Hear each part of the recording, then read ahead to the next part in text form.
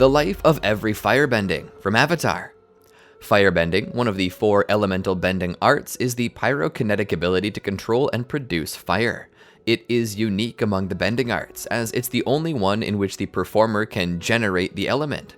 The first human firebenders lived in a city atop a lion turtle during the era of Raava, and the art later spread to the Sun Warriors, the Fire Nation, and the United Republic of Nations. The Earth Kingdom also has a small firebending minority. Welcome to the Amagi. In today's video, we're going over the life of every known firebender in Avatar. Before we begin, we publish a new video every day, so be sure to subscribe to our channel and ring the bell to get notified about our latest videos. Now, before we dive into the lives of every firebender we know, let's take a quick look at firebending's history. During the era of Raava, people received the element of fire from the fire lion turtle that was the guardian of their city, who would grant them the power with energy bending. They could request it whenever they ventured into the spirit wilds and were to return it when they came back. However, Juan stole the power to better his life and that of his impoverished friends, but was captured and banished. He was allowed to keep the power of fire to protect himself and eventually befriended the spirits. As such, he managed to hone his skills by learning the proper way of bending from the dragons that lived in the spirit wilds. He developed his style in such a manner that his fire became an extension of his body rather than a mere tool for protection as the others perceived it. Others learned of his survival and also set out into the spirit wilds with the power of fire, no longer wanting to live under poor conditions they had in the city. In the following years, people learned firebending from the dragons that had once populated the land. The first people in the era of the Avatar to learn from the dragons were the Sun Warriors, who understood the connection between the fire of their souls, the fire of the dragons, and the sun. In the remains of their once great civilization, Zuko and Aang discovered that firebending represents energy and life, a concept that had been lost to nearly all firebenders in the 100-Year War. The true meaning of firebending was forgotten as anger, rage, and a desire to dominate began to replace the ideals of life and energy, and how they connect to the sun. The Fire Nation royal family encouraged this to aid in the propaganda that fire could be used as a tool to destroy, and that the 100-Year War was justified. Firebenders draw their power from the sun and other solar objects, such as comets, as well as the fiery core of the planet. A solar eclipse has the potential to completely negate a firebender's power, which is the result of a direct connection between the sun and firebending. Additionally, after defeating Katara at sunrise during the Siege of the North, Zuko stated that she rose with the moon, but he rose with the sun, further referencing the sun's importance to firebending. Firebenders are also said to draw power from volcanic energy and lightning. Though firebending children exhibit an instinct not to burn themselves, they still can be a significant danger to those around them as long as they cannot control their powers. To enable parents to take precautions, Fire Nation citizens traditionally subject newborns to a test to determine whether they are firebenders. For this test, the parents, or someone else, acquire a ball of shredded birch bark and cotton seeped in special oils. The ball is fluffed with the fingers until it is wispy and cloud-like. Finally, the ball is held under the child's nose. Normally, a firebending child's simple breathing and innate ability will cause the ball to catch fire after a few seconds. According to Hei-Ran, a highly experienced firebending teacher, this test almost always works. However, some newborns are not conclusively identified as firebenders. For example, Zuko was almost cast from the Fire Nation Royal Palace as he lacked the spark in his eyes that is typical for most firebenders. For children whose bending is unclear, a challenging, competitive, and aggressive environment is believed to be helpful in drawing out firebending abilities. Jaya, Juan's lifetime. Jaya was Juan's friend and one of the first firebenders in the world.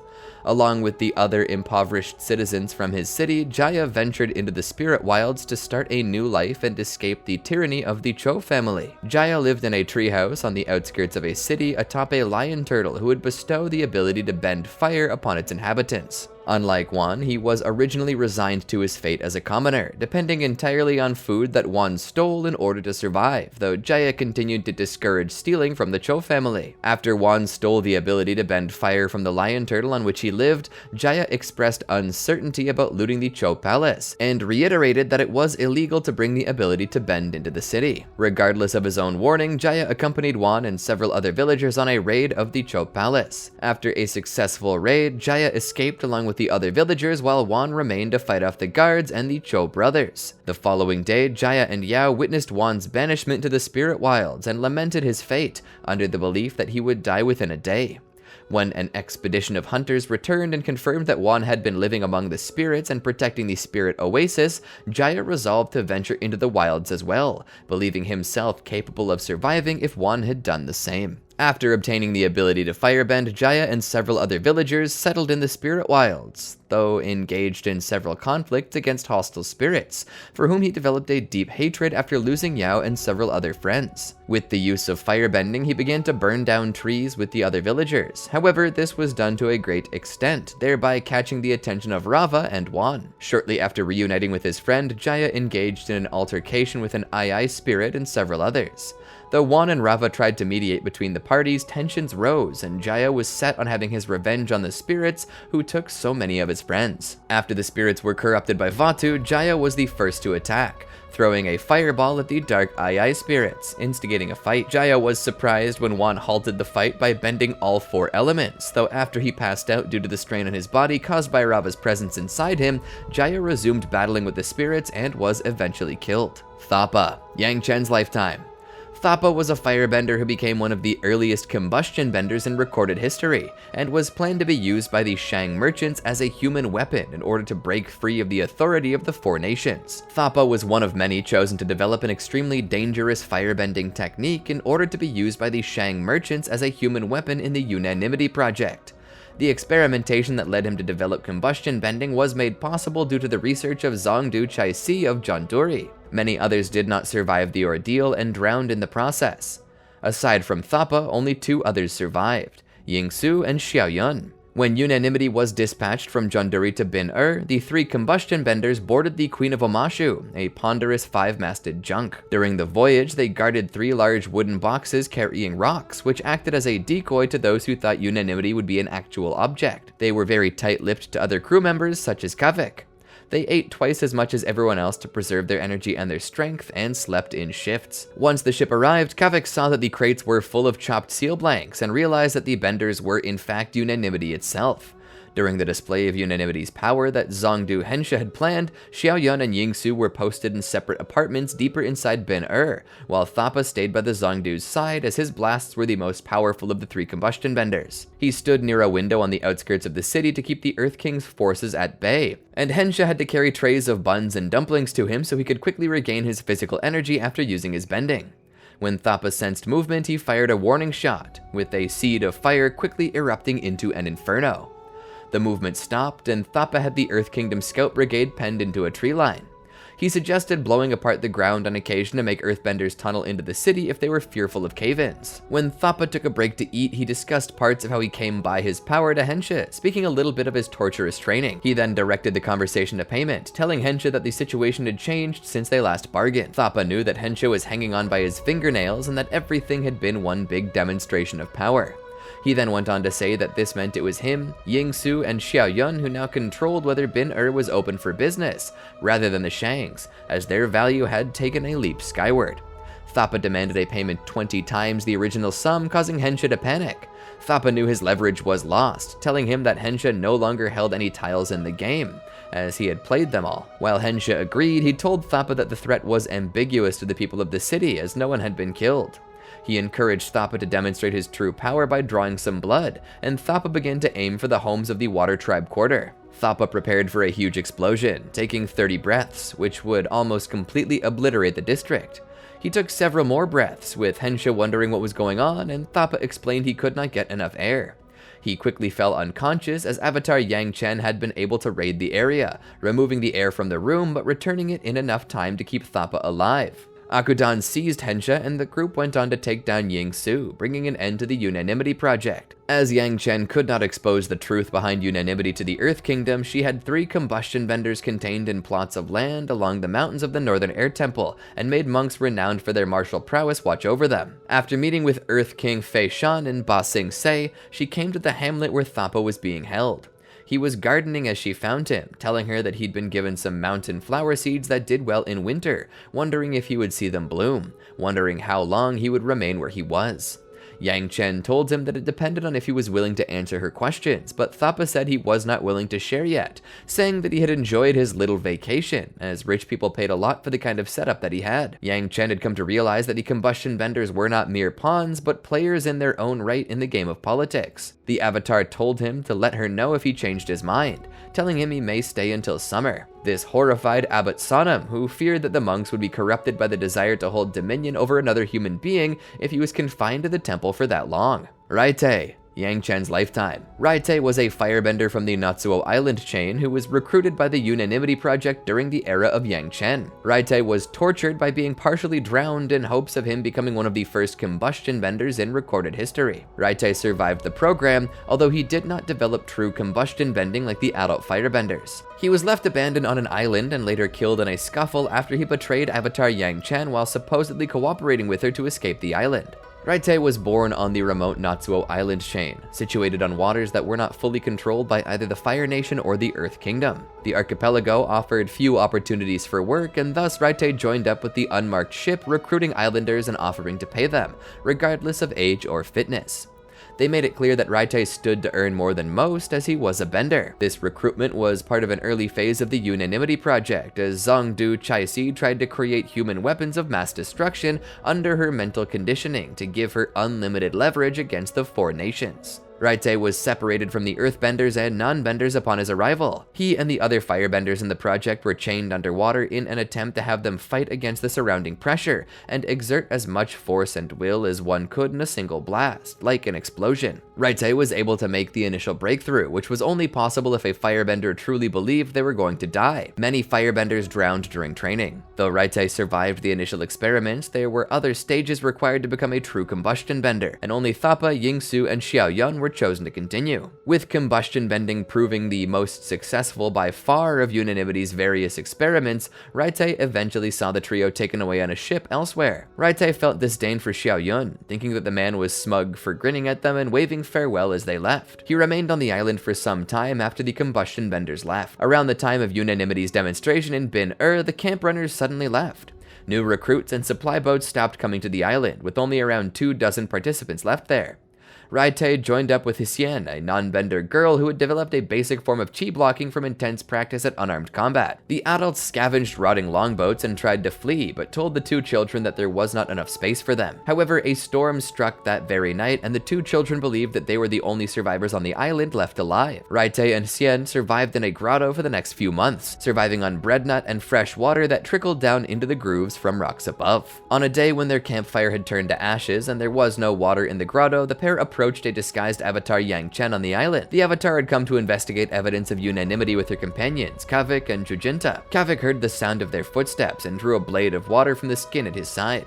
Upon seeing the haggard appearance of the children, he reformed the water into a less threatening sphere instead, stating that he was not going to hurt them.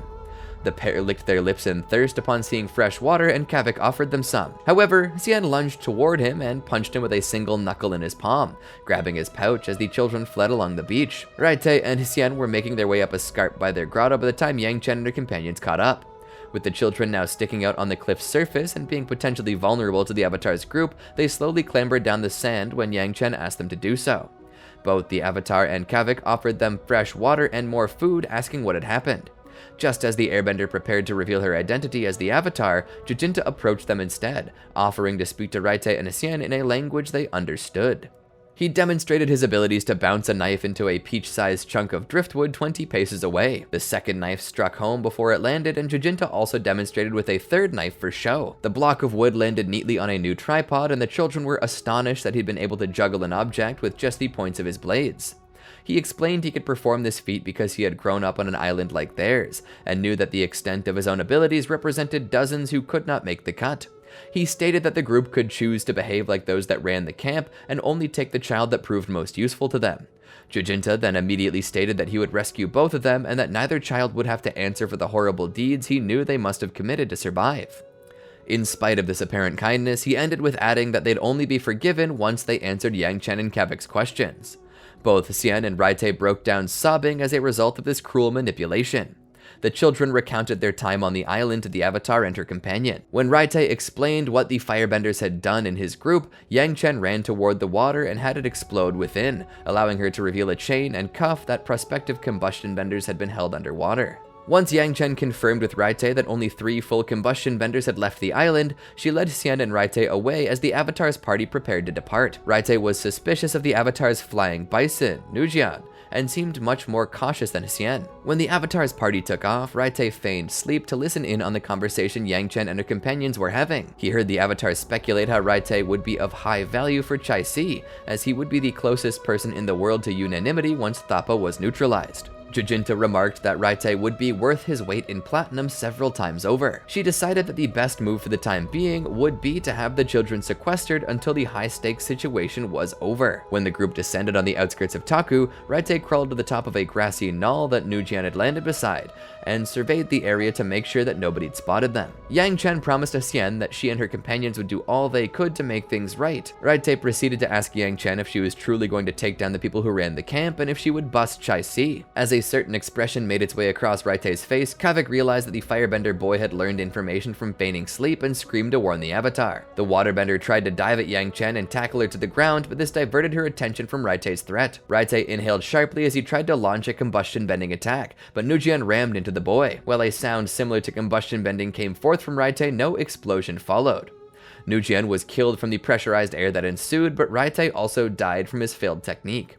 Kavik saw a single small wound in the middle of his forehead, trickling blood over his skin, thinking that the pressure of his technique had failed to project past his skull and sought a channel of escape. Do, Yang Chen's lifetime. Do was a firebender and a member of the Order of the White Lotus. He ran the cook staff in a food kitchen in Bin-Er during the early era of Yang Chen. Do trained with Kavik several times during the latter's training with the White Lotus in Bin-Er. Once he put a fire dagger to Kavik's throat as they sparred, close enough to leave a line of blisters. The firebender came to see Ayunarak at the secret basement beneath Gidu's shrine outside the hours of his regularly scheduled visits, bringing news about her being able to return to the Northern Water Tribe. His footsteps thus raised Kavik's immediate suspicion, causing the young firebender to launch water that he had pulled from the laundry towels at Do's feet, freezing his soles to the wooden planks. This, in turn, caused Do to pitch forward so violently that he fell out of his boots, with him cursing Kavik's name on the way down. However, Ayunarak reacted with blinding speed and unfroze the very water Kavik had used, sweeping it around in a lap and catching the laundry in a web of water, shoving it into a heap at the bottom of the stairs. Do landed in this unharmed, but the firebender shouted at Kavik over the serious injuries he might have endured. Ayunarak shut down the argument between the two men, though she took the opportunity to inquire why Do had come. The firebender whispered in the executor's ear to relay the lengthy message to her before giving him a head shake to indicate he should leave. The firebender balked when he realized his superior's plans would not involve him and gave Kavik a scowl as he tugged his boots back on. The young waterbender could not resist waving goodbye to Do as he left. Kavik came to see Do in Bin-Er 4 days after the raid on the Northern Air Temple, entering at a White Lotus tent at the outskirts of the city after exchanging the established passphrases. With Do qualified to speak and listen for Ayunarak in Bin-Er, Kavik reported the events of Zongdu Hensh's assassination, Thapa's jailbreak, and Zongdu Chaisi's plan to assassinate the world leaders at the convocation of Taku. Do snorted when Kavik was done explaining, remarking that it was the result of the White Lotus letting children sit at the big table. Kavik proceeded to explain unanimity was gone and gave Do Avatar Yang Chen's message requesting help from the White Lotus in keeping the world leaders far away from Taku. Do pondered the situation and noted that if it did not go as planned, Chaisi would suspect they were onto her and withdraw the combustion bender, leading the White Lotus to lose their chance at gaining control of him. Kavik was shocked that the White Lotus was willing to gamble with the fate of the 4 nations, but Do explained that war was a known quantity, unlike combustion bending. The firebender gave a calm and dispassionate speech on the White Lotus's ancient quest for balance and how they were the only party who could be trusted with control of unanimity. Kavik asked what would happen if everything went to pieces in Taku, and Do stated that the White Lotus watched the crisis unfold and adopt the best position to help the 4 nations in the aftermath, as they had always done. Do instructed Kavik not to leave Yang Chen's side in Taku, as the White Lotus wanted to know about leads on Thapa via Kavik if she found them there. He ended the meeting saying that he would relay Yang Chen's message to Ayunarak, but for Kavik not to expect a change in strategy, and told the waterbender to go back before the Avatar noticed he was gone. Do traveled to Taku in light of unanimity's threat to the convocation. He, Kavik, and Ayunarak sat together by the booth of a dumpling house in the city when the Avatar's companion gave the White Lotus an update on recent events. Kavik explained that his brother Kalyan had revealed that Chaisi knew Earth King Feishan was wandering the streets of the city in disguise. The young waterbender also gave a report on Yang Chen and her companions visiting an island in the Mosi Sea, where the initial experiments for unanimity had taken place, revealing the evidence of torture they had found and the testimony of a boy named Raitei who had been involved in the combustion bender project. He also told them of the boy's death in a scuffle with Yang Chen's companions. Do rubbed his temples upon hearing this, berating Kavik for losing Raitei, who he considered to have been a priceless new asset. Kavik was taken aback that both Do and a Unarak seemed to care more about a potential asset than the death of a child, asking if they wanted to stop unanimity or simply own it. A Unarak stated that both were important, as the best outcome of the ordeal was it ending with a neutral, unbiased, and experienced party firmly in control. When Kavik snorted at this, Do noted that Kavik likely thought the Avatar would be a better choice. Do explained that no single human could ever be truly rational or detached, unlike the White Lotus, which was formless and unburdened by outside appearances. Do did add that their efforts to find Thapa were not bearing fruit, admitting that locating the combustion bender may come down to Kavik and Yang Chen, but also stating that apprehending and keeping the combustion bender in custody were up to the White Lotus. Before the meeting ended, the group also agreed that they would not do anything about the Earth King, as Chaisi was likely waiting until the other world leaders arrived to cause maximum destruction. As the mission to take control of unanimity continued, Do was one of 7 White Lotus members who came to a small park in Taku and facing off against members of Zongdu Chaisi's Errand Runner Association. The order had started to focus on capturing Kalyan over finding Thapa, as they knew how important he was to Chaisi's organization. Do readied a fire dagger as the two sides fanned around Kavik and Kalyan. The Waterbender brothers tried to get to cover, with Kalyan grabbing Kavik and shoving him down as the others fought. At the same time, Do and Tael started stalking one another through the struggle. The opponents came to grips inside each other's pockets, both becoming horrifically vulnerable to one another. A quick exchange of feints led to one of Do's limbs becoming trapped, and the fight was over before it properly started. Tael stabbed Do in the chest with his knife as the firebender slumped to his knees, face white and lips pressed together in a grimace. Tael kept the knife embedded in Do like a handle and quickly clamped his other hand over Do's mouth and nose to suffocate him faster.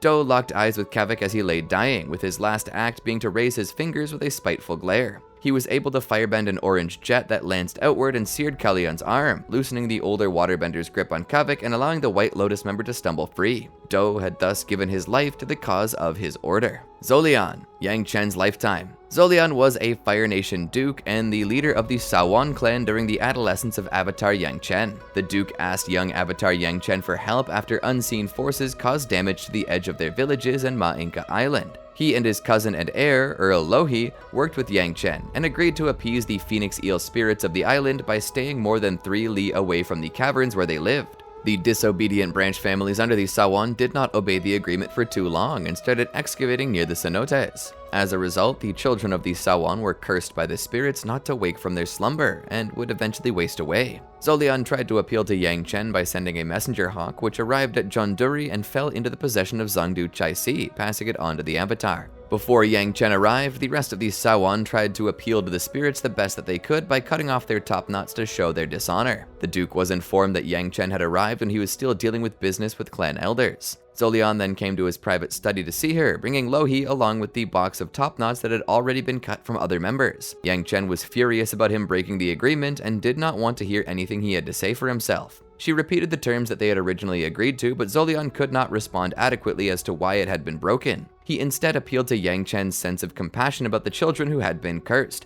asking if he could take her to the hospital, but she refused. Zolian and Lohi showed them the top knots to show their sincerity before cutting their own top knots off. The Avatar acquiesced, but the mental strain left the Duke incapable of further discussion, and left Lohi to discuss the situation further. Yang Chen and the spirits came to a second agreement that would release the children from the curse if they did not regrow their hair for 500 moons, and would suffer many other inconveniences, hits to their coffers, and quirks to exclude them from Fire Nation rituals, meaning that they would be disgraced for a generation, but could rise again one day and not bring further wrath of the spirits upon themselves. Hei-Ran, Kuruk's lifetime. Hei-Ran was Avatar Kuruk's firebending teacher and one of his closest companions. Tasked with finding Kuruk's successor after his demise, she served as the firebending master to Yun, who was believed to be the Avatar. A member of the illustrious Enaka clan, Hei-Ran was greatly respected in the Fire Nation due to having served as a ranking military commander and later as headmistress of the Royal Fire Academy for Girls. Hei-Ran had a daughter named Rangi, who was first Yun's bodyguard and later the lover of Avatar Kyoshi.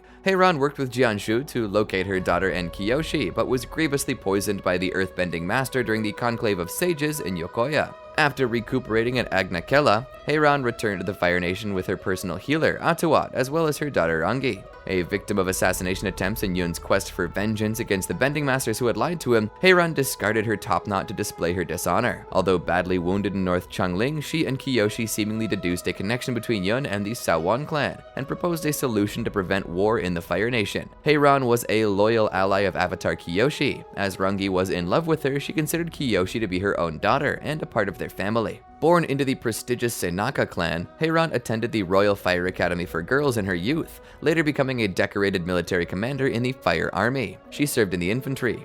Eventually, one of her relatives was assigned to be a chaperone of Avatar Kuruk, but at the last minute, the relative got sick and sent Hei-Ran as a temporary replacement. As soon as Kuruk laid eyes on Hei-Ran, he was determined to make her a permanent companion of his, and quickly declared his feelings for her. Hei-Ran immediately rejected Kuruk and claimed she had no interest in a relationship with the Avatar. However, she privately clarified that she would have no issue with an off-duty relationship. Eventually, she resigned from her post to become a long-term companion of Kuruk. Hei-Ran became good friends with Kuruk as well as Jianshu and Kelsang, the Avatar's earthbending and airbending teachers, respectively. Despite Kuruk already having mastered the 4 elements, he asked his companions for further instruction, believing that the greatest Pai Sho players never stopped learning. Kuruk's companions kept correcting each other's mistakes and bad habits, and worked to improve their bending. Kuruk's companions traveled to a meadow near Yaoping Town, where he and Kelsang meditated into the spirit world for their first time. Returning to the physical world, Kuruk took Kelsang's glider and flew into the mountains. The next day, his friends found him crawling through the streets of Yaoping, foaming from the mouth. Some days later, Hei-Ran walked into Kuruk's room at the town's inn and found him surrounded by broken bottles of wine, having slept with the inn's maid. Although she did not admit it, Hei-Ran lost a great deal of respect for Kuruk that day. In approximately 316 BG, 4 years before Kuruk's death,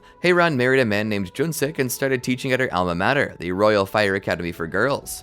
According to Kelsang, Hei-Ran was truly happy at the time, more so than ever before or after. Kuruk's companions began to go their separate ways at this time. She disapproved of Kuruk's new friend Nyatha and believed that the man ruined the Avatar by indulging him in a hedonistic lifestyle. In 312 BG, the same year that Kuruk died, she and Junsik had a daughter named Rangi. Sometime later, Junsik passed away. After Kuruk's death, Hei-Ran, along with Jianshu and Kelsang, was tasked with tracking down and helping the new Avatar. As the search for the Avatar proved futile for years, the 3 friends eventually decided to try to maintain balance around the world on their own. Hei-Ran consequently attempted to become headmistress of the Royal Fire Academy, and defeated numerous rivals in a series of deadly Agni Kai. One of her victims was her own cousin. Though she became headmistress and the school cleared her name of any wrongdoings, the Agni Kais left a lasting negative impact on her reputation. Many rumored that the deaths had been no accidents, but had been intended and amounted to murder. Rangi actually believed the latter, straining the relationship between mother and daughter. During this time, she also became the private firebending tutor of the young Fire Lord Zoryu. After Jianshu mistakenly identified a boy named Yun to be Kuruk's successor, Hei-Ran resigned as headmistress and moved to the mansion Jianshu had built in Yokoya Port to accommodate the new Avatar. While she became Yun's firebending teacher, her daughter became Yun's bodyguard. In 296 BG, Hei-Ran caught Yun performing acrobatics in his spare time and criticized for letting his mind wander when he should be attempting firebending, prompting him to take a fire fist stance in an attempt to produce flames before using his earthbending to mimic it. An unimpressed Hei-Ran remarked that masters used to maim their students in the old days before Jianshu intervened and put Yun's training on hold. Hei-Ran subsequently observed Jianshu and Yun discuss how to deal with the Fifth Nation. Upon returning to training afterward, Hei-Ran expressed concern over Jianshu's decision to disconnect Yun from his native element by forcing him to walk across sharp spikes barefooted. Hei-Ran later accompanied Yun, Jianshu, Kelsang, Rangi, and Kyoshi to meet with the leader of the Fifth Nation, Tagaka. During the banquet that Tagaka hosted for them, the Fifth Nation leader brought up Hei-Ran's dark reputation for accidental kills, as well as the extreme actions of Jianshu and Kelsang, though Hei-Ran kept her calm when accused. After Tagaka and her escorts departed their company, Hei-Ran remained silent as Jianshu and Kelsang attempted to justify their actions. When Yun's impudent remarks forced Jianshu to order everyone out of the tent, Hei-Ran desired to chase after Rangi, who departed first, but chose to exit in the opposite direction.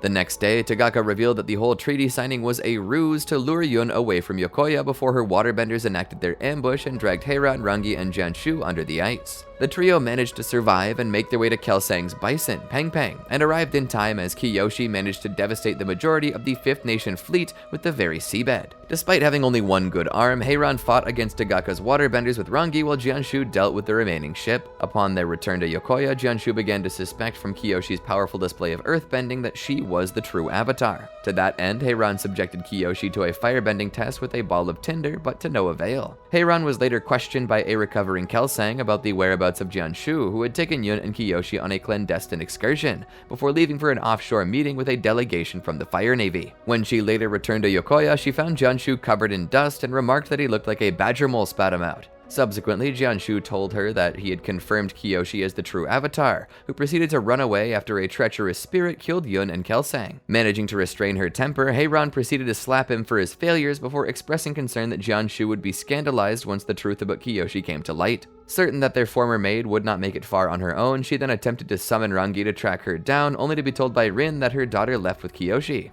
After dismissing Rin, Hei-Ran rebuffed Jianshu's confidence in easily tracking down the two girls, reminding her that her daughter was trained in evasion and escape. She then asked how they could have fallen so far when they should be mourning Kelsang instead of trying to control the avatar. Jianshu insisted that they had become old and responsible and stated that they should honor both Kuruk and Kelsang's memories by moving forward. He then requested Hei-Ran write a letter to Professor Shah at the Ba Sing Se University to request use of his shearshoes. While awaiting word from Shah, Hei-Ran insisted she and Jianshu meet twice a day for an update. On one such afternoon, they received an invitation from Liu Beifong, inviting the Avatar to celebrate the fall of the Fifth Nation before the Earth Sages. Jianshu suspected his rival, Chamberlain Hui, had his hand in this. With no time to use the shearshoe before the party, Hei-Ran suggested that they claim Yun to be ill, only for Jianshu to rebuff that it would make him look like a bad guardian, and that Hui would send all forms of healers to confirm his status. Realizing that they could not keep the Avatar's disappearance a secret forever, Hei-Ran recommended that Jianshu consolidate his allies among the sages and determine whom threw their lot in with Hui. The earthbending master agreed before insisting she accompany him to the party. After traveling to Gaoling in separate carriages, Hei-Ran was greeted by Hui, who showered her with flattery in a blunt attempt at courtship,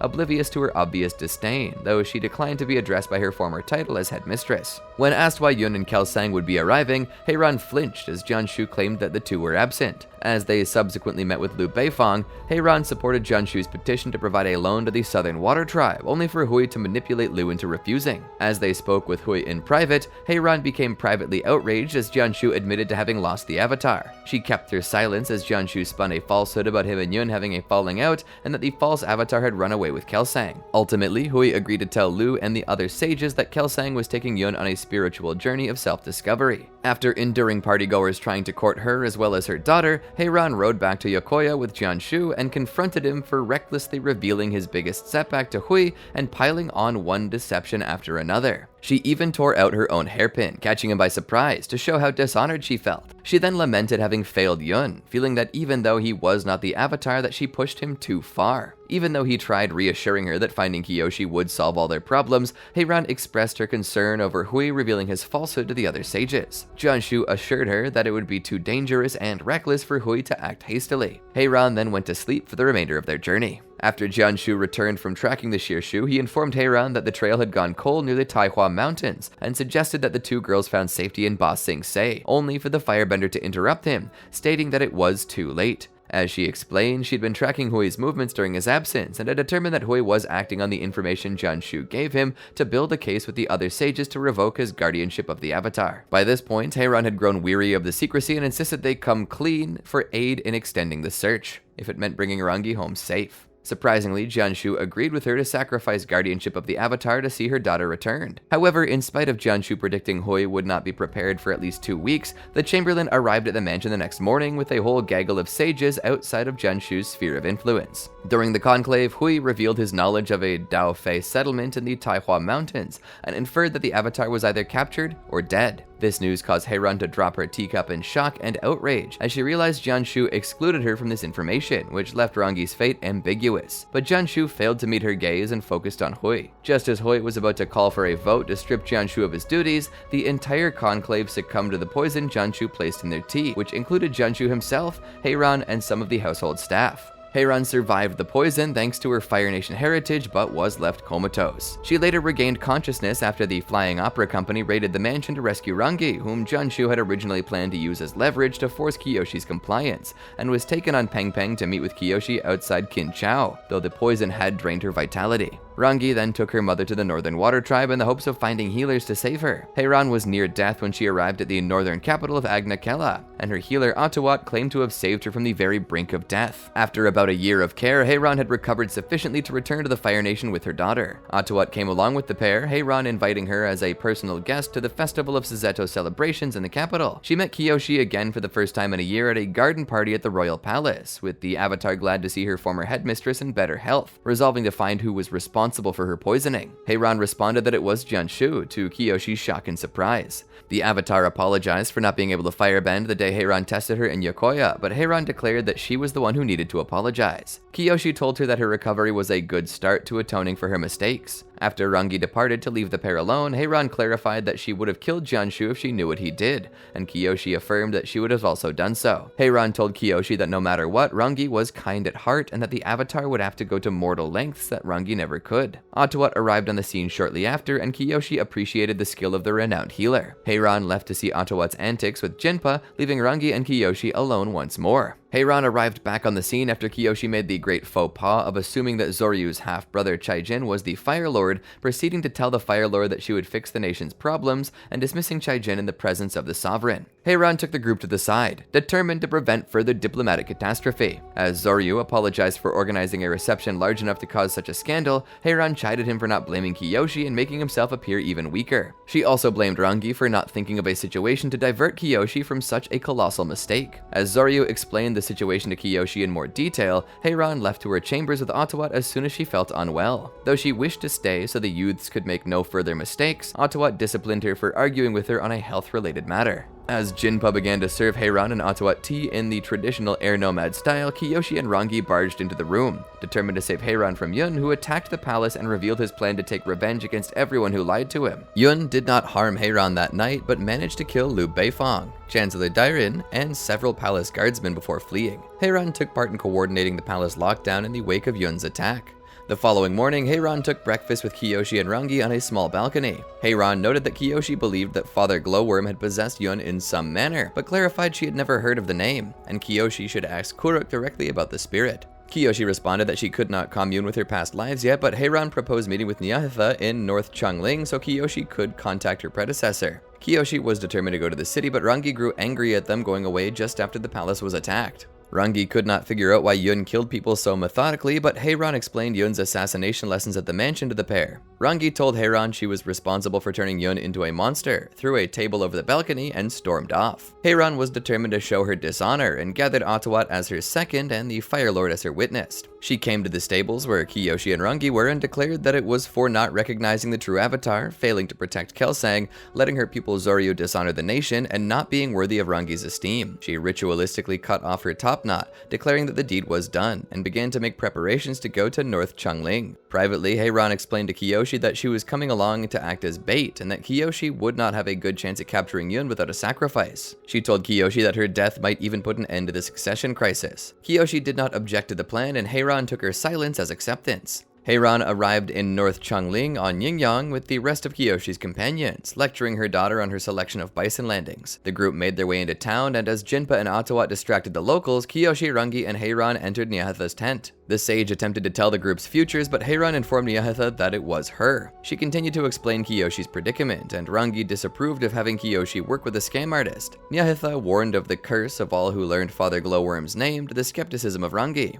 Nyahitha told Kiyoshi that he was less knowledgeable about spirits than Kuruk, but let her commune with Kuruk that evening. Outside, a commotion began as members of the Sawan clan arrived in the city. The group observed an altercation between Lady Huazhou and Sanshur Kyoso, intervening as soon as a member of Huazhou's van spat on the ground, causing the Kyoso clan to throw rocks at her. Kiyoshi earthbent the rocks away while Hei-Ran distracted the noblewoman, faking joy at seeing her in the city and claiming to also be celebrating the festival in town. Huazhou took note of Hei-Ran's shorn hair, telling her that she would remain a close friend in spite of her public dishonor, and patted the former headmistress on the head, considered a great offense to fire nationals. However, no one raised an objection. The following morning, Yun found Hei-Ran in her inn and began to play Pai Shou with her. He told her that he would win in 18 moves, and that at that point her life would be forfeit. Hei-Ran accepted this fact, and Yun bent the Pai Sho tiles into a sharp spike, just as Kiyoshi entered the room. Hei-Ran was stabbed through the throat, though she gripped Yun by the hand and summoned a great ball of fire. Hei-Ran aimed for his torso, but hit Yun's shoulder instead. Yun fled the room, and Hei-Ran was greatly angered when, contrary to the plan, Kiyoshi prioritized Hei-Ran's life over finding Yun, bringing her sleeves to Hei-Ran's throat to stem the bleeding and rushing her across town to Ottawa's field hospital. Hei-Ran was healed by Ottawa, though had to make use of writing on a slate board with chalk to communicate with her doctor and daughter. Rangi was furious when she learned of Hei-Ran's plan to sacrifice herself so Kiyoshi could capture Yun. As the Avatar arrived, Rangi angrily stormed off, declaring that she would have nothing to do with Kiyoshi after she used her mother as bait. Kiyoshi began to panic, but Hei-Ran got her attention with a flick of chalk and began to tell Kiyoshi that Rangi was not leaving. Knowing her daughter better than anyone, she told her that she would soon show Kiyoshi that she still cared. Kiyoshi told Hei-Ran that she could not find Yun, Hei-Ran noting that Kiyoshi missed her opportunity and that the clans would use the fight in the town square to justify war. Kiyoshi proposed that Yun and the Sawan were working together, as every move he made had benefited the clan. Hei-Ran noted that such evidence would disgrace the Sawan for good, as none of the other clans wanted to be associated with those who invited a foreign attack on the nation. At that moment, Rangi arrived with noodles cooked with her own firebending to show she still cared for Kiyoshi, and Hei-Ran told her to eat up, as the Avatar needed her strength. She told Kiyoshi that as her daughter loved her, she considered her also to be her own daughter. Later, Kiyoshi confirmed that the crops in the town's melon yam fields had been poisoned with salt, and that Huazhou had recently purchased a salt-making operation. Hei-Ran believed Kiyoshi, but told her that the current evidence was circumstantial. Noting that they needed a confession from the Sawan, Hei-Ran, Kiyoshi, Jinpa, and Ottawat began to formulate a plan to kidnap Huazhou and Chai-Jin and make them confess. Huazhou laughed upon seeing Hei-Ran in the inn, claiming that the Avatar and Enaka had disgraced themselves with the kidnapping and that there would be no mercy for Hei-Ran's clan once the Sawan were victorious. Hei-Ran responded that they did not need mercy, but rather justice. Kiyoshi faced Hei-Ran for one last time before leaving, asking Hei-Ran if Huazhou was right and if she truly was losing her honor. Hei-Ran responded that Kiyoshi truly understood honor and that honor must sometimes be laid down for the good of others. Rangi soon walked around the corner, being bent into the ground by Kiyoshi, who gave her a kiss before leaving. Hei-Ran began to make her way to Yokoya after Kiyoshi's final confrontation with Yun. Kiyoshi promised Rangi that her mother would be there to see her through her injury. In following time, Hei-Ran was forced to abstain from yard work as she recovered from the injuries inflicted by Yun. Unable to take decisive actions herself, yet still wanting to keep the Avatar, her family, as well as her home country safe, she had to learn to delegate by utilizing her wide network of friends and allies. Rangi, Kiyoshi's lifetime. Rangi was a fire army officer and firebending instructor who was the only child of Junsik and Hei-Ran, Avatar Kuruk's former firebending teacher. Born into the illustrious Enaka clan, a noble family that had taught members of the Fire Nation royal family firebending for generations, Rangi was rigorously trained as a Fire Nation soldier and eventually appointed as a bodyguard to Yun, the falsely identified Earth Kingdom Avatar. She became close friends with him and Kiyoshi, who was his servant at that time. Rangi was born in 312 BG to Hei-Ran, a member of the prestigious Enaka clan, and Junsik, who died while she was still young. Growing up, she attended the Royal Fire Academy for girls, though hated the experience.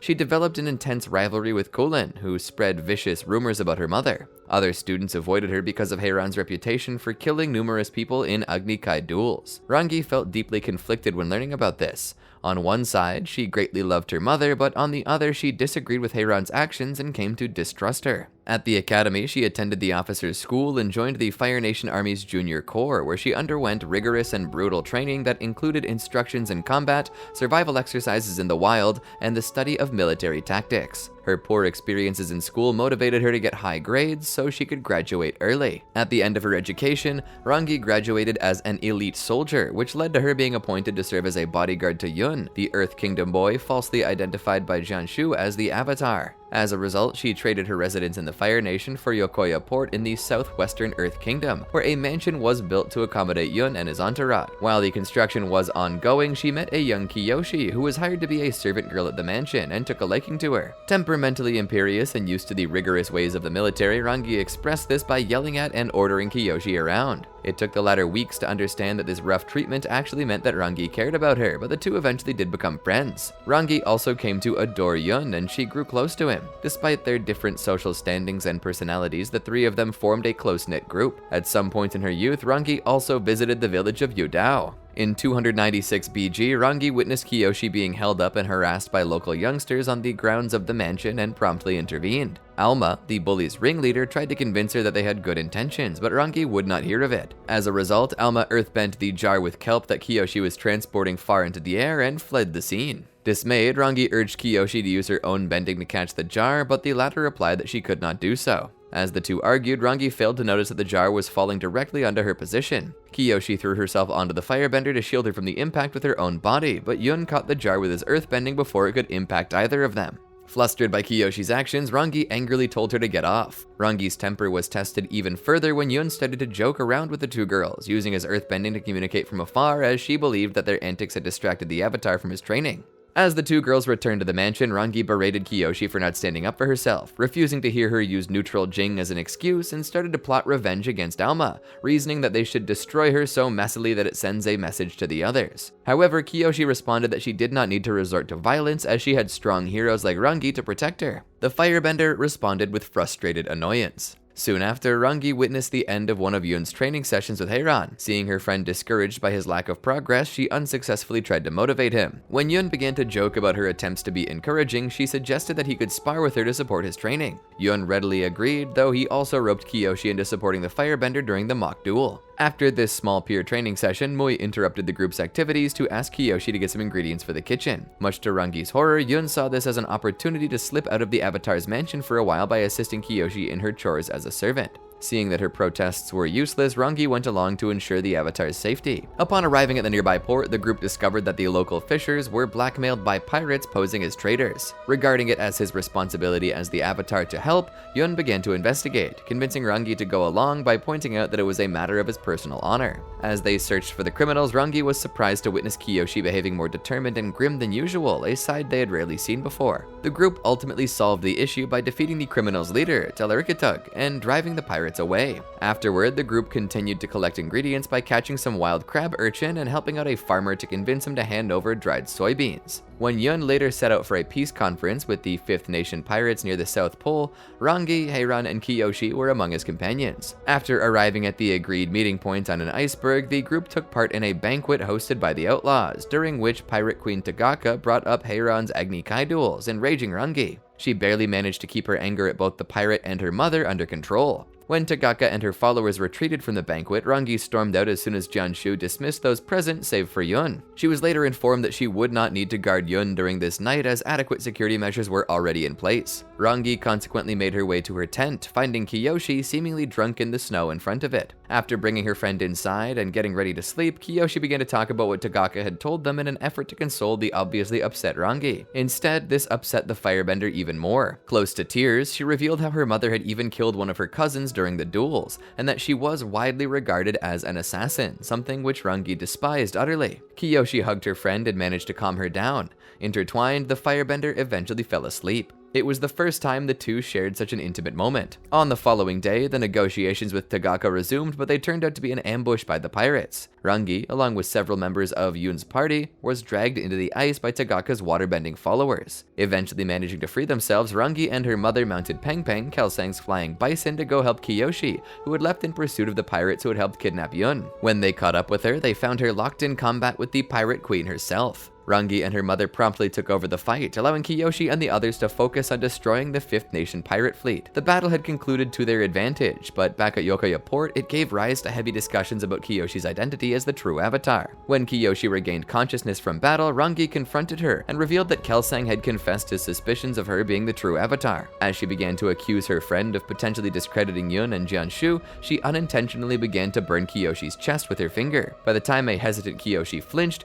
Rangi recoiled in horror at what she had done and left Yun's quarters in shame. Sometime later, Jianshu took Yun and Kiyoshi away from the Avatar mansion on a secret mission. In the following stormy night, Rangi discovered Kiyoshi had returned alone to the mansion from Jianshu's clandestine outing. Kiyoshi told her that Jianshu had sacrificed Yun to a monstrous spirit after it had identified her as the Avatar, and had killed Kelsang when he came to rescue them, which had caused her to enter the Avatar state. A shocked Rangi tried to rationalize that Kiyoshi misremembered her account of the events and insisted that they hear Jianshu's explanation, but Kiyoshi argued that she had to leave at all costs. Realizing that Kiyoshi would not last long in the outside world without her help, Rangi decided to join her as they fled Yokoya on Kelsang's bison, Peng Peng. The next morning, Rangi informed Kiyoshi that they needed to find masters capable of recognizing her legitimacy and train her in the 4 elements. When she intended to leave Kiyoshi to set up camp while they searched for aid, the 2 girls started to fight for control of Peng Peng, as Kiyoshi was afraid they would only be reaching out to one of Jianshu's allies. Rangi ultimately relented when Kiyoshi used her oath to the Avatar against her. Although Kiyoshi declared she would find bending masters unknown to Jianshu by herself, Rangi refused to abandon her. Their travels brought them to Chameleon Bay, where they decided to track down the Flying Opera Company, a Daofei organization that had been founded by Kiyoshi's parents. However, to Kiyoshi's disappointment, the organization had been reduced to a handful of members. Rangi then unintentionally let slip that they had a sky bison, piquing the Flying Opera Company's interest. But just as Kiyoshi hesitated to form a partnership, they were confronted by a trio of officers identifying themselves as enforcers of Governor Dang, which Rangi and Kiyoshi silently identified as an ally of Jianshu, forcing them to make a hasty escape. As they fled through the port of Chameleon Bay's shantytown, Rangi witnessed the Daofei using their bending to elevate themselves into the air. Within minutes, she began to mimic the technique using firebending.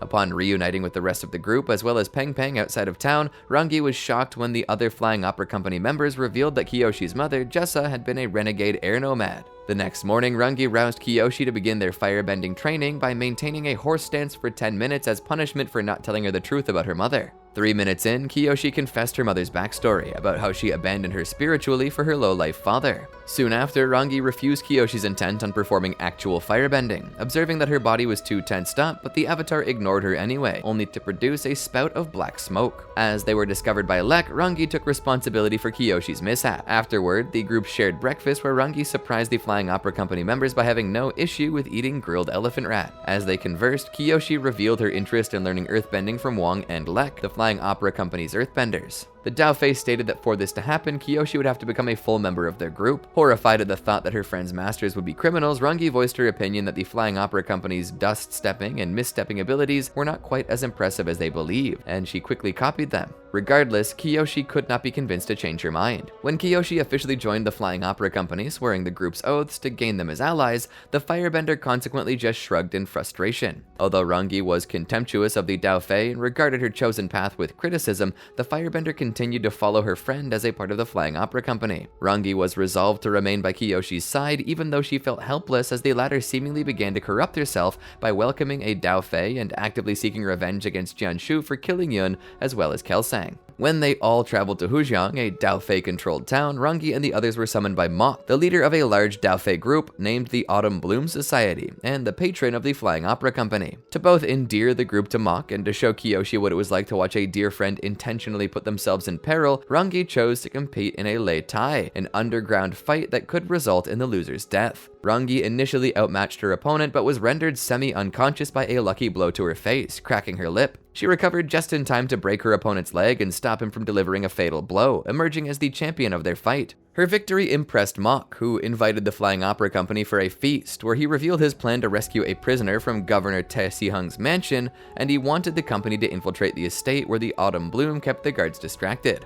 However, his admiration of Rangi soon turned to displeasure when she inquired about the identity of the prisoner and if he had any intelligence on the mansion, exposing him as a poor tactician. After leaving Mok's company, Rangi declined healing from Kirima and stormed off to sit by herself at the shore of a shallow lake where she was found by Kiyoshi. Rangi was berated by Kiyoshi for having taken such a foolish risk. She defended herself by pointing out that it was no different than everything the other woman had ever done since they fled Yokoya. When Kiyoshi tried to justify her actions on the basis that Jianshu had to die, Rangi demanded to know why she wanted him dead so badly. Hearing Kiyoshi admit that she was afraid of the Master Earthbender, Rangi broke down into tears, saying she never wanted Kiyoshi to feel that way.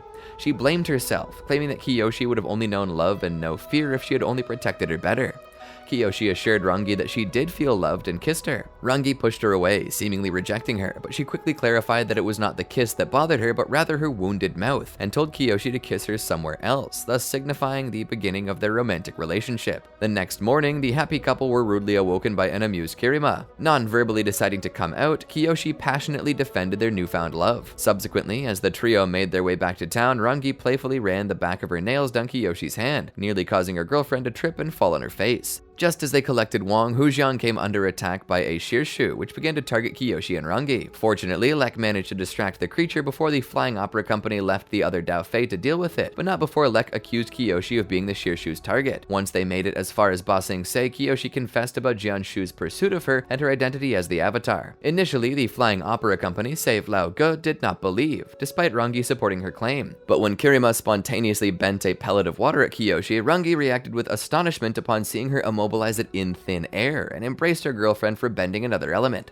Upon landing Peng Peng in an abandoned quarry, Rangi assumed from their companions' private discussion that they were about to turn on them, and urged Kiyoshi to take Peng Peng and flee. Surprisingly, the Flying Opera Company treated Kiyoshi with reverence, and suggested they part ways, not wanting to taint the Avatar's reputation, though Kiyoshi insisted on sticking by them to absolve their debt to the Autumn Bloom and for bending training. Rangi later discussed Kiyoshi's disability with earthbending to the others, so Wong and Lek volunteered to help her overcome that. As Rangi continued her girlfriend's firebending training, she criticized her emotional state, which would affect her firebending. She then attempted to suggest they change course and go to the Earth Sages to prove her identity as the Avatar, but Kiyoshi argued that the sages that they knew of were already allied with Jianshu, or even if Hei-Ran would side with them over him. Relenting, Rangi requested her girlfriend promise to be a virtuous and just Avatar. Subsequently, as Kirima insisted on taking her turn with Kiyoshi, Rangi attempted to chase her off, but the waterbender ultimately backed off when the firebender expressed her weariness with her nickname, Top Knot. As Kiyoshi asked what her problem was with Kirima, Rangi ordered her into another horse stance. While testing her physical endurance by stepping on Kiyoshi's bent knee, Rangi explained that she did not want her girlfriend to be trained in waterbending before completing her airbending training, out of fear it would damage the Avatar cycle. Seeing this depress her girlfriend, Rangi gave her a loving kiss, all the while ensuring she maintained her stance. Sometime afterwards, she gave Kiyoshi informal airbending training. Rangi later took part in Mok's attack on Governor Tu's palace and witnessed Kiyoshi's duel with Shu Ping An, the leader of the Yellow Neck Bandits. Following the duel, the company was once again attacked, this time by Jianshu himself, who did succeed where his Shirshu had failed, and Rangi was kidnapped. During her imprisonment, Jianshu cut off her top knot as a warning to Kiyoshi not to cross him. The Flying Opera Company launched a successful rescue mission on Kiyoshi's orders, while the Avatar herself took on Jianshu once and for all. As the couple reunited, Rangi told her girlfriend that her mother had been affected by Jianshu's poison, which would be deadly if untreated, and that she had thus planned to take her mother to the Northern Water Tribe in order to find the best healers. Expressing their desire to meet again one day, the two girls said their farewells and went their separate ways. After more than a year of her mother recovering from the poisoning, Rangi and Hei-Ran traveled to the Fire Nation capital for the Festival of Suzeto, joined by Hei-Ran's personal healer Atop. By this time, she had been promoted to first lieutenant in the Fire Army. Fire Lord Zoryu also invited Kiyoshi to the celebration. Taking note of Kiyoshi's arrival on Yingyang, she sprinted all the way from the garden to the main gate of the palace to impress Kiyoshi and greeted her with a passionate kiss. Rangi proceeded to greet Kiyoshi's secretary, Jinpa, upon meeting him for the first time. They made their way to the palace, where Kiyoshi's group was welcomed by Chancellor Dairin, who began a guided tour. Rangi observed the portraits in the royal gallery before Dairin paled at a detail Kiyoshi pointed out in Fire Lord Cheiryu's portrait. Dairin brought the group to their accommodations, where Rangi asked Jinpa about Kiyoshi's eating and sleeping habits, chiding her for not taking better care of herself. Jinpa left, and the couple talked about Kiyoshi's search for Yun. Rangi suggested that they let Yun come back to them only when he was ready. She proposed to cheer Kiyoshi up and ran her fingers over Kiyoshi's tunic, and then disappointed the Avatar by clarifying they could practice stance training. Some hours later, Rangi made sure Kiyoshi was ready for the Fire Lord's garden party. She disapproved of Kiyoshi wearing her regular fighting clothes, telling her that she was a guest of honor and did not constantly have to be at war. Rangi herself dressed in an elegant red silk gown. She told Kiyoshi not to wear her iconic makeup during the festival. When Kiyoshi was about to protest, Rangi clarified that the paint was for their missions as a part of the Flying Opera Company, not mingling among those who did not understand the Dao Fei code. She explained various rules of decorum to Kiyoshi, such as not to touch her hair as it would be seen as highly disrespectful. Jinpa arrived at that moment and showed them to the palace gardens. Rangi and Kiyoshi were surprised to find that the garden party was much larger than expected, with 500 guests instead of the expected 20 to 30. The group watched a short musical performance, and Dairin explained that they had to mingle in the direction of the Fire Lord. Rangi explained that Kiyoshi should meet with the other guests, but did not have to talk to them directly if they did not introduce themselves. Rangi watched Kiyoshi humiliate an angry Governor Xing and told her to be more careful with Fire Nationals. At that moment, Hei-Ran approached. Rangi's mother apologized for the pain she had caused Kiyoshi while trying to find her,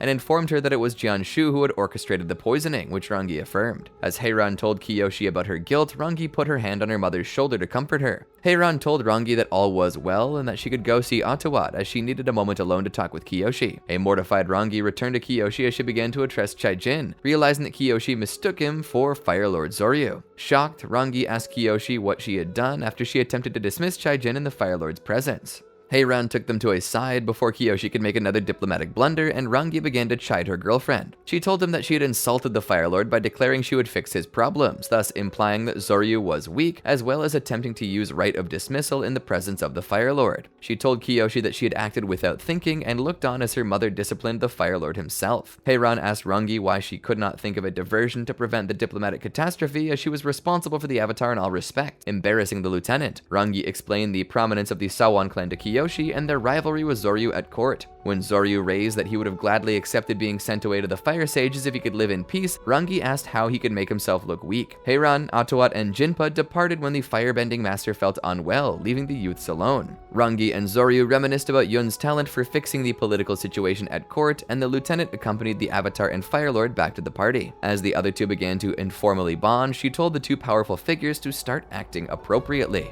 At that moment, the group was shocked to see Yun in the palace gardens, holding the nobles hostage by sinking them into the ground with his bending. As Yun began to give a speech, Rangi shouted for Kiyoshi to take him down. Kiyoshi unsuccessfully confronted Yun before calling for Rangi in a panic, informing her that Yun was going after Hei-Ran. Rangi nearly scorched several bystanders in flame as she used her bending to propel her steps toward the palace, bursting into Hei-Ran's room. No one had seen Yun, however, and Rangi noticed a sound coming from the portrait gallery. Kiyoshi told Rangi to stay in place as she confronted Yun. Afterwards, Rangi began coordinating the palace lockdown with her mother. The following morning, Rangi took breakfast with Hei-Ran and Kiyoshi.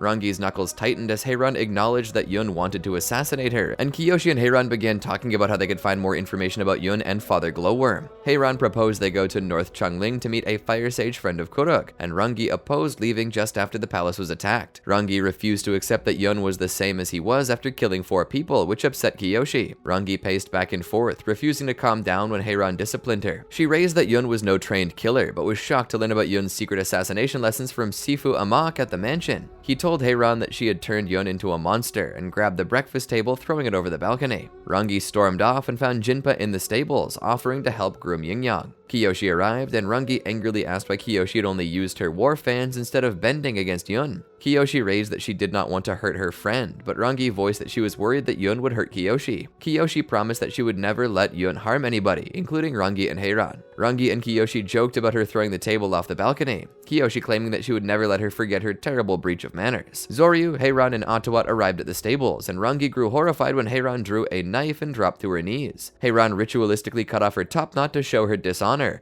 noting that she was no longer worthy of her daughter's esteem. She told Rangi that the honor of their family was now in her hands. Rangi was distraught with rage that she could say nothing in response to her mother. Rangi protested about the plan to travel to North Changling, but Hei-Ran reprimanded her, telling her that even though she had no honor, she was still Rangi's mother and expected her to comply. Rangi landed Yin-Yang near North Changling, and Hei-Ran told her to work on the bison landing, to which Rangi disagreed. She fumed to Kiyoshi that she hated traveling with her mother and that she only managed to get through Agnakela as Hei-Ran had been comatose. On a whim, Kiyoshi picked up Rangi by the waist and whirled her around, glad that no one was around to scold them for inappropriate touching. Rangi laughed, claiming that Kiyoshi was embarrassing her. They made their way into the city, and Rangi disapproved that they had come to a carnival town, bemoaning that the city had cashed in on its spiritual reputation and had become a gambling den full of charlatans and cheap entertainment. As they began to talk about the ruling Kyoso clan, Kiyoshi asked Rangi about her own clan and asked to see Rangi's home island someday. As Atowat and Jinpa distracted the townsfolk by gambling, Rangi accompanied Hei-Ran and Kiyoshi to Nyahita's tent.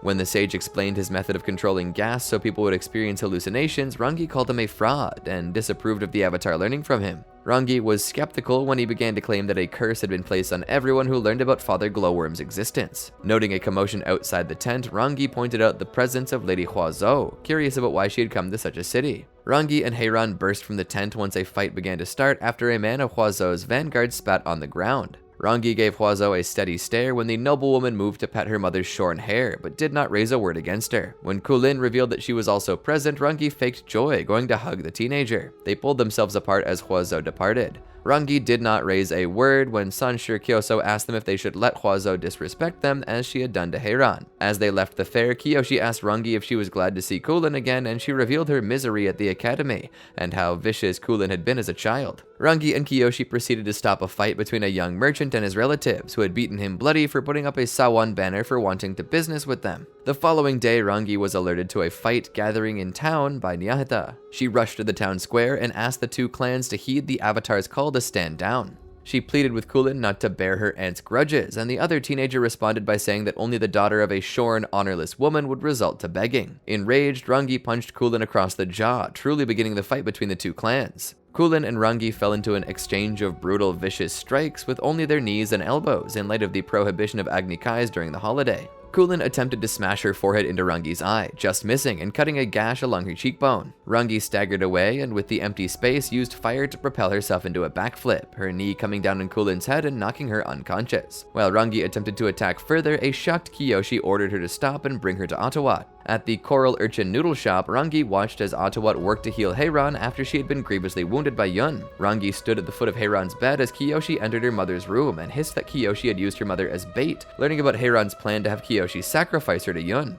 Kiyoshi said she never agreed, but Rangi angrily asked when Kiyoshi was going to tell her. She told Kiyoshi she meant nothing to her anymore and barged out of the room. A moment later, Rangi stormed back in, screaming that Kiyoshi had not eaten since the previous day, giving her noodles that she had cooked with her own firebending to show her affection. Although Kiyoshi intended to execute her plan to kidnap Huazo without informing Rangi, the firebender arrived on the scene just before Kiyoshi was about to take off on Yin-Yang. She asked if Kiyoshi had lost her mind, and the Avatar gently bent Rangi into the ground, halfway up to her shins. Rangi asked to be let go, and Kiyoshi asked Rangi to forgive her. Kiyoshi kissed Rangi before leaving on Yin-Yang, Rangi screaming after her. A month later, Rangi returned to Yokoya for Kiyoshi's final confrontation with Yun. When Kirima and Wong revealed themselves to Yun, he asked if Rangi was also there, which she affirmed. Kirima sent a torrent of water at Yun, who bent a new earth shield, soon deflected by Wong. Kiyoshi tried to drag Yun down with earthbending, but he easily escaped from the ground and managed to shatter a great mass of stone tiles with a flick of his shoulders when Wong brought the flooring down upon him. Rangi stepped forward, breathing forth a great blast of fire, Yun sliding off to the side, riding a swell of earth.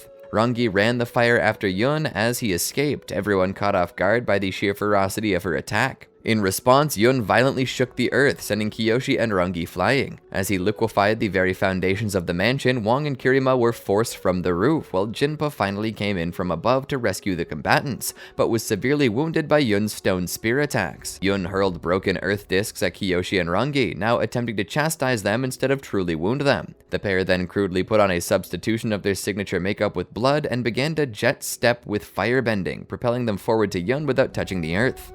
Kiyoshi shot a huge fireball in Yun's direction but managed to miss, yet Rangi managed to redirect the flame's course and hurled it back round, causing Yun's earthen barrier to explode. Yun tunneled down and made his way up to Rangi, stabbing her through the back with an earthen spike. After Kiyoshi used an advanced healing technique to drastically lower Yun's body temperature and kill Yun, she entered the Avatar state to bend a sliver of water up from the well under the mansion, using it to heal Rangi. Rangi opened her eyes in the mansion's infirmary, Kiyoshi having been working on her since stabilizing her. She told Rangi that she was not properly healed and that she would likely catch a fever from the dirty wound or punctured gut. Rangi said she did not care, and Kiyoshi responded that she did. The Avatar told her that she would get a lot worse before she got better, but by then Ottawa and Hei-Ran would be there with her. She asked if it was over, which Kiyoshi affirmed. The two lovers pressed their foreheads together and cried for their friend. Kiyoshi and Rangi were the last to linger by Yun's grave after he'd been buried on a hill overlooking Yokoya. Kiyoshi asked Rangi if she was right to kill her friend because she could not save him. Rangi replied that she did not know and that while she could not tell Kiyoshi anything about the future, she would be there with her.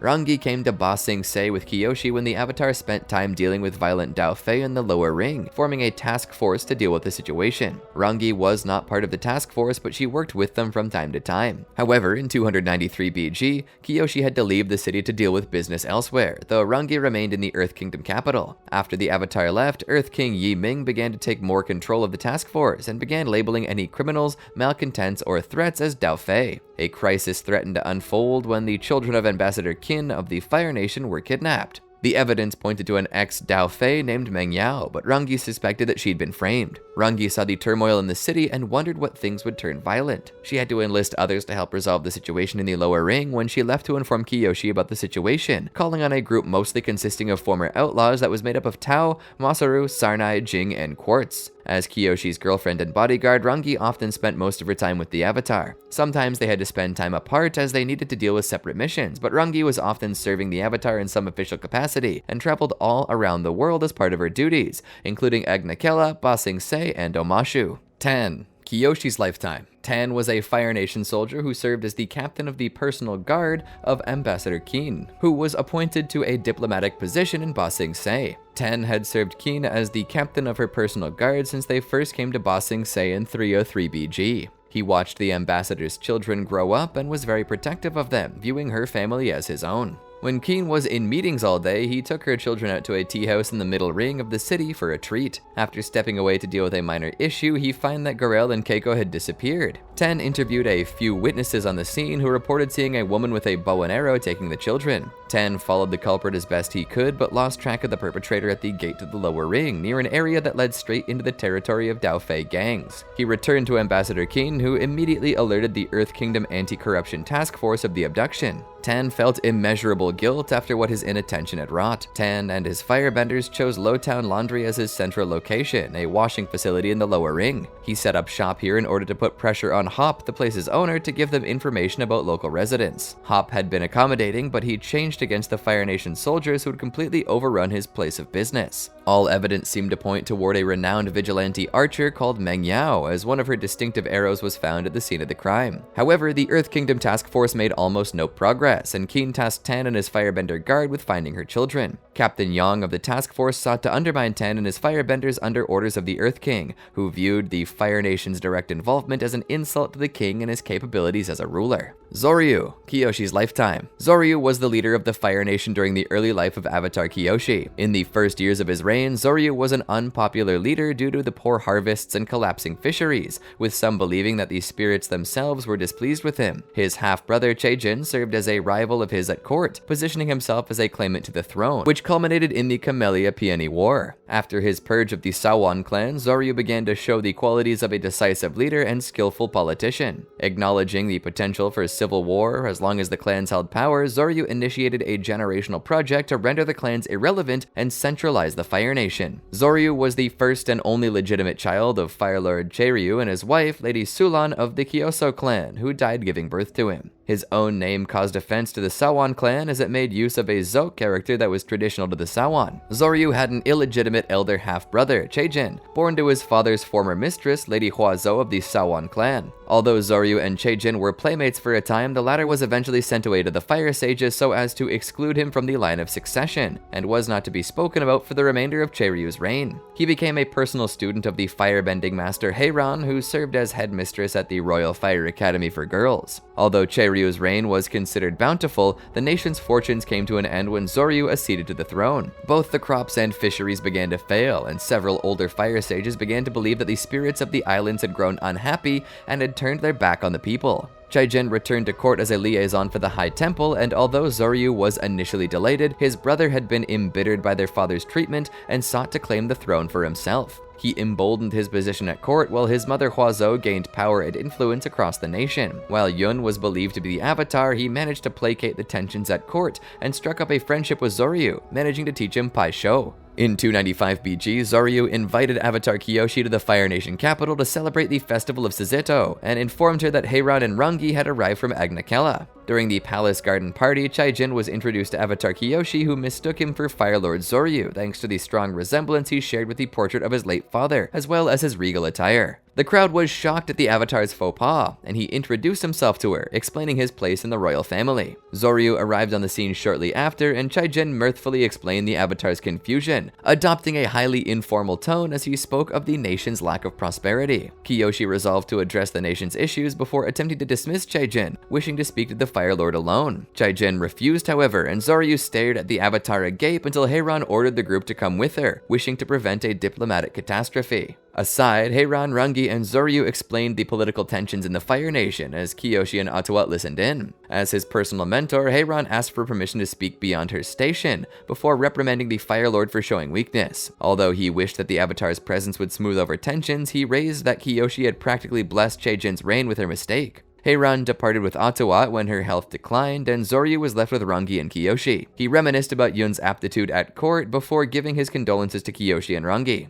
Not long after Kiyoshi informed him about Cheiryu's portrait, where the artist had depicted the Sawan camellia of Cheijin's maternity overshadowing Zoryu's peony. Despite the social faux pas that had occurred earlier, the Avatar's private discussion with the Fire Lord had led the two leaders to gain respect for each other. Kiyoshi was grateful to have connected with Zoryu since it had been a long time since she had connected with someone her age. At that moment, the trio was interrupted by the nobility's shock at Yun appearing on the Avatar's dais. After Kiyoshi and Rangi began to battle Yun, Zoryu retreated to the throne room and bemoaned the deaths of Chancellor Dairin, Liu Beifong, and 2 guardsmen. Kiyoshi asked to speak to Cheijin privately, and the Fire Lord dismissed both of them. The following morning, Zoryu approached Kiyoshi and Rangi in the stables, apologizing for not taking command the prior evening and for Cheijin speaking to Kiyoshi instead of him. He also revealed Hei-Ran, who unsheathed a knife and cut off her top knot in light of her dishonor, including letting her former pupil Zoryu dishonor their nation. The Fire Lord saw Kiyoshi and Jinpa set off with Rangi, Hei-Ran, and atop, heading to North Chongling to keep the former headmistress safe, and so Kiyoshi could try to contact Kuruk and thus discover more about Yun and Father Glowworm. Kiyoshi returned to the capital after having kidnapped Lady Huazhou, keeping her in a property outside First Lord's Harbor. Zoryu was shocked that the Avatar had arrested the leader of the Sawan clan, but agreed to have Kiyoshi bring Cheijin to the house, thereby intimidating the Sawan clan into confessing and to harboring Yun. Although the ploy failed, Zoryu procured a decoy of Yun, a debtor from Hanawu who agreed to die so his family might be saved from starvation. The false Yun confessed to being paid by Huazhou to humiliate Zoryu. The Fire Lord ordered his citizens to seize the Sawan traders, the Kyoso being the first to act. None of the clans who had originally supported the Sawan objected to the decision. As the nobles turned on one another, Kiyoshi rushed to Yun's side, deducing he was a fake. Kiyoshi approached Zoryu in the war room where he was standing beside a strategy table for a portrait. He confessed to using a double and told the Avatar that the Sawan would be rounded up, arrested, and killed. Kiyoshi pointed out that chaos would resume if the real Yun were found, which Zoryu acknowledged, responding that the Fire Lord had bought more time for Kiyoshi to find the real Yun. In response, Kiyoshi demanded that the Sawan and false Yun should be spared if she found the real Yun, attempting to intimidate him into submission. Zoryu advised her to understand the extent of Yun's hatred, noting that as he was not blinded by the past as Kiyoshi and Rangi were, he could know what needed to be done. Zoryu appointed Dairin's student Cao Li as the new chancellor and settled on naming the period of conflict as the Camellia Peony War. Zoryu considered executing all the Sawan in spite of what he had agreed to with Kiyoshi. At that moment, the first rains began to fall on the Fire Nation in a very long time, and the Fire Lord giggled at his good fortune. However, Lao Ge arrived, warning him from breaking his promise. Zoryu was outraged at Kiyoshi having sent an assassin to threaten him, but Lao Ge informed him that Kiyoshi knew her mistake was trying to dabble in politics with Zoryu. Lao Ge dropped 100 feet from the window ledge, telling Zoryu that Kiyoshi was watching him. When the Fire Lord responded that Kiyoshi could not watch over him forever, the old man laughed to reveal the thunder. The Fire Lord then looked to create a centralized government, taking any real power away from the clans and placing it behind the throne. Zoryu's generational plan ultimately succeeded, and the clans had been disempowered by the time of Sozin and his successors, with the last real conflict between the Fire Lord and the clans occurring 2.5 centuries after the Camellia Peony War. This left the Fire Lords as autocratic rulers with total control of the Fire Nation resources. A park in Harbor City was named Zoryu Park in his honor. A building in Haribulkan that served as a school, meeting hall, and auditorium was also named Zoryu Hall. Koulin, Kiyoshi's lifetime. Koulin was a young Fire Nation noblewoman hailing from the Sawan clan who once attended the Royal Fire Academy for Girls. Koulin studied at the Royal Fire Academy for Girls and developed an intense rivalry with Rangi, who was in the same academic year as her. She spread vicious rumors about Hei-Ran with enough plausible deniability that they could not be perceived as insulting the headmistress. Koulin accompanied her aunt Huazhou to North Chongling for the festival of Suzeto. Although the town traditionally fell under the influence of the Kyoso clan, the Sawan had come to instigate a conflict with their rivals after Huazhou purchased various properties in the city. At the fairground, Huazhou introduced Koulin to her former classmate Rangi, while proudly declaring to Avatar Kiyoshi that the bonds formed at the academy were like none other in life. The following morning, a message appeared in the town's melon yam crops, championing Koulin's cousin Cheijin as Fire Lord. While a conflict broke out between the Sawan and Kyoso in the fields, Rangi reached out to Koulin, pleading her not to bear the grudges of her anti-clan leader. Koulin responded that only a daughter of a shorn, honorless Hei-Ran would resort to begging. Rangi struck Koulin across the jaw, causing the rival clans to charge at each other. Koulin and Rangi fell into an exchange of brutal, vicious strikes with only their knees and elbows in light of the prohibition of Agni Kais during the holiday. Koulin attempted to smash her forehead into Rangi's eye, just missing and cutting a gash along the cheekbone. Rangi staggered away and with the empty space used her fire to propel herself into a backflip, her knee coming down on Koulin's head and knocking her unconscious. While Rangi attempted to attack further, a shocked Kiyoshi ordered her to stop and had Koulin brought to Sifu Atowat for healing. Quin, Kyoshi's lifetime. Quin was a Fire Nation ambassador to the Earth Kingdom during the reign of Fire Lord Zoryu. They were assigned to the Earth Kingdom for so long that she had a permanent residence in the upper ring of Ba Sing Se, where she lived with her children, Garel and Keiko. Initially, she was a huge proponent of the task force that Avatar Kyoshi formed to root out violent Dao Fei, even convincing the Earth King to adopt the task force within Ba Sing Se. As the task force increasingly fell under the Earth King's influence, becoming the anti-corruption task force, Quin came to mistrust them. She believed that the Earth King was abusing the Avatar's goodwill and name in order to carry out a more personal vendetta against his own citizens, although she did not say such things out loud. She was dissatisfied with the Earth Kingdom politics surrounding crime, including the Earth King's tendency to label any criminals, malcontents, or threats as Dao Fei. While Quin was in meetings all day, her personal guard Tan took her children out for a treat. While at a tea house in the middle ring, Tan stepped away to deal with a minor issue and found the children missing when he returned. Tan immediately reported what he saw to Quin, who immediately alerted the Earth Kingdom Anti-Corruption Task Force of the abduction. She was determined to find her children after they went missing and wielded what power and influence she had in Ba Sing Se. While she was desperate to see her children return to her, she also did not want to cause an international incident that could undo all her hard work over the years. She personally searched the lower ring to look for Garel and Keiko herself. The evidence at the scene of the crime seemed to point to a known vigilante, Mang Yao,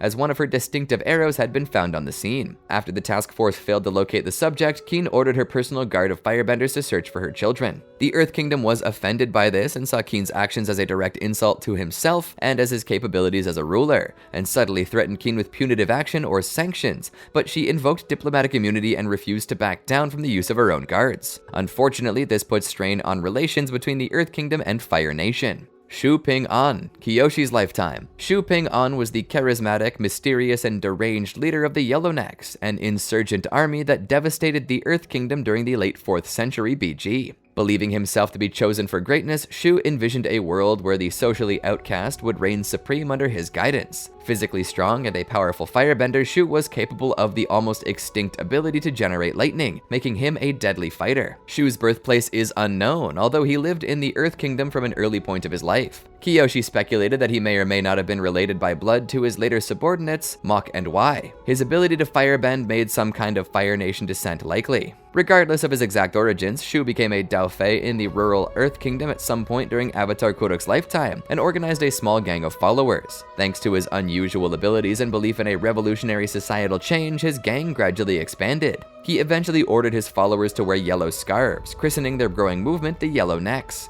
As his criminal group became ever more successful, Shu grew increasingly megalomaniacal. He declared that the Yellownecks were no longer simple bandits, but rebels supported by the spirits, and destined for greatness. Having amassed a 1,000-strong army, Shu began a destructive campaign, wiping out entire settlements and then declaring them liberated. He appointed himself the General of Pandamu, with Pandamu being a realm which he had imagined. Shu's crusade ended at Zulu Pass in 304 BG when Jianshu trapped the Yellownecks and defeated them in battle. He was captured by Jianshu and subsequently forced to witness how about 5,000 other Yellownecks were massacred like vermin, leaving a lasting impact on Shu. The rebel leader was then transferred to the prisons of Governor Te Si-hung, where he was confined to a small cell with little contact with the outside world. Fire Nation notables were allowed to study him to discover how he was able to bend lightning. In the end, his time in prison contributed to a further deterioration of his mental health, leading to a desire to take revenge on the entire world. His imprisonment lasted until 296 BG, when Shu's surviving followers launched a nighttime raid on Te's palace to rescue him. The Flying Opera Company broke into the prisons where Rangi, Kirima, and Wong took Shu from his cell. They put a sweet potato sack on his head and bound him in order to keep him calm, believing he could react confused or terrified after his long confinement. They then fled the compound. After reuniting with their comrades Kyoshi and Lao Ge, Wong threw Shu over his shoulders to carry him to safety, excusing the rough treatment. Shu just responded calmly and politely that it was no problem at all. The group brought him to the nearby camp of the Autumn Bloom Society, as the clandestine Yellownecks were now known. There, Wong dumped Shu to his feet, while Mach quickly approached them to berate the Flying Opera Company for having changed the attack plan without his knowledge. Before he could order them punished, Mach was interrupted by Shu, who recognized his voice. The former rebel leader ordered his acquaintance to stop berating the Flying Opera Company and instead get the sack off his head. Mach obeyed and became very emotional and submissive upon gazing on his old comrade's face. The two embraced, but Shu then began to brutally squeeze Mach, screaming how he had needed 8 stinking years for the rescue mission. Almost unable to breathe, Mach desperately claimed that they had tried their best, causing Shu to retort that in this case,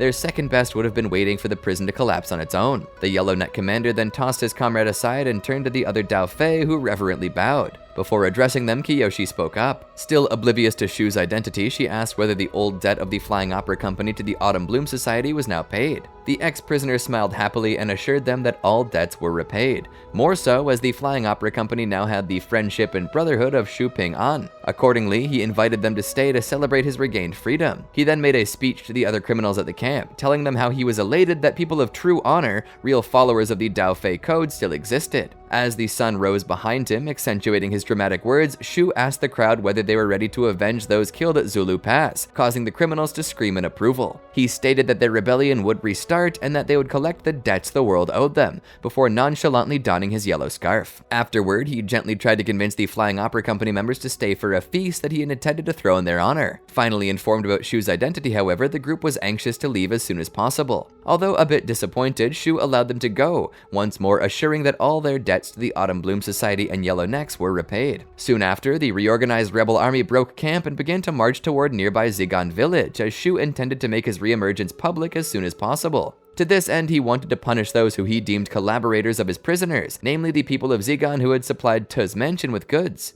On the way, the Yellow Necks came across a farm, and Shu decided that he would vent some of his pent-up rage on its inhabitants. The rebels promptly stormed the farm, capturing the farmer, his wife, and their son. Finding a book at the house, Shu sat down to read a bit, while ordering his followers to prepare a cauldron with boiling water in the barn. Just as the Yellow Necks were about to execute the farmer by lowering him into the water, Kiyoshi and the other Flying Opera Company members stormed the barn. Kiyoshi quickly kicked over the cauldron and saved the farmer, causing a great commotion among the Yellow Necks. In contrast, Shu did not even look up from his book, just commenting that Kiyoshi had spilled his tea. She then demanded that he free the farmer and his family, causing him to put the book aside and inform Kiyoshi that the farmer was an abider who had worked for Tu. In his quest to restore balance, this family was thus among those who had to die to repay the world for his long imprisonment. He calmly continued that he would do even worse things in Zigan, prompting Kiyoshi to declare that she would not allow him to harm anyone. As his outraged followers were about to attack the Flying Opera Company, Shu waved them off. He once more declared that he was immensely thankful that Kiyoshi and her friends had saved him. However, the Yellow Neck leader also argued that she could not demand that he cease his war on the law-abiders. He claimed that Kiyoshi was too young to possibly understand the suffering he and his forces had endured in the previous years. In this context, his imprisonment was a setback, making it important that he continue his work and get what he was owed. In addition, Shu feared that the world was forgetting him, and therefore he had to leave deeper scars than during his initial rebellion to enforce a lasting impact. Considering the discussion finished, Shu then returned to his book and gestured that Wai should slit the throat of the farmer's wife. Kiyoshi screamed that they stop and then challenged Shu to a Raitei duel. While the others were shocked at this development, Shu remained extremely calm and continued to read. Almost in passing, he addressed Kiyoshi, noting that Raitei were supposed to solve disputes, inquiring how he could have possibly insulted her. The girl responded that Shu's entire existence was an insult. This time, Shu got serious. He calmly put the book away, stood put, and asked if the duel should involve bending. His opponent responded that anything would go. Regarding her as no real threat, Shu accepted and, somewhat annoyed, commented that they should get this over with as soon as possible. The Yellow Necks consequently erected a makeshift platform for the duel, while Shu changed into more comfortable clothing. He entered the arena first, followed by Kiyoshi. He warmed up for the duel by swinging his arms and hugging one knee to his chest at a time while standing. Afterward, the Yellow Neck leader asked his opponent if she was truly sure about facing him, to which Kiyoshi responded that he shouldn't be so sure of himself. Both settled into combat stances, with Shu bouncing lightly off the balls of his feet, although his stance did not hint at his bending technique. Shortly afterward, the referee announced the duel's beginning, and Shu promptly shot a bolt of lightning at Kiyoshi. Unprepared for this kind of attack, she was hit and immediately collapsed. Believing her to be finished, Shu then walked over, shooting 3 more lightning bolts into her emotionless body, while loudly declaring that none of this was supposed to happen. Increasingly furious, he proclaimed that Kiyoshi had the greatest gift in the world, his respect, and she had just thrown it away for nothing. As he came to halt next to her, he kicked her to showcase his disgust, continuing to ramble how he was above any judgment and how mistaken she was in condemning him for his actions. To emphasize his victory, he then shot another short lightning bolt at her, followed by a continuous stream of lightning to burn her seemingly dead body. As he was doing so, however, Kiyoshi suddenly moved and grabbed his ankle, causing the lightning to enter his own body, and he squealed in pain. Stopping his attack, Shu was then thrown onto his back by the girl as she stood up while her eyes began to glow. Kiyoshi then began to rise up into the air by creating an airbending tornado, still grabbing Shu. The rebel leader screamed and tried to get free, to no avail, shielding his eyes from the intense light radiating from the girl's eyes. As the airbending took them higher and higher, Shu struggled to breathe. Kiyoshi then addressed him, her voice reflecting the legion of avatars before her, asking what he he would do now that it was clear that there was always someone who stands above you in judgment. Although terrified, Shu refused to budge even in this moment, outraged that she dared to hold him accountable for anything. Believing that Kyoshi had let her guard down, Shu breathed fire into her face, but she easily fended off the attack. Having thereby wasted his chance to repent, the Avatar let Shu go. He fell to his death. After Shu's death, the Yellownecks scattered in terror, although some later reunited and reorganized as the Triad of the Golden Wing. Mok managed to take Shu's corpse away and would continue to honor his late superior's memory. In his next confrontation with Kyoshi, Mok held Shu's death against her, accusing her of murder. Shu's lightning attacks had deeply scarred Kyoshi's hands for life, and she would consequently start wearing military gloves that became part of her iconic look as Avatar. Kyoshi never regretted ending Shu's life, regarding their duel as fair and him as a murderous psychopath. Despite this, Kyoshi still thought about Shu during restless nights. Sozin, born 82 BG. Sozin was the ruler of the Fire Nation from 58 BG until his death in 20 AG, and the instigator of the 100-Year War. Succeeded as Fire Lord by his son Azulon, he was the brother of Princess Zaysan and grandfather of Iroh and Ozai, and was the great-grandfather of Luten, Zuko, and Azula. Sozin was the son of the Fire Lord and his wife, and he had a younger sister named Zaysan, who showed no signs of firebending. He and his sister's teachers always pitted them against each other, with the two siblings fighting for as long as they could remember.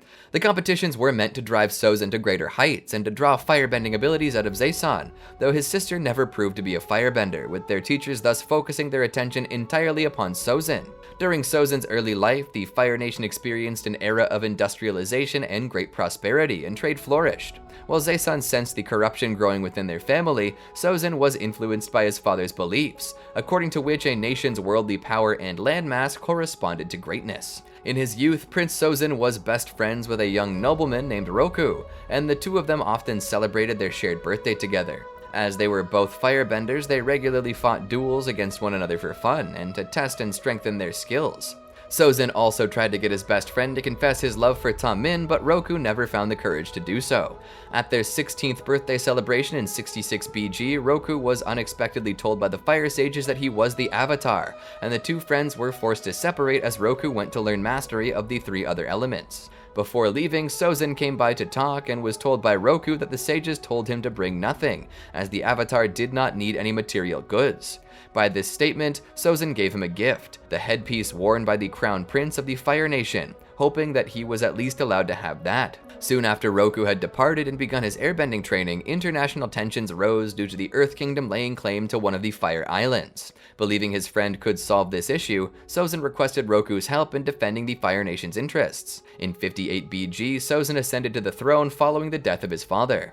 The earliest years of his reign saw the last true conflict between the Fire Lord and the noble clans, which was won by the Fire Army in a decisive victory commanded by General Araso Aiko. The nation was considered to be finally united under the throne. After bringing the warring families to heel, Sozin made great strides toward progress in his country, uplifting the poorest of the nation. Sozin was greatly interested in technological advancement, and he jump-started his nation's development of coal-powered vessels, thus creating hundreds of jobs for the poorest members of society, building a great fleet. Materials for the fleet were scarce, and the Fire Nation began to come into numerous conflicts with the Earth Kingdom over resources, which Sozin quietly used to stoke anti-Earth Kingdom sentiment in his nation. Despite his political machinations, scholars and diplomats attempted to open relations with other nations, and share their knowledge there to further Fire Nation knowledge. Sozin encouraged his people to look for knowledge in other nations, but within his borders he tried to preserve Fire Nation culture. The largest roadblock to this was the growing friendship between the Fire Nation nobility and the air nomads,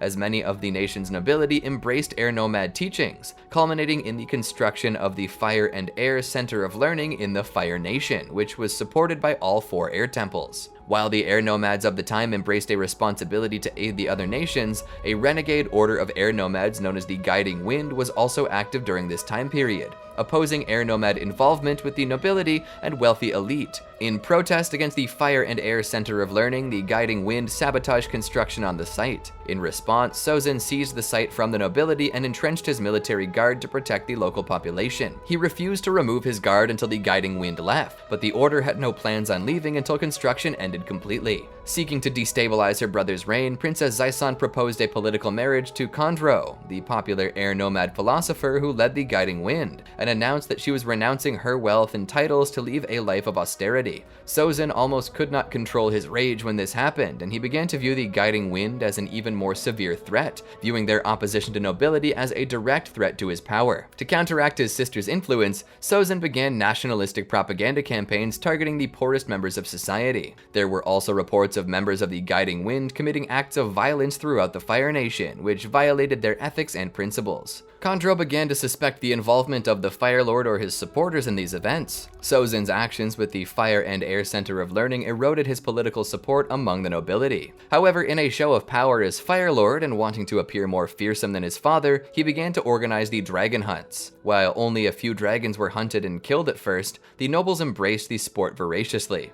As whoever slayed a dragon gained the honorary title of dragon, many nobles enjoyed the prestige that such a title granted them, as well as the ability to one-up their competitors, earning loyalty for Sozin among the noble class. The slaying of dragons led to spirits being attracted and strange hauntings of places, but Sozin quickly formed an elite task force to deal with these occurrences and keep them under wraps to the general population. When the water tribes noticed these spiritual disturbances and sent envoys to investigate the death sites, Sozin spun a propaganda campaign blaming the water tribe for any strange phenomena around these sites discovered by the public. Over time, Sozin began to develop his ambition to unite the four nations under his rule. His grandson Iroh attributed this quest for power to jealousy of the Avatar's immense strength, a feeling that only grew as Sozin immersed himself in the role of Fire Lord and put ever more importance in power and influence. In 54 BG, 12 years after his departure, Roku returned to the Fire Nation. Even though many years had passed, Sozin still considered Roku his best friend, and warmly greeted him upon his return. The Fire Lord even willingly ignored old customs of respect for the Avatar and happily hugged Roku just like in their youth. A few months later at Roku's wedding, the Fire Lord took the position of Roku's best man. However, Sozin also saw the wedding as his best opportunity to talk with his friend about his future plans. Subsequently, the Fire Lord approached Roku shortly after the wedding and took a walk with him. Sozin commented that the Fire Nation was going through a period of great prosperity and wealth, and told Roku that together the two of them could spread it throughout the world by expanding the empire, to create a brighter future. However, Roku was greatly disturbed by this, telling Sozin that the four nations were meant to be separate and that he should not think of this again. The Fire Lord asked his friend to at least consider the possibilities, but Roku remained firm, and stated that it would be the last he ever wanted to hear of such things. Despite Roku's warnings, Sozin prepared for the unification of the nations through war. He continued to greatly expand the Fire Nation's already powerful army and navy, and ordered the establishment of colonies in the Earth Kingdom. 17 years later, however, Roku was traveling in the Earth Kingdom on Fang, and he discovered the colonies and came to the Fire Nation capital to rebuke him. The Fire Lord was outraged that the Avatar, still a Fire Nation citizen, dared to treat him like that. Sozin warned his former friend that their loyalty is to their nation first. Anything less would make him a traitor. Roku, however, replied that the Fire Lord should not challenge him, as it would only end badly, leading Sozin to wrathfully attack him when his back was turned. The two engaged in a short battle, with Roku defeating Sozin and then leveling the palace's throne room in the Avatar state. Roku spared his life because of their past friendship, but warned him to never move forward with his plans again, or it would result in his permanent end. 25 years later, Roku's home island was consumed in a volcanic eruption so massive that Sozin could see it and feel it from 100 miles away. The Fire Lord flew in on his dragon to assist his old friend. The two used their bending to try to contain the lava flow, but were hindered by poisonous gases, which eventually overwhelmed Roku, leaving him lying on the ground and begging for his old friend's help. Sozin suddenly realized, however, that Roku's death would allow him to fulfill his plans, and left his old friend to die along with his dragon, Fang. With Roku gone, Sozin continued his military buildup, covertly preparing for a global war by further increasing the Fire Army's manpower and building a massive fleet of warships. 12 years after Roku died, Sozin used the power of a comet to enhance the abilities of his firebending army, and launched simultaneous attacks on all other nations. Most importantly, he organized a massive genocidal assault on the air nomads in an attempt to kill the new Avatar and break the Avatar cycle. However, Sozin failed, as Aang had run away from the air temples sometime before. Sozin spent the rest of his life searching in vain for the last airbender. After the comet passed, he had a son, Prince Azulon. Sozin favored his son over another family member,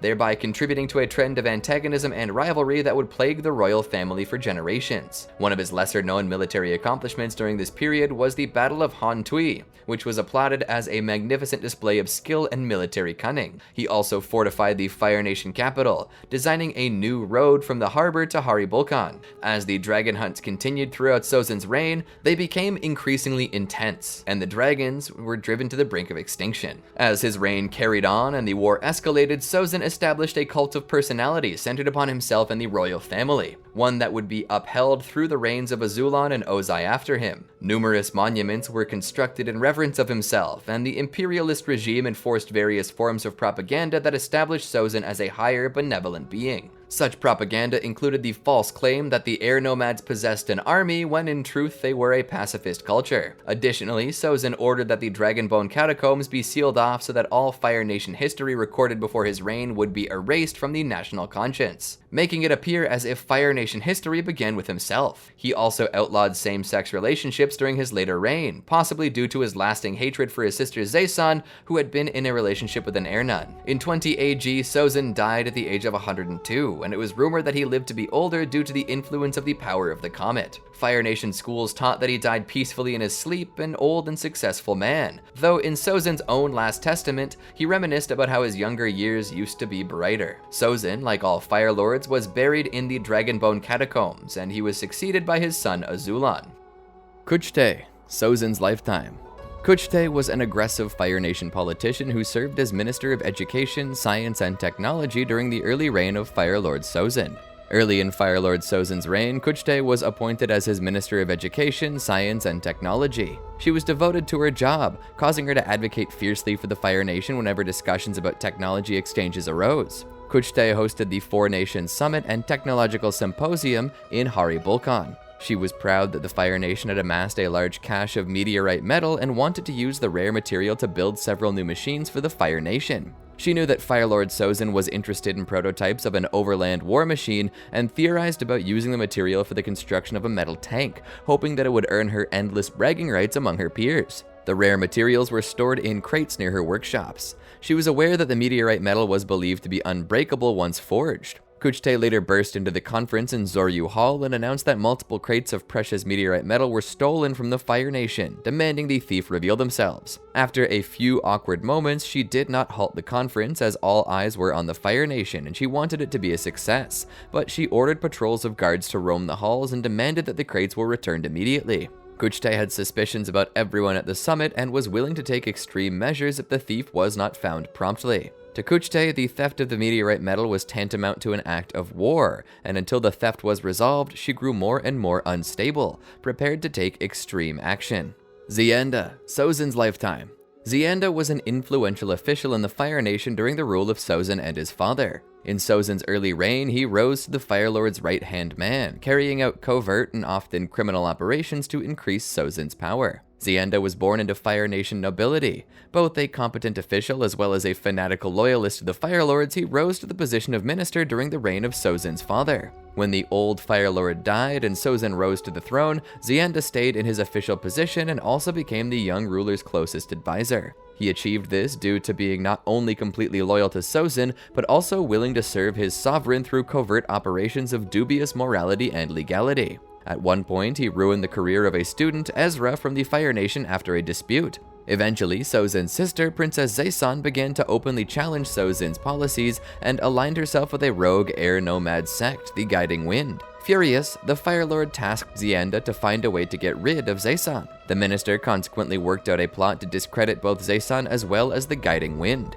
He ordered his agents to steal a number of air nomad robes and subsequently provide these to a group of firebenders. Together with some technical gadgets, the robes would allow the bodyguards to look like air nomads. Zianda planned for the fake airbenders to infiltrate a symposium organized by Zaysan in the Fire Nation capital. There, they would voice anti-nobility propaganda and attack any attending Fire Nation nobles, making it appear as if the Guiding Wind were solely violent radicals. Zianda hoped such an attack would also disrupt the planned wedding between Zaysan and Kandro, leader of the Guiding Wind. The minister also wished that this plot would enhance his standing in Sozin's eyes. After learning of his advisor's plot, Sozin gave his blessings and ordered some of his bodyguards led by Mio to assist the conspiracy. On the day of Zaysun's symposium, Zianda opted to attend the event personally so he could later act as a witness to the Guiding Wind's alleged attack. Beforehand, he changed into a plain outfit and met with Mio at the tea house of Unzai, a long-standing friend of his, to discuss the plot's preparations and hand over a scroll with some last orders. Unbeknownst to him, however, his meeting was noticed by 4 agents of Ryo-shan, a friend of Zaysun, namely Ezra, Bowie, Nianchi, and Zibi. Enaka, Sozin's lifetime. Enaka was a captain of Fire Nation guards in charge of keeping order at the Four Nations Summit and Technological Symposium in Haribulkan. Although she was assigned to guard the Four Nations Summit and Technological Symposium, Enaka was well aware that Minister Khuchtei was in charge and would not deviate from her orders without very good reason. She was not particularly interested in the summit and mostly wanted it to come to a close with as little trouble as possible. Enaka accompanied Khuchtei when she burst into Zoryu Hall to inform the other delegates that crates of rare and valuable meteorite ore had been stolen. The theft of the meteorite metal was very close to her worst nightmare, as she expected to be blamed for failing to protect it. Ezra, Sozin's lifetime. Ezra was a noble firebender from the Fire Nation capital who was banned from all firebending academies after a dispute with Minister Zianda. After ending up in the Earth Kingdom, Ezra sought revenge against Zianda when he returned to the Fire Nation. Growing up in the Fire Nation capital, Ezra trained as a firebender along with other noble children. When he was young, he had a dispute with Minister Zianda, who took the effort to get Ezra kicked out of school and banished from ever learning in any Fire Nation academy. Bereft of other options, Ezra took to the streets and eventually ended up in the Earth Kingdom, where he trained with earthbenders to hone his own bending, ultimately creating a hybridized and forceful way of bending. Eventually, he met up with Nianchi, Boyan, and Zibi, helping to save Sister Ryo-shan from bandits. He agreed to accompany her to the Fire Nation capital for the royal wedding of Princess Zaysun and Monk Kondro, where he hoped he might lay Minister Zianda low in revenge for getting him kicked out of firebending school. However, Ryo-shan eventually asked Ezra and the others to warn Princess Zaysun about a sinister plot to disrupt a pre-wedding symposium held by the princess, with Ryo-shan being unable to do so herself as she was being watched. Mio, Sozin's lifetime.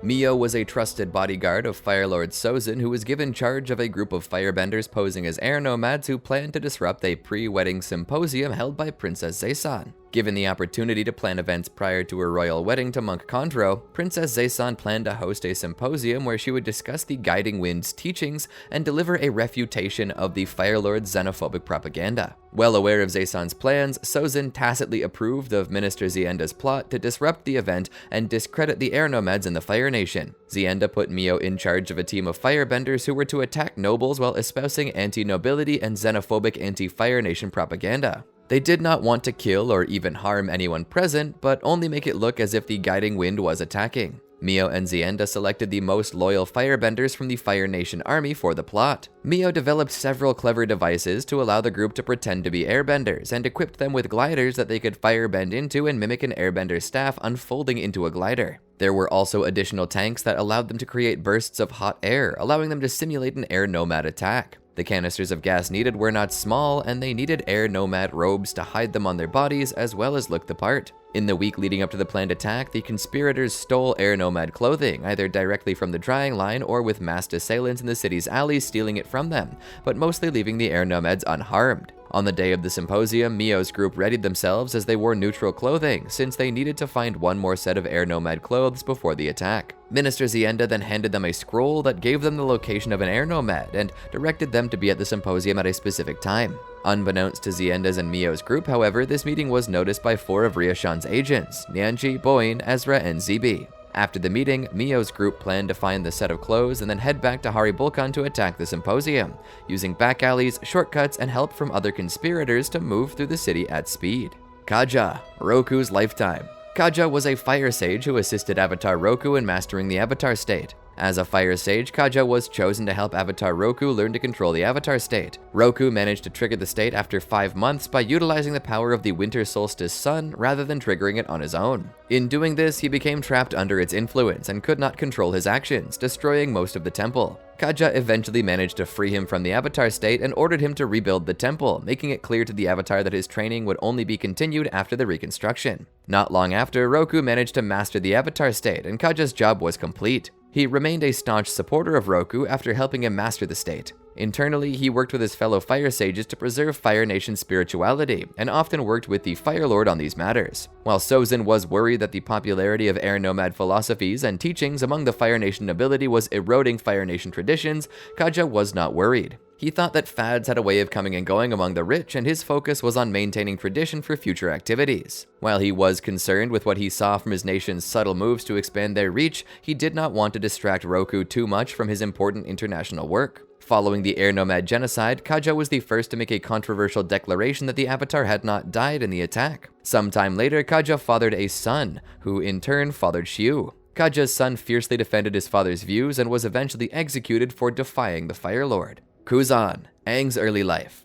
Kuzon was a friend of Aang from the Fire Nation before the 100-Year War. A mediocre firebender, Kuzon loved to adventure. At one point, he even climbed 4 mountaintops in order to see a dragon. Kuzon took Aang on one of his earliest adventures. He had bought a map of dragon nests, eager to finally see and ride one in real life. After searching 3 mountaintops, the duo finally found what they were looking for. While scaling a 4th cliff, a green dragon passed them overhead while chasing a man. However, the two soon discovered that the man fleeing from the dragon was merely a decoy. While the mother was busy, the rest of the poachers raided the nest for her egg. Kuzon and Aang immediately grew furious, so they concocted a plan to stop the poachers from getting away with the egg. Realizing they could not take on all the poachers at once, the two friends used their bending to trick the men into believing the mother had returned early. Kuzon used his firebending to create a flame, while Aang waved a cloth back and forth to recreate the sound of an approaching dragon. Appa chipped in as well by growling. Kuzon thought that his fireballs were way too wimpy looking to be originating from a dragon, so Aang lent him a hand with his airbending. Together they made a flame big enough to scare off the poachers, enabling Aang to retrieve the egg from the abandoned poacher's mount. The mother dragon returned and saw him holding the egg. Kuzon came to his friend's rescue by drawing her attention to him and firebending and calling her a big chicken lizard. His diversion worked as the dragon turned her head and raced over to him. In her haste, she knocked Aang over with her tail, making him drop the egg. Aang barely succeeded in catching it before it smashed to the ground, but by doing so, the two friends earned the trust of the dragon. As a reward for saving her egg from the poachers, Kuzon asked the dragon if she was willing to give him a ride, but she growled at him. When Aang first learned of the war, he mentioned to Katara that he had a friend from the Fire Nation, although he did not specify that he was talking about Kuzon. Aang mentioned Kuzon's name for the first time to Prince Zuko while pondering over the possibility of him and Zuko being friends if they had met under different circumstances. Aang later assumed Kuzon as an alias when truant officers sent him to a Fire Nation school, and he was forced to come up with a name on the spot. He eventually told the story of the dragon egg to Zuko after they had learned the true form of firebending from Ran and Sha. Azulon, born 0 AG. Azulon was the ruler of the Fire Nation for the majority of the 100-Year War, reigning as Fire Lord from 20 AG until his assassination in 95 AG. Born shortly after the beginning of the 100-Year War, Azulon was the firstborn of Fire Lord Sozin. A firebending prodigy, he received tutelage in the bending art under his father's supervision from a young age. In his time, Azulon was considered to be one of the best firebenders in the world, and no one would dare challenge him. He was favored by his father over any other family member, which contributed to Azulon's own views on family. Over time, he grew into a ruthless and frightening man who demanded perfection. Just like his father, Azulon attempted to find the missing avatar by sending out search parties, though these missions failed. He assumed the title of Fire Lord at age 20, following the death of his father, and continued to lead his country in the war. To secure the entrance to the Fire Nation capital, Azulon commissioned a massive defense structure at an early point of his reign, and dubbed it the Great Gates of Azulon. He continued most of Sozin's policies, ruling the Fire Nation autocratically and through fear. In general, he was regarded as a very capable leader by his subjects. Eventually, Azulon married a woman named Ayla. Around 45 AG, they had their first son, Iroh, his mother's namesake. About 10 years later, a second son was born, and they named him Ozai. Azulon left a strong impression on both of his sons, and Iroh would eventually strive to be a great general to honor his father. Azulon generally favored Iroh over Ozai, contributing to the brothers' antagonism. Despite his strong leadership, Azulon cared very little for the people of his nation, and was more interested in world domination, a quality he passed down to Ozai. Azulon secured many victories against the Earth Kingdom during his reign, expanding Fire Nation territory and increasing colonization in the continent. Under his leadership, the Fire Nation continued to push the Earth Kingdom forces east toward the capital of Ba Sing Se. Azulon was also responsible for the near-complete destruction of the Southern Water Tribe. Starting around 40 AG, he began ordering attacks on the tribe's main Zolian city and villages in an attempt to deprive its people of their ability to resist the Fire Nation. These southern raiders were created to carry out the later raids. The raid's main objection was to capture or kill the tribe's waterbenders, who were seen as a threat to the Fire Nation dominance in the region, and to look out for the possible appearance of a water tribe avatar. These raids were successful. When Azulon was informed that the alleged last southern waterbender had been killed, he ordered the raids to cease, satisfied that he had eliminated the southern water tribe's potential to impact the war effort. By the time of his death, the southern waterbending style was effectively extinct. When Azulon was in his 80s, he sought to arrange a proper marriage for his second son, Ozai. The Fire Sages had told Azulon that the pairing of the Avatar's granddaughter with his son would yield a bloodline of great power. Believing this prediction, Azulon began to search for the Avatar's family. Roku's descendants proved difficult to find, possibly by his own design. Eventually, the Fire Lord found family in the small town of Hei-Ran on the outer Fire Nation. Upon securing Ursa's location, Azulon and Ozai personally traveled to the backwater village to arrange the marriage. After visiting Ursa's father, the town's magistrate, they waited for the girl's return from her theater rehearsal. Upon Ursa's arrival, Azulon warmly introduced himself and his son to his future daughter-in-law and announced their intention to arrange a marriage. Ursa accepted the proposal and they prepared to travel back to the capital city. However, when they departed from Hei-Ran, a commoner blocked their way, demanding that they release her. Azulon ordered his bodyguards to deal with him, but before the conflict escalated, Ursa intervened. She persuaded Ozai to leave the man unharmed and convinced the commoner to go home. After this event, Azulon and his family continued their journey back to the capital. Shortly afterward, Ozai and Ursa married. In 95 AG, shortly after the death of Iroh's son, Lu Ten, Ozai demanded that Iroh be passed over as heir, inciting his father's fury. Ozai declared Iroh was unworthy of the throne by allowing thoughts of his son's death to obstruct victory at Ba Sing Se. He claimed that the royal bloodline no longer continued through Iroh upon his son's death. Azulon was outraged at the suggestion to betray his firstborn son and Ozai's bold ambitions, ensuring he would punish his younger son. As such, he wanted to make Ozai feel the pain of losing a firstborn son by ordering him to take the life of Zuko. Ozai intended to carry out the orders and take Zuko's life, though his wife, Ursa, discovered the plan and plotted with Ozai to gain the throne while allowing Zuko to live. Ursa crafted an untraceable poison that Ozai slipped to his father. Azulon passed away that same night.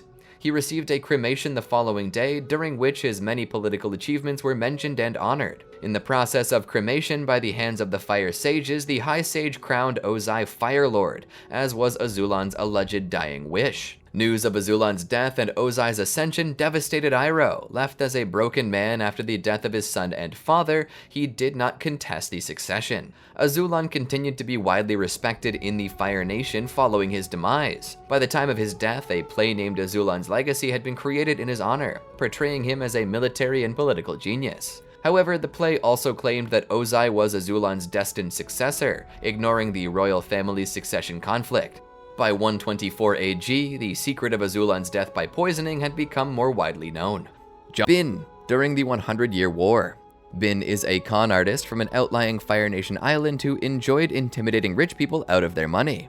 Bin grew up in one of the outlying Fire Islands and never really bought into the propaganda that was drilled into the citizens day in and day out during the 100-Year War. Most people assumed that Bin was dumb, but he was smart enough to realize that the Fire Nation nobility was running the longest con on Earth, which was making people believe nobles were better than others. When he was old enough, Bin started using his hulking appearance to intimidate rich people out of their money, and ended up making a living doing so long term. His biggest stunt, as of a few years after the war, was helping the pirate Captain Mosi of the Dancing Nobleman fleet steal a broken down airship from a Fire Nation junkyard. After the war, Bin began to wonder if there was more to life than just a good laugh and a good con. Yon-Ra, during the 100-Year War. Yon-Ra was the commanding officer of the Southern Raiders who served during the final stages of the Southern Water Tribe raids. He killed Kia in an unsuccessful attempt to eliminate the last of the Southern Water Tribe's waterbender population, and retired 2 years after this event. In his old age, Yon-Ra was confronted by Kia's daughter, Katara, the last true waterbender of the tribe. Yon-Ra became the head of the Southern Raiders around 86 AG. In 94 AG, he was tasked by Fire Lord Azulon to find and dispose of the final remaining waterbender in the Southern Water Tribe. He and his men executed a raid on the tribe during which Yon-Ra interrogated Kia to find the last waterbender's whereabouts. Kia tricked him into believing that she was the one they were looking for in order to protect the real waterbender, her daughter Katara.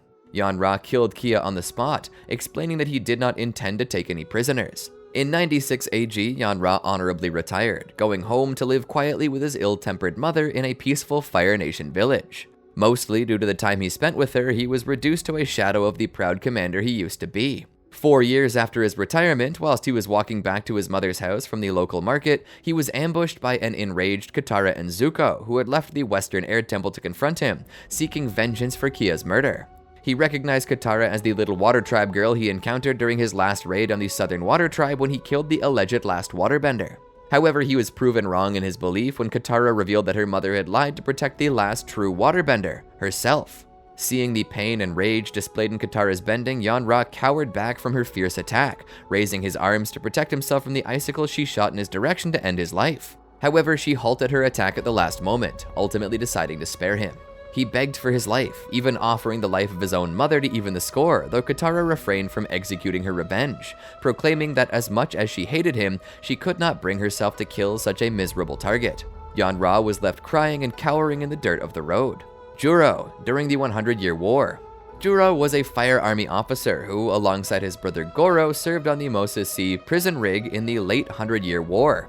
Despite being a soldier and a talented firebender, Juro was extremely polite, friendly, and generally uninterested in harming anyone. Juro was the elder sibling and generally handled interpersonal and political issues on Goro's behalf, due to the younger brother lacking talent for either. The two brothers were extremely close and looked out to keep each other safe. According to Juro, there was a long story behind the circumstances of how he and Goro became officers in the military. At one point, they served in a colony and developed a good relationship with the local captain. When the two were transferred to prison duty, Goro officially complained about this. Juro subsequently sent the captain a message, stating that they were honored for this opportunity to prove themselves, and apologized for Goro's complaint, stating that his younger brother was frustrated about no longer working with the captain. After being assigned to serve on the rig, Juro became known to other guards as well as the prisoners for his extremely polite and humane nature. This made him generally popular, though some soldiers regarded him as a tryhard who was too nice to serve in the military. Juro disliked his commander, the cruel warden, though generally obeyed him as he had no interest in incurring his wrath. In late 99 AG, Juro and the other guards were put on alert by the warden due to suspicious activity across the rig. Juro discovered the source of the problems, Avatar Aang, as he was patrolling the prison's factory section. The soldier casually greeted the intruder and asked for his name while introducing himself. Afterward, he politely asked what Aang was doing in the factory area. The airbender responded that he was just hanging around. With some regret, Juro made it clear how unbelievable this claim was, considering the circumstances. This meant he would have to take Aang into custody. The officer was saddened when Aang declared his unwillingness to surrender. The two engaged in a short duel and Juro was bested. He complimented his opponent's strength before fleeing to get back up, however he forgot his key along the way. Later, Juro and Goro rediscovered Aang at the factory's central vent. As the airbender had just monologued about his aims, Juro expressed his admiration about his enemy's plan and asked whether he had thought about it alone. His conversation with Aang was cut short by Goro, however, who was eager for battle. Though the two brothers were a formidable fighting team, they could not defeat Aang. In the clash, Goro was hit hard and fell unconscious, whereupon Juro became extremely concerned. Though Aang assured him that his younger brother was mostly unharmed, Juro readily explained the way to the airbender's target area so his opponent got out of the way and he could bring Goro to safety. Soon after, a major prison revolt took place, resulting in a mass breakout. After reorganizing into a militia on the mainland, the ex-prisoners returned to take out the prison rig for good. Just like his brother, Juro was part of the warden's garrison which defended the prison's upper levels from the insurgents. However, he mainly spent his time tending to wounded comrades in the rig's barracks. Eventually, the rebels were reinforced by Bokin's Earth Kingdom army unit and broke through the upper level's defenses. They encountered Juro in the barracks, where he initially signaled his readiness to heal their wounded and talk instead of fight. However, the rebels' leader, Tyro, made it clear that they needed the keys to access the warden's headquarters. When Juro refused to hand the keys over, a fight broke out. The Earth Kingdom natives defeated him, though he wished them luck before falling unconscious. Sometime later, the warden rallied his last remaining forces to defend himself. Juro was part of this last defensive line. As they fought, Tyro pointed out that the Avatar had returned in the form of Aang, but both Juro as well as Goro expressed disbelief in this claim, due to Aang being seemingly far too young. Ultimately, they were defeated by Tyro's rebels. Zemo, during the 100-Year War. Zemo was an elite firebender who deserted from the Fire Nation military in the late 100-Year War. She consequently joined a ragtag group of anti-Fire Nation resistance fighters in the Earth Kingdom. Born in the Fire Nation capital, Zemo hailed from a noble family and grew up firmly believing her country's propaganda about the Great War. She attended the Royal Fire Academy for Girls, being trained as an elite firebender in the process, and subsequently joined the military to help the world. Considered a promising soldier, she was given a squad of 10 other firebenders to lead on important missions. However, Zemo's first mission for the Fire Nation military proved to be her last. Instead of liberating the world and fighting corrupt tyrants, as she had been taught in school, her time at the front lines showcased that the Fire Nation was waging a brutal, imperialistic campaign. Zemo could not accept this and refused to complete her mission, disgracing her entire squad. She deserted the military, vowing to bring down her country's government. Zemo ultimately ended up as part of a team of resistance fighters, including Xinyi, Nalu, Lana, and Xiao, working hard so that her new comrades could trust her. Eventually, Zemo's group was hired by Long Feng's spy network to escort another Fire Nation defector, Onomu, to Ba Sing Se so she could deliver important war plans. Mamashi, during the 100-Year War. Mamashi was a Fire Navy officer during the last stages of the 100-Year War. At this point, she oversaw Fire Nation military operations in the southern Mosa Sea, including those organized by Captain Masaru. At one point, Mamashi studied history and discovered something which intrigued her about the Fifth Nation, an ancient pirate force. By late 99 AG, Mamashi held the rank of commander and oversaw military operations in the southern Mosa Sea. In this position, she acted as the superior to Captain Masaru. When the latter organized an expedition to Hegemon's Folly, the gravesite of General Wei on a peninsula at the sea, Mamashi considered this a distraction to the war effort. To her dismay, the captain spent much time attempting to enter Wei's tomb. Ultimately, the commander visited Masaru's camp at the mausoleum and threatened that he either succeed at what he was trying to achieve by the next day, or she would order him to leave the area. If he did not comply, she would report his failures to Fire Lord Ozai. When Masaru pointed out that he had hired mercenaries to speed up the excavation, Mamashi remained unfazed and repeated her threat before leaving. Despite having berated Masaru for chasing after obscure documents, Mamashi actually hunted for certain artifacts herself. Not long after her visit to Hegemon's Folly, she ordered Sergeant Gyaku's troops to acquire the ancient journal of Talariktug, a Fifth Nation pirate. Meanwhile, the commander set out for the South Pole region, setting up an expedition camp at its icy coastline. Gyaku followed, having successfully captured the journal, but also an archaeologist, Wen. The sergeant convinced Mamashi to spare the researcher by outlining the latter's potential usefulness. Mamashi subsequently met with Wen, threatening the expert with death unless they cooperate with the local expedition. Afterward, Mamashi ordered her forces to move inland toward a cave, which, if Talariktug's journal was to be believed, contained great treasures. Before long, the Fire Nation troops encountered pirates at the nearby ruins. Mamashi was not surprised by their presence and challenged the corsairs to a fight, easily defeating them. She even allowed the pirates to retreat without further harassment, though quickly revealed to her subordinates that this was merely a ploy so they could follow the pirates' footprints to their camp. After discovering a location where the corsairs had stored recently discovered loot, Mamashi ordered her soldiers as well as Wen to search the artifacts for everything valuable and transport it to the Fire Nation base camp. This process continued even as pirates kept attacking, though Mamashi became increasingly irritated as the troops only recovered ancient texts. Eventually, she ordered her troops to dump the remaining loot and instead moved to a nearby cave system. After entering, the commander and her personal guards quickly went ahead, leaving Gyaku's unit to hold off the pursuing pirates. Mamashi entered a large hall, the Elder's Rise, and discovered the entry to an area that she'd been searching for. However, the way was blocked by an impenetrable door. The officer was unable to solve the puzzle to unlock the passage. She was thus pleased when Gyaku's troops, as well as Wen, stumbled into the hall, having survived the pirates' onslaught. Mamashi immediately ordered the researcher to work on unlocking the door, but Wen was hesitant and demanded to know what the commander was seeking. She refused to answer the question and instead ordered Gyaku to start breaking Wen's fingers until they cooperated. However, the archaeologist relented, agreeing to help as long as Mamashi promised that whatever was beyond the door would not be used to harm the Earth Kingdom. To the surprise of the other Fire Nation soldiers, Mamashi was able to give this promise.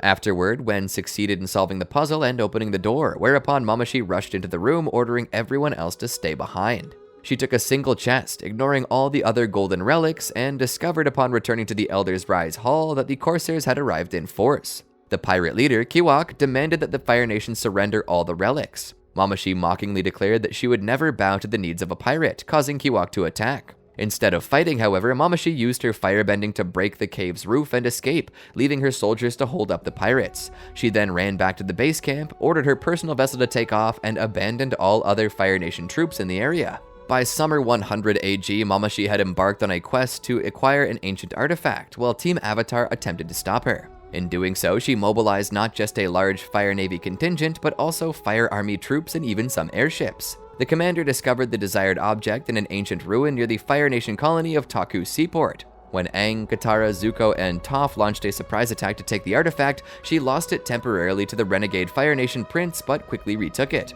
She then ordered her troops, including Monka, to hold off Team Avatar as she made her escape. Masaru. During the 100-Year War. Masaru was a Fire Army officer during the last stages of the 100-Year War. In late 99 AG, he led his forces to besiege the Earth Kingdom stronghold of Shenguan. Though the success of his operation was temporarily delayed by Team Avatar's intervention, he ultimately succeeded in capturing the fortress. Afterward, Masaru attempted to capture various valuable books and scrolls by Earth Kingdom authors whom he suspected of being useful for the Fire Nation war effort. By 99 AG, Masaru had risen to captain in the Fire Army. At this point, his force was ordered to capture the fortress town of Shenguan as part of a wider Fire Nation campaign, ordered by Fire Lord Ozai, which aimed at the conquest of Omashu. He led his troops to first encircle Shenguan's main garrison, led by Captain Quin. He then urged his opponent to willingly surrender, pointing out that the stronghold had been cut off and that the Earth Kingdom defenders were much weaker than his forces. Quin initially refused, claiming that his demands were based on empty threats. However, Masaru then ordered his troops to also attack the surrounding Earth Kingdom camps, threatening Quin that he had to give up or have his soldiers pay the price for their arrogance. Unbeknownst to both officers, Team Avatar also arrived in the area and began to intervene. The group repelled the Fire Nation attacks on the camps. By the time they had secured the outlying areas for the Earth Kingdom, however, Masaru had ordered a full assault on Shenguan's main garrison. The Fire Nation forces came together to capture the stronghold, but Quin was reinforced by Aang, Katara, and Sokka. This allowed the allies to organize a counterattack, eventually facing Masaru and his retinue. Though upset at the unexpected turn of fortunes, Masaru tried to reason with his opponents. He pointed out that whatever Quin and his comrades did, the Fire Nation would eventually win. As the Earth Kingdom officer again refused to yield, Masaru decided that he would break the cycle of violence by personally defeating Quin. However, the Fire Army commander was bested and forced to order a retreat, though he vowed to return. Soon after his failed first assault, the Avatar departed from Shenguan, while Masaru received reinforcements in form of a team of elite soldiers. He resumed his siege, using his main force to block incoming Earth Kingdom forces from Omashu as the newly arrived troops retook the outposts around Shenguan.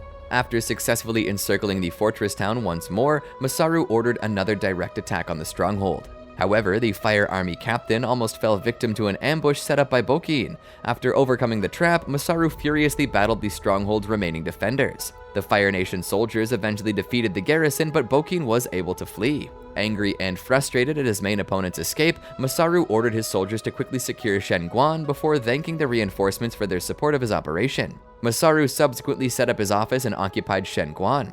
Despite his victory, he felt frustrated as the war seemed to endlessly continue, knowing that Quin would soon counterattack. As he mused about his situation, the elite team arrived at his office. He once again thanked them for all their hard work and outlined that Quin had begun to resort to guerrilla tactics using a tunnel network he and his earthbenders had dug in the region. He then asked the elite soldiers to help secure the area and the flow of ammunition as well as supplies. Later, Masaru and some of his troops were dispatched on a Fire Nation cruiser to Razor Reef in the Mosa Sea to search for Dao, a master who had humiliated the Fire Nation once. The captain encountered an archaeologist, Wen, and some adventurers at the reef. The latter bested Masaru's men, and to avoid any deaths on his own side, the commander reluctantly ordered a retreat. After his failure at Razor Reef, Masaru launched another operation aimed at acquiring knowledge potentially useful for the Fire Nation war effort. He moved his unit to Hegemon's Folly, a gravesite at the Mosa Sea's coast. There, he tried to enter the mausoleum of General Wei. Masaru believed that the tomb contained the Earth Kingdom general's writings on strategy and martial arts,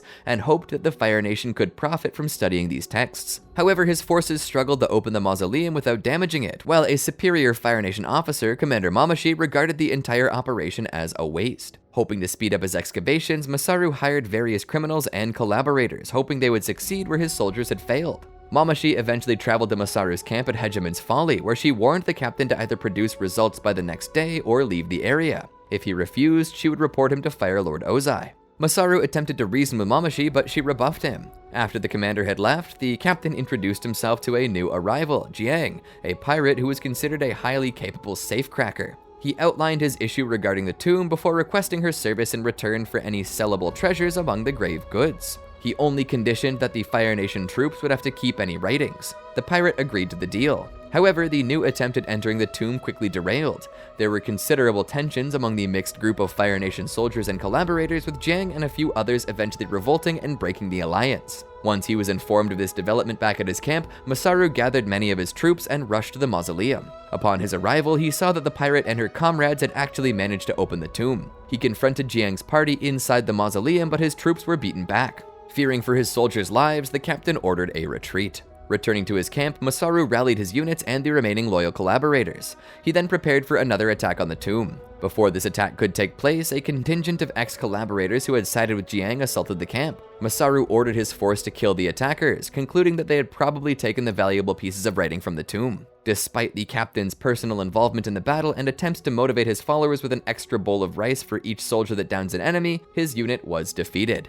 Kunyo, Aang Comics Flashback. Master Kunyo was an experienced firebending instructor who started as Prince Zuko and Princess Azula's master. He was eventually banished to the Fire Nation colonies by Prince Ozai after Azula told her father that Kunyo was a horrible teacher, even though Zuko held him in high regard. In the colonies, he ran Master Kunyo's firebending dojo near the city of Yudao before the Harmony Restoration movement started the decolonization project, by which he lost his property. After a short-lived attempt to retrieve it, Kunyo was forced to transfer the ownership of his dojo to Toph Beifong for good. Kunyo was designated as Zuko and Azula's teacher. In 94 AG, during a lesson, he told Azula that one of her forms was incorrect, saying that she was holding her arms too far apart. The young princess asserted that her stance would result in the bigger fire blast, but Kunyo told her to do the form this way, which prompted Azula to set his pants on fire. When his daughter told then Prince Ozai this story, the prince said that Kunyo sounded like a fool and ordered that he be sent to the colonies. Zuko tried to defend Kunyo but was silenced by his father. He eventually settled in Yudao and started a new dojo. Due to the effects of the Harmony Restoration movement, Yudao started the process of decolonization, and Master Kunyo was forced to give up his property and transfer it to Earth Kingdom ownership. The building in which his school was located was confiscated and sold to Toph Beifong, who transformed it into the Beifong Metalbending Academy. However, after Fire Lord Zuko withdrew his support for the movement in 101 AG, Kunyo returned with his 3 students to reclaim his property. When he arrived back at the building, only Hotun, Penga, and the Dark One were present, and he easily managed to drive them out of the school. However, right after he reclaimed ownership of the building, Toph returned and proved to be a much tougher opponent than her 3 students. Kunyo laughed at Toph when he found out that she was teaching metal bending, as he thought it was impossible, a mere fantasy. However, Toph proved him wrong by metal bending one of the spears that served as a wall decoration around his head. When the 2 Sifus were about to battle for the right of the school, Sokka halted them and proposed to let their respective students fight it out instead of the masters, as they would have effectively destroyed the entire building. Kunyo agreed to Sokka's battle to the sit proposal as opposed to a battle to the death, which meant that the first team of students that managed to make another student sit down was victorious. Kunyo left the school to be back for the face-off in 3 days, but not before giving them the Kunyo Salute, an acrobatic move demonstrating his students' abilities. On the day of the battle, he returned to the academy full of confidence. However, he had been unsuccessful in removing the bent spear from his head, which Sokka mocked him for, so he decorated it with 2 flags, one sporting the firebending elemental symbol and the other one sporting his school's symbol. He appeared to have won back his school when a hopeless Toph surrendered. However, her attempt to sit down and surrender was thwarted when her metalbending students came back to the facility trying to stop her, as Hotun suddenly metalbent a coin. Aggravated, presuming this to be a dirt people trick, Kunyo ordered his disciples to attack, but he found that their firebending was useless against the metal coins of their opponents. Nonetheless, Kunyo demanded that his disciples continue firebending until he was knocked on his face when he was hit multiple times with several of these coins, causing him to fall, sit down, and lose the battle.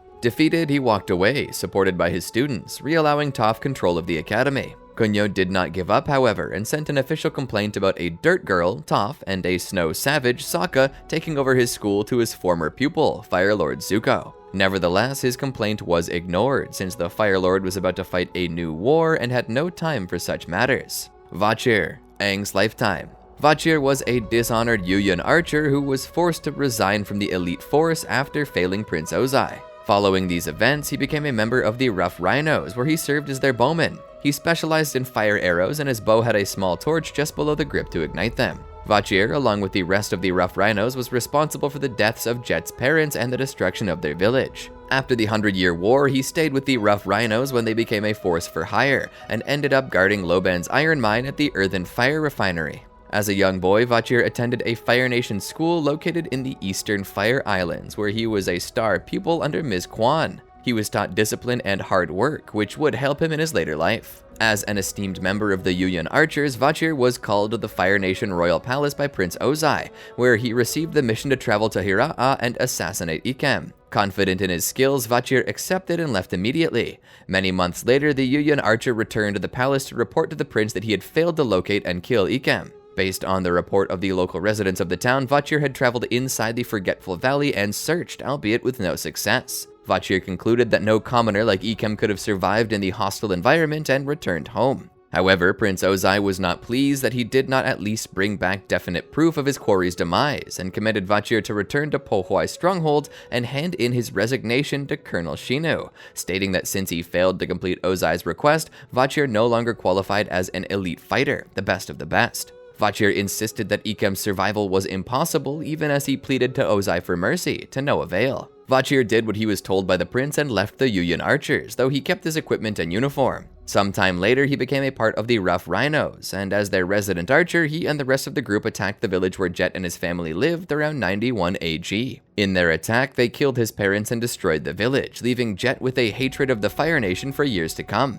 At some point between 95 and 99 AG, Vachir and his comrades were hired by Fire Lord Ozai to hunt down Onomu, a former Fire Army general who had defected to the Earth Kingdom. Vachir took his mission especially seriously, believing that delivering Onomu to Ozai might help him in regaining his old status. In late 99 AG, Vachir and the other Rough Rhinos invaded another Earth Kingdom village, forcing several inhabitants to become refugees, among whom were Then and his pregnant wife, Ying. In 100 AG, the Rough Rhinos attempted to capture the Earth Kingdom's Qin village in honor of Fire Lord Ozai. During this fight, Sokka reflected the sun in his magnifying glass to distract Vachir. Vachir turned and fired at the source of light without being able to take aim properly. His arrows missed Sokka. Instead, they embedded themselves into Yahlu's saddlebag, which contained 4 sticks of dynamite. Yahlu picked up the bag and threw it on the roof of a neighboring house, where it exploded, burying him under debris. With Vachir still distracted, Katara snuck up behind him and used her water whip to cut the saddle straps. Vachir fell off and was dragged by his fleeing rhino. Later that spring, he encountered Team Avatar with the Rough Rhinos at a small village. He and the Rhinos believed Sokka to be the Avatar and apprehended him instead of their true target. Even so, Aang, Katara, and Toph used their abilities to ward off Vachir and the Rhinos, forcing them to flee. The Rough Rhinos ran into Iroh and Zuko, who had been branded traitors of the Fire Nation, not long after their encounter with Team Avatar. Vachir shot a lit arrow at Zuko's back, but Zuko sensed it, turned, and broke the arrow apart as it approached him.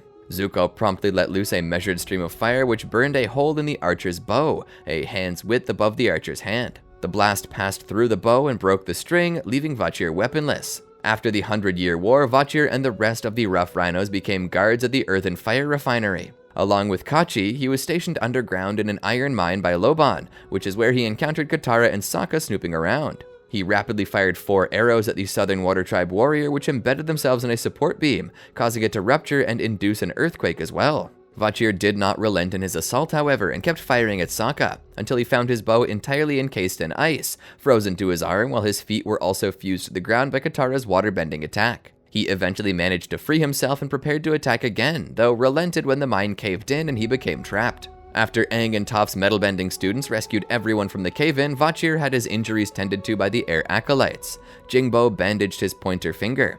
Afterward, he and Kachi were ordered by Loban to retrieve their rhinos to haul a giant iron mask back to the beach so he could ship it to his own plant in the Fire Nation for processing and the subsequent profits. On the way, however, a storm developed, making the transport difficult. Vachir was soon shocked when Sokka's boomerang snapped the ropes connecting the animals in the mask. At Loban's demand, the archer took on Sokka, but lost his bow and arrow after another toss from the warrior's boomerang.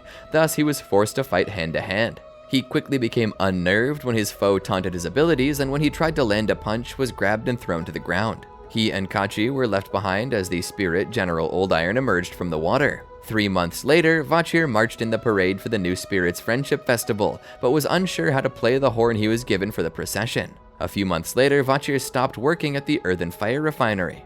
Iroh, Aang's lifetime. Born approximately in the year 45 AG, Iroh was the firstborn child of Azulon and Ayla, and the grandson of Fire Lord Sozin.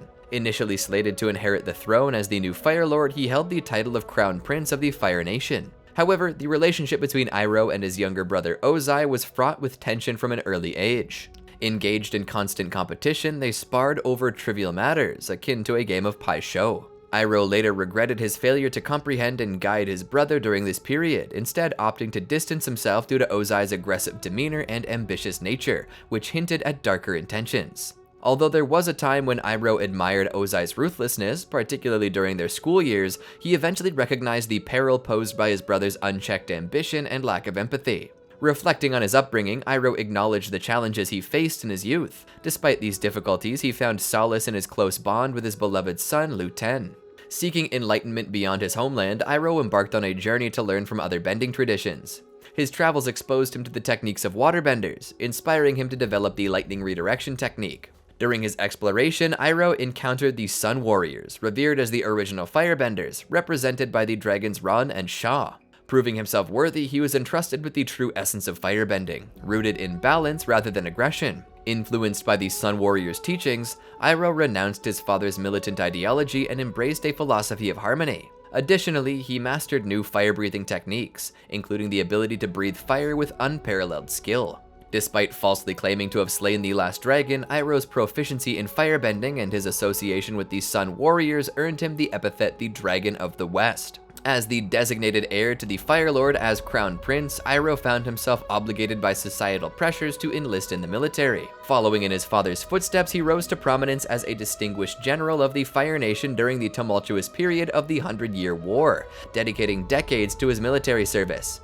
Despite his commitments on the front lines, Iroh made it a priority to spend quality time with his family, especially his cherished son, Ten. Over time, he also formed a close bond with his nephew Zuko, engaging in playful activities such as teaching pai sho tricks, attending festivals together, and indulging in clandestine snack raids within the palace's kitchen. Even as Ten joined the military and served under Iroh's command, their relationship remained lighthearted and informal, fostering a sense of camaraderie even in the midst of duty. However, the toll of his military service was evident, both physically and psychologically, prematurely aging Iroh beyond his years. Despite the challenges, Iroh proved to be a capable and decorated commander, achieving notable successes throughout his military career. Motivated by a prophetic vision from his youth which foretold his capture of Ba Sing Se, Iroh initiated a prolonged siege of the formidable city in 94 AG. Lasting 600 grueling days, the siege culminated in Iroh's unprecedented breach of the city's outer wall, a remarkable feat unmatched in history.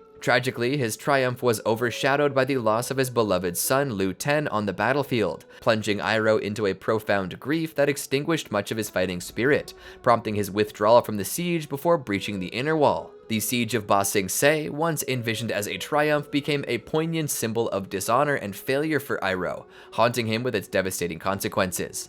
Upon his return from the grueling siege of Ba Sing Se, Iroh was confronted with the sudden demise of his father, Fire Lord Azulon, under mysterious circumstances. Despite being the crown prince, the throne was passed to his younger brother Ozai, reportedly at Azulon's dying behest. Disillusioned by the loss of his son and his waning desire for power following Ten's death, Iroh relinquished any claim to the throne, allowing Ozai to ascend without contention. Struggling to cope with the profound losses he endured, Iroh recognized the need for a period of introspection and recuperation. Instead of immediately returning to his military duties, he embarked on a journey across the world, delving into spiritual quests and even rumored to have ventured into the spirit world in search of his departed son. Though Ten remained elusive, Iroh's travels enriched his understanding of both the world and himself, catalyzing a transformative shift in his perspective. No longer solely focused on his military career or the pursuit of power, Iroh reevaluated his priorities, recognizing the value of relaxation and the appreciation of life's simple pleasures.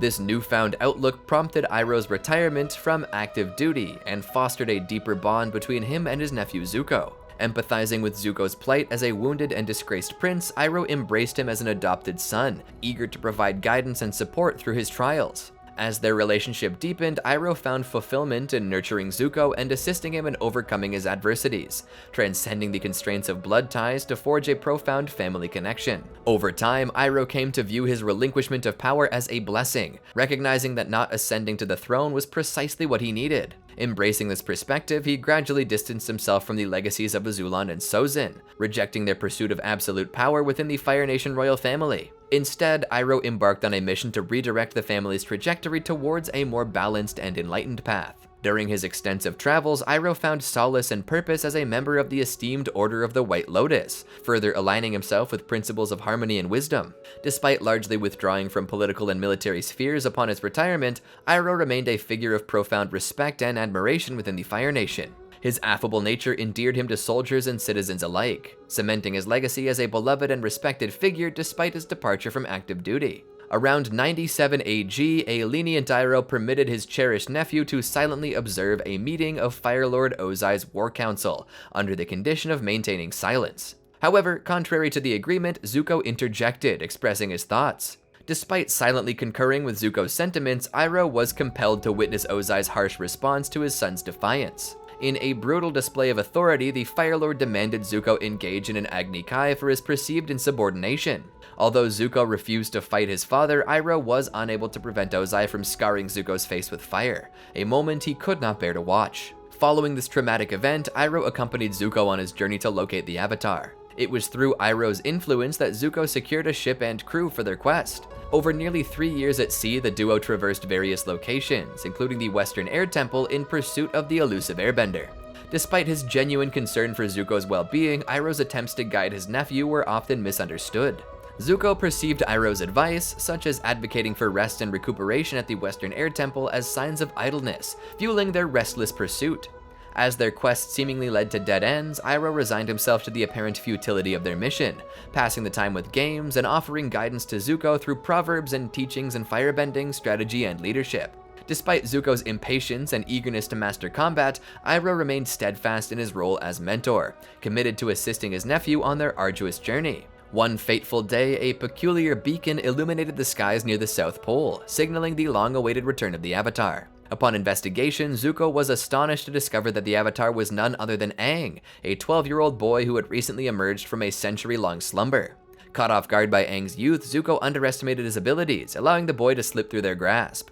In a desperate attempt to apprehend Aang, Zuko and Iroh launched a combined fire blast at his bison, inadvertently causing Zuko's ship to become trapped in ice after Aang redirected the attack into an iceberg. Following this setback, Zuko intensified his pursuit of the Avatar across the globe, while Iroh assumed a supportive role, providing guidance in firebending and strategic counsel. Shortly thereafter, Iroh and his companions reached the Fire Nation's Ketu Harbor base to initiate repairs on their vessel. Despite Zuko's insistence on secrecy regarding their encounter with the Avatar, they found themselves in a tense encounter with the local commander, Zhao. When Zhao extended an invitation for a drink, Zuko attempted to decline, prompting Iroh to intervene and accept on his behalf, emphasizing the importance of showing respect to Zhao.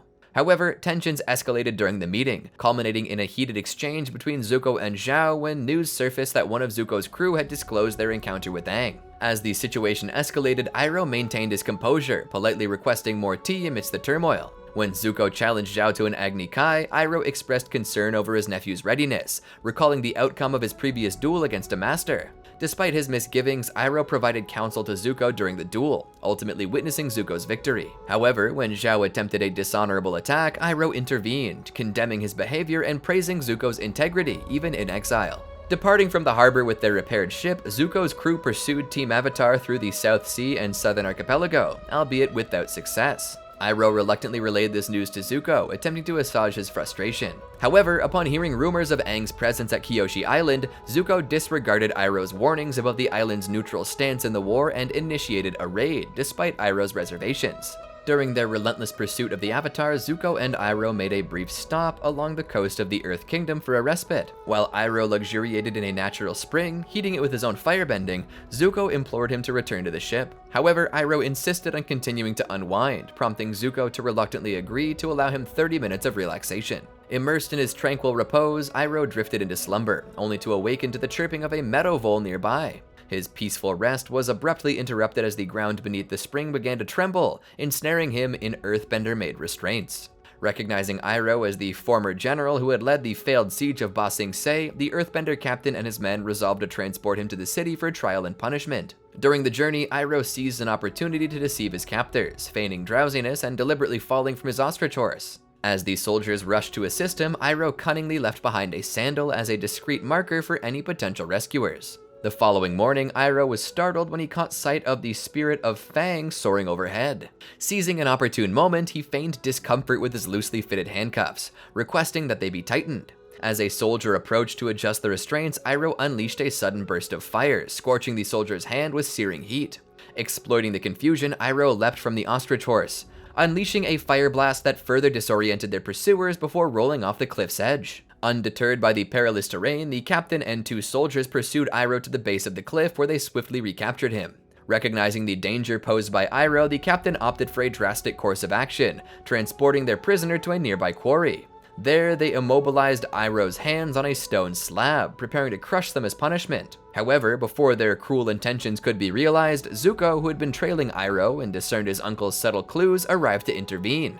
Breaking free from his own restraints, Zuko engaged the Earthbenders in combat, ultimately emerging victorious alongside his uncle after a fierce struggle. After their skirmish with the Earth Kingdom soldiers, Zuko persisted in his pursuit of the Avatar. Upon learning of Team Avatar's visit to Senlin Village, Zuko and Iroh tracked them there, discovering Aang's plan to infiltrate the Crescent Island Fire Temple. Despite Iroh's apprehensions, Zuko resolved to intercept Aang at the temple, disregarding the potential consequences of violating his banishment terms. As they returned to their ship, Iroh voiced his concerns to Zuko, warning of the dire repercussions should they be caught by Fire Nation troops. However, Zuko remained undeterred, directing their cruiser across the sea where they stumbled upon Appa. Despite Iroh's pleas to reconsider, Zuko pressed on, leading them into a confrontation with a Fire Navy blockade. To their surprise, Commander Zhao allowed them to pass, prompting Iroh to deduce Zhao's ulterior motive of capturing the Avatar. Acknowledging the strategic advantage of misdirecting Zhao, Zuko departed on a smaller vessel, instructing Iroh to deceive Zhao by setting the cruiser on a false course.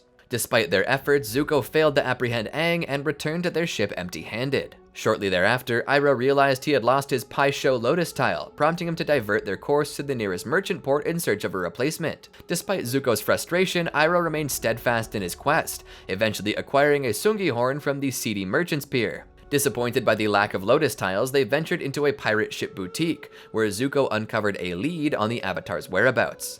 Allied with the local pirates, Zuko succeeded in capturing Team Avatar at a river further inland. However, their collaboration soured over differing terms, leading to a skirmish that allowed Team Avatar to escape aboard a stolen pirate ship. Noticing their departure, Iroh alerted Zuko and the pirate captain, prompting a pursuit that culminated in both vessels being destroyed. Despite the setback, Iroh joyfully revealed that he had found his lost Lotus tile hidden away in his sleeve. Days later, Iroh observed subtle shifts in weather patterns, recognizing the ominous signs of an impending storm. Concerned for the safety of the crew, he advised that his nephew alter their course, prioritizing their well-being over their pursuit of the Avatar. However, Zuko remained resolute in his determination to capture Aang, dismissing the crew's safety as secondary. As predicted, the ship encountered a violent storm, leading Lieutenant G to question Zuko's leadership abilities amidst the chaos. Iroh intervened, diffusing the tension by offering to prepare food, though Zuko bristled at his interference. Overhearing the crew's discontent with Zuko's decisions, Iroh resolved to enlighten them about the circumstances of his nephew's banishment, garnering newfound respect for Zuko among the crew. Caught in the midst of the tempest, Iroh skillfully redirected lightning strikes while Zuko and G bravely rescued a crew member. Spotting Appa amidst the storm, Zuko ultimately chose to prioritize the safety of his crew, opting to navigate to calmer waters instead of pursuing the Avatar. Proud of Zuko's growth, Iroh offered guidance on navigating through the treacherous conditions. Days later, their ship was intercepted by a Fire Navy cruiser, bearing news of Zhao's promotion to Admiral and his role as the Avatar's hunter. In a moment of levity, Iroh humorously congratulated Zhao on his new position, much to Zuko's dismay. The messenger's declaration that their ship was restricted from leaving further exacerbated Zuko's frustration, prompting him to seclude himself in his quarters. Sensing his nephew's despondency, Iroh sought to uplift his spirits, offering his support during this challenging time. Despite facing mounting opposition due to Zhao's interference, Zuko and Iroh persisted in their relentless pursuit of the Avatar. Their efforts were unexpectedly disrupted when June, a skilled bounty hunter, infiltrated their ship in pursuit of a stowaway. Utilizing her Shirshu, Nyla, June swiftly apprehended the intruder, impressing Zuko, Iroh, and the crew with her remarkable tracking abilities. Recognizing June's potential value, Zuko and Iroh enlisted her services to locate Aang, following her to a nearby settlement. Together, they trailed the Avatar to Makapu village and subsequently to an abbey, where a fortune teller complimented Iroh's appearance. Venturing into the local woods, they succeeded in capturing Katara and Sokka, although Aang remained elusive. Guided by Nyla, the group returned to the abbey, where they confronted the Avatar in a fierce battle. Despite his formidable abilities, Iroh prioritized the well-being of his nephew and June, providing care and support during the chaos. As Zuko, June, and Nyla were incapacitated, Iroh remained unharmed, choosing to comfort June despite her frustration at his apparent lack of concern. As Zhao, newly promoted to admiral, gathered forces for his impending siege of the north, he forcibly conscripted Zuko's crew and offered Iroh a position as an advisor general. Despite initially declining, Iroh eventually accepted the offer after Zhao attempted to kill Zuko, seeking an opportunity to aid in his nephew's escape. Pretending to toast a victory with Zhao, Iroh secretly plotted with Zuko to stow away on Zhao's ship. As the attack on the Northern Water Tribe commenced, Iroh advised Zhao to withdraw his forces at sundown due to the waterbenders' enhanced abilities under the full moon. Zhao, however, remained determined to pursue his plan to neutralize the moon's influence. Meanwhile, Zuko prepared to depart to capture Aang, intending to return to Iroh after completing his mission. Iroh, feeling a paternal bond with Zuko since the loss of his own son, urged him to reconsider his choices before bidding him farewell. The following day, as Zhao pressed on with his assault, Iroh cautioned him about the consequences of his actions, particularly concerning the spirits. Ignoring Iroh's warnings, Zhao revealed his intention to destroy the moon, having learned of the spirits' mortal identities and their vulnerability. Despite Iroh's protests, Zhao persisted in his reckless pursuit of power, leading to a confrontation at the Spirit Oasis. When Zhao captured the moon spirit, Aang and his companions implored him to release it, warning of the catastrophic consequences. In agreement with their plea, Iroh intervened, threatening retribution if Zhao harmed the spirit. Despite initially complying, Zhao callously attacked the spirit, prompting Iroh to retaliate with a brief yet potent display of firebending, overpowering Zhao's men. However, Zhao managed to evade capture, fleeing amidst the chaos. In the aftermath of the confrontation, with the world teetering on the brink of disaster, Iroh recognized Yue's sacrifice in restoring the moon's life force. Departing the Northern Water Tribe with Zuko on a makeshift raft, Iroh quietly slipped away, leaving behind the tumultuous events of the siege. After enduring a harrowing journey across the Northern Sea on a makeshift raft for 3 grueling weeks, Iroh and Zuko finally reached the Northern Earth Kingdom coast. Seeking respite, they sought refuge in a Fire Nation village resort, where Iroh savored the opportunity to unwind despite Zuko's insistence on continuing their pursuit. Their tranquility was short-lived, however, as Azula's unexpected arrival shattered their sense of security. Azula claimed that their father, Fire Lord Ozai, had forgiven Zuko, but Iroh remained skeptical. His suspicions were confirmed when Azula revealed her true intentions, to capture them and return them home as traitors for their actions at the North Pole. Escaping from Azula's grasp, Iroh and Zuko resorted to drastic measures, cutting their top knots to symbolize their renunciation of their former lives and to disguise themselves. As fugitives, they wandered through Earth Kingdom towns and sought refuge in various villages and caves, adopting the guise of homeless beggars. While Iroh embraced the simplicity and humility of their new lifestyle, Zuko struggled to adapt and resorted to theft to sustain themselves. Despite Iroh's efforts to instill hope and resilience in his nephew, Zuko's disillusionment led to their temporary separation. However, Iroh clandestinely trailed Zuko, offering assistance when needed. Their paths converged again during a confrontation with Azula, Aang, and their companions. Despite their combined efforts, Azula managed to gravely injure Iroh with a powerful blast of blue fire before making her escape, leaving them to grapple with the aftermath of the encounter. Following his recovery from the severe injury inflicted by Azula, Iroh resolved to impart advanced firebending techniques to Zuko to prepare him for the inevitable confrontation with his cunning sister. Initially attempting to teach Zuko the intricate skill of generating lightning, Iroh encountered resistance due to his nephew's inner turmoil, hindering his progress. Adapting to the situation, Iroh introduced Zuko to his own innovative technique, absorbing and redirecting lightning, inspired by his study of waterbenders. However, when Zuko insisted on a risky demonstration by attacking him with lightning, Iroh firmly refused to endanger his nephew's life. Unbeknownst to Zuko, Iroh held the esteemed position of Grand Lotus within the clandestine Order of the White Lotus, a secretive organization dedicated to transcending the divisions between the 4 nations. With members scattered across the world, including the remote corners of the Earth Kingdom, the Order wielded considerable influence. Seeking refuge from relentless bounty hunters, including Master Yu and Shin Fu, who had diverted their attention from pursuing the Avatar and Toph to tracking down the fugitive firebenders, Iroh and Zuko enlisted the aid of the Order. Swiftly responding to their plea, the Order orchestrated the fabrication of counterfeit passports and documents, facilitating the duo's covert passage into Ba Sing Se. With the invaluable assistance of the Order of the White Lotus, Iroh and Zuko successfully navigated their way to Ba Sing Se under the guise of refugees. Once inside the vast city, Iroh secured employment for both of them at a local tea shop, marking a humble beginning to their new lives. During a rare day off, Iroh ventured through the bustling streets, showcasing his inherent wisdom and generosity by offering guidance and aid to those he encountered. In a poignant moment of remembrance, he held a heartfelt memorial for his beloved son Lu Ten, reflecting on their shared memories and expressing a longing to reunite in the afterlife. As weeks passed in Ba Sing Se, Iroh was presented with an opportunity to manage his own tea shop, signaling a potential path forward towards stability and contentment. However, Zuko's divergent ambitions intervened, leading to a confrontation between uncle and nephew. With unwavering candor, Iroh implored Zuko to break free from the constraints imposed by societal expectations, urging him to embrace his true self. When Zuko fell ill as a consequence of his misguided actions beneath Lake Laogai, Iroh provided steadfast support, assuring him of his inherent nobility and capacity for redemption. Despite his efforts to guide Zuko onto a virtuous path, Azula's manipulative offer lured Zuko back into the clutches of the Fire Nation's destructive agenda. In a moment of tragic resignation, Iroh valiantly defended the fleeing Avatar and his companions, sacrificing his own freedom to ensure their escape. Making eye contact with his nephew one last time, Iroh silently conveyed his disappointment before accepting captivity with quiet dignity. Confined first in a metal cell within Ba Sing Se and later transferred to the capital city prison in the Fire Nation, Iroh maintained a composed and stoic demeanor, embodying resilience in the face of adversity. Zuko secretly visited his imprisoned uncle Iroh in the capital city prison. On one occasion, he brought a serving of cold Komodo chicken, but Iroh, heartbroken, could hardly eat. After warning the guard to keep the visit a secret, Zuko tried to converse with his uncle, only to be met with silence and Iroh turning away. In later visits, Zuko sought Iroh's assistance, but his uncle remained silent, leading to Zuko's frustration and an abrupt exit. A solitary tear rolled down Iroh's face during one of these encounters. During his incarceration, Warden Poon occasionally delivered food to Iroh. He taunted the disheveled Iroh as he eagerly consumed his gruel, even resorting to picking up fallen bits from the ground. Once Poon left, Iroh regained composure, wiping the sweat from his face and calmly finishing his meal from the bowl. Later, while deep in thought upon the prison floor, Iroh suddenly widened his eyes and engaged in aggressive bent-knee sit-ups. Despite continued mockery, Iroh feigned insanity and persisted in training during the absence of guards, advancing to straight-legged inverted sit-ups. He maintained the illusion of loneliness and desperation, performing challenging exercises such as inverted crunches, inverted push-ups, and one-handed pull-ups whenever unobserved. Skillfully concealing his progress, Iroh successfully restored his physique to its original formidable state,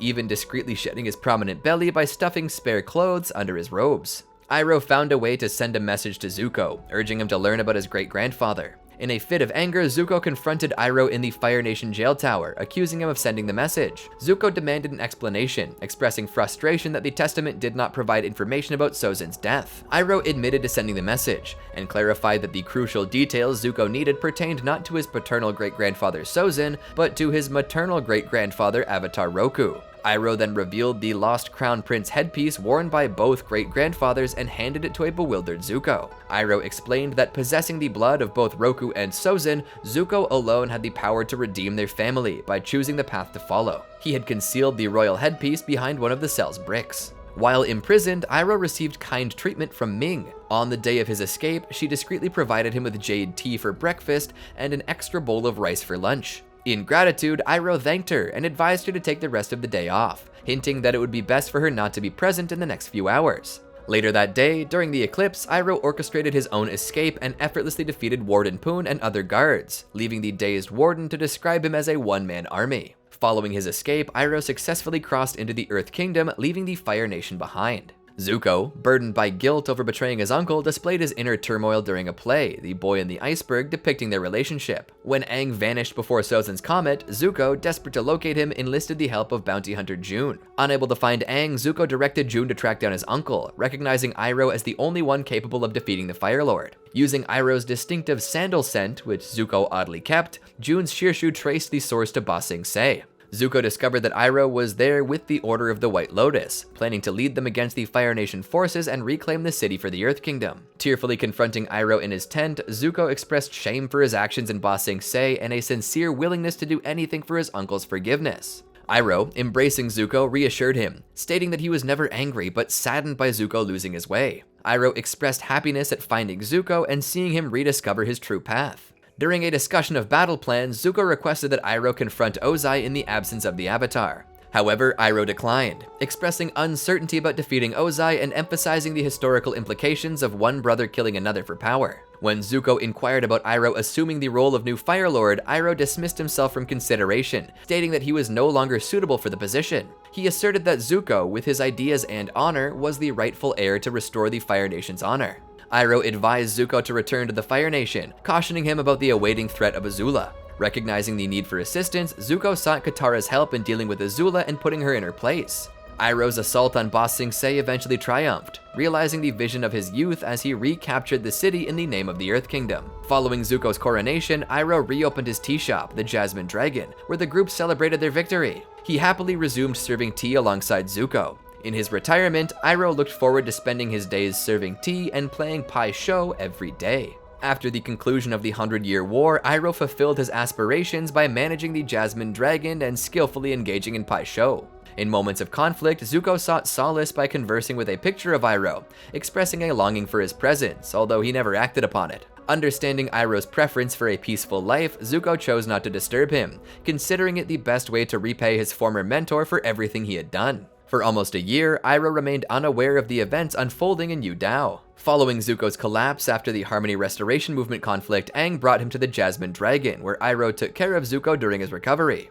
Upon Zuko's awakening, Iroh informed Aang, who was meditating on the rooftop. Expressing gratitude, Iroh thanked Aang for bringing Zuko to him and emphasized that despite Zuko's newfound role as Fire Lord, he was still a stubborn boy and had a place at the tea shop. Joining Aang and Zuko in conversation, Iroh introduced his latest beverage innovation, tapioca balls cooked until soft and placed in tea. Despite Iroh's claim of revolutionizing tea, both Zuko and Aang disliked the drink, prompting Iroh to ruefully comment that he was a man ahead of his time. At a later point, Iroh assumed the role of interim Fire Lord at the Fire Nation Royal Palace while Zuko embarked on a quest to locate his mother. As Zuko outlined the purpose of his journey to his friends, Iroh conveyed his optimistic wishes for his nephew to discover who and what he was searching for. Iroh also engaged in a discussion with Aang, who hesitated to allow Azula to accompany them without restraints. Iroh reasoned that just as Zuko longed for peace and sought it through finding his mother, a similar sentiment might apply to his sister. The day after Team Avatar's departure, Iroh questioned why he had ever dreamt of living in the dreary Fire Nation palace.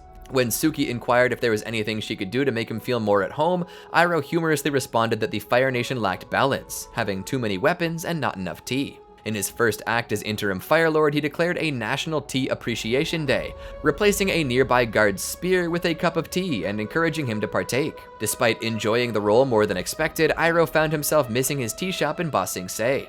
Several weeks later, when Zuko returned from his quest and learned of a plot against him by the New Ozai Society, he sent a message for the Kyoshi warriors to meet his ship. Upon Zuko's request for a decoy, Iroh volunteered eagerly. Emerging from a submarine, Iroh was the first to greet his nephew with an embrace. Spotting Ursa, he expressed gratitude at seeing her again and regret for the suffering she'd endured within his family. Ursa reassured him, saying he had nothing to apologize for and his presence in the family always gave her hope. Concerned about the lack of resemblance between Zuko and Iroh, Zuko worried about the effectiveness of the decoy plan.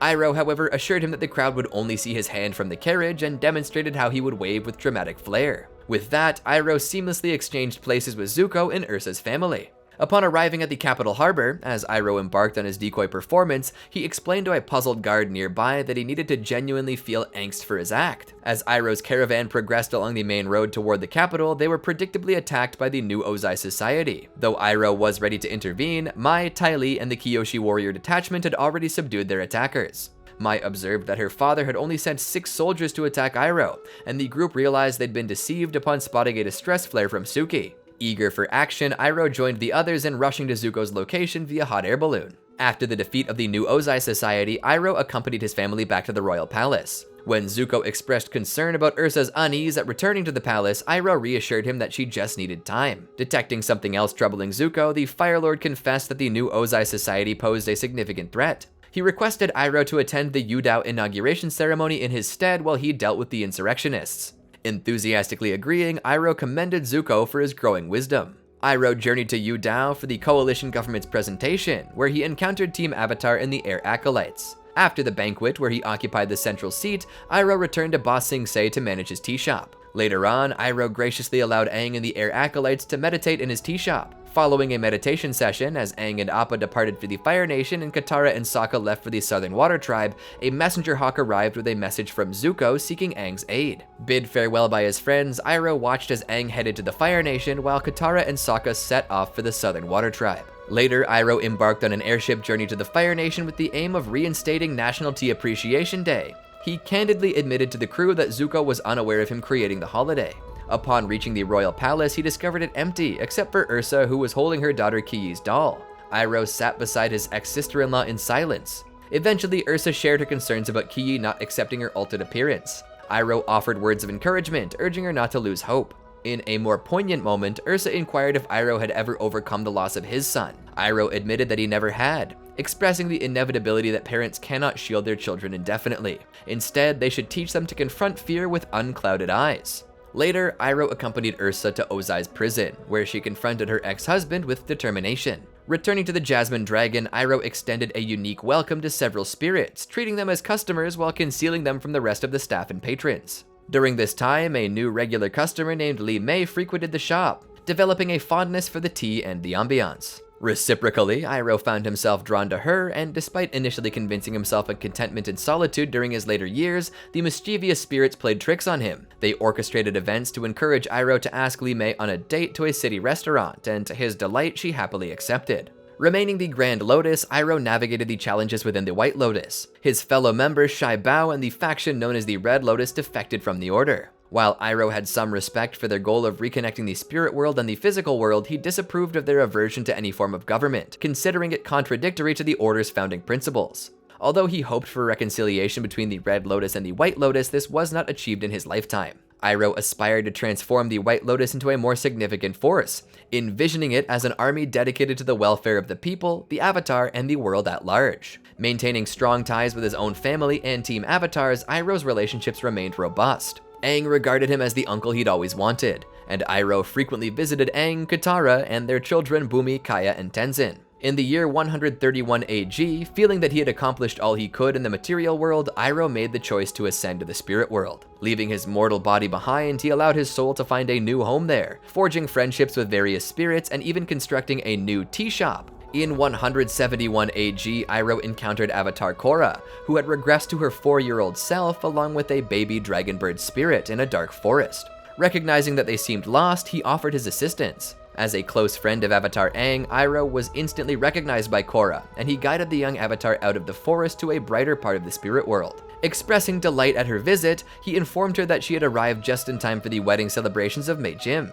Iroh extended an invitation for tea and cake, and as Korra recognized Wan's teapot as her own, Iroh shared the story of how she, as Avatar Wan, had used it to carry Raava before their permanent bond. He noted that the tea poured from the cup still retained a hint of light. Later, Iroh elaborated on the legend and finesse of Pai Sho while engaging with a radish lotus spirit who appeared to be struggling.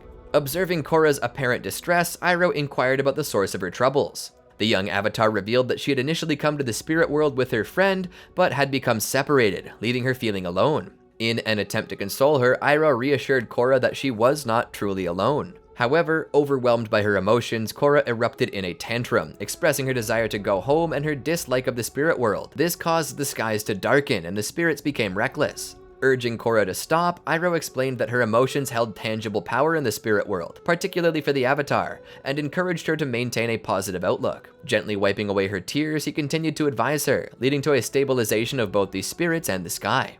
Iroh added that seeking the light would reveal it, but focusing on the dark would only perpetuate its presence. In an effort to help Korra find Jinora, Iroh suggested that sometimes the best way to help oneself is to help others. He recommended taking the dragon bird spirit home, pointing her towards its nest atop High Rio Peak. Accompanying Korra for a while, Iroh gently explained that she needed to make the journey on her own. Describing the darkness on the peak as a result of negative energy brought by recent spirit world visitors, Iroh emphasized that Korra, with her inner light and peace, could influence her surroundings positively.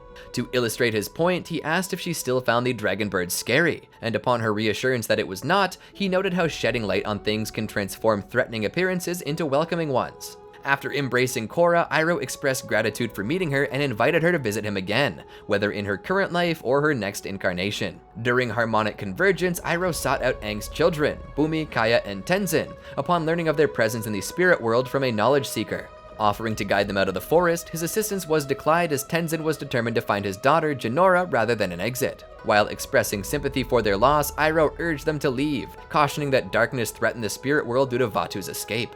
Recognizing that Tenzin wouldn't leave without Jinora, Iroh cryptically mentioned the need to avoid traveling too deep, as it could lead them to a place where only the lost could find them. Subsequently, Iroh and the Knowledge Seeker vanished, leaving Aang's children to contemplate his enigmatic message, ultimately realizing it referred to the Fog of Lost Souls. In another encounter, while searching for a new teapot for his collection, Iroh arrived at Shai Bao's grove and found Korra. He shared a common belief in the spirit world, discovering something or someone one didn't know they were looking for. Sensing Korra's troubled state, he invited her to sit and discuss her concerns. Seeking to ease her mind, Iroh reminded her that being the Avatar didn't necessitate having all the answers. When Korra expressed her desire to talk to Aang, Iroh revealed that despite their initial difficulties, Zuko and Aang had become lifelong best friends. This prompted Korra to return to the physical world and seek counsel from Zuko. At some point after their initial meeting, Korra took dictation for Iroh to send a letter back to Zuko. Later on, Iroh and Zuko reunited for the first time since Iroh's passing into the spirit world. Duga, Ozai's lifetime. Duga was a pirate who captained the Burning Wave, a ship that made up part of the Crimson Sails Armada. As a profit-oriented pirate, Duga commandeered the ship that made the most money in the entire Crimson Sails Armada, dabbling in mercantile pursuits as well as plunder. Duga grew up poor, but joined the Fire Navy to hone his firebending abilities. He was mercilessly bullied by fellow crewmates who did not understand his amazing gift due to his sensitive nature, and ended up deserting to escape the torment. Rather than return home a failure, Duga swore to make something of himself and joined up with a crew of pirates the first chance he got. The young man proved himself invaluable to the crew of the Burning Wave by setting merchant boats alight with his bending, while the pirates plundered to their heart's content. Duga slowly worked his way through the ranks until he was first mate, when he then bit his tongue as the captain squandered the wealth they stole. Eventually, the foolish former captain died on an expedition, leaving Duga in charge. Waiting for the moment his entire life, Duga set about changing the Burning Wave for the better. He soon won the loyalty of his crew, who doubted his leadership at first, but grew to cherish their captain as their pockets grew heavy with coin. Under Duga's leadership, the Burning Wave made more money than any other Crimson Sails pirate faction during the 100-Year War, by also dabbling in mercantile pursuits, but they only shared the bare minimum with the Armada. Their greed made them an object of scorn on Crimson Sails, but enterprising pirates who actually wanted to make a profit knew that Duga and the Burning Wave were their best shot. Duga used to have a good working relationship with Teng Fei, leader of the Renegade Phoenix, and some even said that the two were in love. However, their relationship soured when Duga left Teng Fei stranded on a mission because she was caught by guards. Some would have made the choice to go back for her, but Duga placed profit above any loyalty he had toward a fellow pirate. Crews of the Burning Wave and the Renegade Phoenix came to blame one another for more than a few blundered missions, and they continued to clash even after the war was over. After the 100-Year War came to an end, Duga saw that his crew could make even more money smuggling goods between nations and take advantage of the world's relative peace. The crew of the Burning Wave thus wished to transition to mercantile profiteering, but the easy profits from raiding were too tempting for them to stop their piracy and invest in their business. Duga and the Burning Wave had to make a choice about their future, as they wanted the benefits of both options without the costs of fully committing to either. Rini, Ozai's lifetime. Rini was the leader of the Fire Finches by the time of Fire Lord Ozai's coronation. Rini's parents died crushing an uprising in the colonies, and her grandmother passed away later. No one was left to take care of her, so she had to take care of herself. She was alone for 2 years before she was found by the Fire Finches and quickly became one of its most trusted members, eventually ascending as their leader after the previous one became old and boring. By day, Rini and the other Finches conducted their business out of the aviary in Zoryu Park. At some point, Rini clashed with a fellow Finch, Sun Lin, about the aims of their group. This led to the latter leaving the Fire Finches. G. Aang's lifetime. Lieutenant G was one of the senior officers aboard Zuko's ship. He was a capable firebender, accomplished singer, and talented pipa player. G was aboard the ship for a substantial period of time, during which he occasionally argued with Prince Zuko. In late 99 AG, after 3 years of searching, Zuko finally discovered Avatar Aang.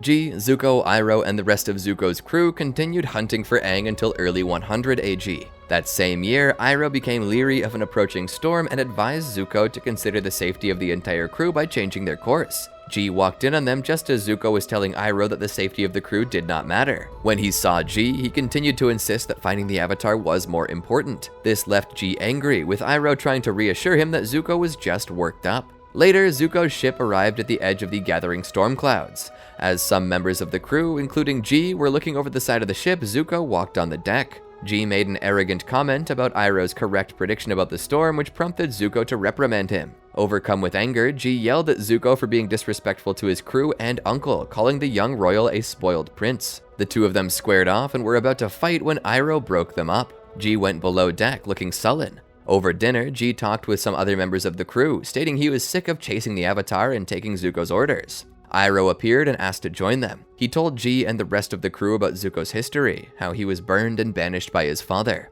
This left G, who had assumed Zuko's scar was due to a training accident, with a better understanding of the banished prince. While traveling through the storm, Zuko's ship was hit by a bolt of lightning. G and the crew rushed out to survey the damage, and the prince joined them moments later. They saw the bridge had been shattered and the helmsman was in danger. Zuko and G climbed up a ladder and each risked their life to save the crewmen. After this event, G was more loyal and responsive to Zuko, while the prince grew to listen to and care for his crew more. Some months later, while enjoying the ship's weekly music night, G and the rest of the crew were interrupted and pressed into service by Zhao for the Admiral's invasion of the North Pole.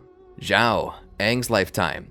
Zhao was the leader of the Fire Nation Navy for a brief period in early 100 AG. During his career, he held the ranks of lieutenant, captain, commander, and finally admiral. He was trained by Zhang to become a master firebender, and as one of the most powerful men in the Fire Nation, took it upon himself to capture Avatar Aang, thus becoming a rival of Prince Zuko. Zhao was a major enemy of Team Avatar in most of the events leading up to his siege on the Northern Water Tribe, during which he killed the Moon Spirit at the Spirit Oasis. This resulted in his downfall by a vengeful ocean spirit, who subsequently condemned Zhao to spend eternity in the fog of lost souls in the spirit world. In his youth, Zhao studied firebending under Zhang, but stayed under his tutelage only as long as necessary to learn destructive maneuvers, rejecting his master's attempts to teach him discipline. This lack of self-control, combined with a fiery temper, resulted in a tendency to make foolish mistakes when provoked. Zhao usually undertook missions for the sole purpose of glorifying his name. Zhao eventually began a career in the Fire Nation Navy. As a junior lieutenant serving under General Shu in the Earth Kingdom, Zhao discovered a vast spirit library hidden underground, and offered Wan Shi-tong the knowledge of Fire Nation war machines to gain entry. Interested in learning the information it held, he searched through scroll after scroll for knowledge that could aid the Fire Nation in its efforts against the Avatar and Water tribes, until he came across a detailed illustration with the words moon and ocean. It was there that he learned about the moon and ocean spirits of the Water tribe, and where their mortal incarnations could be found. To prevent enemies of the Fire Nation from discovering this information, Zhao and a few fellow soldiers burned down the section of the library pertaining to the Fire Nation. After this incident, he became obsessed with his supposed destiny, to destroy the ocean and moon spirits and end waterbending. For his loyal service to the military, Zhao was quickly promoted through the ranks and soon became the captain of his own ship. After a decisive victory against an Earth Kingdom vessel, the Fire Lord rewarded Zhao by promoting him to commander of a Fire Navy fleet. However, Zhao's sneaky and ambitious nature caused some people to wonder whether his promotion was honorably earned. Obsessed with his perceived destiny and greatness, Zhao began to work out plans for the conquest of all nations. Zhao was one of the witnesses to the Agni Kai between Zuko and Fire Lord Ozai, during which Zuko was badly burned and subsequently banished from the Fire Nation. His relish in seeing Zuko suffer showed just how cruel Zhao really was. In late 99 AG, Zhao was commanding Katu Harbor, a Fire Nation naval base, when Zuko docked his ship and asked for repairs to the damage caused by his battle with the Avatar. Zuko initially told Zhao that the damage was caused by crashing into an Earth Kingdom ship, but Zhao sensed he was hiding something. He invited a reluctant Zuko and a jolly Iroh to drink tea in his office. However, he secretly had the banished prince's crew interrogated. After the questioning revealed Zuko's encounter with the Avatar, Zhao had Zuko and Iroh confined in his office. He said that the task of capturing the Avatar was too important to entrust to a teenager, and announced his own intentions to capture the Avatar himself. The ambitious commander and wayward prince began a verbal argument, which ended in Zuko challenging Zhao to an Agni Kai. The two parties rested until the evening, with the commander confident that he could easily defeat the prince. At the beginning of their Agni Kai, Zhao initially had the upper hand, easily parrying the youngster's attacks and launching powerful attacks of his own.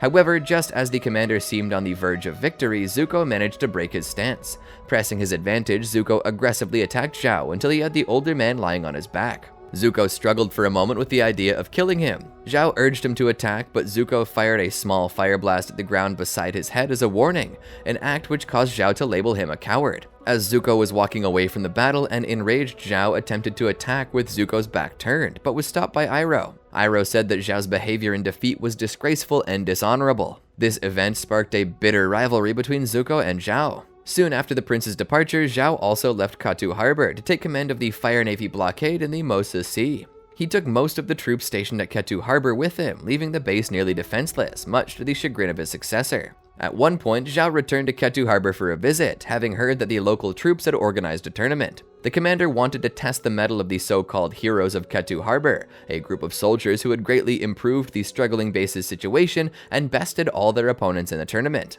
To his shock, he too was defeated by the troops, with the base's garrison celebrating the triumph of the humble soldiers over their arrogant ex-leader. Shortly before the winter solstice of 99 AG, the Avatar and his friends tried to cross into Fire Nation territory to reach the Crescent Island Fire Temple. Accordingly, they ran into the blockade commanded by Zhao. The commander ordered his ships to open fire upon the Avatar with no concern for hitting Zuko's ship, who was in pursuit of the Avatar at the time. Aang managed to pass the blockade, and presuming Zuko knew Aang's destination, Zhao allowed Zuko to pass the blockade and continue pursuing the Avatar. He tracked Zuko's boat to the temple, and because he had been forbidden from re-entering Fire Nation territory, arrested Zuko along with the Avatar's companions. Aang was within a sealed chamber at the time, and Zhao waited for the Avatar to leave the main chamber to arrest him as well. However, due to Aang's contact with his past life and the spiritual power of the winter solstice, Zhao instead found himself confronted by Avatar Roku. Roku freed the prisoners and began to destroy the island. Zhao managed to escape, but with no prince or avatar. He attempted to save face by declaring all the fire sages as traitors, despite their protests that only Xiu helped the Avatar. Later, Zhao requested that Xinu, a colonel of the Fire Nation fortress in the Earth Kingdom, use their legendary Yuyun archers to help capture the Avatar.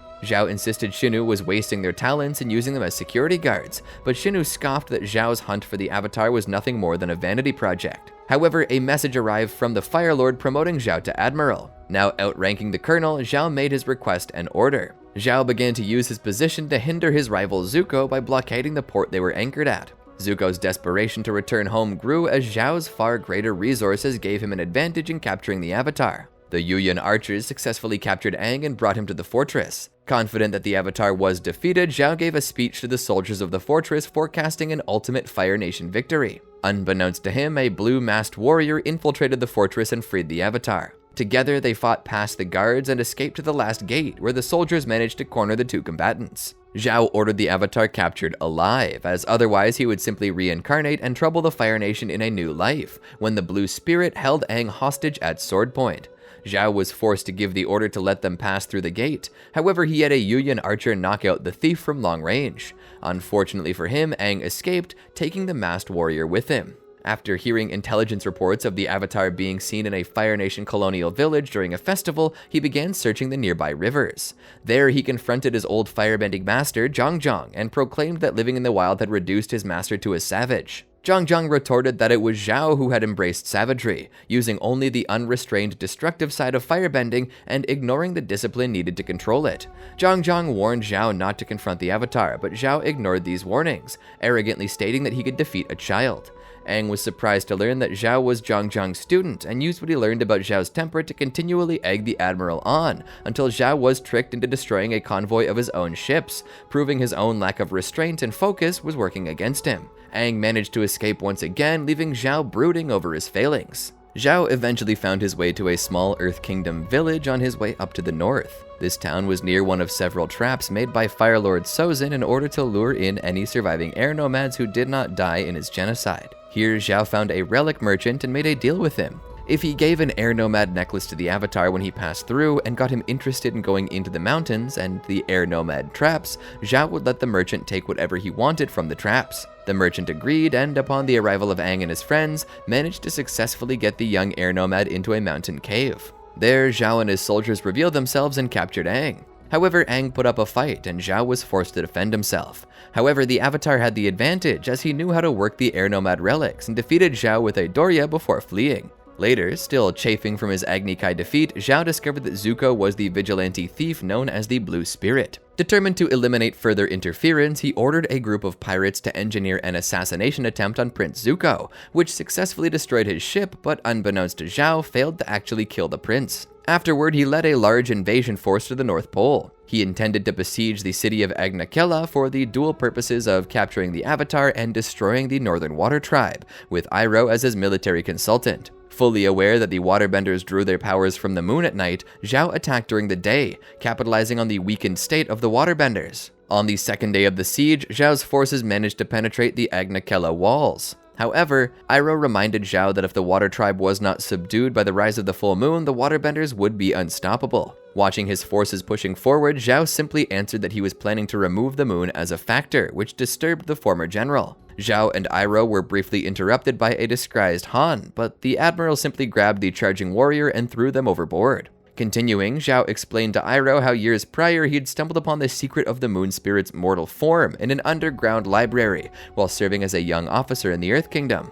Iroh argued with the self-confident admiral, believing that the spirits were not to be trifled with. Nevertheless, Zhao condescendingly said he had heard of Iroh's journey into the spirit world and that the moon and ocean spirits would pay the consequences for giving up their immortality. Having gained his knowledge about the ocean and moon spirits, he used the assault of his troops as a distraction while he led his men to the spirit oasis and captured Tui, the moon spirit. This caused both the moon and the sky to turn red, while the waterbending warriors lost their bending abilities. The admiral began to applaud his efforts to fulfill his destiny, knowing that his army was about to secure the city and he was going to be a hero for the Fire Nation. However, Team Avatar and Iroh confronted Zhao and forced him to release the spirit. Though outraged about the idea of being defeated, Zhao suddenly killed the spirit with a fire blast, thus erasing the moon from the sky and negating all waterbending abilities. Iroh attacked Zhao's team in retaliation, causing him to flee from the scene and Iroh's wrath. The slaying of the moon aroused the anger of La, the ocean spirit, who merged with Aang's avatar spirit and used incredibly powerful waterbending together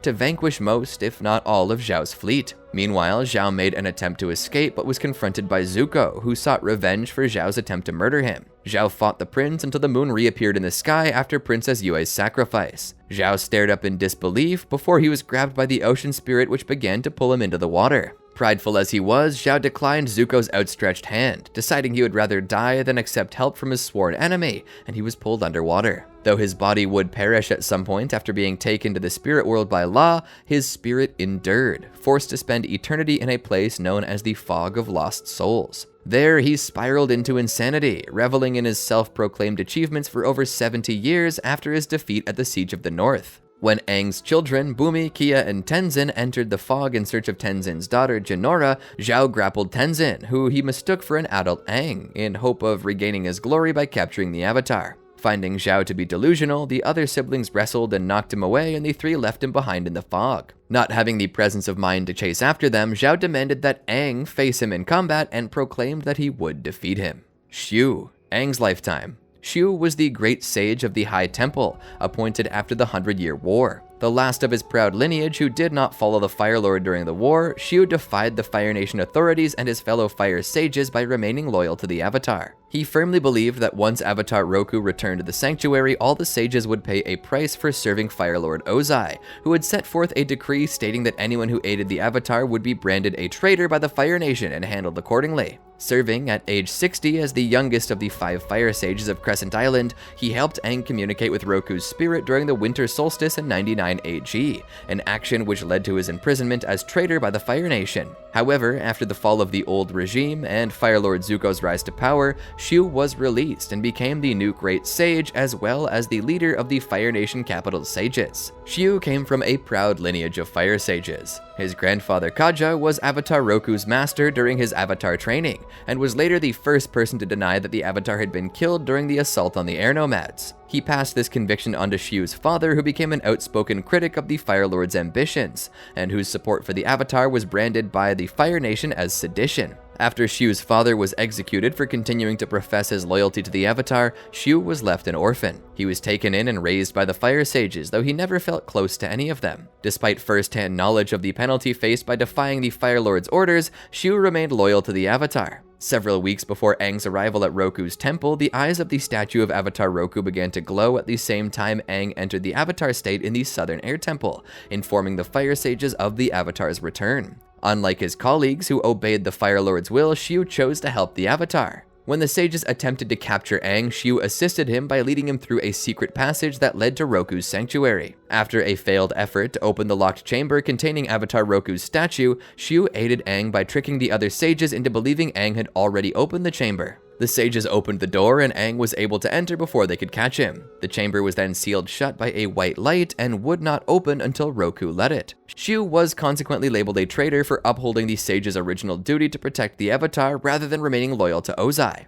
When Aang emerged again, with Roku manifesting himself through his body, Shu ordered Katara and Sokka to leave before Roku's spirit destroyed the temple. After the temple's destruction and their escape, Shu was among the 5 fire sages captured and imprisoned by Zhao. Although he was the only one disobedient to the Fire Nation's cause, his colleagues were also branded traitors by Zhao. After the 100-Year War, Shu was released from prison and became the new Great Sage, as well as the leader of the High Temple. Over the course of the next 2 years, Shu headed the reformation of the Fire Sages and revived several old traditions. He also became well acquainted with Fire Lord Zuko, who visited the temple occasionally to study scrolls and murals in the catacombs. During these visits, Shu offered the Fire Lord a place in his meditation classes, although the latter always politely declined. While sweeping the grounds sometime in 102 AG, Shu was pleasantly surprised by the arrival of Zuko and Avatar Aang, who had come to visit the catacombs. After Zuko stated that he had been far too busy to visit for quite some time, Shu responded by recounting his grandfather's remark about the importance to care for interior life the busier an individual became. To this end, he invited the Fire Lord to join his meditation classes only to be turned down again. Disappointed, he lamented how Zuko only ever came for the local view or to see the scrolls, though relented and opened the gates to the catacombs with his firebending. Bujing, Aang's lifetime.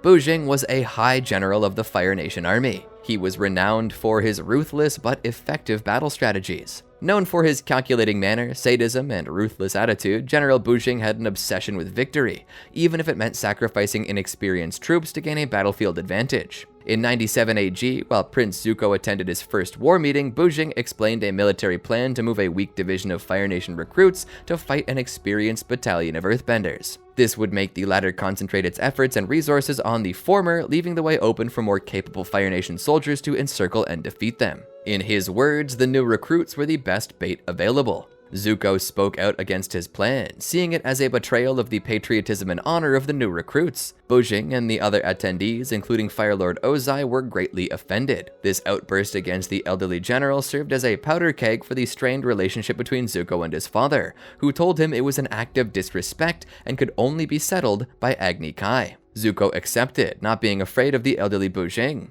However, Zuko unexpectedly ended up facing Ozai instead. Bujing attended the Agni Kai as a member of the audience and frowned upon seeing Ozai scar his son with firebending. Bujing attended the war meeting the day before a solar eclipse, where he exchanged an uneasy glance with General Shinu when Prince Zuko entered the room. He later applauded Ozai's plan to destroy the Earth Kingdom with the power of Sozin's comet. Mongke, Aang's lifetime.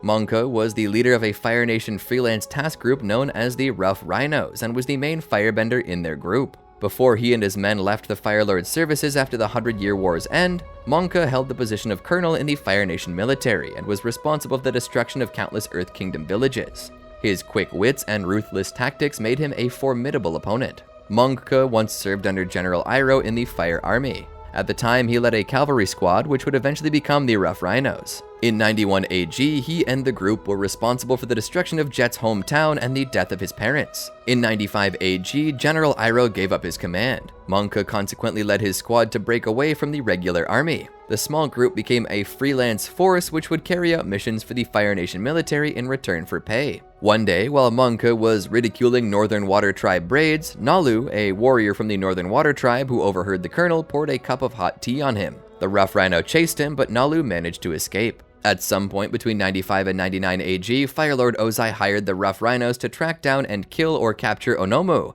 a former Fire Army general who had defected to the Earth Kingdom. Monka considered this to be the most important mission yet for the Rough Rhinos, and was fiercely determined to eliminate the traitor and destroy the stolen documents Onomu had in her possession. In late 99 AG, the Rough Rhinos invaded another village at the western Earth Kingdom coast, forcing the residents to become refugees, including Then and Ying. In spring 100 AG, the Rough Rhinos had their first encounter with Team Avatar. Colonel Monka and his men tried to raid Team Avatar's campsite, though they failed to kidnap the Avatar and were left with only Sokka's boomerang as valuable loot. The evening of the following day, Monka led his Rough Rhinos into Qin village, claiming the Earth Kingdom town in the name of Fire Lord Ozai. He demanded to know the identity of the town's leader in order to dethrone him, though when Aang managed to defeat Kachi, the colonel led his remaining team into town and started to burn it down. He encountered Aang in one of the village's narrow alleys, where they faced off against each other. Although he managed to separate Aang from Kiyoshi's metal fans that he was using to augment his airbending, Monka was eventually defeated when Aang blasted him through a wooden fence.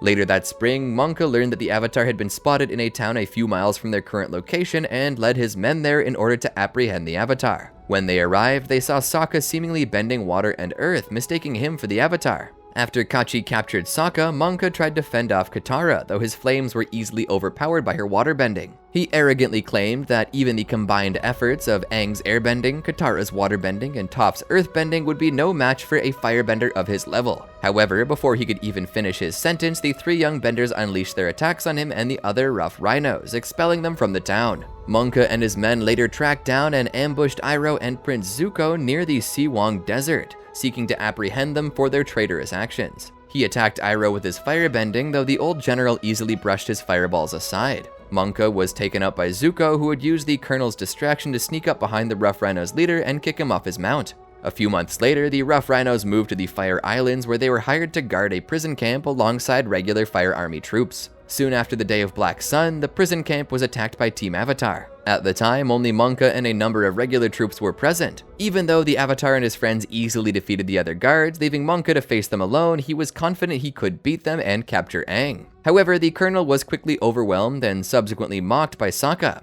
Later on, he was enlisted by Commander Momoshi in her quest for an ancient artifact. When the officer discovered the object in a ruin near a Fire Nation colony, Team Avatar attacked to stop her. Monka and some soldiers were ordered by Momoshi to guard her retreat. Though the colonel was defeated, he successfully held Team Avatar off until his employer could escape. After the end of the 100-Year War, Monka and his men offered their services for hire to anyone, eventually coming under the employ of Lobon and Lao Beifong in their personal security detail. In 102 AG, the Rough Rhinos accompanied their employers to Yu Dao, but upon returning to the Earth and Fire Refinery, Monka spotted Avatar Aang and proceeded to rudely greet him, referring to him as an unwanted person. Monka was pleased to be ordered to escort Team Avatar off the refinery's premises, giving Aang the choice to come quietly or with a struggle. When they refused to come, Monka was quick to instigate a fight with them. He was instantly pushed back though when Toph raised the earth under his feet and Aang used his airbending to blow him clear of the factory's buildings. He recovered and targeted Sokka with his firebending. When the Southern Water Tribe warrior came at him with his machete, Monka easily caught the blow on his chest plate, taunting Sokka that he had used chopsticks bigger than the young warrior's arms. When Sokka ran, Monka whistled for his Komodo dragon and gave chase, along with Yehlu and Junho of the Rough Rhinos. They were tricked, however, to run down the refinery's fence and resume the battle near a river, which was in Katara's advantage, who had joined the skirmish. Although Monka was convinced he could beat her, he and his two companions ended up being encased in ice, unable to move anything but their heads. As they were left there, a shivering Monka was told by Yehlu that he should incorporate more armor in his uniform, as that would have prevented the ice from overcooling him. Bai, Aang's lifetime. Bai was a fire sage of the Fire Nation capital during the last stages of the 100-Year War. He was responsible for guarding several priceless artifacts. Unlike most Fire Nation citizens, Bai was well informed about the war crimes which his country had committed during the 100-Year War. He consequently took it upon himself to ensure that this information remained secret for others during the late rule of Fire Lord Azulon and early reign of Fire Lord Ozai. Bai fiercely guarded all the artifacts and documents at the High Temple which could contradict the Fire Nation's official propaganda. The night before Ozai's coronation as Fire Lord, Bai captured intruders who had snuck into the Dragonbone Catacombs. This group, consisting of Teak, Anaki, Wenli, Shaipan, Sunlin, and Yinzin, had sought to steal a scroll from Sozin's time containing secret information. Even though Bai had them imprisoned, the six broke out and escaped with the scroll thanks to aid from Bai's fellow fire sage Neowan. Upon learning of this, Bai chased after them. Circus trainer, Aang's lifetime. The circus trainer worked for the Fire Nation Circus. He was an angry but soft-spoken firebender who was allegedly raised by a sadistic Fire Nation nobleman, resulting in his loneliness and neurotic behavior. The man was known for his ability to readily train the many dangerous and exotic animals the circus collected, but he took great pleasure in breaking the spirit of the animals through violence and forced training. As a firebender, the circus's trainer's specialty was the fire whip, which he often used to train the animals. Shortly after Appa was transported to the Fire Nation Circus and caged, the trainer introduced himself by mocking the creature's wild behavior and explained that he would break him in training. Later, the man returned with a cartload of cabbages and fed a few of the animals, but did not feed Appa, explaining that he would need to earn his food by performing well in public shows. He proceeded to demonstrate by releasing a lion vulture and forcing it to fly through hoops stylistically, as if in an act. However, when he heard Appa burp behind his back, the trainer realized the flying bison had been eating anyway and expressed his anger by lighting a fire in front of his cage. Despite his protests that the animal had not been adequately trained, the trainer was forced to present Appa in the circus. The show began and the man ordered Appa to fly. However, the bison defied him and the circus trainer was forced to use a fire whip to get him to begin the act. Appa caught fire as he flew through a burning hoop and out of frustration hit the trainer with one. When the flying bison attempted to fly away, the man retaliated with firebending, but was thrown out of the circus tent by the creature's tail. Shizumu, Aang's lifetime. Shizumu was a ringleader and manager of a Fire Nation circus. Shizumu once hosted a private performance during the 100-Year War for Princess Azula, starring Ty Lee's acrobatic abilities. Eager to please the royal, he agreed to place his star performer in increasingly dangerous situations, one of which included setting the safety net ablaze and releasing his most dangerous animals. After Ty Lee left to join Azula on her mission, he continued to run his circus and eventually hired Ty Lee's 6 identical sisters to perform an acrobatic show known as the Flying Ty Sisters. At one point in 100 AG, Shizumu obtained the kidnapped Appa from the beetle-headed merchants and planned on featuring the flying bison in his show. He was so eager to show off this rare beast that he ordered the circus trainer to put Appa on stage before he was fully tamed, resulting in the animal's escape during the middle of their performance. 2 years later, Shizumu was approached by 2 men hoping to do business with him, but dismissed them as extortionists and demanded they leave. He was later approached by Ty Lee, who wondered if he remembered her. Mistaking her for one of her sisters, he pushed her into a nearby tent, ordering her to change as her show commenced 5 minutes later. Combustion Man, Aang's lifetime. Combustion Man, given his nickname by Sokka, was a firebending assassin and a silent bounty hunter hired by Prince Zuko to track down and eliminate Avatar Aang. Following Team Avatar through the Fire Nation, he terrorized them with his unique combustion bending abilities, which allowed him to project and detonate large explosions at will from his third eye tattoo. After 3 nearly successful attempts at ending Aang's life, Combustion Man tracked Team Avatar down to the Western Air Temple. Unwilling to let the Avatar escape again, the assassin overcame all defenses, causing enormous destruction in the process. However, his third eye was hit by Sokka's boomerang during the ferocious battle, and he unintentionally unleashed a massive point-blank explosion that killed him and destroyed the surrounding area. This Fire Nation assassin discovered his ability when he was a young child, but was initially unable to control it, and accidentally blew his right arm and leg off, which he replaced with his trademark metal prosthetic limbs. He went on to acquire a status of infamy in a series of quick, successful Agni Kai matches. Silent, willing to do any dirty job with no questions asked, and driven to complete his assignments, he was a formidable opponent with a reputation for being good at what he does and even better at keeping secrets. Combustion Man was hired by Zuko to kill Aang, since the prince believed there was a chance that the Avatar might have survived Azula's attack at Ba Sing Se, an outcome which would jeopardize the newfound respect his father, Fire Lord Ozai, had for him. This news drove the firebending assassin to utilize any means possible in eliminating such a potential threat. Combustion Man eliminated or intercepted any evidence that could compromise his mission. When Aang was spotted by 2 Fire Nation soldiers, the assassin's Raven Eagle intercepted the soldier's messenger hawk, enabling Combustion Man to read and subsequently destroy the message. That night, he stealthily approached Aang and his friend's campsite, but his metallic footsteps were detected by Toph. Giving up on stealth, Combustion Man attacked, his powerful attacks countering both Katara's waterbending and Toph's earthbending, forcing them to take cover. He followed Aang as the Avatar led him away from his friends. Following a running battle, Combustion Man's attacks were countered by Aang's airbending and earthbending, and he eventually had to halt his pursuit as the Avatar escaped on Appa with the rest of the group. In his second attempt, Combustion Man operated more subtly by setting up a trap in Fire Fountain City via a wanted poster to capture Katara and Toph. He kept them in a wooden cell, depriving them of both earth and water to bend, and used them as bait to lure in Aang, which proved successful. After Katara inventively used her sweat to waterbend and escape, the two girls arrived just in time to help Aang and Sokka, who had only narrowly avoided ambush because Aang heard the assassin inhaling. Katara momentarily hampered his assassination attempt by freezing his head in a block of ice, allowing the group to escape. Toph launched a boulder at him to cover the group's escape, prompting him to destroy it. As the rock exploded, a single pebble flew off the rock and struck him directly in his third eye tattoo, blocking his chi. He got up and attempted to shoot another explosion in the group's direction, only to find his ability hampered. The air around him detonated, sending him flying against a nearby wall, enabling the group to escape, much to his anger. It was during this attack that Sokka stated that Sparky Boom Man was an unfitting name for the assassin and dubbed him Combustion Man instead. After he had traced them to a train station, Combustion Man next targeted Aang while he and Sokka were accompanying a little girl named Sho on a train to her grandmother's house. During the train ride, the assassin attacked the Avatar, preventing his escape by threatening the lives of the other passengers. The explosions caused the train to go faster and knocked out the engineer. After a short hand-to-hand confrontation, Aang convinced Combustion Man to face him atop the train,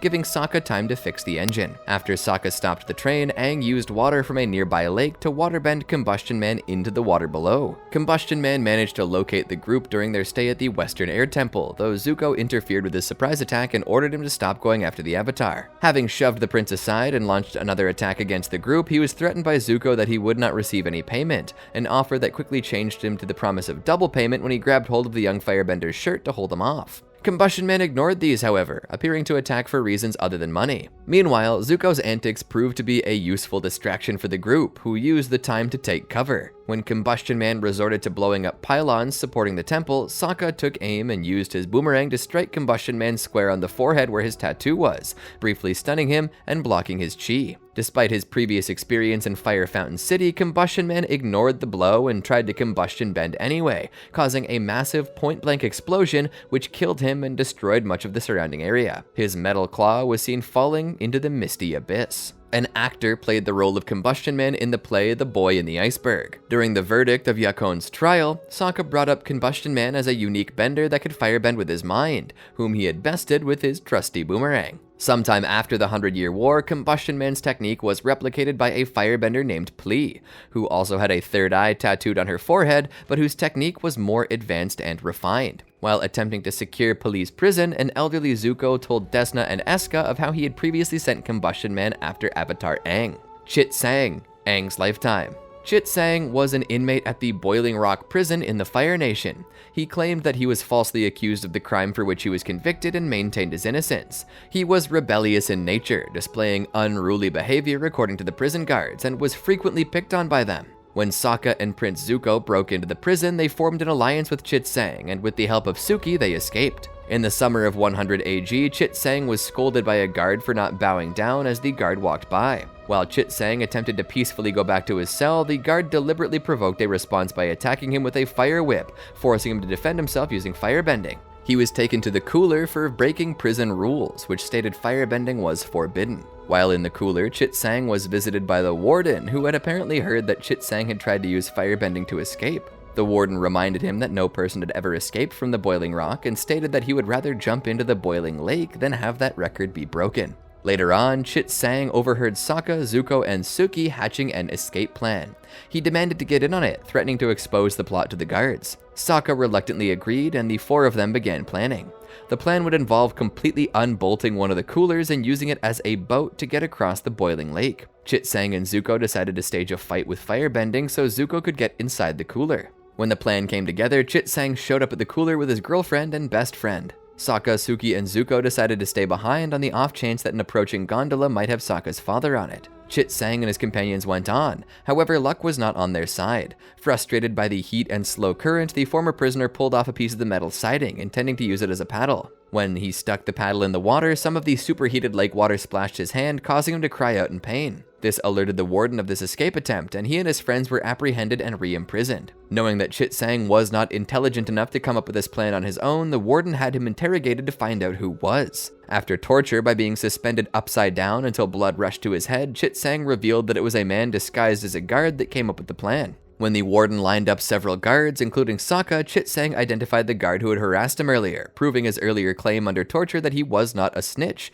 and also getting revenge at the same time. The warden was willing to believe Chit-Sang's lie, seeing how convenient it was that the guard had put him in the very cooler that Chit-Sang had tried to use to escape. Chit-Sang was later released to the prison courtyard along with all the other inmates, where he sought out Sokka, Suki, and Hakoda. He told Sokka that he knew they were planning another escape attempt and wanted to be part of it as well, as Sokka owed him for not ratting him out to the warden. After Hakoda failed to start a prison riot as part of their escape attempt, Chit-Sang succeeded by simply picking up a smaller prisoner and shouting, "Hey, riot!" to the crowd in the courtyard. This instantly prompted an upheaval as the prisoners started fighting and firebending at each other, a feat Hakoda commented was impressive. Amidst the ongoing riot, Suki managed to capture the warden, bound and gagged, whom Chit-Sang carried as a hostage while he and the other escapees made their way to the prison's gondola. Despite resistance from the prison guards and interference from Princess Azula and Ty Lee, nearly resulting in a plunge into the boiling waters below, Chit-Sang and the others survived the trip on the gondola and escaped the island via Azula's airship, which was present upon Azula's visit to the prison. That night, the group arrived at the Western Air Temple, where Chit-Sang introduced himself and briefly joined the Avatar's group. When the Western Air Temple was bombarded by Azula and her fleet, Chit-Sang escaped with Hakoda, Teo, the Duke, and Haru on the captured airship. Malu, Aang's lifetime. Malu was a firebending magician who toured the Earth Kingdom and Fire Nation with the Fire Days Festival, providing entertainment to many with his tricks. Malu was born to a family of magicians and was raised in the circus, traveling with his troupe through the Fire Nation and Earth Kingdom. As a natural performer, Malu began to tour with the Fire Days Festival, performing for Fire Nation citizens in every corner of the world. His specialties included juggling fire and turning fireballs into doves. The trick that raised Malu to an almost celebrity status was taming the dragon, a stunt during which he used firebending to produce an imitation dragon made of fire. When Aang, Sokka, and Katara attended the Fire Days Festival, the crowd that had gathered for Malu's show drew their attention. Aang volunteered to be Malu's assistant for his next trick, but the magician selected Katara instead. He bound Katara to a chair and cast her as a captured princess in his skit, while he'd perform the trick taming the dragon. During the performance, Aang grew worried when Malu built suspense by pretending to lose control over the fire dragon and let it harm Katara. In the belief that he was saving his friend, Aang leapt onto the stage and ruined the trick by airbending the fire into a whirlwind of confetti, much to Malu's dismay. The disgruntled performer asked if Aang was trying to upstage him. Meng, Aang's lifetime. Meng was a general in the Fire Nation army and the ruthless overseer of a factory built on the shores of the Jianghui River. A firebending master, he was a cold man who believed that military needs always outweighed those of the civilians. He held great contempt for the villagers of Jianghui and often ordered his soldiers to steal their food and medicine, referring to it as a patriotic donation. The general took great pride in being part of the Fire Nation's war effort and hoped to serve on the front lines in the Earth Kingdom. Meng operated a factory that was polluting the water of the Jianghui River, thus condemning the river village of Jianghui to decay. Following the destruction of the factory by Katara masquerading as the Painted Lady and Avatar Aang, he falsely blamed the villagers, as well as accusing them of stealing medicine and food supplies. Angered by the loss of the factory, he and his soldiers began to demolish the village, setting fire to the houses and knocking them into the water. However, before they could finish their destruction, they were confronted by Katara in her Painted Lady disguise. Though Meng ordered his frightened forces to stand their ground, Katara's display of waterbending, together with Aang's airbending, caused the soldiers to flee, leaving the general by himself. Meng firebent at the spirit, but his attack missed, before a well-aimed airbending blast from Aang threw him into the polluted water. As he floundered in the water, Katara rose in front of him imposingly, warning the general and his forces to leave the village and never return. Meng quickly clambered aboard a nearby jet ski and left with the rest of his soldiers. Zuko, Aang's lifetime. Zuko is a Fire Nation royal and firebending master who reigned as Fire Lord from 100 AG until his abdication in 167 AG. He is the eldest child and only son of Princess Ursa and Fire Lord Ozai. Born in 83 AG, Zuko was the firstborn child of Prince Ozai and Princess Ursa. From a young age, he was disdained by his father, an animosity that began shortly after the prince's birth. As the infant seemed to lack the spark in his eyes that is typical for most firebenders, the royal family was unsure if Zuko was a bender at all. Ozai, viewing a non-bender as firstborn as shame, planned to cast his son over the palace walls. Only when Ursa and the fire sages intervened did the fire prince give his newborn son a chance. Later on, it turned out that Zuko was a firebender and peace returned to the young family. Zuko's family made frequent vacations to Ember Island in the following years, and Zuko would later consider this time to be the only time when his family was actually happy. When he was 3, Zuko saw an eagle hawk attacking a turtle crab while playing at the beach.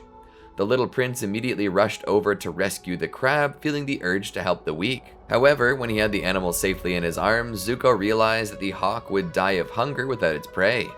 Unsure which side he should take, the prince was eventually surprised by a wave and carried out into the ocean. Zuko almost drowned before he was saved by his father. The little prince spent the remainder of the day in the care of his mother, recovering from the experience while vomiting seawater. As they got older, Zuko and Azula eventually grew apart, and he became the object of his sister Azula's manipulation, ridicule, and deception. Zuko felt that his sister began to show everyone that she's better than me, better at firebending and at gaining our father's affection. Meanwhile, Ozai began to openly scorn his son, his behavior attributed to Zuko's morality and alleged lack of talent, as well as a conflict between Ozai and Ursa. Zuko later stated that his father had been cold and cruel during his childhood.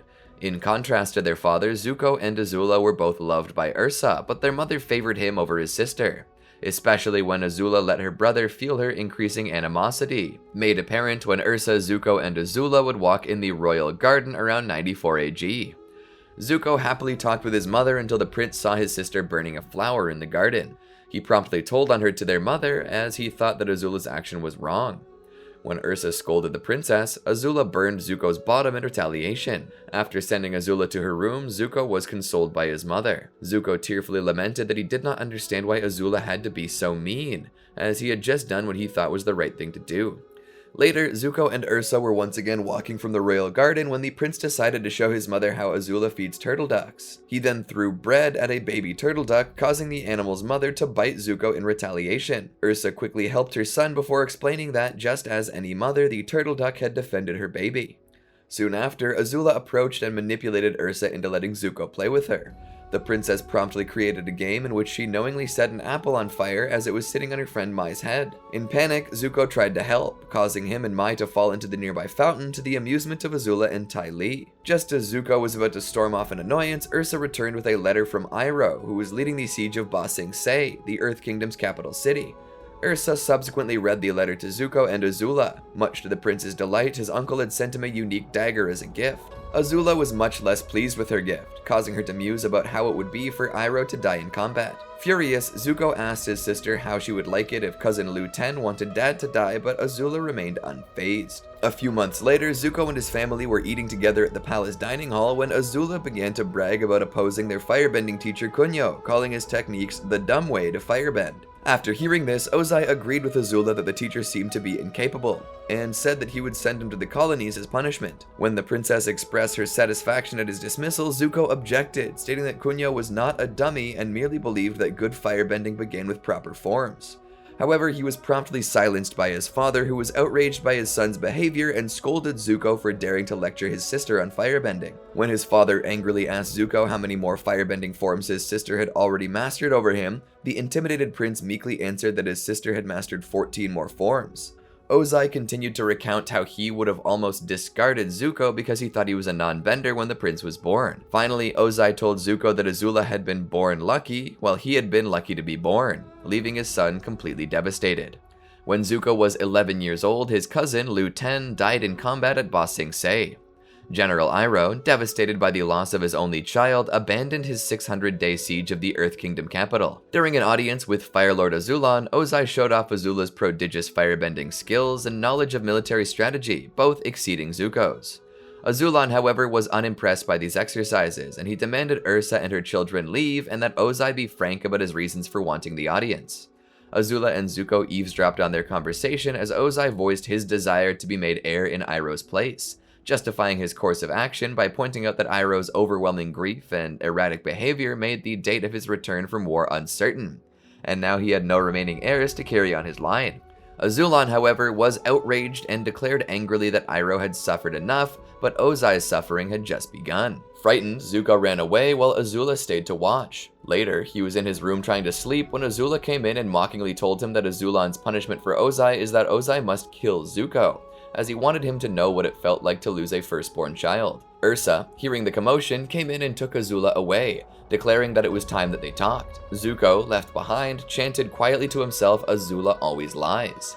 Later, he was awakened again, this time by his mother. She told her sleepy son that everything she had done to protect him, and instructed him not to forget who he was, no matter how much things change. The next morning, he immediately remembered what transpired the night before and ran frantically through the halls, searching for his mother. He found Azula, who blithely told him that Azulon died the previous night and that their mother was missing. As she played with his pearl dagger, the gift from Uncle Iroh, she mocked him and noted their mother was not there to make her give it back. Eventually, he found Ozai in the gardens of the palace and demanded to know where his mother was. Ozai did not answer, and he hung his head in sorrow. At Azulon's funeral, the fire sage conducting the ceremony named Ozai the new Fire Lord upon Azulon's apparent dying request. 2 years later, General Iroh allowed a persistent 13-year-old Zuko into a war council with Ozai and some of his generals. The young prince was instructed by his uncle not to speak during the meeting. However, when General Bujing outlined a plan to sacrifice an entire division of new recruits as a diversionary maneuver, Zuko fiercely spoke out against the general's suggestion, seeing it as a betrayal of the recruits' patriotism. This insubordinate outburst was seen as a grave insult, and Ozai demanded the prince participate in an Agni Kai. He agreed, unaware that it was not the general whom he had insulted, but his father. Zuko was confident in his firebending abilities to face the insulted general, but was surprised to discover his father was his opponent. He immediately became penitent and fell to his knees, refusing to fight, tearfully begging for his father's forgiveness. Ozai declared his refusal a sign of cowardice and another display of disrespect, affirming that he will learn respect and suffering will be his teacher. Ozai burned Zuko by permanently scarring the left side of his face, stripping him of his birthright and exiling him from his beloved homeland, declaring that he could return only after having found and captured the Avatar, who had disappeared nearly 100 years prior. It was a fool's errand by all accounts, but one to which Zuko clung desperately as his only hope of regaining his honor and everything he had lost. At this point, Zuko still believed that as Ozai's eldest child, it was his duty and destiny to ultimately become Fire Lord. Zuko spent the next 2 years at sea, fruitlessly and desperately searching for the Avatar. He searched the 4 air temples, beginning with the Western Air Temple, and scoured the world, searching even the most remote locations. Iroh accompanied Zuko during his exile, and the pair spent more than 2 years at sea with a small ship and crew. They were not royal guards or special forces, and may well have been banished themselves or were foolishly intent on serving under the popular General Iroh. They were often unhappy under Zuko, but obeyed his orders. Iroh often acted as if he considered the search an extended vacation, much to Zuko's annoyance. In reality, Iroh tried to guide him and make his nephew's journey one of self-discovery. Everything would change, however, when Zuko actually discovered the Avatar in late 99 AG. 2.5 years after his banishment, Zuko's travels led him to the Southern Water Tribe at the South Pole. He witnessed a column of bright lights from his warship and eagerly told his skeptical uncle Iroh that that light must have signaled the Avatar's presence. He was in fact correct, as Aang had just been freed from the iceberg. The banished prince ordered the course be set for the source of light, determined to capture the Avatar. As the evening wore on, Iroh advised Zuko to rest and reminded him that his quest was futile, as the prince's father, grandfather, and great-grandfather had all attempted it and failed. Zuko tersely commented that they had not found the Avatar because their honor was not at stake, as opposed to him. The next day, Iroh taught firebending basics to Zuko, drilling the prince and his infantry sparring partners in a sequence Zuko could not quite complete correctly. As Iroh lectured on the importance of strength as an extension of breath and not brute force for firebending, an impatient Zuko tried to browbeat Iroh into teaching him a more advanced set. Zuko reasoned that it would take more than basics to defeat the Avatar, who had a century to master all the elements. Iroh grudgingly acquiesced, but first took a moment to finish his roast duck. Later, Zuko saw a signal flare from an old Fire Nation shipwreck, which was apparently triggered by the Avatar. As Katara and Avatar Aang escaped the shipwreck, Zuko saw them heading toward the nearby village through a telescope. Zuko told his crew to wake his uncle as he had finally found the Avatar and his hiding place. Zuko's ship quickly arrived at Wolf Cove. The exiled prince descended, accompanied by a small number of soldiers. Sokka charged at him. However, possessing more fighting experience, Zuko required only his bare hands to counter Sokka's primitive weaponry and was almost dismissive of his presence. Zuko demanded the location of the Avatar, expecting to find an old man somewhere in the village. He grabbed Kanna threateningly, and Sokka attacked him again. The two fought briefly, with Zuko once again only using his bare hands to render Sokka's attacks useless. Sokka managed a lucky hit when his boomerang struck the back of Zuko's helmet, angering the prince who threatened to use firebending on the villagers. Suddenly, Avatar Aang arrived, riding on an otter penguin, and knocked Zuko off his feet. Zuko was shocked to discover that the Avatar was merely a 12-year-old boy rather than the ancient master he was expecting. As he voiced his revelation, the Water Tribe villagers expressed their own surprise. Zuko quickly regained his focus and wasted no time in launching a series of fire blasts at Aang. Aang was able to defend himself with airbending, but soon decided to stop the battle when he realized that Zuko's attacks would inevitably strike the children he had befriended. Aang surrendered, and Zuko's soldiers took him aboard as a prisoner before setting off for the Fire Nation. On Zuko's ship, the guards escorted Aang to the prison hold, while Prince Zuko entrusted his uncle with taking the boy's glider to his personal quarters. Iroh, true to his nature, immediately passed the job on to the nearest guard. While being taken to the prison hold, Aang, with his hands tied, used his airbending to attempt an escape. One of the guards sounded the alarm. Aang ran through the ship's many hallways, looking through several rooms before discovering Zuko's personal quarters. He ran in to claim his staff just as a waiting Zuko slammed the door shut to prevent his escape. Zuko launched a number of attacks in hopes of incapacitating Aang, but the airbender easily avoided them and launched a short series of powerful gusts that slammed Zuko against the room's walls and ceiling, briefly stunning him. Aang headed outside and prepared to make his escape on his glider. However, just as he took off, Zuko leapt after him and grabbed his ankle. Not able to compensate for the extra weight or break free of Zuko's grip, Aang was unable to remain aloft, and the two crashed clumsily onto the deck. They prepared to face off for a third time, but were distracted by the sudden appearance of Appa, carrying Sokka and Katara to Aang's rescue. Aang was unable to regain his focus as Zuko quickly launched a series of fire blasts that pressed him to the edge of the deck and launched his staff away. Another two blasts followed, and Aang, while apparently unharmed by the flames, fell overboard into the frigid sea below. Aang began sinking and he appeared momentarily unconscious. However, his eyes soon opened and he entered the Avatar state. He began to waterbend the sea around him, pushing himself into the air on a whirling column of water. Zuko, Katara, and Sokka were shocked at this immense display of bending power, and Aang deposited himself on the deck of the ship before bending his liquid platform into a spinning wall of water that sent Zuko and all his guards on deck flying, Zuko himself going overboard. Appa landed on the deck, while Aang, apparently dazed after the massive display of power, collapsed. Katara and Sokka rushed to his aid, assuring he was alright before preparing to leave. Sokka went to retrieve Aang's staff, only to find Zuko climbing back onto the deck. At a great disadvantage due to Zuko's position, Sokka quickly struck the prince in the forehead a number of times, sending him overboard again. Zuko was able to cling to an anchor's chain approximately halfway down the ship's hull. Some of the soldiers recovered and began to approach Katara and the still exhausted Aang. Katara was able to freeze the guards in place to stop their approach. All three took off on Appa just as Iroh arrived on the scene. Iroh helped Zuko on board again, and the two launched a combined fire blast in an attempt to shoot down the escaping Sky Bison. Aang recovered from his dazed state just in time to turn this attack against the Firebenders, using a blast of wind to redirect the fireball into one of the immense walls of ice on either side of the ship. The resulting avalanche buried the front half of Zuko's ship in ice and snow, stopping it cold. Appa flew into the distance, and the prince was forced to watch. Furious that the Avatar had escaped his grasp, Zuko instructed his crew to dig the ship out and pursue the Avatar and his friends as soon as possible. He vowed never to underestimate Aang again. The prince subsequently launched a relentless pursuit, further taxing his damaged ship. In this regard, Zuko brushed his subordinates' concerns aside until his vessel's engine finally broke down in the South Sea. The prince ordered his crew to make landfall at a nearby island, hoping to find some locals to acquire supplies and make some ad hoc repairs. Believing that he was strong enough to deal with any local threats, Zuko decided to venture into the land's interior alone, ordering Iroh and the remaining crew to stay behind to guard the ship. As he traveled, the prince soon discovered a lone man who claimed to be a traitor. Though suspicious, Zuko decided to go along with him to his camp. On the way, he had to fend off some wild platypus bears. Upon arriving at the traitor's camp, the man revealed that he was a pirate. He wanted to ambush the Fire National and ordered his comrades to capture the prince for ransom. Unfazed, Zuko readied to defend himself, only for Iroh and a few other members of his crew to burst out of the woods. The group had followed him as his uncle had become worried. Together, the Fire Nation group easily defeated the pirates and claimed the supplies of the camp for themselves. However, Zuko's relief on having gotten the badly needed materials evaporated as he heard loud explosions coming from his ship.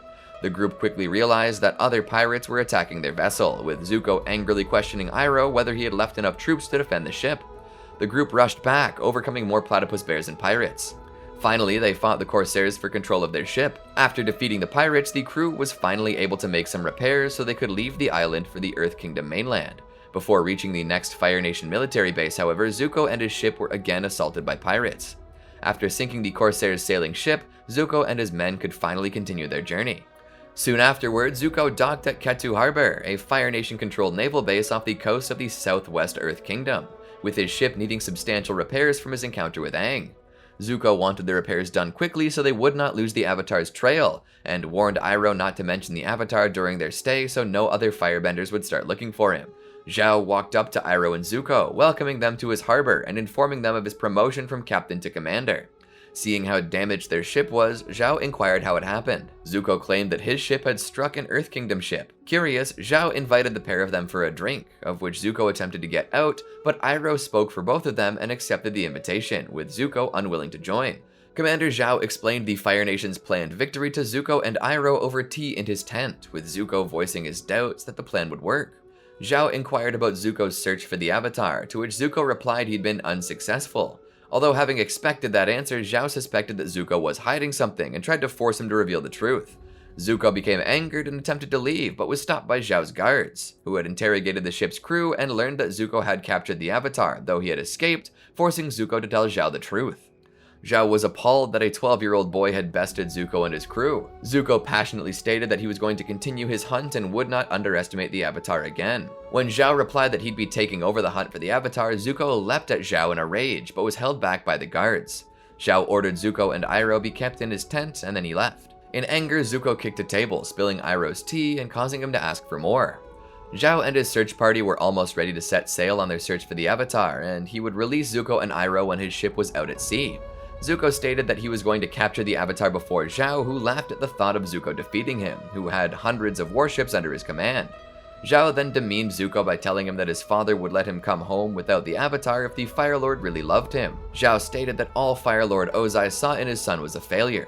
Zuko snapped and challenged him to an Agni Kai at sunset. After Zhao left the tent, Iroh reminded Zuko about how his last duel with a firebending master turned out, to which Zuko replied he would never forget. Seeing his nephew so determined, Iroh gave him some advice and ordered him to meditate to prepare for the duel. Although Zuko was initially skeptical on the worth of his advice, he ultimately came to see the worth of his uncle's arguments. At sunset, Commander Zhao and Prince Zuko prepared to duel, the two combatants on either side of the courtyard. Iroh counseled Zuko to remember his basics, as they were his greatest assets, but the prince did not appear to heed his uncle's wisdom, instead simply stating that he would not lose and assumed his stance. Zhao claimed that the duel would end swiftly and also assumed his stance. The two opponents stared deeply and fiercely at each other, and the gong sounded to start the match. Zhao seemed more than a match for Zuko, effortlessly avoiding and nullifying all of Zuko's fire blasts. As Zuko caught his breath, Iroh continued to advise him to remember his basics. Zhao then proceeded to throw his own volley of fire blasts. Zuko was able to block each, but was slowly forced back with each parry. For the final blast, Zhao used both fists, forming a blast that connected and knocked Zuko to the ground. Pressing the attack, Zhao leapt into the air, covering the distance between him and Zuko and preparing for a finishing fire blast aimed directly for his face. An instant before contact, Zuko rolled out of the way, rose with a kicking flourish, and knocked Zhao out of his stance. With newfound vigor, Zuko released a series of low attacks that caused Zhao to retreat, finishing with a jet of fire from a full-body kick. Zhao expected Zuko to strike him once more to mark his victory, but Zuko released a fire blast past Zhao's face instead, remarking that he won't hold back the next time Zhao came in his way. As Zuko turned to walk away, Zhao, enraged by his defeat, set a jet of fire at Zuko's back, which Iroh swiftly stopped with his bare hand. After throwing Zhao to the ground, Iroh stopped and outraged Zuko from retaliating, and lectured the commander about how dishonorably he had acted, stating that his nephew was more honorable even in exile, although he did thank him for the tea. Leaving the arena, Zuko asked Iroh if he really meant what he said back there, to which Iroh responded, "Of course, I told you ginseng tea is my favorite." As the two walked back to the ship, the faintest of smiles crossed Prince Zuko's lips. Zuko's ship, now repaired, was adrift at sea. Zuko was meditating when Iroh came in with information regarding the Avatar and begged his nephew not to be angry, with Zuko replying that he could control his temper. Iroh stated that he did not have any information about the Avatar's current location, which caused Zuko to become furious. Iroh then explained that there had been multiple sightings of Aang, but he was impossible to track, showing his nephew a detailed map of where he had been spotted. Zuko quickly took the cartography and declared that he was a master of evasive maneuvering. Meanwhile, Team Avatar arrived on Kyoshi Island, an isolated community that was untouched by the war. News traveled quickly from person to person of the Avatar's arrival, which eventually reached Zuko and Iroh. Zuko jumped up in surprise and ready to depart to Kyoshi Island, but not before quickly snatching his lunch away from Iroh, claiming that he was going to save it for later. As the ship came to land at Koi Bay, Zuko was warned by his uncle that the locals had remained neutral in the war, meaning that they could possess unknown defensive capabilities. Zuko brushed these warnings aside, claiming that the island's fishing villages could not possibly offer any meaningful resistance. He then began his raid, leading his troops on Komodo rhinos into the island's interior. Before they could reach the nearby village, however, his party was ambushed by a small number of Kyoshi warriors. Even though the Fire Nation forces fended off the attack, the locals successfully retreated. Angered at this unexpected attack and his foe's escape, Zuko urged his group to continue their march to the nearby village. Before long, the group entered the town as they searched for the Avatar, only to be again ambushed. The Kyoshi warriors made a good demonstration of their abilities and skills, taking out many firebenders although outnumbered. However, Zuko managed to best 3 Kyoshi warriors at once, including their leader, Suki, and once again Sokka, who was recently trained by Suki. After dispatching his opponent, Zuko yelled out for the Avatar. After Zuko saw Aang, they engaged in a short battle in which Aang defeated Zuko by slamming him into a house with an air blast. The Avatar escaped and left on his flying bison. As the town was set on fire, Zuko and his men prepared to pursue him again. The Avatar suddenly leapt down from the bison's back into Kyoshi's waters. A short time later, the Unagi, a giant water-spouting eel, burst out of the water with Aang clinging to its whiskers. With some struggle, he managed to gain footing on the giant eel's head and directed it toward the burning village. The Unagi then spewed a blast of water, extinguishing the fires. Aang leapt into the air and was caught by Appa, and they flew away along with Katara and Sokka. The downpour drenched Zuko and left his troops demoralized and humiliated, but Zuko would continue his pursuit. Sometime later, Zuko arrived on a Fire Nation prison rig in the aftermath of a breakout of its earthbending prisoners. He found a Water Tribe necklace among the wreckage and deduced that it belonged to Katara, the Water Tribe companion of the Avatar. Before continuing his journey, Zuko helped the prison rig's warden to restore some order and resume the rig's industrial production. Sometime later, when the Avatar was dealing with Hei-Ran, a forest spirit tormenting Senlin village, Iroh was relaxing in a heated pool of water that he turned into his own personal jacuzzi from firebending. Zuko was becoming very impatient and demanded that his uncle get ready to leave right away. Iroh agreed, but upon seeing that he was not wearing anything, Zuko covered his eyes and decided to give his uncle a few more minutes to get ready. He gave a warning that if Iroh was not ready within a half hour, Zuko would leave without him, but Iroh, not heeding his nephew's warning, slumped back into the pool and fell asleep. Zuko came back later with 2 soldiers, only to find what one of the soldiers deduced was a landslide. Zuko then noticed that the rocks were moved uphill and realized that his uncle was captured by earthbenders. Zuko immediately pursued them, riding his Komodo rhino. The next morning, following his search, Zuko found a sandal left by Iroh, deducing that this was due to its horrible smell. While following the earthbender's trail, Zuko spotted the Avatar's bison. He turned to follow it, but hesitated and was faced with the choice to follow the Avatar or rescue his uncle, and chose the latter. Later, just as the Earth Kingdom soldiers were about to crush Iroh's hands as punishment for an escape attempt, Zuko arrived and kicked the rock that was about to be dropped on Iroh's hands. He then lifted his leg and with one swift movement broke the chains that were binding Iroh in half, to which Iroh complimented him. Zuko smiled and replied that Iroh had taught him well. Despite being outnumbered, they showed their opponents that they were clearly outmatched and defeated the earthbenders with little difficulty. After the fight, Zuko asked Iroh to put on some clothes. At Senlin village, just before daybreak of the winter solstice, Prince Zuko knocked on a villager's door. When the man came out, Zuko pushed him back and demanded to know where the Avatar went. Zuko found out that after the Avatar convinced Hei-Ran to leave the village in peace, he and his friends were on their way to Avatar Roku's temple in the Fire Nation. After daybreak, Zuko began trailing Team Avatar, who was flying on Appa, across the ocean. On Zuko's boat, Iroh scolded his nephew, reminding him that he was banished from the Fire Nation and that if he entered their waters he would be arrested. Zuko replied that since he was chasing the Avatar, his father would understand, to which his uncle stated that Ozai was not an understanding person. When Zuko managed to find Aang and his friends, he began firing his catapult toward them. Aang was able to help Appa barely dodge a shot. After missing him, Zuko ordered for the catapult to be reloaded when he saw a blockade of Fire Nation ships in the distance. Iroh told Zuko, since he was still in the Earth Kingdom waters, that if he turned around now he would not be arrested. However, Zuko refused to turn away and ordered the ship to continue. Unsurprisingly, the blockade was led by Commander Zhao, who ordered his ships to open fire on the Avatar. One of his men told Zhao that there is a Fire Nation ship out in the water. After Zhao saw it was Zuko's, he claimed it belonged to a traitor and reordered the attack on the Avatar, not caring if the shots hit his ship.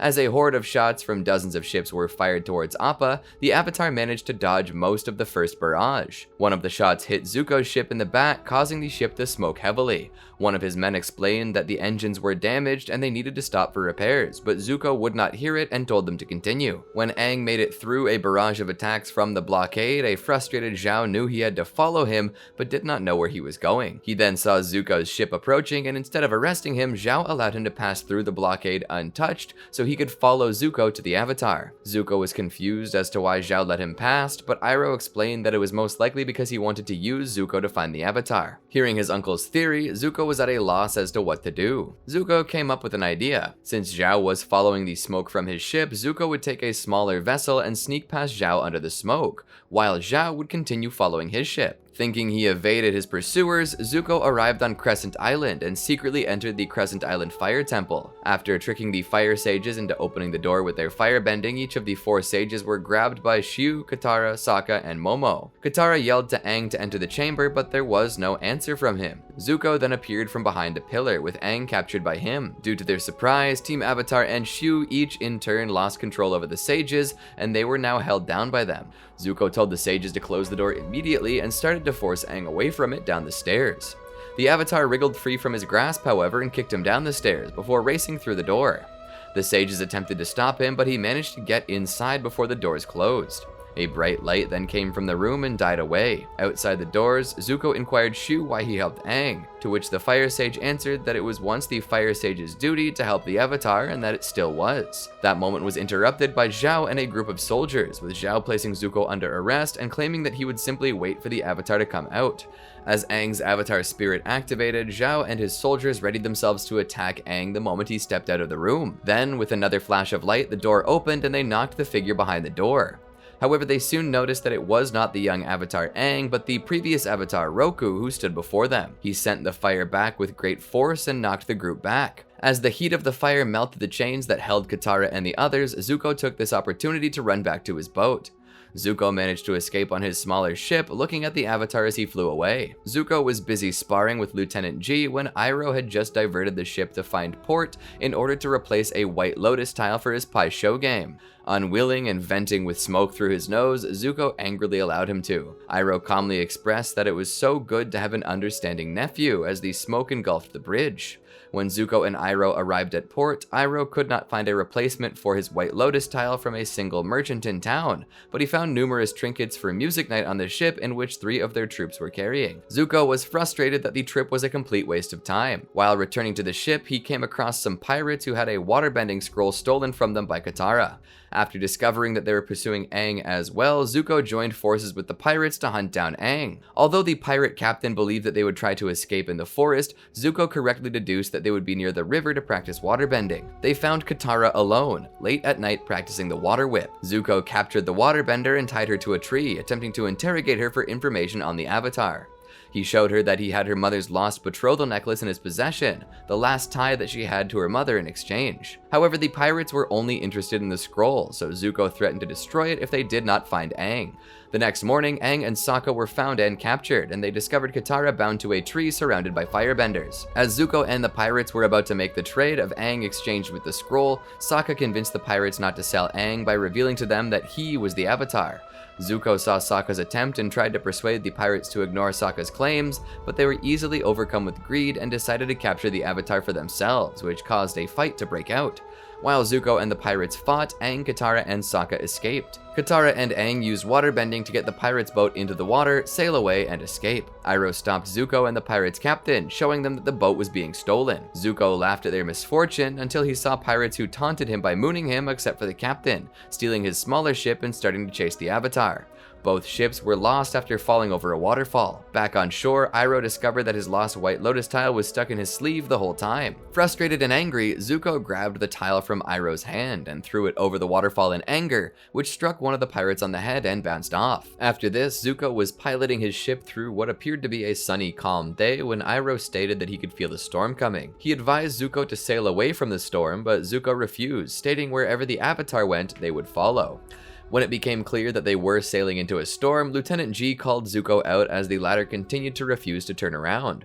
Zuko responded by trying to instigate a duel. Before a fight could begin, however, Iroh separated the two. As Iroh explained Zuko's past to the crew, a lightning bolt almost struck the ship, but Iroh managed to redirect it. Zuko then noticed that the helmsman was dangling from the top of the ship. He climbed up to the top and grabbed his hand, successfully rescuing him. Finally, Zuko agreed to get the ship to safety, reaching the eye of the storm. During this time, he saw Aang flying up the eye and just looked at him and let him pass. At Po Huai Stronghold, a Fire Nation fortress overlooking the Earth Kingdom's western shore, Commander Zhao requested the use of the Yuyan archers, an elite group of Fire Nation soldiers skilled in archery, in his hunt for the Avatar. Colonel Shinu strictly denied the request until word suddenly arrived from Fire Lord Ozai that Zhao had been promoted to the position of Admiral. Now the superior officer, Zhao smugly changed his request of the Yuyan archers' abilities into an order. Meanwhile, a figure watched the proceedings from a roof, his face hidden by a blue mask. It was a theater mask, usually employed for the dark water spirit in the Love Amongst the Dragons play.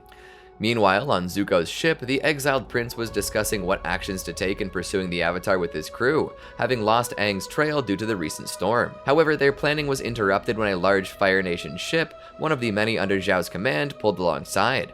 Several Fire Nation soldiers boarded, revealing a wanted poster depicting Aang and stating that all information regarding the Avatar was to be reported directly to the Admiral. Zuko angrily reported that he had no information and demanded that the soldiers get off his ship and allow them to pass. He became further angered when the soldiers complied with his first demand, but stated that under Zhao's orders, no ships were being allowed in or out of the area. Iroh responded to all of this in his typical laid-back fashion, instead focusing on winning a game of Pai Sho with several of the crew members. Zuko practiced on the deck of the ship, having not given an order to his men in the hour since it was boarded. Iroh expressed concern over his nephew's behavior and assured him that it was still possible that he could capture the Avatar before Zhao. Zuko expressed disbelief as Zhao had far greater resources and power. He despondently stated that he would soon lose all that he'd been fighting for in the years since his exile. His fears were founded when the Avatar was finally captured by the Yuyan archers and taken back at Po Huai Stronghold as a prisoner. There he was chained and locked up in a cell where he was mocked by Admiral Zhao. However, the same masked figure from before materialized among the bushes flanking the path into the fortress. The figure, the titular blue spirit, snuck into the fortress by clinging to the underside of a carriage that was brought in before moving stealthily through it to Aang's cell. Luckily for the Blue Spirit, Zhao was currently addressing all of the Fire Nation members in the fortress, saying that the Avatar had been captured and the Fire Nation would win the war in less than a year. This distraction allowed him to move across the fortress's innermost wall unnoticed before descending into a small sewage system and emerging within the fortress's main tower.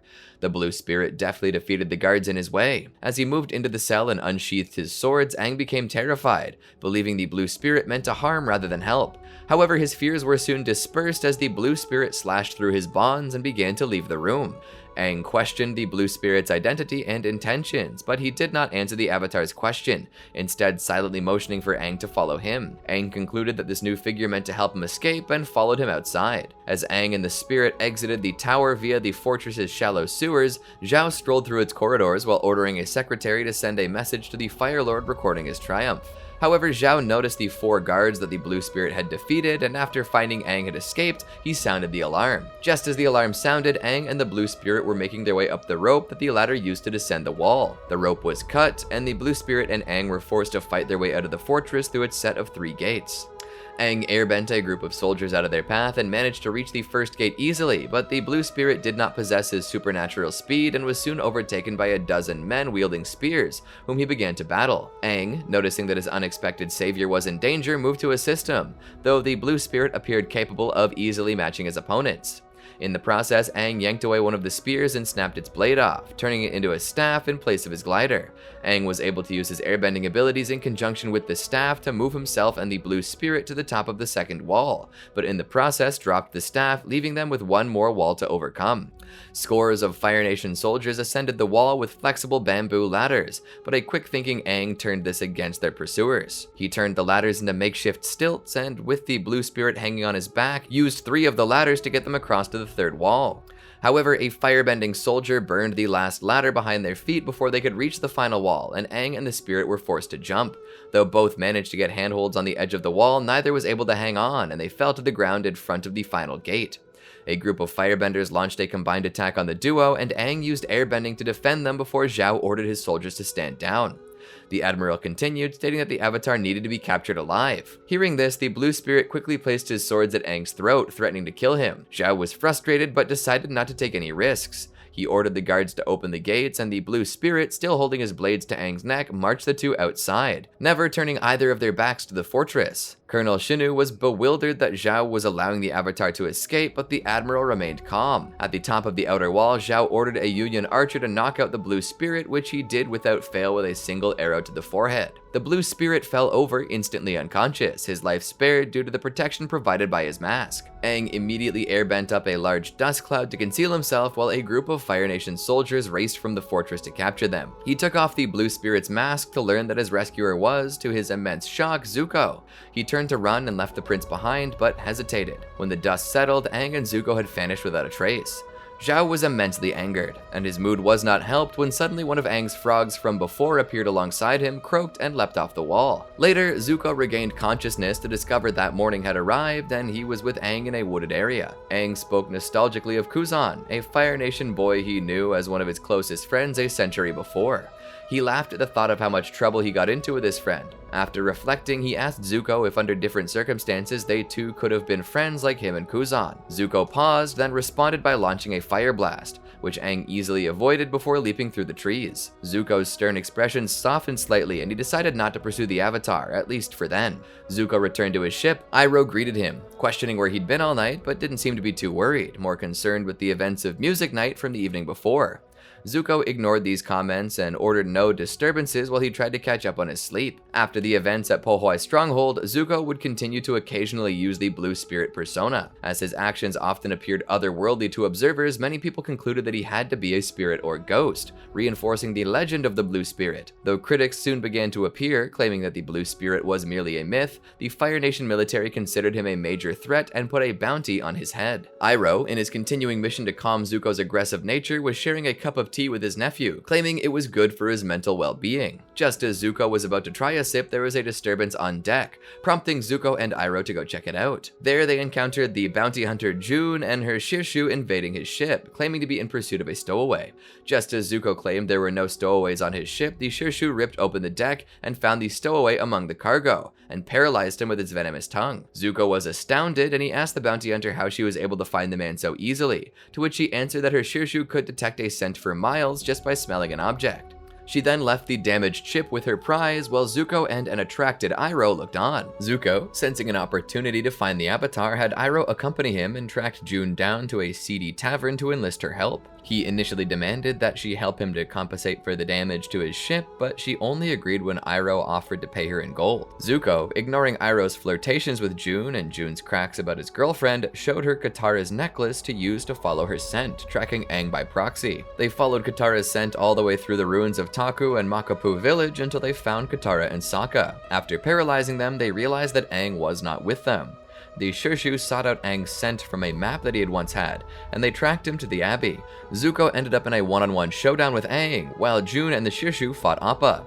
Everyone brawled, and Zuko chased Aang across the Abbey, ferociously attacking him with firebending while Aang defended himself with airbending. Sokka, coming out of paralysis thanks to the nun's remedy, devised a plan to blind the Shirshu by overpowering its sense of smell with perfume. Katara waterbent the perfume onto the Shirshu when it lost control. Blinded and panicking, it paralyzed both Zuko and June. Iroh pretended to be paralyzed so he could hold June close to him and shushed Zuko when he pointed this out. Close to the Northern Water Tribe at the North Pole, Zuko's ship had docked in a Fire Nation bay for the night. During Iroh's music night, Zhao came on board to conscript the crew for his attack on the Northern Water Tribe. Iroh and Zhao went to Zuko's room to inform him. When Zuko heard of this, he tried to attack Zhao but was restrained by Iroh. Zhao soon noticed the broadswords on a mantelpiece, which he recognized as the Blue Spirits, and casually asked Zuko if he had any skill with the swords. Zuko, knowing that Zhao suspected him of being the Blue Spirit, replied that the swords were only antiques and used for decoration. After the crew left, Zuko was bitter and resentful. He rejected Iroh's offer to go for a walk and opted to stay in his room to sulk. Zhao, who suspected that Zuko was lying, hired the same pirate crew Zuko had met before to assassinate him. Although successful in planting the explosives, one of the pirates accidentally created some noise which alerted him. He went to investigate but found nothing until he saw the pirate captain's iguana parrot. The explosives went off and destroyed Zuko's ship. Moment before the flames hit him, Zuko formed a fire shield, which saved his life.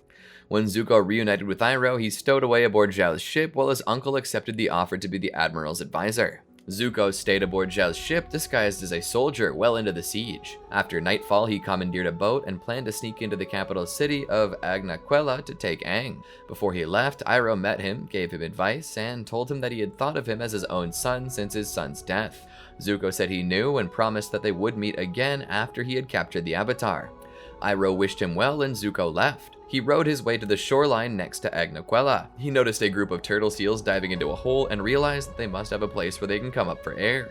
He dove in and eventually came to a place where he was trapped under ice. He used firebending to melt the ice and came up into the city. He made his way to the Spirit Oasis, where he found that Aang had crossed into the spirit world. He interrupted them, demanding that they give Aang to him. Katara moved to defend him as Yue ran away, and Zuko took a fighting stance. The two began to fight. At first, they were relatively equal, but Katara, empowered by the moon, gained the upper hand and trapped Zuko in a prison of ice. However, when the sun rose, he was able to unleash a fire blast and sent Katara into a tree, knocking her out. He took Aang, and having nowhere else to go, left the city and went north into a raging blizzard. After trudging through the falling snow, Zuko found a cave and took shelter. Soon after, Aang's spirit returned to his body. After the Avatar woke up, the airbender tried to escape but failed. Zuko restrained him, but Katara, Sokka, and Yue, who had been following him, came down on Appa. Katara defeated Zuko and they prepared to leave with Aang. The young Avatar saved Zuko's life for a second time, insisting that he must be brought along instead of being left unconscious in the snow where he'd surely die. Upon returning to Agnaquela, Zuko escaped while Aang and his allies were distracted by Zhao's attack on the moon spirit Tui. Zuko followed an escaping Zhao and attacked him. The Fire Nation admiral defended himself, told Zuko that he knew Zuko was the blue spirit, and called him a traitor. The two began fighting. Although equal in prowess, Zuko's skill had considerably improved from their Agni Kai, being able to parry all of Zhao's attacks. Eventually, he gained the upper hand and defeated him. At that moment, La, who was returning to the Spirit Oasis after sensing that Tui was resuscitated by Yue's life force, spotted Zhao and attempted to drag him into the water as revenge for killing Tui. Zuko watched Zhao struggle to break free before offering his hand to save him. The Admiral refused, however, and Zuko watched as the vengeful ocean spirit dragged Zhao into the water. Zuko and Iroh escaped the North Pole and traveled on a driftwood raft for 3 weeks until they reached land. Zuko and Iroh reached a Fire Nation village resort, where Iroh received a massage while Zuko brooded over the 3-year anniversary of his banishment. He expressed his desire to fulfill his goal of capturing the Avatar while regaining his honor, the throne, and his father's respect. Iroh tried to console him, saying why would he banish you if he didn't care, but to no avail. Upon returning to their place that they were staying, the two found Azula waiting for them. They exchanged cold greetings, in which Azula mocked Zuko with jibes about becoming uncivilized and called him Zuzu. Azula informed them that Ozai had heard of plans to overthrow him and intended to surround himself with the only people he could trust, his family. She told Zuko that their father regretted his banishment and wished for him to come home soon, news that shocked Zuko. Azula left, giving him time to mull it over. Zuko believed his sister and was ecstatic at the prospect of going home. Iroh, however, remained skeptical, as he had never known Ozai to forgive anyone. Zuko insisted that his father truly cared about him, but Iroh suspected that the invitation to return home was fraudulent. Zuko grew angry, calling him lazy, selfish, and jealous, and stormed off. The next morning, Zuko proceeded to meet Azula alone when he was suddenly approached by Iroh.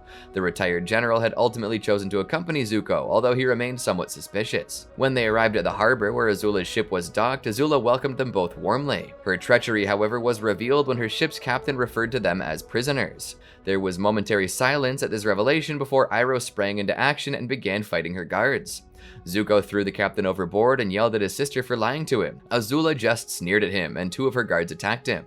He defeated them easily and took a stance against the princess. He created 2 fire daggers and attacked her, but Azula fought him off with her hand-to-hand skills, twisting his arms out of her way and using his weight to manipulate his movements. When she finally gained the high ground on a set of stairs, Azula blasted Zuko away with a fire attack. She prepared to finish him with a lightning attack, but Iroh interceded, redirecting it, kicking her overboard and escaping with Zuko. The duo ran into the forest until they had came far enough away. They sat by a stream, and Zuko pulled out his dagger Iroh had given him years earlier. He cut off his top knot as a symbol of severance from his family and the Fire Nation, and gave the dagger to his uncle, who did the same. The two ran off to the countryside as fugitives. Iroh and Zuko struggled to live off the land. Iroh mistakenly ingested a deadly plant, and they were forced to seek aid from a young Earth Kingdom herbalist named Song. Song tried to reach out to Zuko repeatedly, but he rebuffed her. However, when she displayed her own burn scars caused by the Fire Nation, he seemed taken aback and dismayed. When she asked him if his father was involved in the 100-Year War, he only replied, "Yes, he is." Despite Song's compassion, as Zuko and Iroh departed, Zuko stole Song's ostrich horse, ignoring Iroh's protests. The two grew more desperate, and Zuko fumed as Iroh was forced to panhandle for money. After watching Iroh being harassed by a local, Zuko once again donned the guise of the Blue Spirit and resorted to stealing from local merchants. Iroh, worried about Zuko, confronted him about his suspicious acquisitions and his honor. When he went further and pointed out that capturing the Avatar at this point would likely not improve their situation or return Zuko to his rightful place in the Fire Nation, Zuko pulled away from Iroh and walked off. When he returned, he declared that, after reflection, he decided that they no longer had anything to gain by traveling together, and he parted ways with Iroh. Zuko wandered through the Earth Kingdom, passing through forbidding and uninhabited areas. Despite his worsening hunger and lack of supplies, he decided not to rob a young couple when he noticed that the woman was pregnant. Eventually, he stumbled upon a small town that was regularly harassed by a troop of unscrupulous Earth Kingdom soldiers. Zuko stood up to those soldiers, impressing a young boy named Lee, who invited Zuko back to his family's farm for food and shelter. He spent the day helping with chores, thinking of his own far less happy childhood. Zuko acted as something of a substitute brother for Lee, whose older brother was off fighting in the war, even giving Lee a quick lesson on how to use dual broadswords when Lee's curiosity prompted him to take them.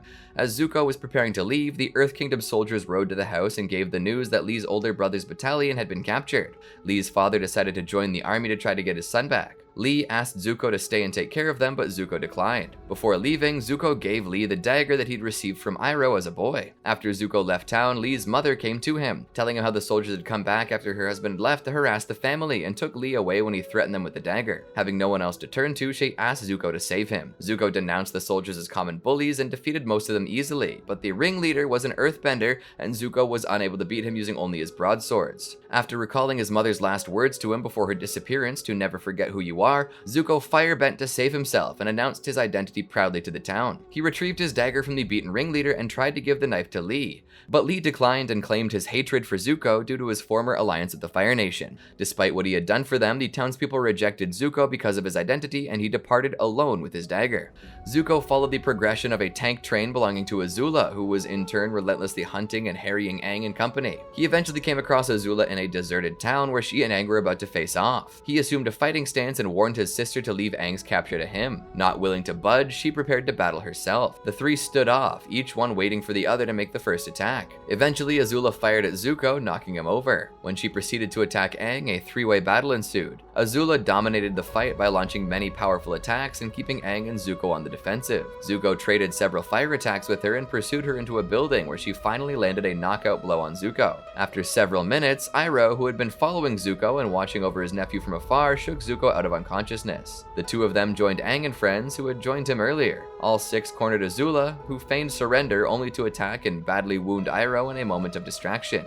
Zuko, Aang, Katara, and Toph each launched an elemental attack, but Azula disappeared, utilizing a clever firebending move. Zuko ran to his wounded uncle, grief-stricken. When Aang and his companions approached, he angrily demanded that they leave. Katara offered to help, but Zuko launched a fire blast at them. They ran away, leaving Zuko to tend to his uncle's injuries. Zuko took Iroh to a small shack on the outskirts of the town to tend to his wound. He bandaged it and prepared tea. When Iroh woke up, Zuko explained what had happened and offered him the tea, which Iroh did not like, but gracefully accepted. Aware that he would eventually encounter Azula again, Zuko appealed to his uncle for instruction in more advanced firebending. He anticipated an argument, predicting that his uncle would say that he should try to get along with Azula. He was surprised, however, when Iroh agreed and told him Azula was crazy and needed to go down.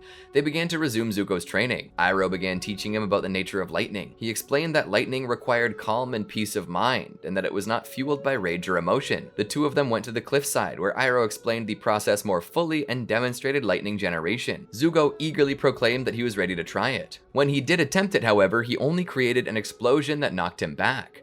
He persisted, but each attempt to produce lightning just exploded in his face. When he got frustrated, Iroh explained that Zuko's emotional turmoil was preventing him from feeling the calm needed to produce lightning. He told Zuko that he'd be unable to produce lightning until he got over the shame that he felt.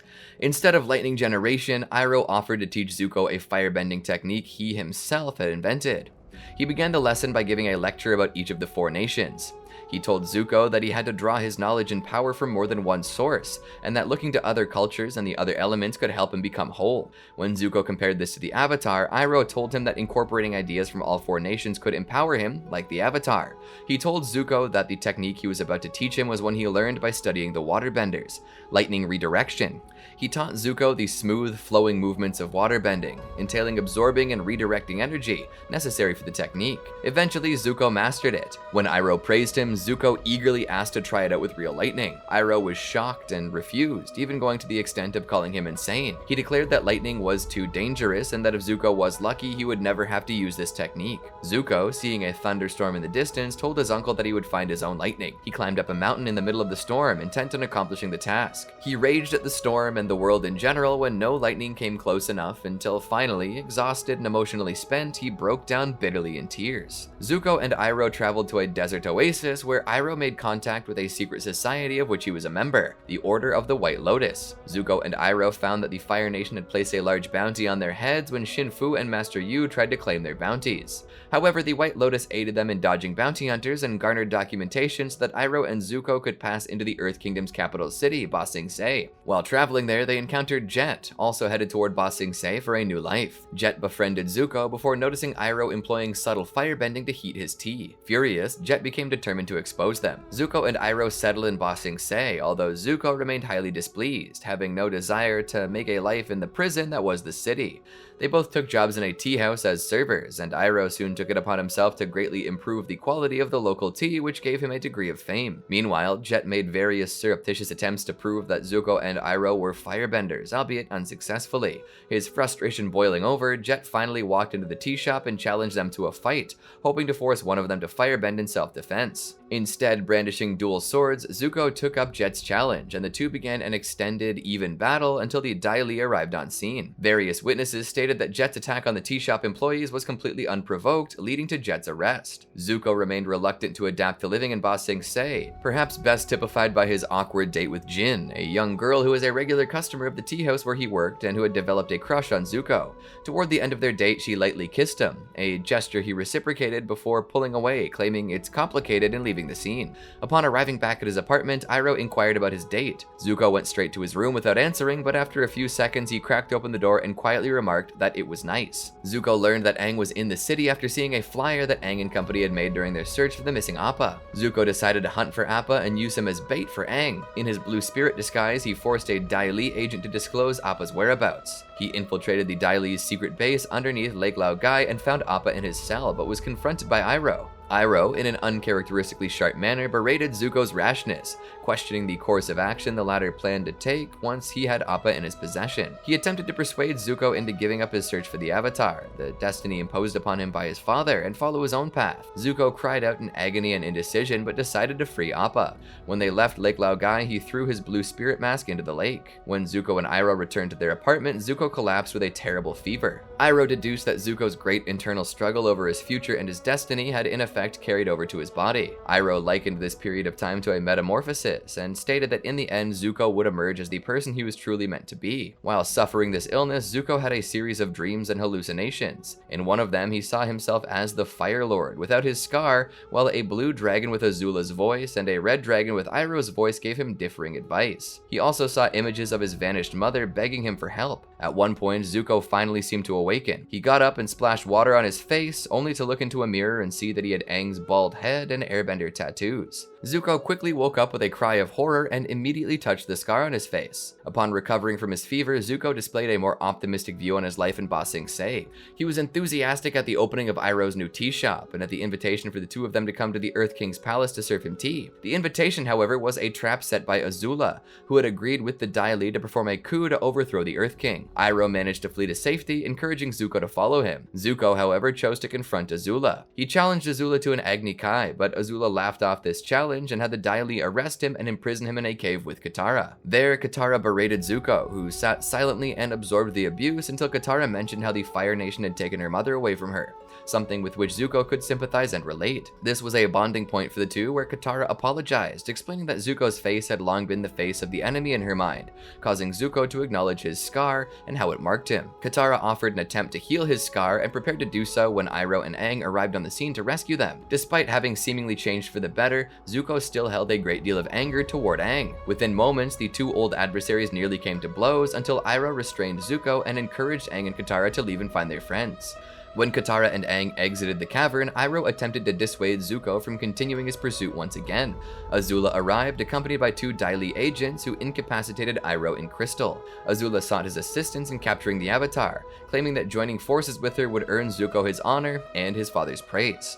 Iroh retorted that the redemption she offered was not for him and pleaded with Zuko to seek his own destiny. When Azula left to fight Aang and Katara, Zuko later joined the battle and ultimately teamed up with his sister in attacking Aang, doing so with manic zeal. Zuko assisted his sister directly several times, freeing her from Katara's grasp at one point. When Aang was knocked into a wall by Azula, Katara was left to battle both Zuko and Azula. Katara used water shields to deflect the blasts, but the siblings quickly overpowered her, leaving her defenseless. At the end of the battle, following Aang's fatal injury from Azula's lightning fire, Iroh arrived on the scene and covered Katara and Aang's escape. He held off the siblings and scared off Dai Li agents until they had safely exited the cavern. Iroh subsequently let himself be captured, Azula and Zuko triumphantly returning to the Earth King's palace. Growing uncertain once more, Zuko questioned his actions and expressed regret at having betrayed Iroh. Azula turned this aside though, telling Zuko that it was Iroh who had betrayed him. She expressed confidence that Zuko had restored his own honor. Zuko, however, still appeared conflicted about his decision. After this, Zuko was surprisingly reluctant to return to the Fire Nation as a hero. However, after informing his sister of his intention to remain in Ba Sing Se, the princess pulled out a trump card in the form of an old friend,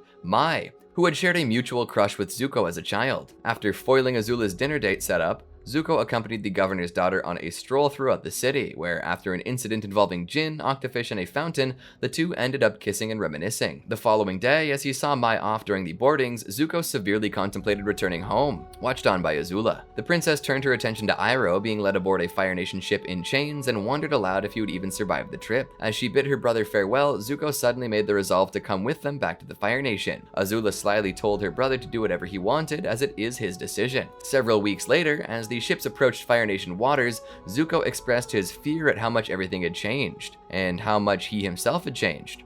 Despite reassurances from Mai and deafening cheers from the citizens of the Fire Nation, Zuko was still uncertain as to how his father would receive him, and even doubtful as to whether or not the Avatar was truly dead, a feeling he expressed to his sister. When he finally returned to his father's throne room, however, his father welcomed him back with pride and recognition, claiming that Zuko had fully redeemed himself by slaying the Avatar. Zuko managed to contain his surprise at this, knowing fully well that it had been Azula who had delivered the blow, not him. Although the false claim finally gave him the redemption he had so longed for, Zuko confronted his sister that night about why she had given him the credit. Azula claimed that she saw how worried Zuko was about not having the Avatar. She decided to give him the credit for his demise out of a generous gesture to repay his part in the takeover of Ba Sing Se. Zuko refused to believe this explanation, accusing her of retaining an ulterior motive. Azula nonchalantly pointed out how letting him have his glory over slaying the Avatar could do little to benefit her, but went on to insidiously acknowledge the fact that should it be discovered that the Avatar was alive, that all that glory would swiftly turn to shame and foolishness.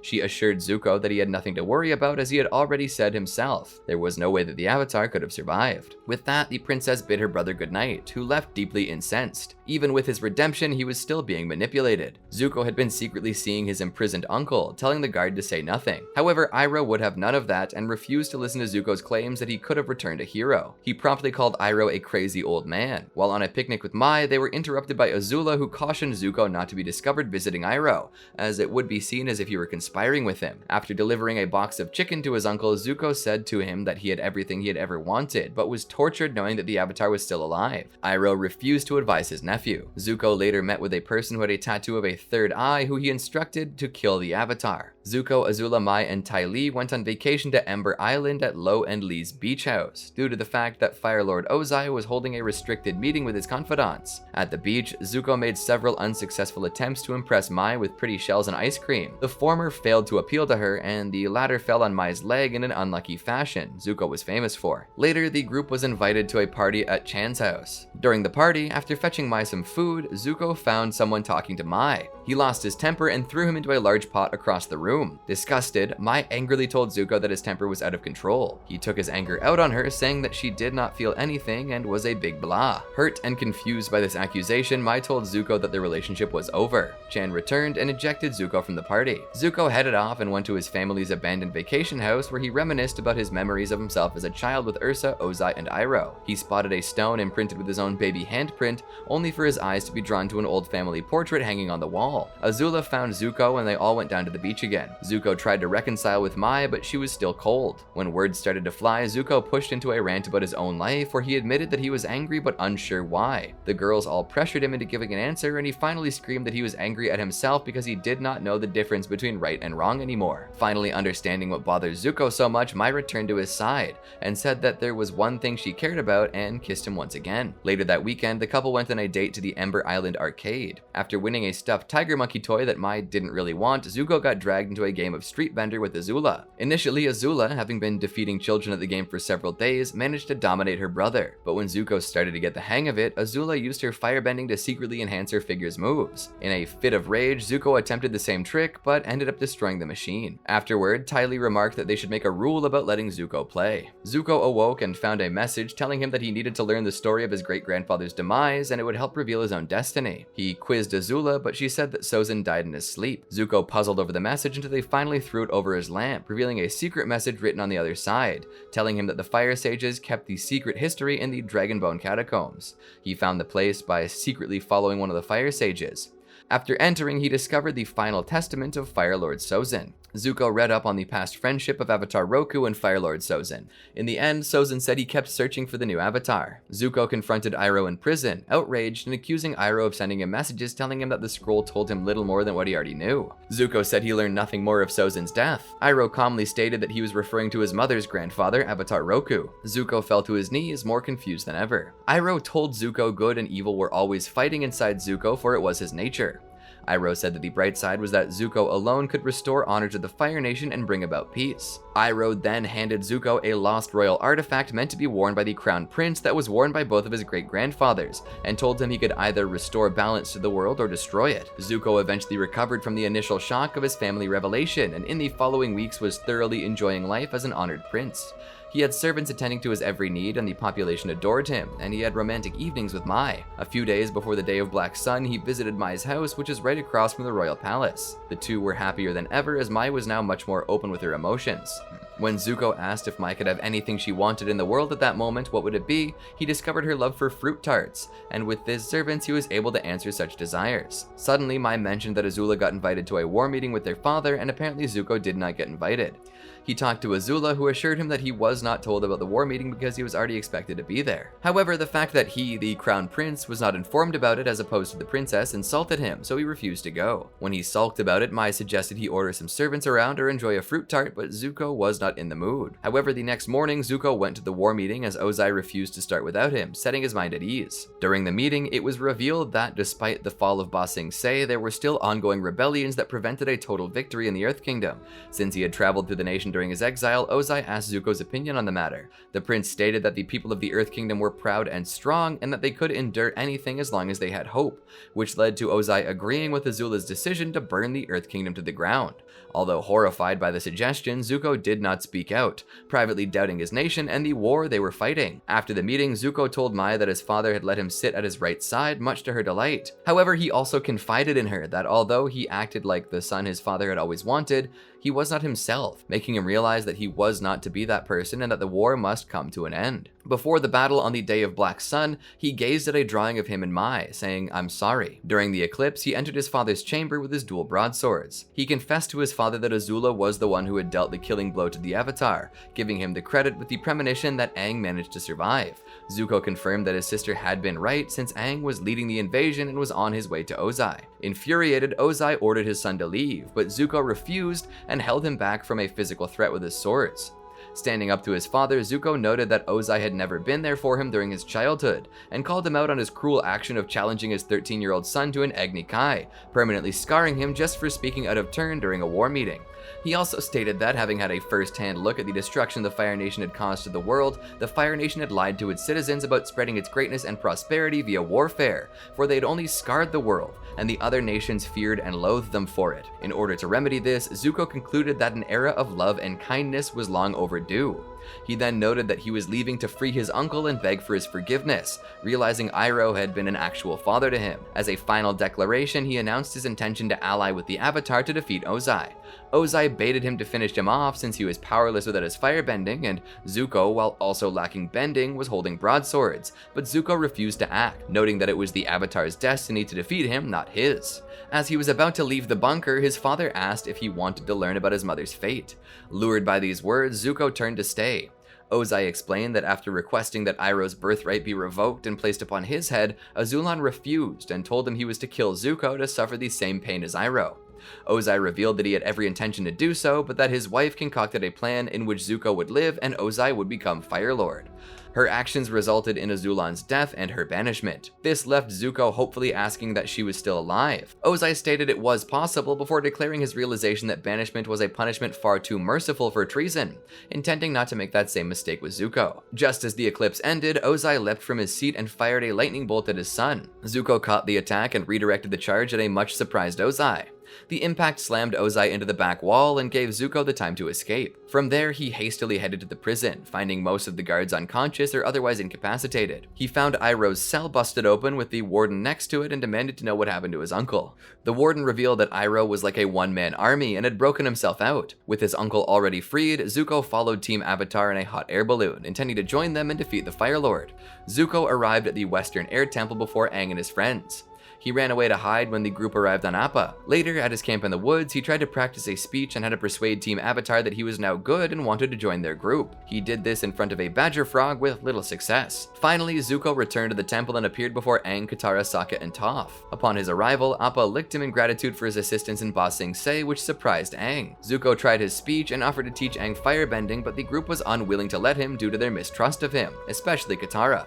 Zuko began apologizing for the bad things he had done to them, but accidentally let slip the fact that he sent Combustion Man after them. Enraged, the gang demanded that Zuko leave them. Zuko instead offered to be accepted as their prisoner, but Katara waterbented him and ordered him to leave. Zuko returned to his camp and berated himself for how bad his attempt at joining their group was, including voicing his regret for not having blamed Azula for hiring Combustion Man, as that would have been a believable statement. Later that night, Toph, having sensed that Zuko had been sincere, went to visit him. She made a noise that startled Zuko, causing him to act on instinct and firebend at the intruder, not knowing it was Toph. He burned her feet by accident, and when he tried to apologize and help her, Toph earthbent at him in a panicked self-defense and retreated back to the temple. Thinking his act disillusioned her belief in his sincerity, Zuko collapsed to the ground and shouted in frustration, "Why am I so bad at being good?" The next day, Combustion Man had tracked down Team Avatar to the temple. Zuko attacked Combustion Man with a flying kick, causing his attack to miss Aang and his friends. Zuko ordered him to stop hunting the Avatar, even offering to increase his pay, but Combustion Man ignored him and continued to attack the team. Zuko attempted to stop him with a fire punch, but was stopped when the assassin grabbed his shirt. The banished prince kicked him and was able to free himself. When he caused Combustion Man to misfire again, Combustion Man retaliated by shooting a blast at Zuko, who managed to shield himself with a firewall. The force of the blast pushed him over the edge, though he was able to catch a vine at the last moment. This proved to be his salvation when Combustion Man died in a massive explosion moments later after his combustion bending backfired due to having been struck in his third eye. Zuko appeared to Team Avatar once more and apologized to them once again, saying that he had been through a lot in the past few years. He apologized to Toph for burning her, remarking that he had to be in better control of his bending and that fire could be a dangerous thing if not controlled.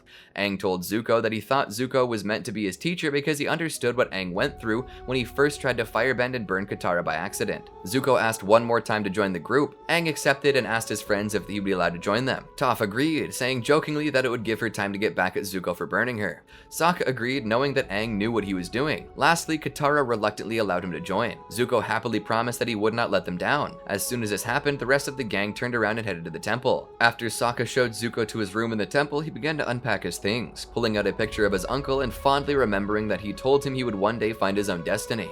Katara appeared in his doorway. Just as Zuko began to show delight at her letting him join the team, she informed Zuko that even though the others accepted him, she still did not trust him and warned him.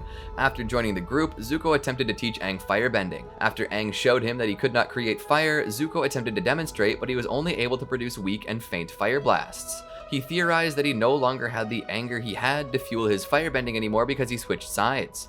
After Zuko informed the rest of the group about his loss of firebending, Sokka and Katara poked fun at him, the former by referring to firebending as jerkbending, and the latter calling it ironic since it would have been nice for them if Zuko lost his firebending a long time ago. But Toph had another idea. She suggested that Zuko and Aang learn from the original source of firebending. Zuko felt he was out of luck because firebending originated from the dragons, who were believed to be extinct. However, he recalled that there were old ruins at the ancient Sun Warrior civilization located near the Western Air Temple, and they they might learn something there. After arriving in the ruins, Aang was almost caught in a booby trap. Zuko avoided it, saying that places with booby traps always have something worth protecting. While exploring, Zuko revealed that his great-grandfather Sozin began a tradition that if anyone hunted a dragon and killed it, their firebending would become legendary and would be granted the title of dragon. This action led the Fire Nation to exterminate the dragons. Zuko's uncle conquered the last dragon, giving him the name the Dragon of the West, as well as his ability to breathe fire as he demonstrated to Azula. Sozin also started the belief that firebending originated from anger and rage and could only be used for destruction. Aang and Zuko later found their way to a room with a circular alignment of statues that were labeled as the Dancing Dragon, which was an ancient firebending form. After the both of them performed the form, a glowing jewel appeared in the center of the room. Zuko took it, despite Aang's advice, accidentally triggering another trap. They were both found by members of the Sun Warrior tribe a while later. The chief told them that if they wished to master firebending, they must meet the tribe's masters. They were both given a fireball to carry up a mountain where the masters were, to prove their worth and commitment to firebending. Shortly after arriving at the mountaintop, they were confronted by the masters, which turned out to be a red dragon and a blue dragon.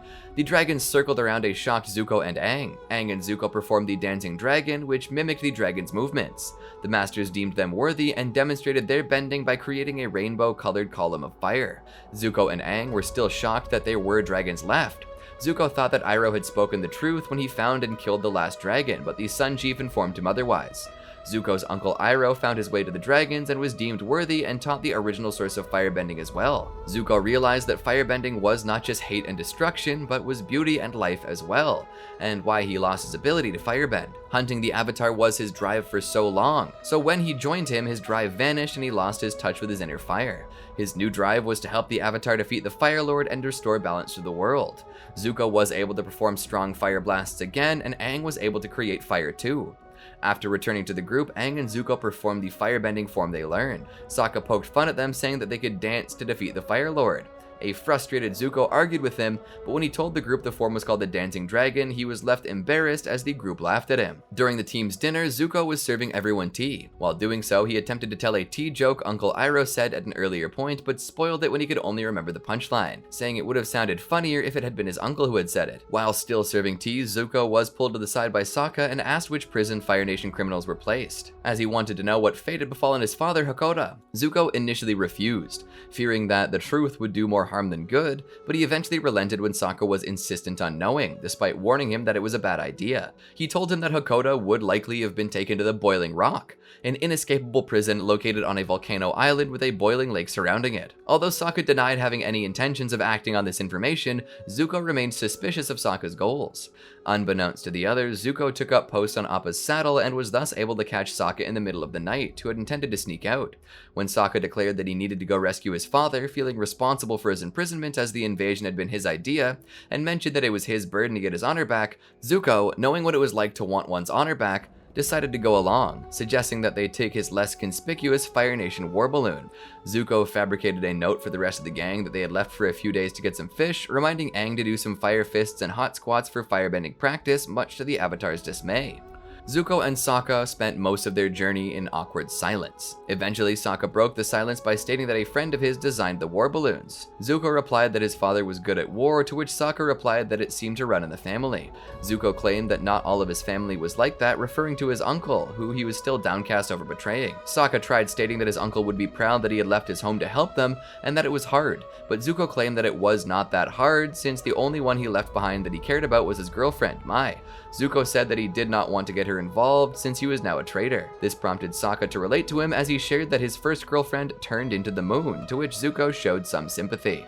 Zuko and Sokka made it to the prison at night. They saw a significant amount of steam emitting from the volcano. Because of the steam, the balloon was no longer hot in relation to the outside air, which caused it to fall and crash, meaning there was no way off the island. Zuko told Sokka that he hoped Sokka knew what he was doing, as there was no turning back. The next morning, the duo donned Fire Nation guard uniforms. As they entered the prison yard, an altercation was ongoing. Chit Sang, a firebending prisoner, broke the rule of not bowing to a prison guard. After Chit Sang defied his rule, the guard made a fire whip and used it against him. However, the latter parried this with his firebending, which was prohibited in the prison. As a result, Chit Sang was sentenced to a cooler, where firebenders would freeze until they could not firebend for a while. Meanwhile, Zuko, at lunch break for the guards, asked some guards whether or not Boiling Rock also held war prisoners. Zuko and Sokka met up later on, and the Firebender told the warrior that Water Tribe prisoners were not located in this prison, much to Sokka's sorrow. Sokka believed he had failed yet again, but Zuko tried to cheer him up with one of Iroh's wise sayings, which he messed up. Sokka cheered up, not by Zuko's attempt, but at the sight of his girlfriend Suki, who was returning to her prison cell. Sokka went inside her cell to talk to her while Zuko stood guard. While Sokka and Suki reunited, a guard came by to check on Suki. Zuko tried to keep her out, at first with an excuse, followed by physical force. When Sokka came out back in his guard disguise, he helped the guard arrest Zuko, but whispered to him that he would figure something out. Zuko allowed himself to be captured, and he was taken to a prison cell. While Zuko was in his cell, he was confronted by the warden, who shocked Zuko by showing that he knew the prince, claiming that Zuko broke his niece's heart, referring to Mai. Soon, Zuko and Suki were up to mopping duty, and Suki recognized Zuko from when he attacked her village. Sokka gathered the both of them for a plan, which Chit-Sang overheard, and he demanded to be involved. They planned to use a cooler to ride their way out like a boat, as the cooler was perfect for keeping heat out. Zuko volunteered by pretending to fight with Chit-Sang with firebending. After that, he was sent to a cooler cell and, having used his fire breath to keep warm, was successful in unscrewing the cooler free. However, guards passed by and the two hid and overheard information that new arrivals would be coming the next day, including war prisoners, giving Sokka hope that he would see his father Hakoda. That night, Sokka and Zuko brought the loose cooler cell to where Chit-Sang, Suki, and Chit-Sang's friend and girlfriend were waiting. Sokka, knowing about the new arrivals of prisoners tomorrow, stayed at the prison to break his father out. Suki and Zuko agreed to stay, while Chit-Sang left. By dawn, Chit-Sang and his friends were steaming up in the cooler, and Chit-Sang broke off a piece of metal to use as an oar to make it go faster. He was scalded by the boiling water and yelled out in pain, alerting the Fire Nation guards to their escape attempt, and they were caught. Meanwhile, Sokka, Suki, and Zuko hid while watching the prisoners come out of the lift used to transport prisoners. After a few came out, Sokka lost hope of seeing his father, until the last person was called out, Hakoda. After the father-son reunion, Sokka made his way to Zuko's prison cell and tried to share an escape plan that he and Hakoda made, but it was interrupted by two Fire Nation guards. Sokka feigned brutalizing Zuko as he filled in with where to meet. Zuko was taken to another cell where he was confronted by Mai. Mai began to berate Zuko for leaving a letter and making her think that he had abandoned her, claiming that he could have at least looked her in the eye when he ripped out her heart. Zuko explained that he was doing this for the Fire Nation, but Mai did not seem to understand how his betrayal would help the nation. Later, Sokka, with the help of Chit-Sang, started a riot, and in the confusion, the warden sent a guard to keep Mai safe. Zuko used this opportunity to overpower the guard, locking him and Mai in the cell for her safety. After Zuko showed up to join his friends, Suki captured the warden, and the group made their way to the gondola. The groups made it, and Zuko broke the lever to make it unstoppable. However, they soon ran into a problem. They were being followed by Azula and Ty Lee, though Zuko and Suki had been waiting for a rematch with the two, respectively. Sokka, Suki, and Zuko climbed to the roof of the gondola and battled Ty Lee and Azula. Suki battled evenly with Ty Lee, and Sokka and Zuko matched Azula fairly. The warden broke free of his binding and ordered the guards to cut the line, even though that meant that he and the others would not survive. The guard proceeded to do so. Azula and Ty Lee made it onto the gondola, but the group was trapped. Just as the guards were about to finish cutting the line, they were stopped by Mai. Mai started to pin the guards with her daggers, much to everyone's confusion. A guard asked her what she was doing, to which she replied, "Saving the jerk who dumped me." She freed the line, and the gondola used by the group started moving again. The group made it out while leaving the warden behind, and the group left. Although Suki wondered how they were going to leave, Zuko realized that Azula must have come to the Boiling Rock somehow and spotted her airship, using it to escape from the island. As Zuko and the others got back to the Western Air Temple, Katara asked Sokka and Zuko what had happened to Zuko's small war balloon. Zuko merely answered it kinda got destroyed. After the rest of the gang asked if they had acquired some meat, Sokka answered that he did, and it was the best meat of all, which was the meat of friendship and fatherhood. Hakoda, Suki, and Chit-Sang presented themselves. Katara embraced her father before Sokka was pulled in, as Zuko watched the moment with a genuine smile on his face, happy to see a father in contrast to his own who actually loved his children. In the beginning, the group was sleeping soundly on the ground sometime after Zuko and Sokka returned to the Western Air Temple. Suddenly, bombs started shooting from a fleet of Fire Nation airships. Aang airbent the large doors closed to protect the group. Zuko pushed Katara out of the way when the ceiling almost fell on her. Katara, in anger, asked him what he was doing. Zuko told her that he was keeping rocks from crushing her, but Katara just shoved him off and said that she was not crushed and he could get off her now. Zuko replied, "I'll take that as a thank you," and got up. During the group's escape, Zuko acted as a distraction to buy them some time, having a premonition that Azula was involved. When he confronted his sister, he asked her why she was there. Her response was she was about to celebrate becoming an only child, intending to kill him. Zuko fought Azula atop one of the airships and was saved from certain death when the rest of the team flew under him on Appa and caught him after he and Azula blasted each other off. Watching his sister falling, Zuko was concerned that he might have killed his sister. His worry was absolved when Azula propelled herself to the face of the cliffside and anchored her position with her hairpin. After that morning, they settled down and Aang remarked that camping was just like old times. Zuko made a joke that if he wanted it to feel like old times, he could chase Aang around and try to capture him. Everyone laughed except Katara, who was still holding a grudge against Zuko.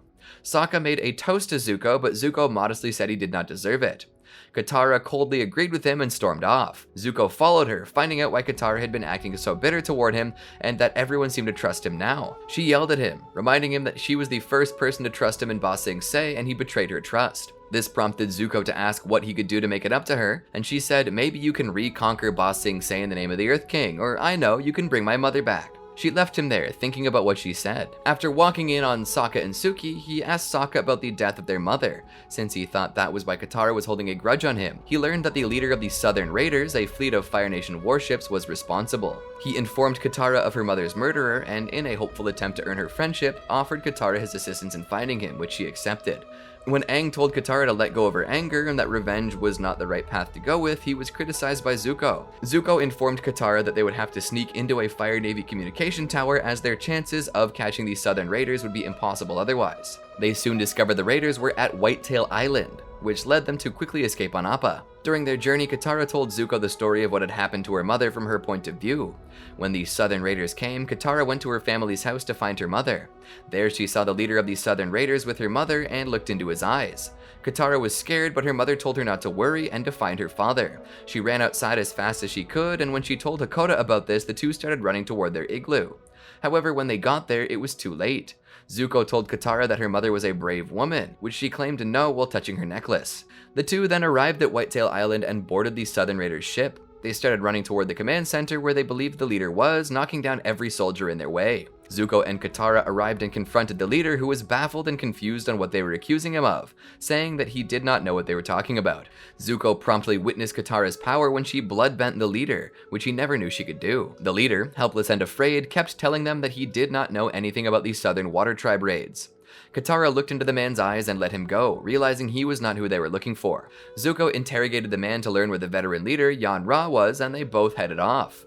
Zuko and Katara eventually found the man responsible for killing her mother. At first, the man did not remember the event, but it all came back to him as he recalled the little water tribe girl and her mother. Katara told the man that her mother lied to protect the last waterbender, her. When she finally had her chance to get revenge once and for all, she could not bring herself to kill him. After the group joined Katara on Ember Island, Katara told Zuko that she had forgiven him, and hugged him warmly, finally being welcoming and graceful to him for the first time. He subsequently asked Aang what he would do when he faced Ozai, since he believed killing someone was never the answer. While stationed at Ember Island, the group attended a play that showed their adventures. The plot was twisted and made to demoralize the group. Zuko had quite possibly the most negative response in the play, as it took all of the mistakes in his life and shoved them in his face. The most emotional part to him was the scene where he betrayed Iroh, which he was still ashamed of, as he now saw that Iroh was more of a father to him than Ozai ever was. Toph later told him about her long conversation with Iroh she once had and how he would constantly talk about Zuko.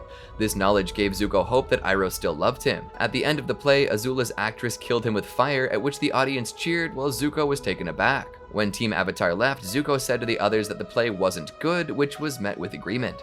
3 days before the arrival of Sozin's comet, Zuko was fiercely training Aang in firebending, pushing him to improve quickly and urging him to be more aggressive. However, Aang soon lost focus and joined the group in a beach party. Angered by the lack of willingness to train, Zuko attacked Aang, hoping to coax him into a serious sparring session as preparation for his battle with Ozai.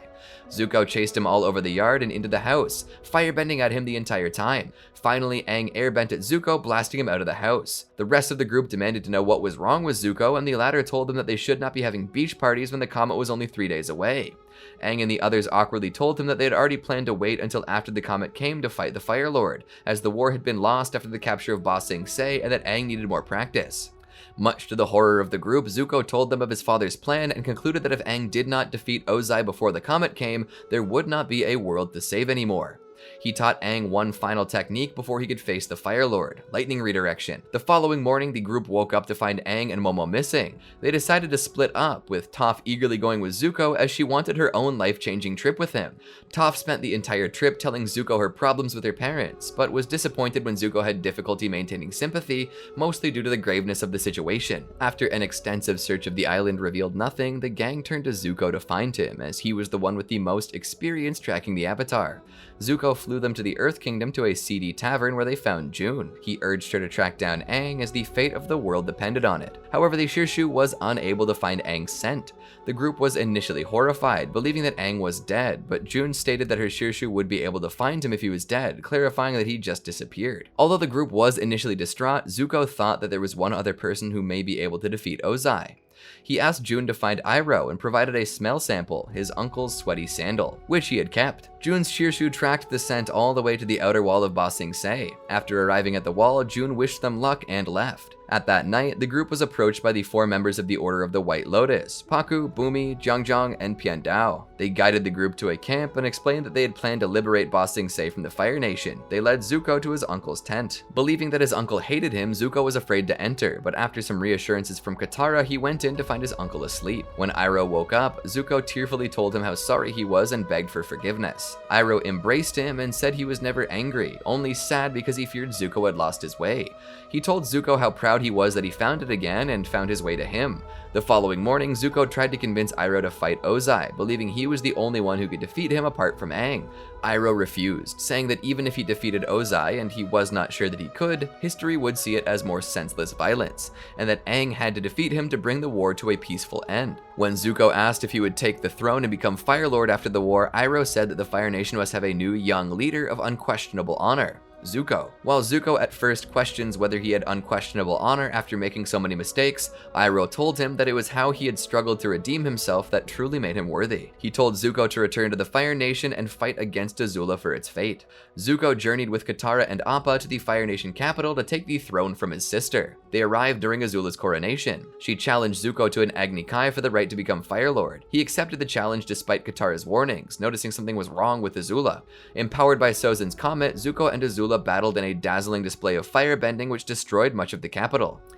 Due to Azula's crumbling mental state, Zuko, after a long standstill, was eventually able to gain the upper hand, forcing her to use jets of fire to remain able to attack him when he easily deflected each and every single one of her attacks, and overpowered and knocked her down with a spinning fire kick. Zuko then taunted Azula of not using her lightning out of fear he would redirect it. Goaded, Azula prepared to use lightning on Zuko until she noticed Katara in the distance. Azula shot lightning toward Katara, but Zuko jumped in the way to protect her at the last second.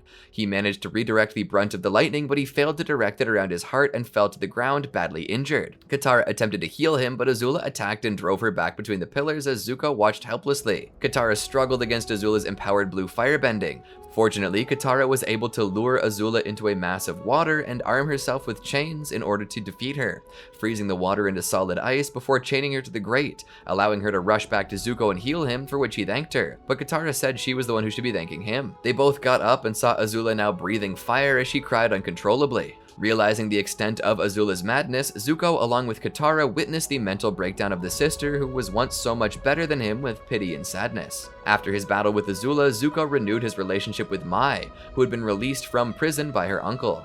During his subsequent coronation as Fire Lord in the presence of a large delegation of each nation and the Avatar, he promised that he and Aang would help rebuild the world together and that he would redeem the Fire Nation for their atrocities. Shortly after this, he visited his father in prison. While Ozai sarcastically told him he felt lucky to be visited by the new Fire Lord, Zuko told him he was lucky the Avatar spared his life. He also told him that maybe time in prison would set Ozai on the right path, just as his banishment set him on the right path. When Ozai asked him why he was here, Zuko demanded to know where Ursa was. Ozai only mocked Zuko, asking him to get some tea so they could talk just like how Iroh would talk to Zuko. Zuko began to leave in frustration, but Ozai snidely warned him about the pressures of the throne and how they can change a person. Ozai guaranteed Zuko that one day he would return to the cell and ask for advice. Not long after his coronation, Zuko traveled to Ba Sing Se to both participate in celebrations and plan ahead. He met with Earth King Khuchtei and the rest of Team Avatar at Khuchtei's palace, where the group first conceived of the Harmony Restoration movement. At the time, Zuko firmly supported the full removal of the Fire Nation colonies from the western shores of the Earth Kingdom. The final scene showed the entire group, composed of Aang, Sokka, Katara, Toph, Suki, Zuko, Mai, and Iroh, in the Jasmine Dragon tea shop. Zuko served tea to their group, while his uncle played the Sungi horn, and criticized Sokka's painting of the group, saying his hair was too spiky, making him look like a porcupine. He laughed at Toph's joke about the painting looking perfect to her. Later, during a group ride on Appa, Zuko made Aang promise that if Zuko were to ever start acting like his father, Aang would end his life. Aang reluctantly agreed to the request. After the 100-Year War, Zuko was crowned Fire Lord and subsequently agreed to aid the Harmony Restoration movement in order to move the colonials back to the Fire Nation. During the Earth King's official announcement of the plan to the people of Ba Sing Se, Zuko and his friends took a ride on Appa to watch these celebratory fireworks. While on the Sky Bison, the concerned Fire Lord asked the Avatar to make a promise. If Aang saw that Zuko was becoming like Ozai, as the Avatar, Aang would end Zuko's life. Initially disbelieving, Aang sought advice from Katara, who nodded in approval, and in seeing this, he hesitantly accepted. A year after his accession to the throne, following 5 attempts on the Fire Lord's life, Kori, daughter of Morishita, mayor of Yu Dao, broke into the royal palace to assassinate Zuko. Although she overcame the bodyguards, she was not able to defeat him, who took her as a prisoner and learned the truth behind the attack. The Fire Lord traveled to her home colony to speak with the mayor. However, when Zuko explained that the movement was to bring peace to the world, Morishita reacted poorly and began arguing, using Ozai as an example of a Fire Lord who would not betray his people, causing Zuko to remember a visit he made to his father in prison. Ozai had warned him that he was going to return, as the young man would need help being the ruler of a nation that he could not handle on his own. The Fire Lord threatened Mayor Morishita, claiming that he was not like his father, and the mayor agreed. He was not like his father, who had many faults but was never a coward or a traitor. At this, Zuko ordered the mayor seized, but the guards were attacked by an earthbender, Mrs. Morishita, who asked the Fire Lord to forgive her husband for his statements.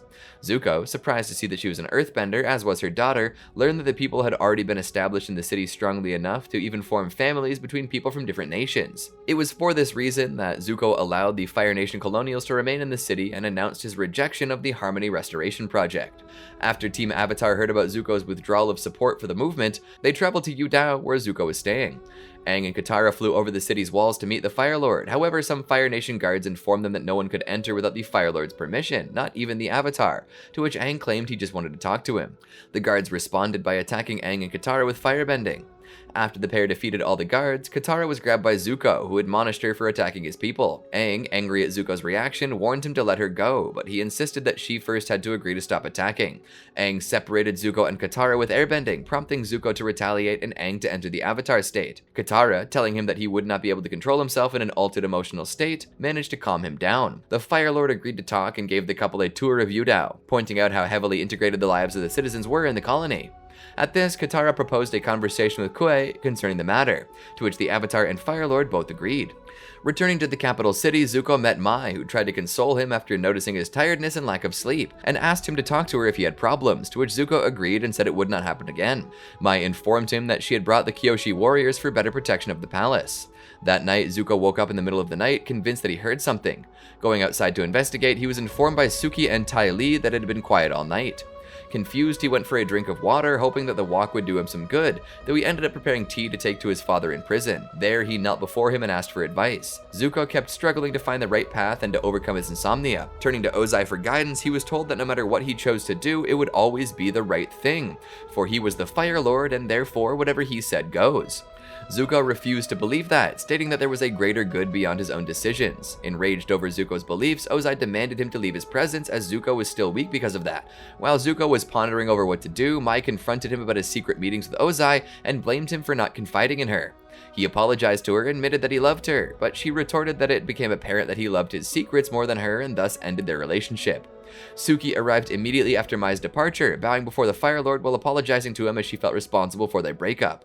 She told him that she was the one who had informed Mai about his nightly talks in hopes of helping Zuko, as she and the Kyoshi warriors were worried about him. However, when General Mak arrived to inform Zuko that the Earth King Khuchtei was preparing to invade Yu Dao, Zuko pushed his relationship troubles aside and deployed his fleet to defend the colony from the Earth Kingdom army. While asleep in his ship, Zuko and Aang shared a dream in which the spirits of Ozai and Roku stood behind them, as he tried to explain to Aang his conflicting feelings about the Harmony Restoration movement, the need to protect his people against his initial promise to see the Harmony Restoration movement through.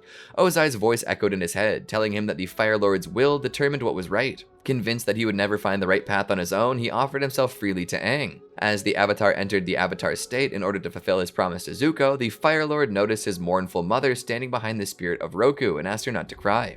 Meanwhile, Aang unleashed an elemental attack on him, but before he could fulfill his promise to kill Zuko, both teenagers woke up in shock. Conflicted about his actions, Zuko sought advice by talking to a painting of his uncle, Iroh.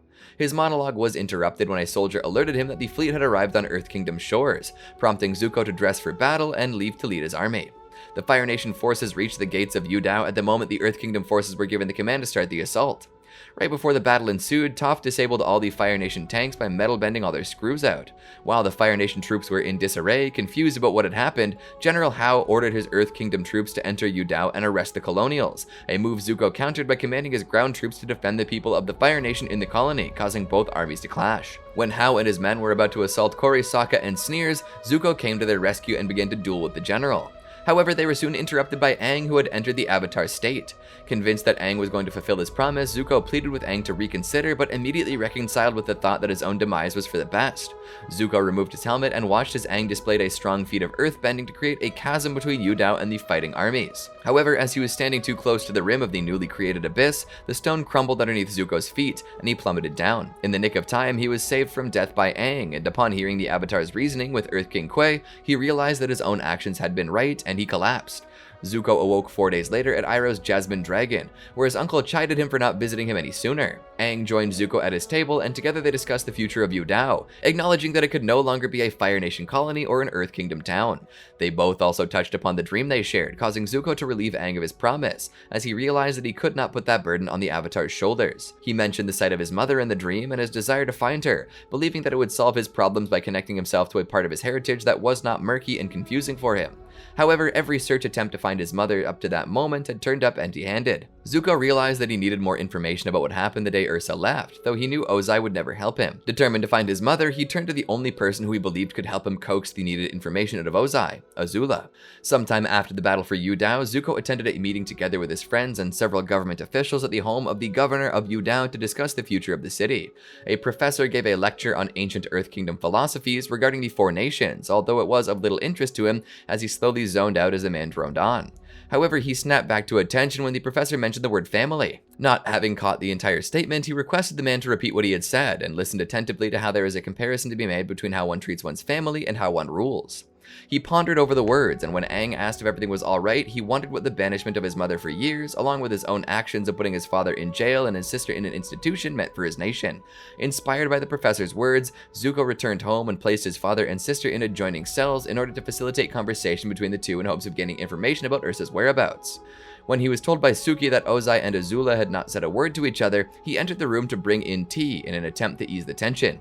However, Azula perceived an attempt at friendliness as a way to mock the fact that she was restrained, and subsequently knocked him over by grabbing the tray out of his hand with her teeth, much to Ozai's amusement. Zuko tried to prevent Ty Lee from chi-blocking Azula, though he acted too late. He called the two Kyoshi warriors back and gently positioned a now paralyzed Azula back into her chair.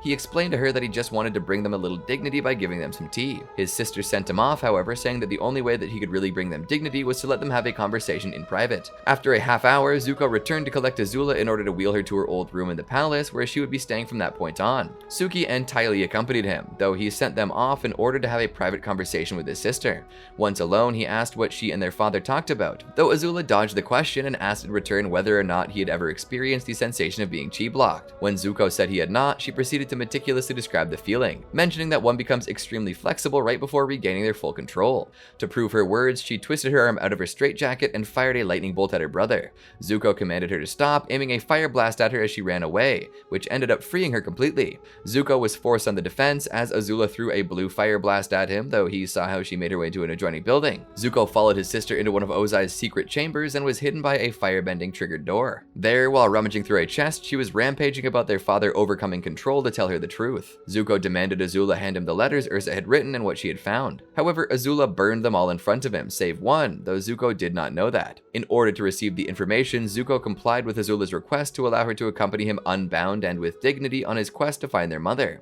Zuko called on his friends to accompany them as well, though when they came to the palace and noticed Azula there, he had to explain to them how things had gone down, and how she was going to accompany them to Hei-Ran, eventually winning his reluctant friends over for the idea. Right before their departure the next day, Zuko put Katara's concerns about Azula's presence at ease by saying that his sister should be guarded at all times. A first scuffle immediately followed when Azula zapped Sokka with her lightning, prompting the others to intervene. Zuko threatened her with his firebending, reminding her of the deal they struck. Nearing nightfall, Zuko forcefully had to hold Azula back once again, snapping her out of a psychotic episode. Upon nearing Hei-Ran, he commented that they should make camp as they did not want to enter like a gang of bandits in the middle of the night.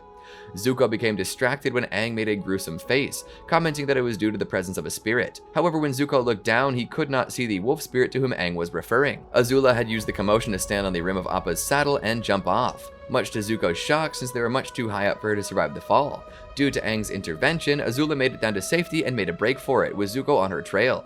He found her muttering to herself by a river, asking to whom she was talking. He reluctantly prepared to defend himself, however, when Azula made it clear that she no longer needed him, assuming a battle position. Their fight was cut short though due to Katara's intervention. At that moment, the wolf spirit from before appeared by the river as well, and Zuko noticed that the markings on its chest were the same as the gruesome face Aang was making. When the spirit became hostile and snapped at Aang, Zuko launched a fire attack at the creature, though he was taken aback when it swallowed his fire and burped. After a brief scuffle with Appa, the spirit threw up a swarm of moth wasps that attacked the team.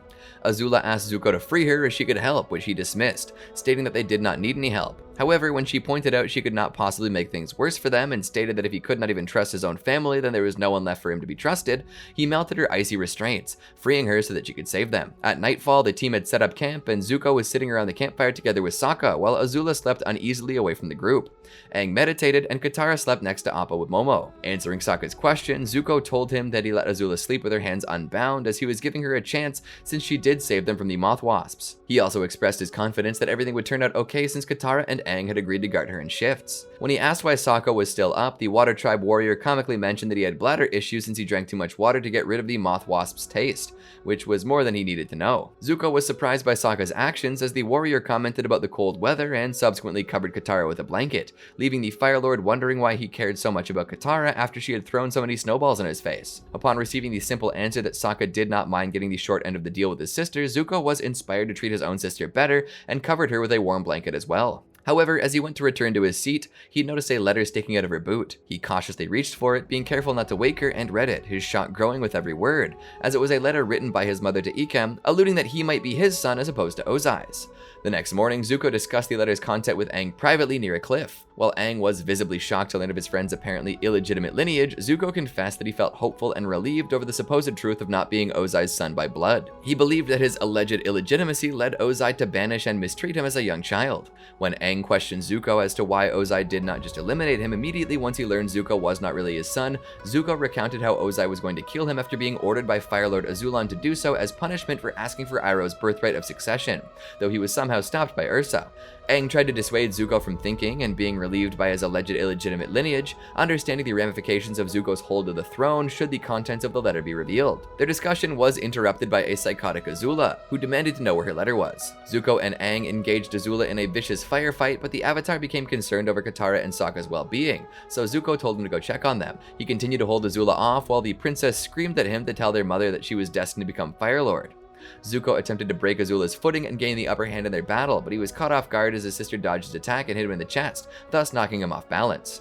Azula received the opening she needed and snatched the letter from the pocket of Zuko's tunic. As she was about to give the final blow, Zuko grabbed his sister by her ankle while she was still airborne and flung her to the ground. He proceeded to dangle her over the cliff, asking why they always had to be fighting. He was answered with Azula's mutterings about their mother, inducing Zuko to throw her over the cliff when Azula realized that her brother did not burn the letter despite having it all night. Zuko stared at her sadly before letting her go, leading Azula to wonder if her brother actually wanted her to have the letter. Zuko replied that they should continue the search for their mother. The siblings came to an understanding and went back to camp, where the others had just put out the fire made by Azula. They boarded Appa and flew toward Hei-Ran. When they got there, Zuko suggested that they don disguises, and thus they were able to enter the town unnoticed, where they witnessed the final scene of Love Amongst the Dragons. Zuko fondly reminded Azula of the times they would reenact the same part after watching the Ember Island players, though Zuko wondered why he always had to play the part of the Dark Water Spirit. After the play ended, they asked about Ursa. The director of the acting company, Noren, invited them to his home to talk about Ursa privately, and Zuko gave him thanks. At Noren's house, Ki, the director's daughter, asked Zuko and Azula if they would like to see her doll, to which he happily accepted, and he later chastised Azula for frightening the girl by threatening to cut off Ki's doll's head. Soon enough, they learned that Ursa was taken from the town many years prior for official business, and Ikem, her broken-hearted boyfriend, left for Forgetful Valley to forget his past life. Later on, Team Avatar bowed to the family in appreciation for their help, and they left. While walking back, Aang apologized to a quiet Zuko for reacting the way he did and suggested that they burn the letter, forgetting about finding Ikem, to which the young Fire Lord confessed he did not have the letter anymore, he had let Azula keep it, and that they should focus on the task at hand, and later take care of what he should do and be. Upon hearing this, Aang told Zuko to listen to him and began explaining that when people came to the Fire Lord's throne, they did not bow down to him, but to the peaceful new era he represented, and therefore, no matter who his real father was, he should remain on the throne. Sokka interrupted their conversation to ask how much longer they would go on with the mission as tensions between Katara and Azula were continuing to rise. Zuko declared that after going to Forgetful Valley, the search would come to an end. Shortly after, the group arrived at Forgetful Valley, and Zuko halted Azula from burning everything around her to create a distinct path. After some more bickering, the group arrived at a pond of clear and quiet water.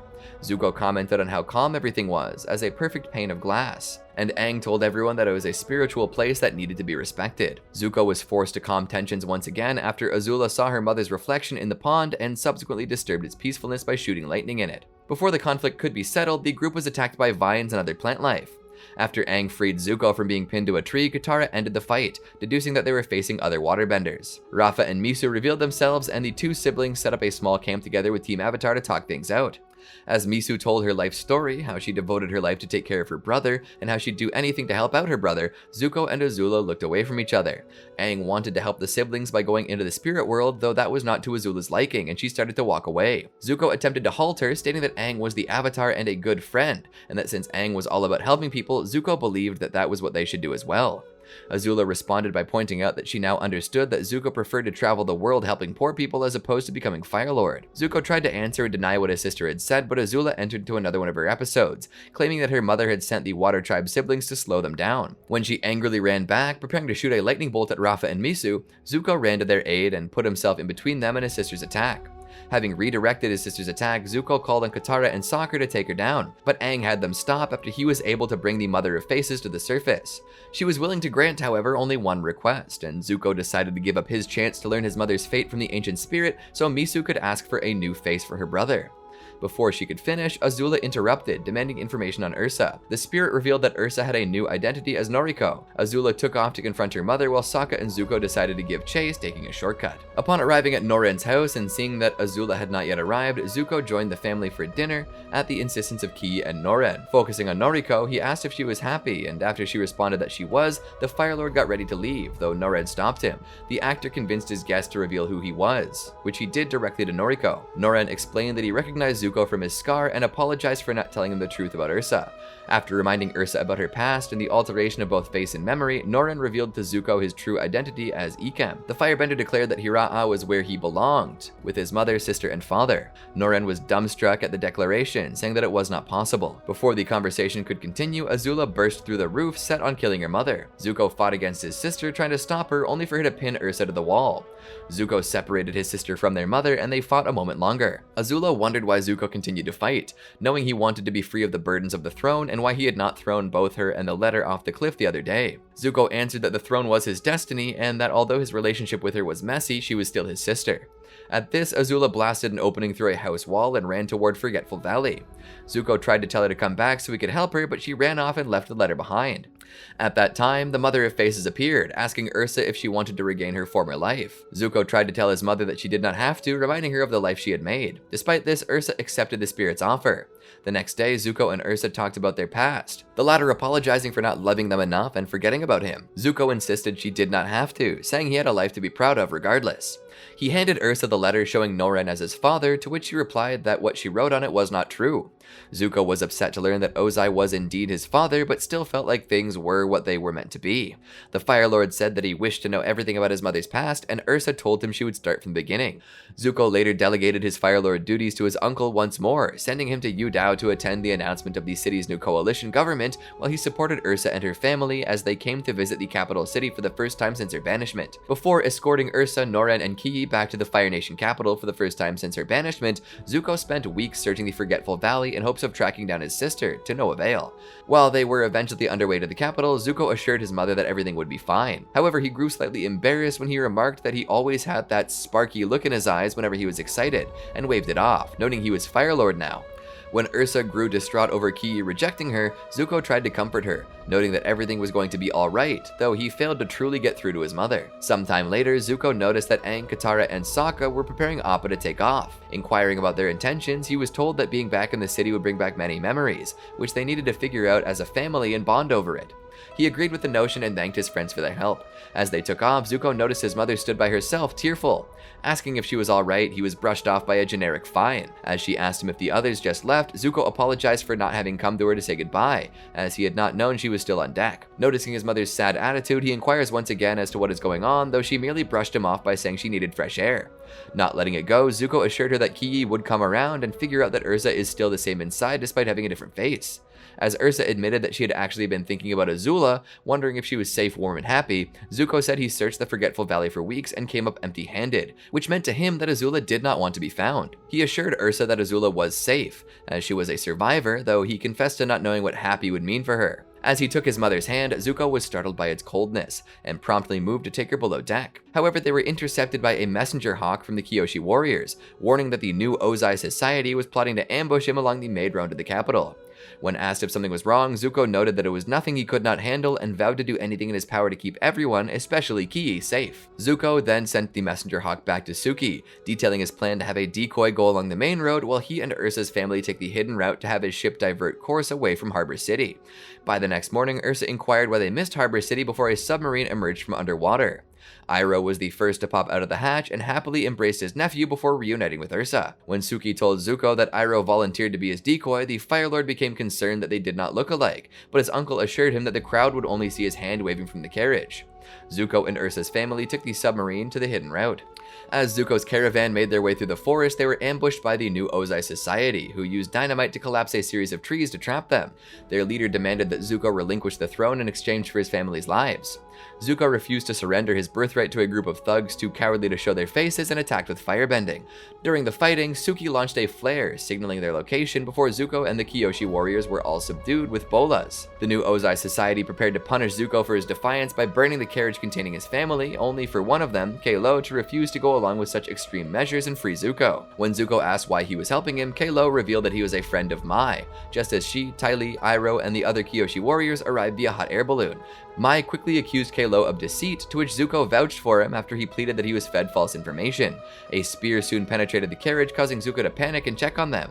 He faced against 3 firebenders, and after deflecting their attack, demanded that the new Ozai Society surrender or face his wrath, causing them to either surrender or flee. Upon arriving at the palace, Zuko thanked the Kyoshi warriors for their aid before asking Suki where Mai was. Upon confirming that she knew where Mai was currently living, Zuko obtained her promise that he could visit his ex-girlfriend anytime he asks. Subsequently, as Ki dragged Noren to tour the palace, she surprised her brother and mother by calling Zuko Zuzu, which Zuko remarked sounded better coming from her than Azula. He offered to show Ursa to her old room, but she insisted on staying in the guest room. Zuko then turned to Iroh to thank him for his help before wondering whether his mother would be alright, to which his uncle answered it would take time. Iroh then observed how troubled Zuko was, to which the Fire Lord confessed that the new Ozai Society becoming a significant threat. He asked his uncle to take his place at the Yudao inauguration ceremony. A month later, Zuko heard that Mai's brother, Tom Tom, had been kidnapped, and he went to Mora's flower shop immediately. Overhearing Mai describe the kidnappers as Kumorikage, mythical spirits that kidnap children, Zuko decided to summon the Avatar. Upon Aang's arrival, Zuko, Mai, Kalo, and Constable Sung brought him up to speed before Ukano, Mai's father, barged into the meeting. Ukano insisted that Zuko enforced a curfew and assembled a task force to deal with the dark spirits to prove the Fire Nation's strength, but Zuko chose to defer to Aang's counsel to find out what happened to Tom Tom. As he was being escorted out by Sung, Ukano declared Zuko an imposter to the throne, to which the Fire Lord recognized the voice and asked Mai if her father was involved in the new Ozai Society's plot against him, which she denied. To find out more about the Kumorikage, Zuko took Aang, Mai, and Kalo to the High Temple, where Mai told Kalo of a previous date she had with Zuko over his ancestors' burial sites. They met with Great Sage Shu, who opened the entrance to the Dragonbone Catacombs. Passing by the tombs of past Fire Lords and a mural of the Sun Warriors, they found a metal door blocking the rest of the passage.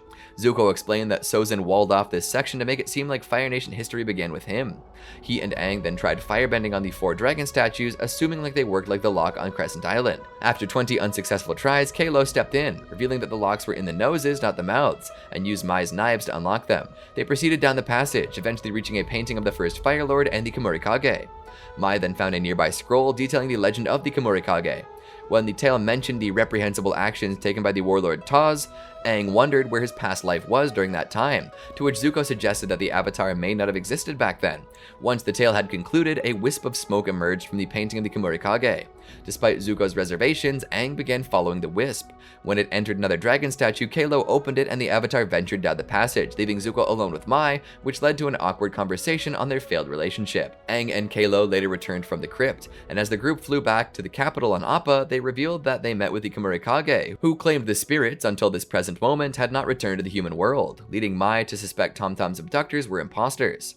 They soon happened upon Ukano and Sung, who had formed a volunteer militia, the Safe Nation Society, in response to more dark spirit abductions of young children in the city, including the constable's own son. Though Zuko promised to find Sung's son, he's forced to suspend him for undermining his authority, before ordering Ukano to disband the Safe Nation Society or be imprisoned, which Aang felt was too severe. Though Zuko defended that he had no choice, a female citizen approached him and respectfully informed him that the Safe Nation Society had just saved her daughter, which is more than what Zuko has done. Zuko then returned to the palace and passed by Ursa's family's room, where Ki called out to him, begging to be torn from Ursa's cold grasp, to which he obliged, moving her to a separate room. He then stood in a balcony and conversed with Suki over how much Tom Tom had been through, and whether he'd be the same. Suddenly he spotted smoke coming to Ki's room. Joined by Aang and Ty Lee, they spotted 3 figures resembling Kumorikage in the midst of kidnapping Ki.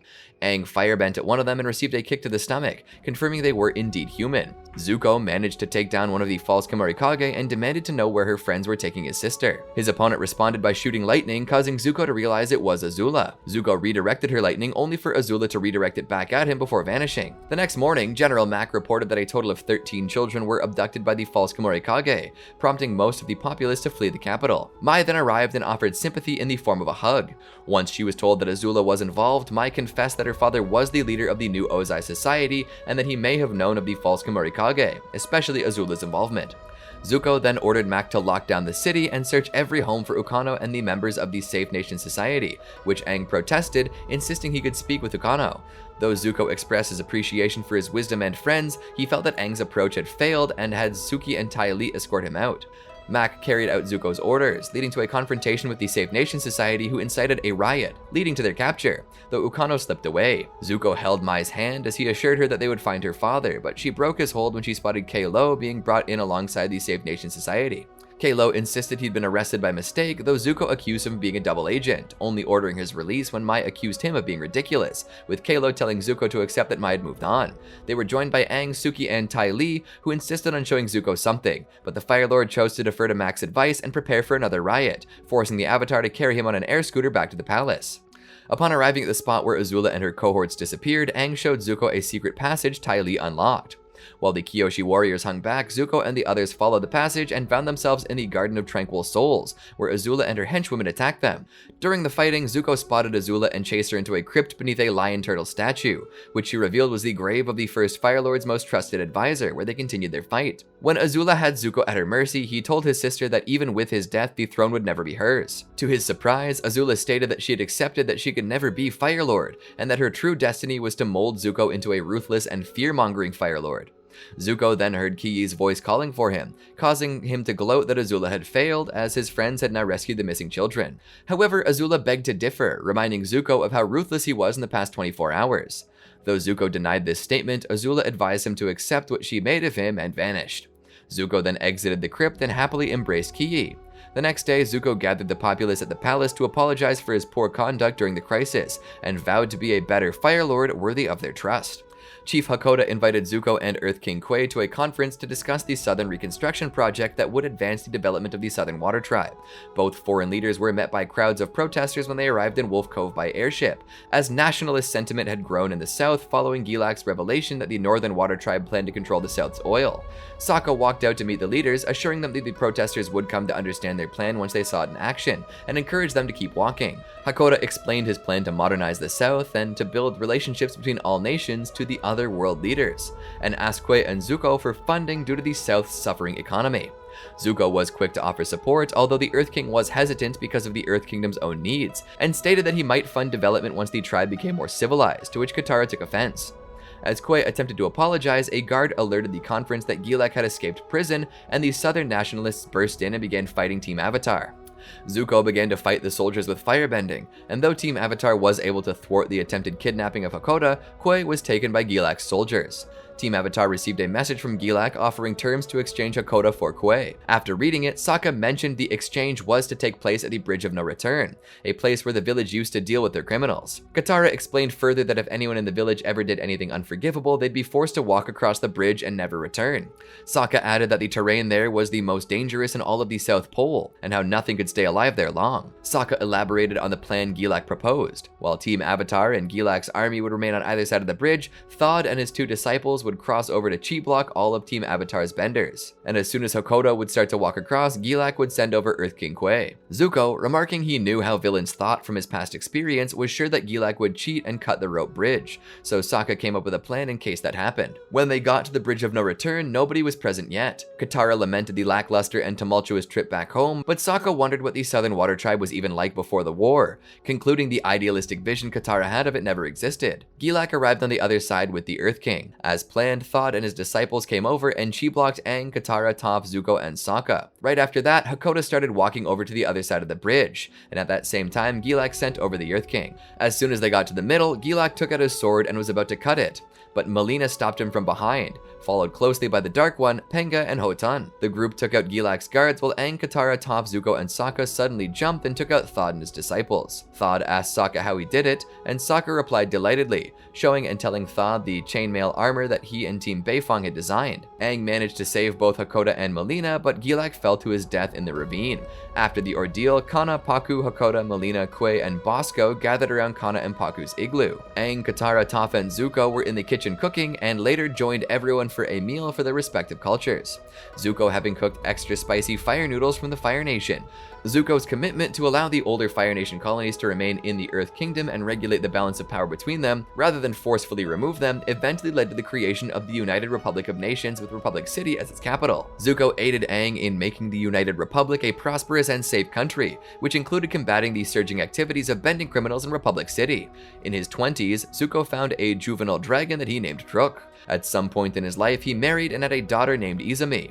He also became a grandfather to Iroh, who grew up to serve as general of the 1st Division of the United Forces. In 158 AG, Zuko joined forces with Southern Chief Sokka, Tenzin, and Tonrak to deal with Zahir, Gazan, Minghua, and Pli, 4 criminals who desired to kidnap the new Avatar Korra. The group was able to defeat the 4 and send them to specially constructed White Lotus prisons, which would serve to neutralize their bending abilities. Zuko collaborated with Northern Chief Unalaq and ordered the construction of a top-secret prison in the western tundra of the North Pole, specifically designed to hold the Firebender Pli. Zuko continued to remain in power until he abdicated the throne of the Fire Nation in 167 AG to his daughter Izumi, at which point he chose to leave the Fire Nation capital in favor of living on Ember Island. 2 weeks after the harmonic convergence, Zuko grew aware of the escape of the criminals Zahir, Minghua, and Gazan from their custody under White Lotus sentries, and was particularly disturbed to hear that Zahir had become an airbender. After sending a notice to Lin Beifong of their escape, he traveled to the Northern Water Tribe, where he and Chief Tonrak met with Desna and Eska, the new Northern Chiefs. Zuko told them that they needed to check on Pli's prison in the Western Tundra. While riding the elevator to the bowels of the prison, Zuko explained that Pli possessed the ability to create explosions with her mind, and casually remarked that ironically, ironically, he once sent an assassin with similar abilities to kill the Avatar, but that it did not work. Asuka shared with Zuko her own experience trying to assassinate the Avatar after the latter spoiled her wedding.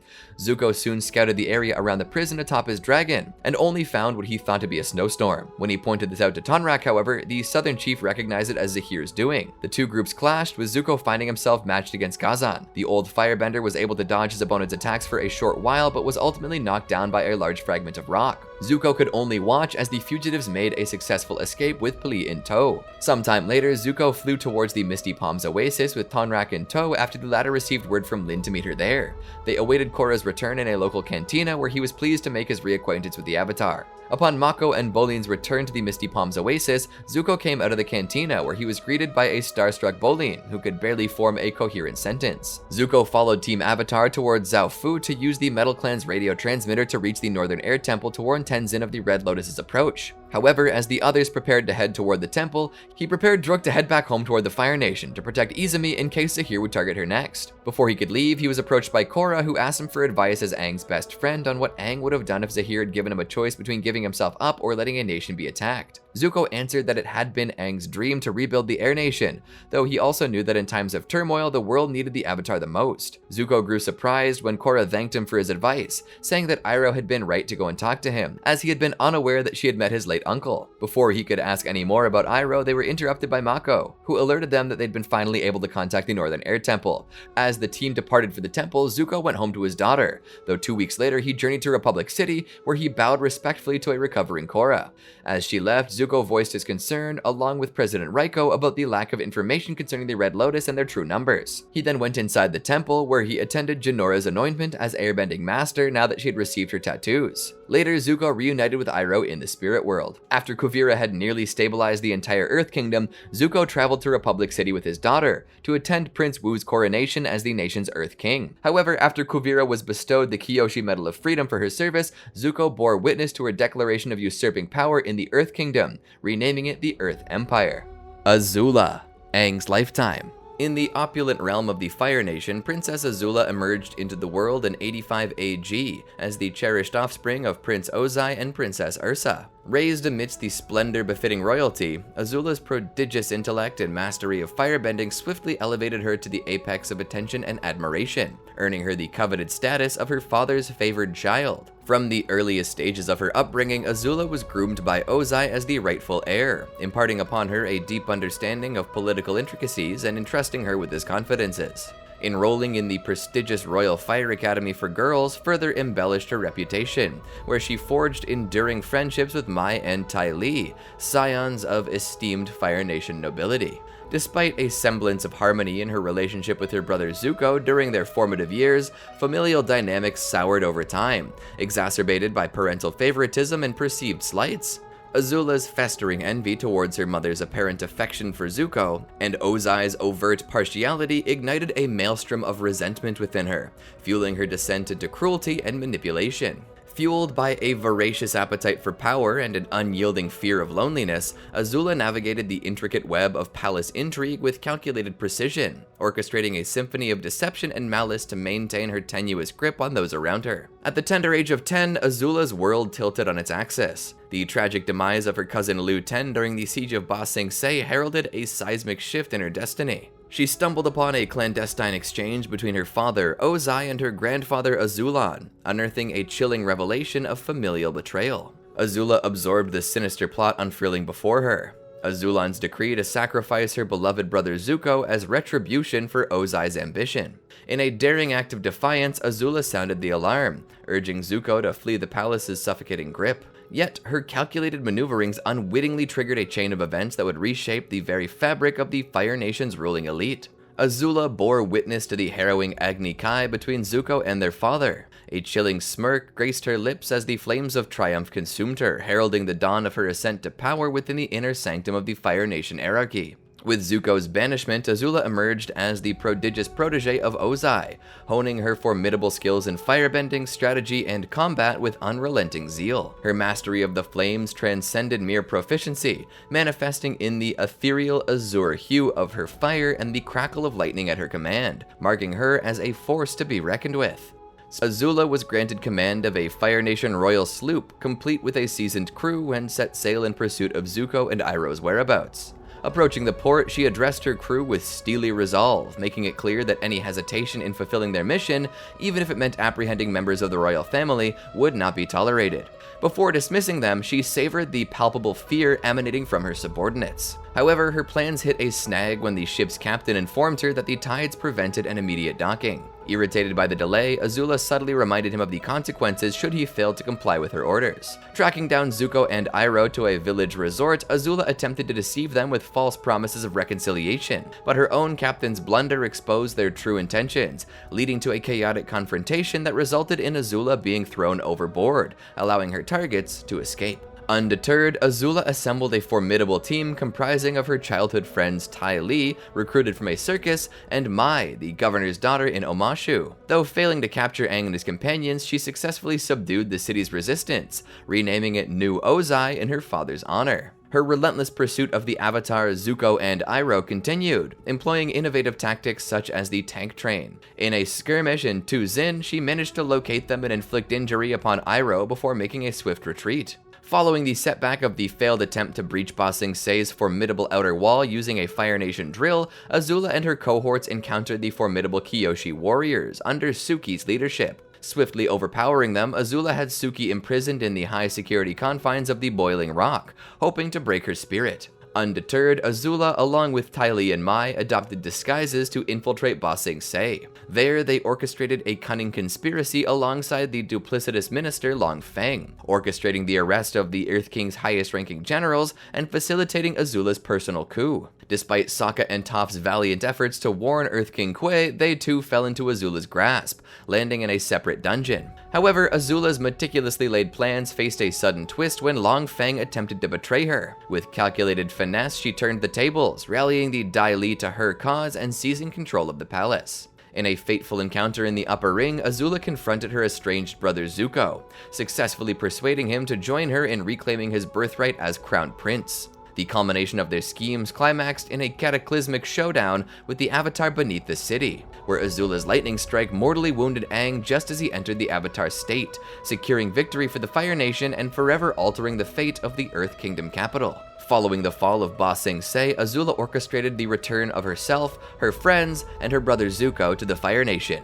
Before departing the Earth Kingdom capital, she appointed Judy as its supreme bureaucratic administrator, relinquishing her rule over the city. Additionally, she brought her uncle Iroh back in chains, sentencing him to imprisonment in the capital city prison complex for his perceived betrayal. Back in the Fire Nation, Azula and Zuko were hailed as war heroes, welcomed by enthusiastic crowds. However, Azula harbored suspicions about the Avatar's demise and doubted her brother's honesty. To preempt any potential revelations, she falsely informed their father that Zuko had vanquished the Avatar, setting him up for further disgrace if the truth were to surface. Embarking on a brief respite to Ember Island with her companions, Azula seized the chance to shed her royal persona and taste a semblance of a normal life.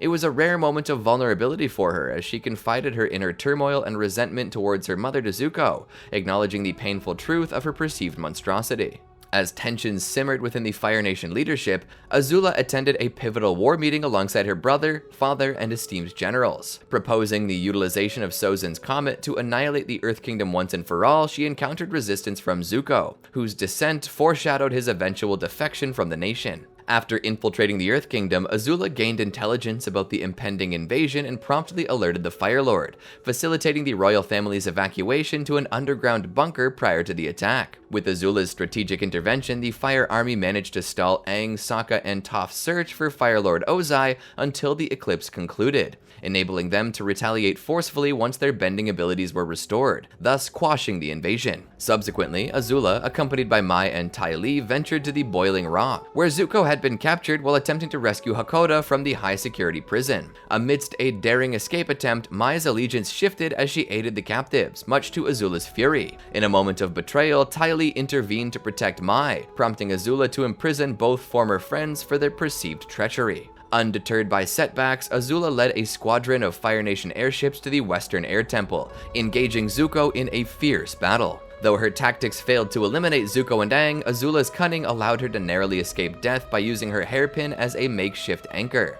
Despite the outcome, she smirked as the Avatar and his allies slipped through her fingers, evading capture once more. As Ozai departed to harness the cataclysmic power of Sozin's comet for his grand conquest of the Earth Kingdom, he bestowed upon Azula the unexpected title of Fire Lord. Startled by this sudden elevation, Azula learned that her rule over the homeland would coincide with her father's ascension to the exalted position of Phoenix King, poised to reign supreme over the entire world. In the lead up to her coronation, Azula found herself grappling with mounting pressure fueled by the betrayals of her friends, the weight of her newfound authority, and the gnawing deterioration of her mental well-being. Her growing paranoia led her to purge her inner circle, banishing servants, advisors, and even trusted Dai Li agents. As the ceremony approached, Azula's fragile facade crumbled further, culminating in a disturbing confrontation with her own reflection. Haunted by hallucinations of her mother, Ursa, Azula grappled with conflicting emotions, acknowledging her reliance on fear as a means of control, while yearning for her mother's love and acceptance. The arrival of Zuko and Katara at the palace marked a pivotal moment of reckoning.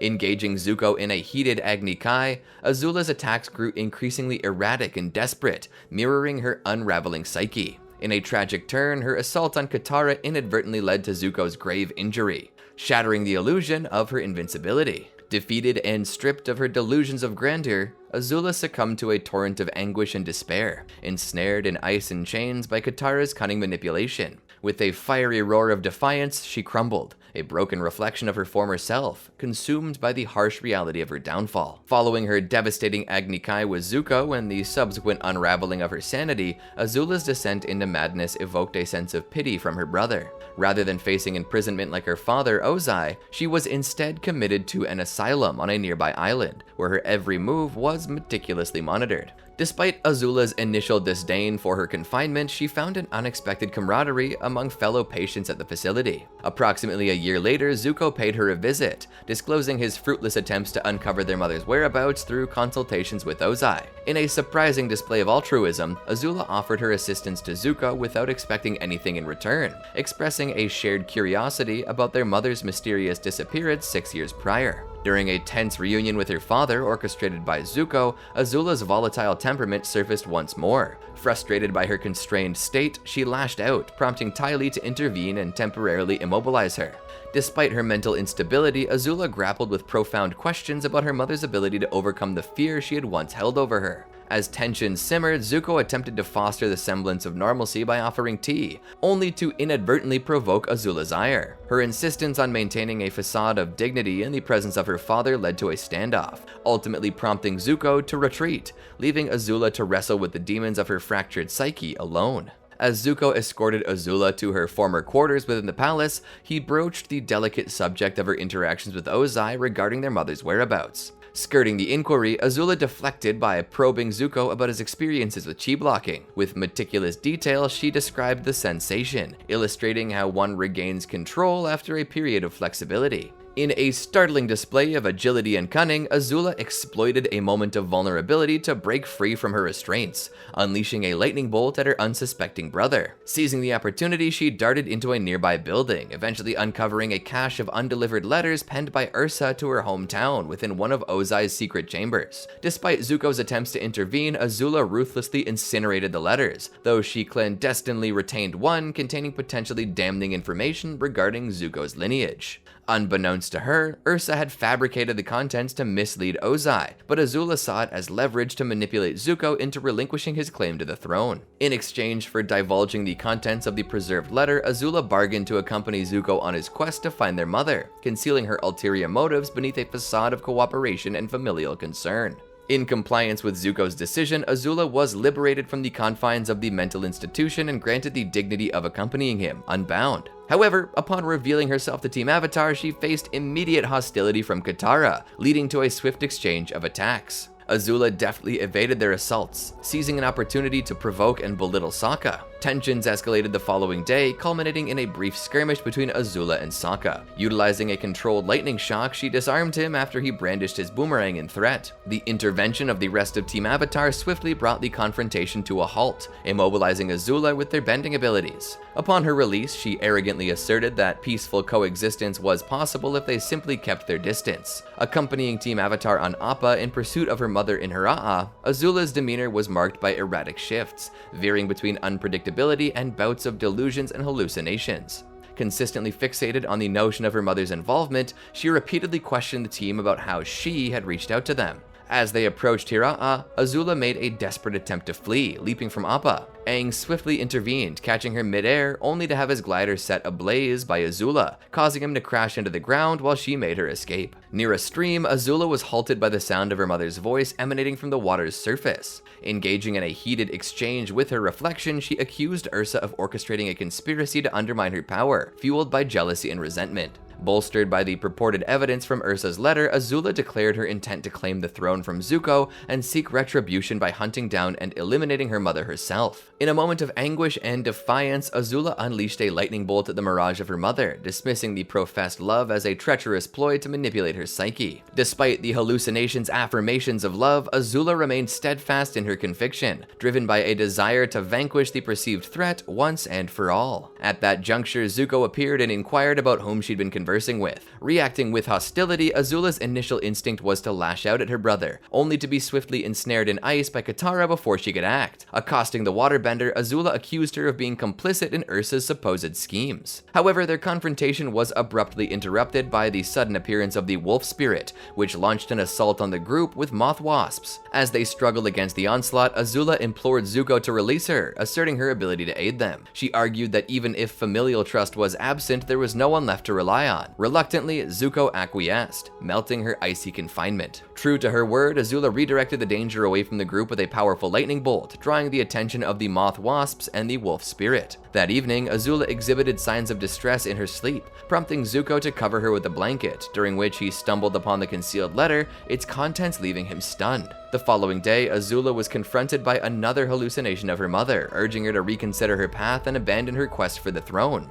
In a fit of defiance, Azula attempted to strike her mother with lightning, only to be restrained by Katara's intervention. As tensions mounted, Azula's rage subsided, leading to a moment of calm facilitated by Katara. Upon realizing that the letter had gone missing, Azula immediately suspected Zuko of theft and resorted to intimidation tactics against Sokka and Katara. Despite her efforts, Zuko was nowhere to be found, prompting Azula to pursue him, leaving behind a trail of destruction in her wake. Azula stumbled upon her brother engaged in conversation with Aang at the cliff's edge, discussing the letter that had stirred doubts about Zuko's lineage. Frustrated by this revelation, she unleashed a volley of fire blasts at him, sparking a fierce duel between siblings. As Aang hurried back to check on Sokka and Katara, Zuko seized Azula, holding her precariously over the cliff's edge while she accused their mother of betraying her by revealing the letter's whereabouts. It was then revealed that Zuko had possessed the letter all along. Seeking an end to their conflict, Zuko implored Azula to cease their skirmish, a proposition to which she reluctantly agreed. They both returned to camp where the team worked together to extinguish the fires before resuming their journey toward Raava.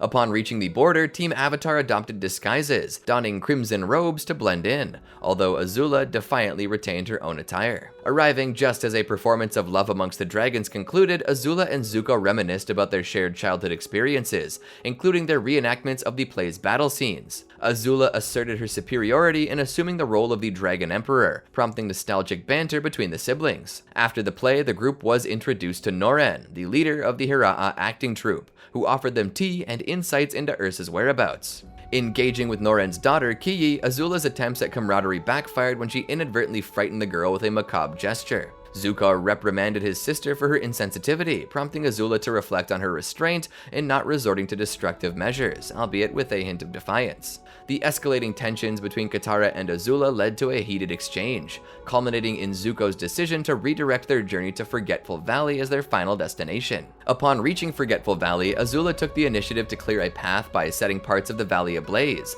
once again drawing the ire of her companions. When Aang discovered a flutterbat leading him to a pond, Azula and the others followed, though tensions simmered as they navigated the spiritual locale. Aang emphasized the need for reverence, but Azula's hallucination of Ursa once more urged her to halt the mission. Ignoring Aang's plea, Azula unleashed a blast of lightning upon the pond, rebuking Aang and accusing Ursa of orchestrating their journey. As Katara moved to restrain Azula, the group came under attack by a barrage of ice projectiles, with the surrounding flora ensnaring them. In a moment of unexpected heroism, Azula rescued Sokka, justifying her actions with a cynical quip about survival. The arrival of Raava and Misu, siblings with a connection mirroring Azula and Zuko's, prompted introspection within the royal siblings. Azula's interest in their tale was abruptly cut short as she pressed for information about Ursa. Misu revealed no knowledge of Ursa's whereabouts, prompting Azula's frustration. As Aang prepared to enter the spirit world in search of answers, Azula distanced herself, her agitation evident when confronted by Zuko. Accusing him of prioritizing the needs of strangers over their quest for their mother, Azula's paranoia resurfaced, blaming Ursa for the newcomer's presence and preparing to unleash her fury upon them. Zuko intervened just in time to halt Azula's attack, compelling her to regain her composure as they awaited Aang's return. When Aang arrived with the Mother of Faces, Azula seized the moment to press for information about Ursa. Learning that Ursa had been granted a new identity as Noriko, Azula hastily departed for Hiraa, with Zuko and Sokka in hot pursuit. Storming into Norin and Noriko's house, Azula confronted her mother, demanding answers and grappling with her own insecurities. In a moment of emotional turmoil, she prepared to unleash her fury upon Ursa, only to be momentarily deterred by Sokka. As Ursa apologized for her past failings, Azula's facade of stoicism crumbled, replaced by tears of unresolved anguish. Yet her vulnerability quickly morphed into aggression as she turned on Zuko, accusing him of denying her the throne and thus freeing himself from her burdensome presence. In a poignant exchange, Zuko affirmed their familial bond despite their tumultuous history, prompting Azula to flee, leaving behind the letter and her shattered emotions. Despite Zuko's attempts to locate her, Azula remained elusive, leaving him to ponder her intentions and inner turmoil.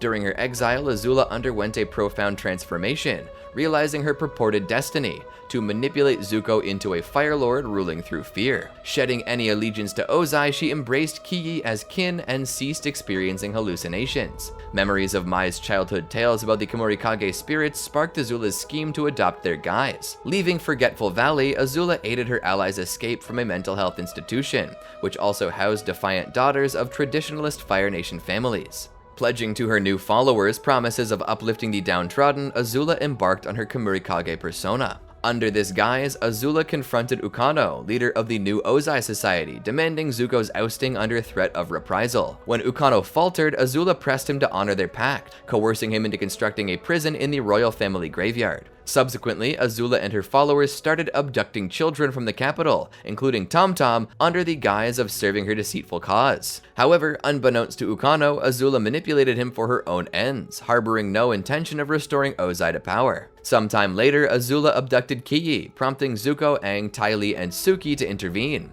In the ensuing clash, Azula's lightning betrayed her identity. Zuko countered, but Azula deflected his attack back at him, facilitating her escape with Ki through a concealed passage. Locking Ki away with the other captives, Azula faced pressure from Zirin regarding the prolonged captivity. Calmly, Azula urged patience, assuring them of her plan. Azula and Ukano deliberated the situation, realizing the stalemate in holding the children. Ukano, distressed by Tom Tom's confinement, questioned the efficiency of their actions in aiding Ozai's ascent. Azula, dismissing Ozai's relevance, instructed Ukano to incite his safe nation society to incite unrest. Though puzzled, Ukano complied, trusting Azula's guidance. Following the turmoil, Ukano expressed frustration over the lack of progress, pleading for the children's release. Azula reneged, citing the risk of exposure if the children were set free. Holding the key to their confinement, Azula maintained her grip on the situation. Following the riot, Ukano lamented the lack of progress in their plan, emphasizing his compliance with Azula's directives and pleading for the release of the captive children.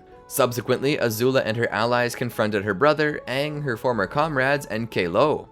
Amidst the skirmish, Mai's blades found their mark on Azula's hood. Azula taunted Mai about her knife-throwing prowess and resumed her assault. Reflecting on a past sleepover at Mai's where she overheard mention of the Kumorikage, Azula credited Mai for unwittingly inspiring their masquerade. Amidst the chaos, Azula seized Kalo and issued a threat, deriding Mai's personal connections. Zuko intervened, demanding Azula release Kalo, a move she interpreted as a futile attempt to reclaim Mai's affections. After engaging in a fiery exchange with her brother, Azula fled into a tomb resembling a lion turtle, with Zuko trailing behind. Inside, Azula revealed they were in the tomb of the first Fire Lord's most trusted advisor. Despite Zuko noting her apparent stability, Azula suddenly attacked him, Their brief Agni Kai culminated with Azula pinning Zuko down, brandishing a fire dagger over his face, asserting that it was their perennial dynamic. Defiantly, Zuko retorted that even if Azula ended his life, she would never ascend to Fire Lord, urging her to acknowledge this truth. Surprisingly, Azula relented, expressing acceptance and even embracing this realization. She disclosed that the voices in her mind had ceased once she recognized her true calling, not to claim the throne herself, but to mold Zuko into a formidable leader ruling through power and intimidation. Despite Zuko's assertion that her plans were thwarted with the children's rescue,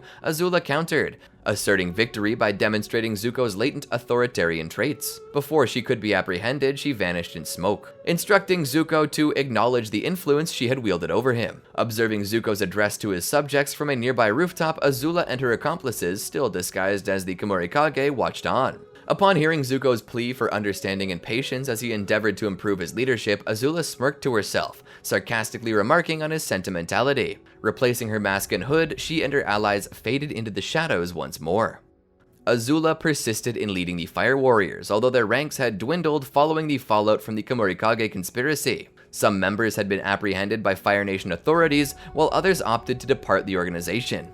This fragmentation led to individual members acting independently, with Azula neither endorsing nor restraining them. In due course, Azula masterminded the obliteration of a vital grain distribution hub, aiming to destabilize Zuko's rule by disrupting the Fire Nation's food reserves. However, Ty Lee had uncovered the Fire Warrior scheme. The Kyoshi warrior had replaced the granary's supplies with empty crates and arranged for numerous guards to conceal themselves during the initial assault. Despite this setback, Azula intervened to aid her comrades, engaging Ty Lee and the domestic forces long enough for her party to flee into the surrounding forest. Despite their escape, Ty Lee and her allies had exploited their strategic advantage to capture and detain Chiyu. While the Fire Warriors set up camp in the forest, Zirin proposed a plan to return and rescue Chiyu. However, Azula coldly asserted that casualties were an inevitable aspect of war and rebuffed the idea. Zirin expressed her frustration with Azula's strategies, criticizing the Fire Warriors' risky endeavors for insignificant gains from raids on warehouses. She argued that the Fire Warriors should move beyond clandestine operations and cease undermining Zuko. Asserting her authority, Azula reminded her followers that she had provided them with a new purpose,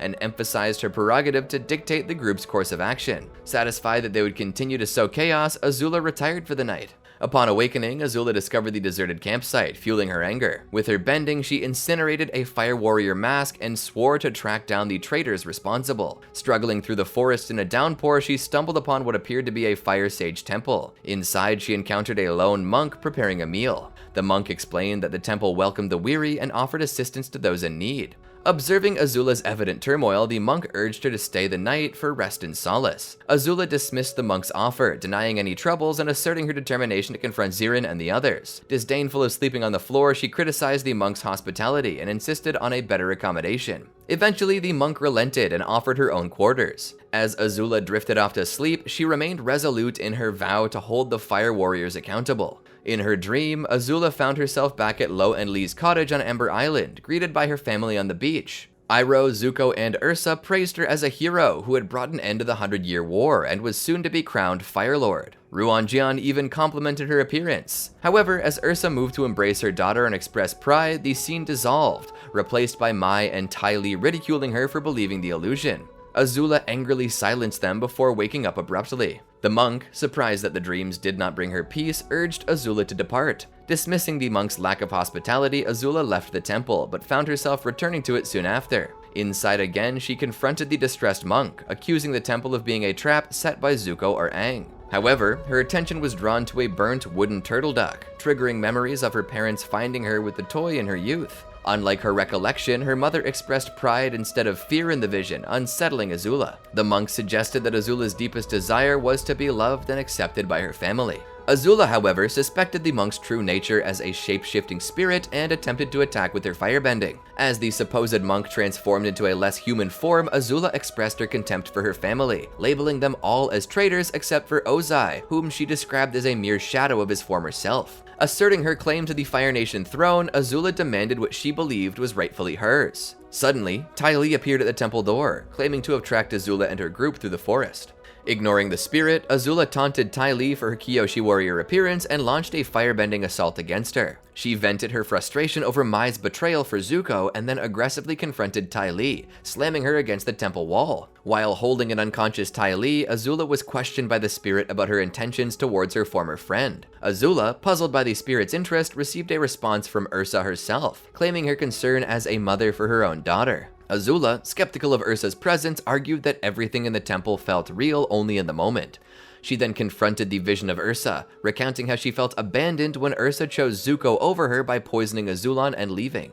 Azula expressed her belief that without Ursa's protection from Ozai, she was left vulnerable to becoming her father's lethal firebending tool, with no say in the matter. She angrily blamed Ursa for not allowing Ozai to kill Zuko, which would have allowed Azula to remain under Ursa's protection. Azula's outburst conveyed her belief that Ursa's actions were responsible for her betrayal by her family, friends, and acolytes.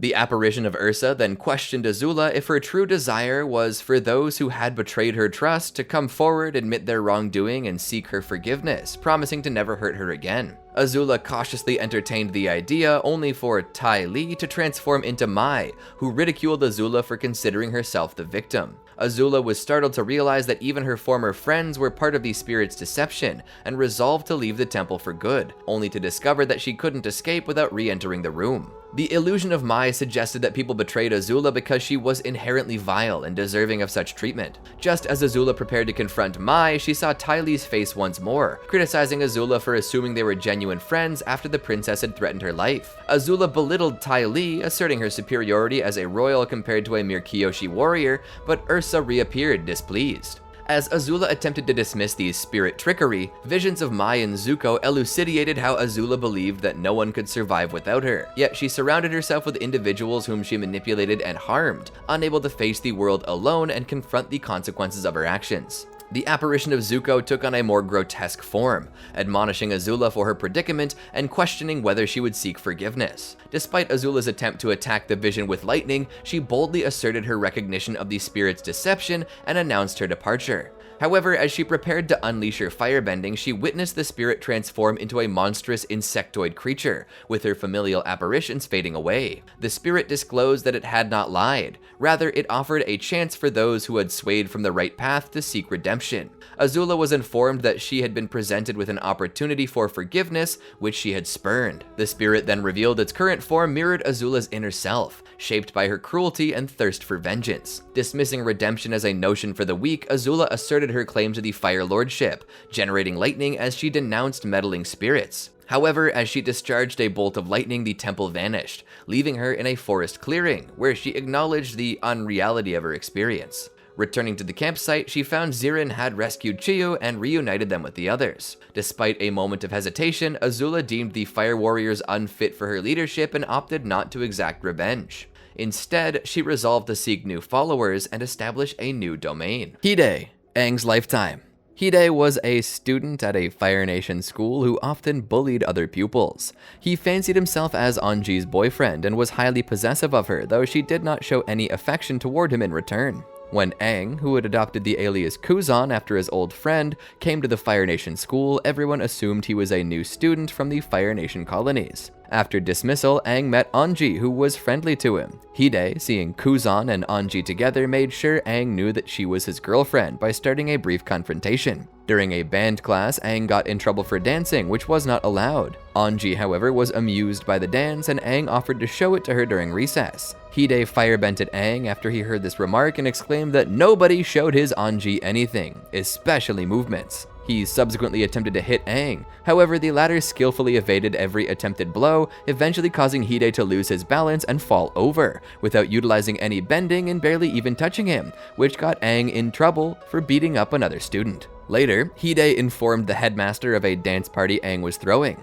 Khuchtei, along with the headmaster and two truant officers, tried to catch Aang, but the Avatar hid within a crowd of his classmates. Aang and his friends ultimately managed to slip away in the opening behind the cave from truant officers, much to his dismay and the headmaster's chagrin. Gyaku, Aang's lifetime. Gyaku, personal name Otome, was a fire army officer who served in the late 100-Year War. Gyaku was born to ash banana farmers on the Fire Islands. She enlisted in the Fire Nation military, though discovered it difficult to rise in the ranks due to her gender and humble background. However, she worked hard and ultimately rose to sergeant. She was also assigned to CERN under Commander Mamashi, and was initially ecstatic about this development due to the belief that her career was finally taking off. Her enthusiasm waned over time as Mamashi repeatedly ordered Gyaku and other soldiers to engage in morally dubious actions. The sergeant tried to justify her orders by holding on to the belief that it was all done in the service of Fire Lord Ozai. In late 99 AG, Gyaku was tasked by her superior to acquire the Journal of Talariktug, a member of an ancient pirate group known as the Fifth Nation. Gyaku and her troops tracked down the document, discovering that it was in the possession of Fan. However, as the soldiers caught up with Fan, the letter was in the process of being handed over to an archaeologist named Wen. After a chase, Gyaku eventually caught Wen. She assumed that they were a dangerous criminal based on previous mission briefings. However, she did not eliminate the archaeologist and opted to risk her superior's anger by bringing the researcher to Mamashi's expedition camp at the South Pole's coast. After arriving, Mamashi expressed her annoyance at Wen's presence, though Gyaku convinced the commander to spare the civilian due to their knowledge on the Fifth Nation. Later, the sergeant rudely woke Wen as they were about to discuss further plans with Mamashi. Though Wen was initially hesitant to aid the Fire Nation military, the archaeologist became more cooperative when Gyaku whispered that refusal would end in death. After their meeting was over, Gyaku chided Wen for risking fatal consequence by initially disobeying Mamashi. The researcher responded that they wanted to stay out of the war. The sergeant angrily responded that this was not about personal philosophy, but a matter of life and death for both of them, as Wen's behavior also reflected on herself. Afterward, Mamashi ordered her troops to move out toward the location indicated by Talariktug's journal. On the way through the tundra, Wen complained about the cold, causing Gyaku to take pity and offer their hot water bottle. Soon after, the group ran into pirates who were refusing to let them pass, resulting in a battle. After defeating them, the group arrived at a location with various ruins with strange statues of otter penguins. At the ruins, the corsairs had already begun collecting loot and storing it in crates. As per Mamashi's orders, Gyaku, Wen, and the other soldiers searched the crates for anything valuable, enduring further pirate attacks in the process. The sergeant eventually discovered a fragmented stone inscription and asked Wen for their opinion. Though the archaeologist was fascinated, Mamashi declared it junk and ordered her troops to leave the inscription behind. With Gyaku's agreement, however, Wen kept the fragment in a bag. Soon after, the group discovered the entry to the ancient cave, venturing inside. The cave featured more strange statues and structures, and Gyaku became gradually more and more fascinated by the ruins, frequently asking Wen their opinion. However, the expedition kept encountering the pirates who attempted to evict them from the grounds. In one attack, the sergeant, her team, and Wen suddenly discovered that Mamashi had left them to face the corsairs on their own. Though they managed to repel their attackers, the incident shook the sergeant.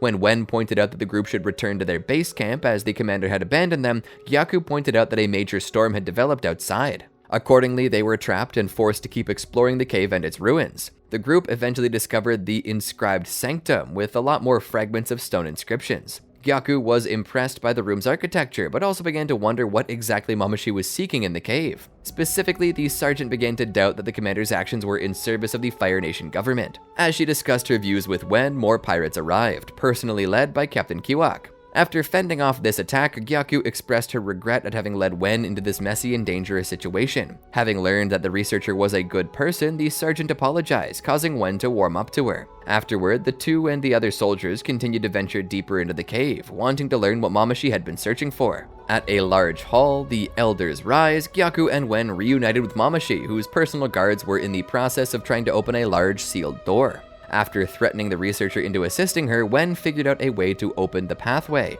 allowing Mamashi to enter alone as she ordered her guards to keep everyone else outside. Before long, the commander emerged with a coffer, only for Kiwak's crew to also arrive and challenge the Fire Nation forces for the prize. After a short scuffle, the commander again betrayed her followers by fleeing with the coffer, leaving them to hold off the pirates. In the following battle, Gyaku saved Wen's life and protected them from Kiwak's wrath. The pirates retreated, allowing Gyaku, Wen, and the rest of the Fire Nation soldiers to move out of the camp and back to the base camp once the storm had subsided. Upon arriving at the base camp, Gyaku's group discovered that Mamashi had left with her personal ship, leaving them behind. The sergeant was disappointed to realize just how little Mamashi had cared for her subordinates. However, she then turned to Wen and asked them to stay with her for a while so they could study the local ruins and their mysterious inscriptions. In this way, Gyaku hoped to uncover what exactly Mamashi had taken from the cave and what she was planning. As they did so, the two and her companions kept clashing with Kiwak's pirates, who were still seeking to plunder the local treasures as well as take revenge for their previous losses. Gao, Aang's lifetime. Gao was one of the most disliked men in the Sun Warriors. He was a gossip and was viewed as the most mischievous and annoying person in the tribe because he always seemed to know and talk about everyone else's business. Several times, other Sun Warriors had secret meetings with the chief to discuss their annoyance with him. Despite this, he's still loyal to the tribe and was quick to accept Aang and Zuko, despite his disappointment that Ran and Sha didn't eat them.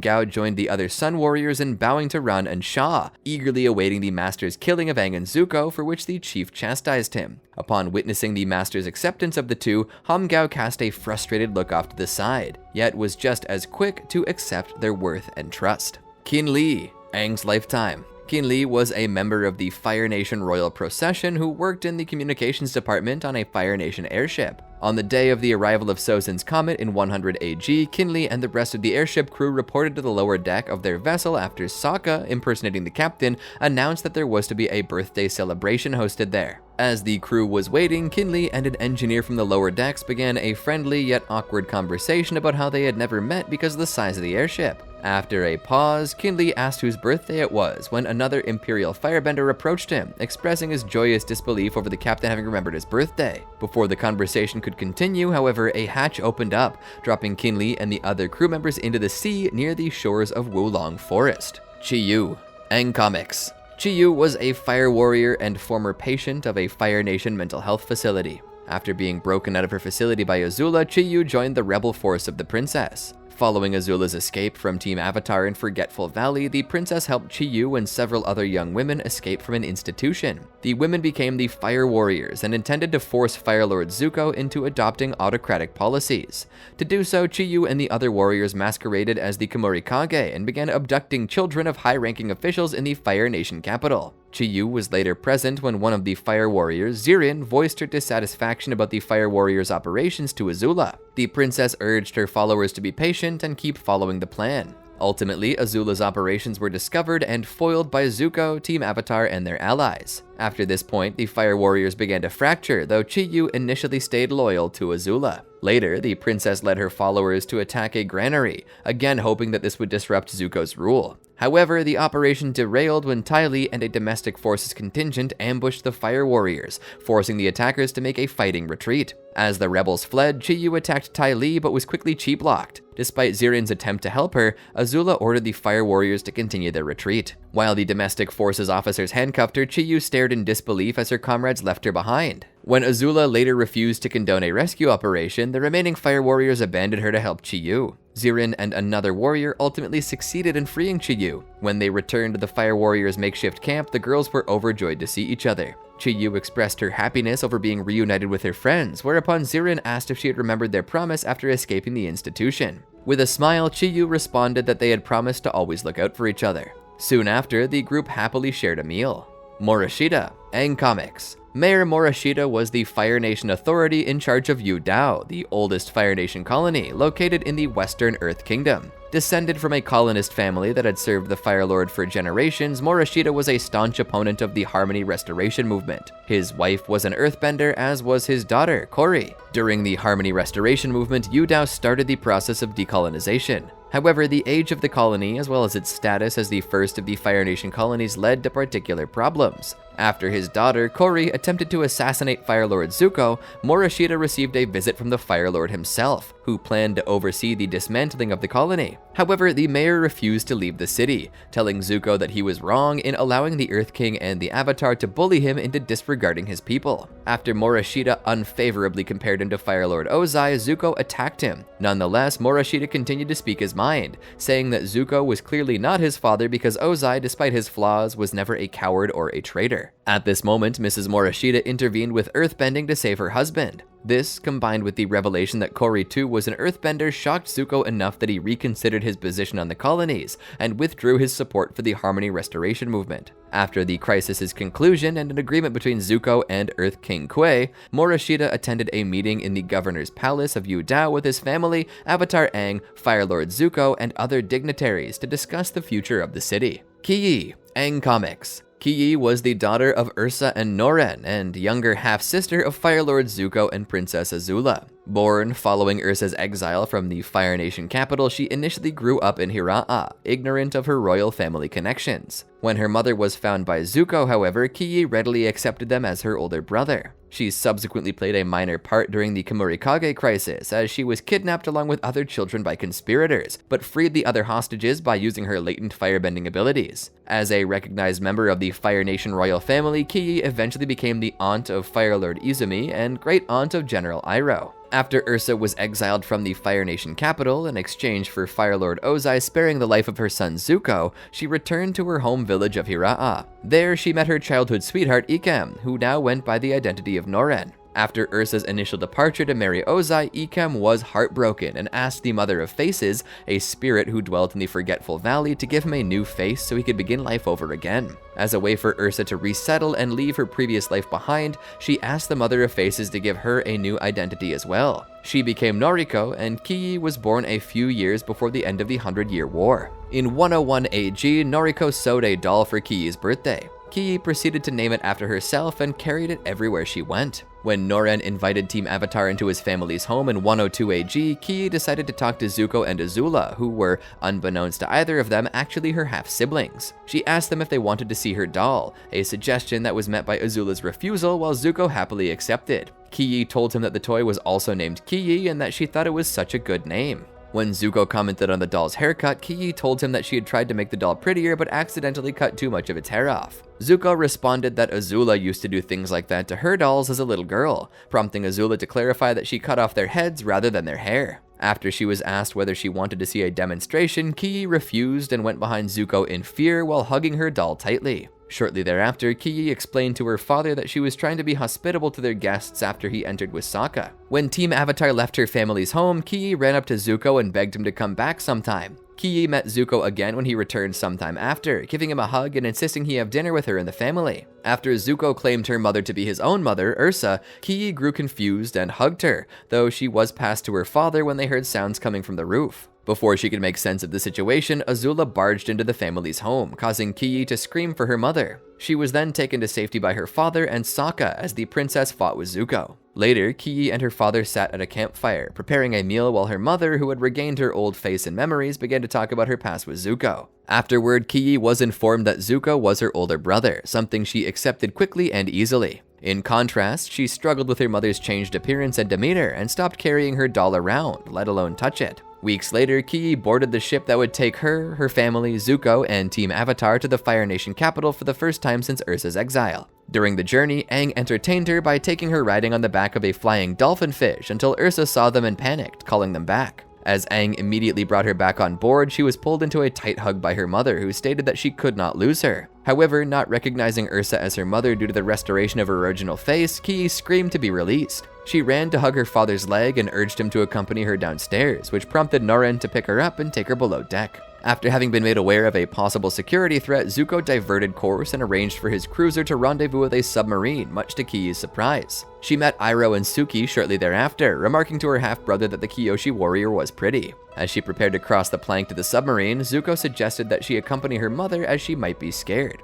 After initially refusing his request, Kiyi relented and agreed to take her mother's hand as a favor to him. Kiyi and her family were transferred to a carriage after reaching the mainland and set course to the capital through a hidden route, where the caravan was ambushed by the new Ozai society. Though Ursa urged Kiyi to remain brave, Kiyi insisted that she was not scared and recoiled from her mother's touch, complaining her hands were too cold. After a brief altercation, Ukano and his organization were able to subdue Zuko and the Kyoshi warriors and prepared to burn the carriage in which Kiyi and her family were taking refuge. The fight resumed after Kalo freed Zuko and reinforcements arrived via hot air balloon, exciting Kiyi despite all the danger. At one point, a rebel threw a spear into the carriage, barely missing the family. Kiyi was shielded by her parents, and when Zuko burst in to see if everyone was okay, she put on a brave face despite feeling afraid. After the attackers were subdued, Kiyi and her family finally arrived at the Fire Nation Royal Palace, where she eagerly dragged her father along to explore the palace despite Noren's concern that she should rest after an exciting afternoon.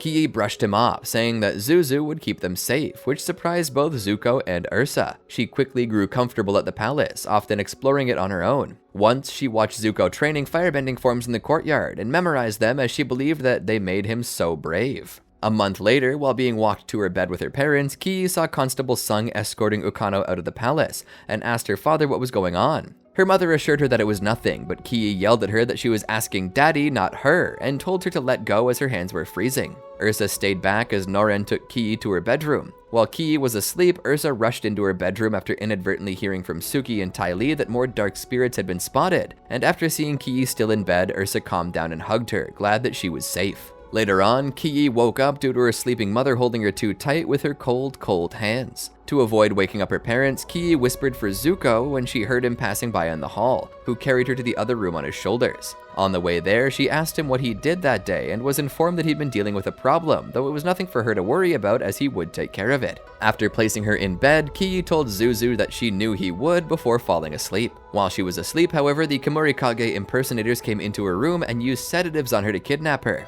While her brother and his friends attempted in vain to get her back, 2 of the Komurikage impersonators got away with her and kidnapped another child before taking them both to the room with the other kidnapped children. As they got there, Kii woke up due to the sedatives wearing off early and began screaming at the Komurikage impersonator holding her to let her go. Before the Komurikage impersonators both left, she told them that she felt sorry for them as her brother would find them and beat them to a pulp. One of the Komurikage impersonators moved to strike her in retaliation but was stopped from doing so by their leader, Kii's half-sister Azula. When the children later heard a suspicious noise coming from behind a closed door, Kii told them all to be quiet as she was trying to concentrate. Envisioning the firebending move she had seen Zuko perform previously, she tried to mirror the action, believing that it would help her in becoming braver like him. Soon after, as the children heard sobbing from behind the door, Kii successfully tapped into her firebending abilities. Telling the others to move out of the way as she had figured something out, she melted a hole in the closed door, which Ukano subsequently doused with a bucket of water. While Ukano later escorted all the children out of their prison and the other children cheered for her,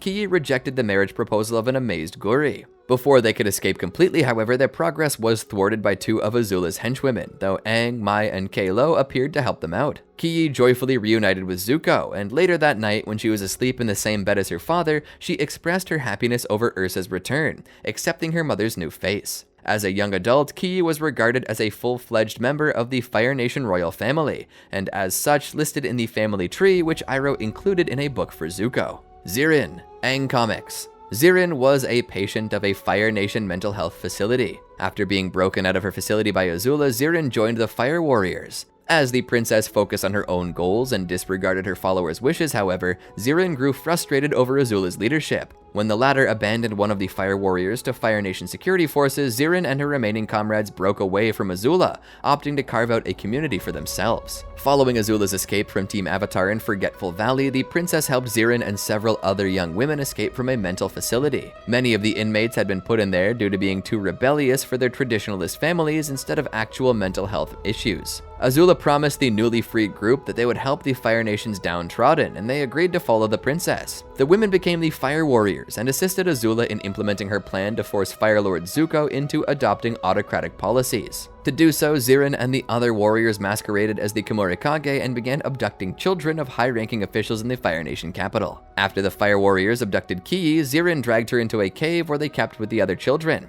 Kii had woken up before being brought in as her sedative had worn off early and fiercely attempted to resist her captor. Zirin placed her down and ordered the child to stay put, if she knew what was good for her. Kii provoked Zirin by saying that Zuko would beat the warrior to a pulp after he found her. Enraged, Zirin reached for Kii, but Azula cautioned her from hurting the child, telling the warrior that she was wasting her time as it was in the girl's blood for her to fight. Outside, Zirin and Azula removed their Komurikage disguises. Zirin expressed her frustration about the exiled princess's plans and reminded her that she did not sign up to join a daycare. In response, Azula asked Zirin to be patient, reminding her of what she had done by breaking her out of her institution, and that it would be an easy task to return the favor by watching over a few young children. At that moment, the princess asked her followers to leave so she could speak with Governor Ukano privately. Ultimately, Azula's operations were discovered and foiled by Zuko, Team Avatar, and their allies. After this, the Fire Warriors began to fracture, though Zirin initially continued to follow Azula. Later, Zirin was part of a Fire Warrior attack on a granary. However, the operation derailed due to an ambush by Tai Li and a domestic forces contingent, forcing the attackers to make a fighting retreat.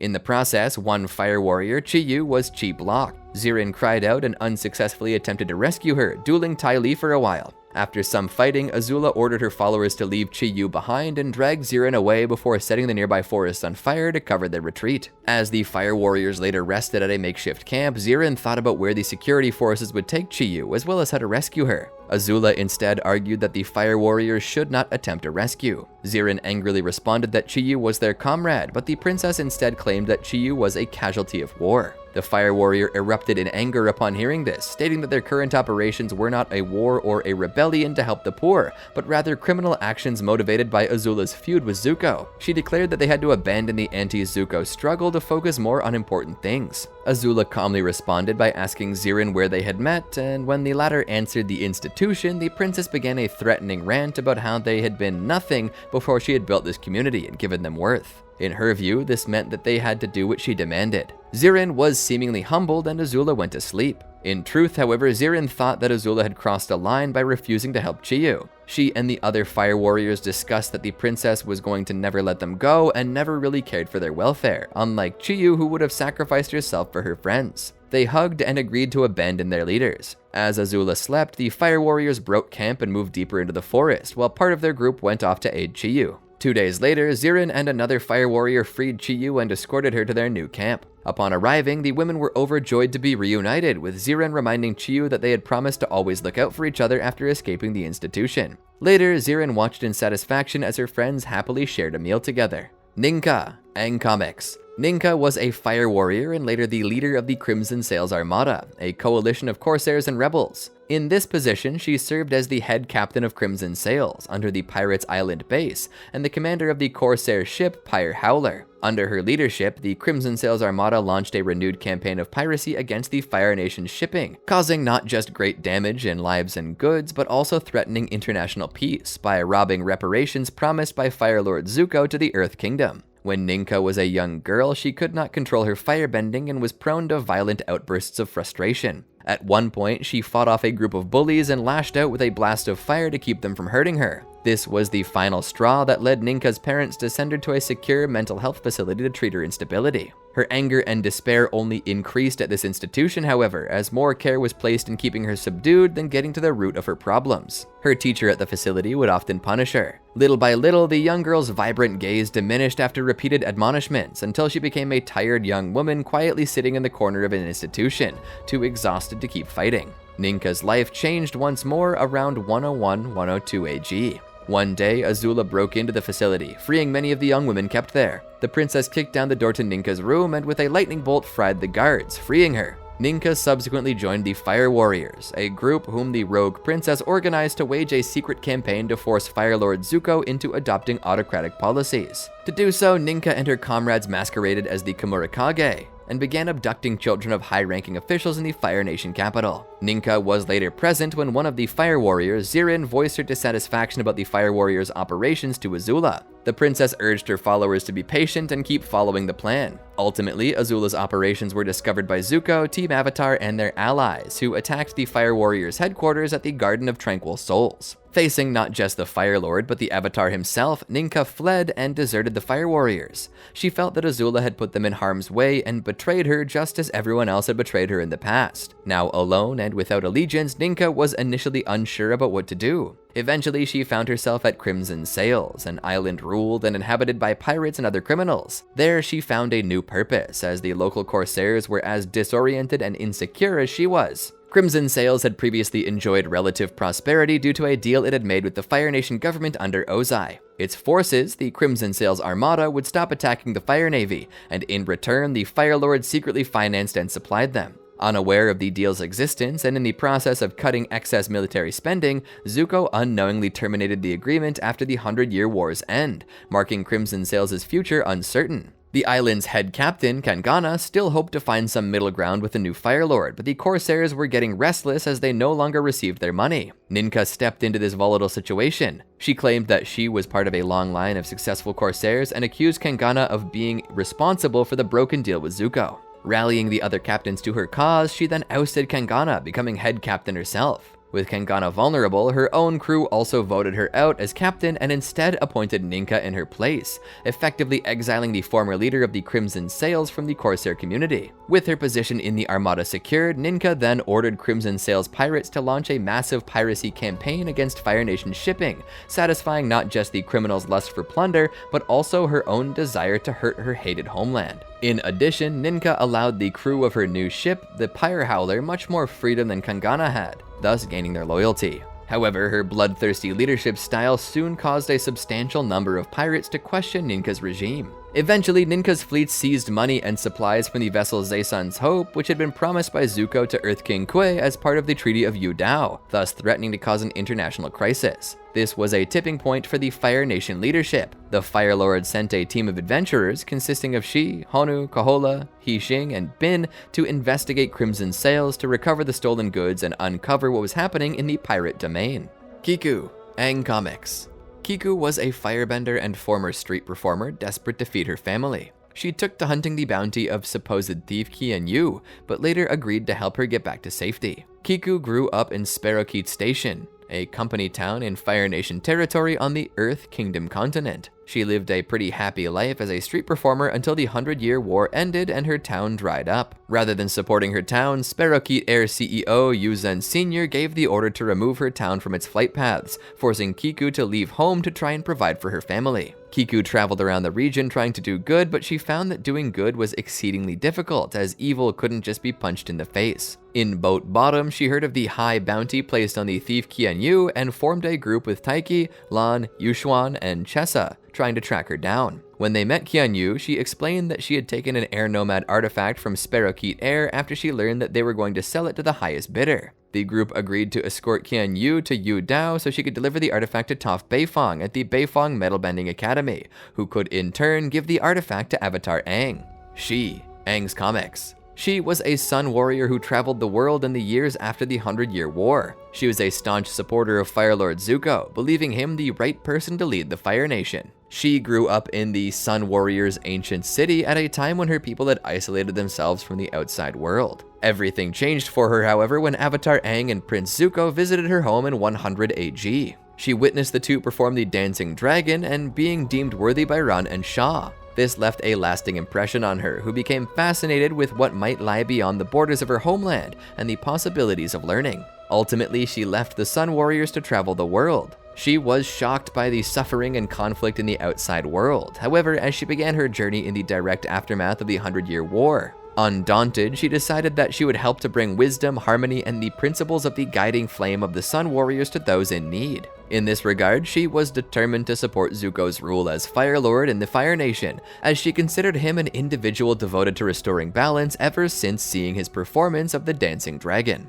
Flint and Ember. Flint and Ember are two brothers from Yu Dao that lived during the era of Avatar Aang. Flint was an earthbender and Ember was a firebender. Flint and Ember's parents, Yoko and Bin, owned the Iron Tavern in the mountains near Yu Dao. After a terrible, public, embarrassing, and heartbreaking end to his first relationship, Flint fled. Ember followed Flint against his brother's wishes, but the two formed a team. Flint often carried Ember on his shoulders, with the pair disguised in a large hooded coat to appear as one enormous man. The brothers made their way to Boat Bottom, where Flint stole Qian Yu's air nomad artifact out of mere habit, not knowing what it truly was. The brothers took the artifact to an old Fire Nation processing plant. Hua, after 100-Year War. Hua was a criminal from Ba Sing Se and the second in command of the Paper Lantern Gang. Living in Ba Sing Se after the end of the 100-Year War, Hua served as the second in command of the Paper Lantern Gang, but she despised its leader, Kong. Not only was he brutish, crass, and violent, but he was also lazy, leaving all the hard work for her to do. Hua tried to steal the purse of a wealthy young woman called Rose, but after they bumped into each other on the street, they fell in love. They kept their relationship secret, though planned to elope. Rose helped Hua to undermine Kong's leadership while they plotted a way to escape the city together. Lian and Shen, after 100-Year War. Lian and Shen are two firebending brothers and residents of Cranefish Town. Unlike the other residents, they showed great enthusiasm upon the arrival of Team Avatar in their city. Following Team Avatar's arrival in Cranefish Town, Lian and Shen approached Aang when the group was cleaning out the beach and asked if he was the Avatar. After Aang suggested he might be, Shen concluded to great excitement that he was. Lien asked Aang if he could show them some airbending, as they had never met an airbender before, to which Aang happily obliged, using his bending to rapidly spin several marbles. Both brothers shouted out in amazement at the trick before introducing themselves to the Avatar, adding that they were both firebenders. Aang noted to them that one of his closest friends, Zuko, was also a firebender, and Shen expressed his amazement that Aang knew the Fire Lord. Lien was less amazed, however, reminding his brother that Aang and Zuko had saved the world together. Lien and Shen were bid farewell by Aang as he returned to cleaning the beach, with Shen waving back excitedly and proclaiming that Aang was his hero. Lien admonished his brother for potentially embarrassing the Avatar, but Shen continued to jump around in excitement. Lien later attended Li Ling's Bender Supremacist rally. Yim, Korra's lifetime. Yim is a firebending master who trained Avatar Korra during her childhood to master the element of fire at the Southern Water Tribe compound. During Korra's childhood at the Southern Water Tribe compound, Master Yim met the Avatar after the White Lotus leader introduced her to him, as he was meant to become her firebending teacher. Already at their first meeting, Yim warned Korra that he was unlike any of her previous teachers, as he would not offer any grace due to her status as the Avatar, and that he would leave if she questioned his methods. When his new pupil brought up her wanting to attend the Glacier Spirits Festival week, Yim sternly informed Korra that he did not want to hear about any of this, stating that she needed to spend her time training instead. Over the next days, Yim began to teach the Avatar, but to his growing frustration, she made little progress, and the quality of her firebending even appeared to decline. He finally asked Korra what was distracting her so much, but when Korra began to bring up the Glacier Spirits Festival in response, he angrily dismissed her. Concluding that the festival was affecting her focus, he ordered her to go to her room and copy Avatar Suzeto's theory of grain distributions until she could concentrate again. Korra instead escaped from the compound to go to the festival, but was found by her father Tonrak, who took her back to her master. On a later day, Tonrak brought several children from Wolf Cove to the compound so they could play Weaver's Ball with Korra. As Yim looked on with slight disapproval, the waterbending master told the firebender he may be training the Avatar, but then addressed his daughter, adding that you won't be a kid forever. Years later, in 170 AG, Yim oversaw Korra's firebending test, who demonstrated her prowess in the art before him, the Order of the White Lotus, and Katara, her waterbending master. After defeating 3 firebenders, Korra celebrated in front of the crowd, to which Yim warned her not to get ahead of herself as usual, as they had not yet decided whether she had passed. Pli, Korra's lifetime. Pli was a powerful firebending criminal who possessed the rare ability to combustion bend. A longtime member of the Red Lotus, she followed Zahir, her boyfriend, in an attempt to rid the world of all governments and the Avatar. After a 13-year-long imprisonment at the hands of the Order of the White Lotus, she escaped with the help of Zahir, Minghua, and Gazan, with whom she threw the Earth Kingdom into anarchy and tracked Avatar Korra. Pli died during a battle on top of Lakima's peak, when Suyin Beifeng metal bent her chest plate around Pli's head, causing one of her combustion attacks to explode in the confined space. After showing signs of being a combustion bender during her youth, Pli was kidnapped by a warlord, who trained her to be his personal assassin. She was freed by Zahir several years later, and the two fell in love, eventually joining the Red Lotus in their search for a life free from oppressive leaders and governments. In 158 AG, she, Zahir, Minghua, and Gazan attempted to kidnap Avatar Korra to further their goals of worldwide anarchy and freedom, though were thwarted by a coalition of Zuko, Tonrak, Sokka, and Tenzin. All 4 were consequently incarcerated in separate prisons. Pli was imprisoned by Unalaq and Zuko in a fortress deep within the icy tundras of the North Pole to negate her prowess in the art of firebending.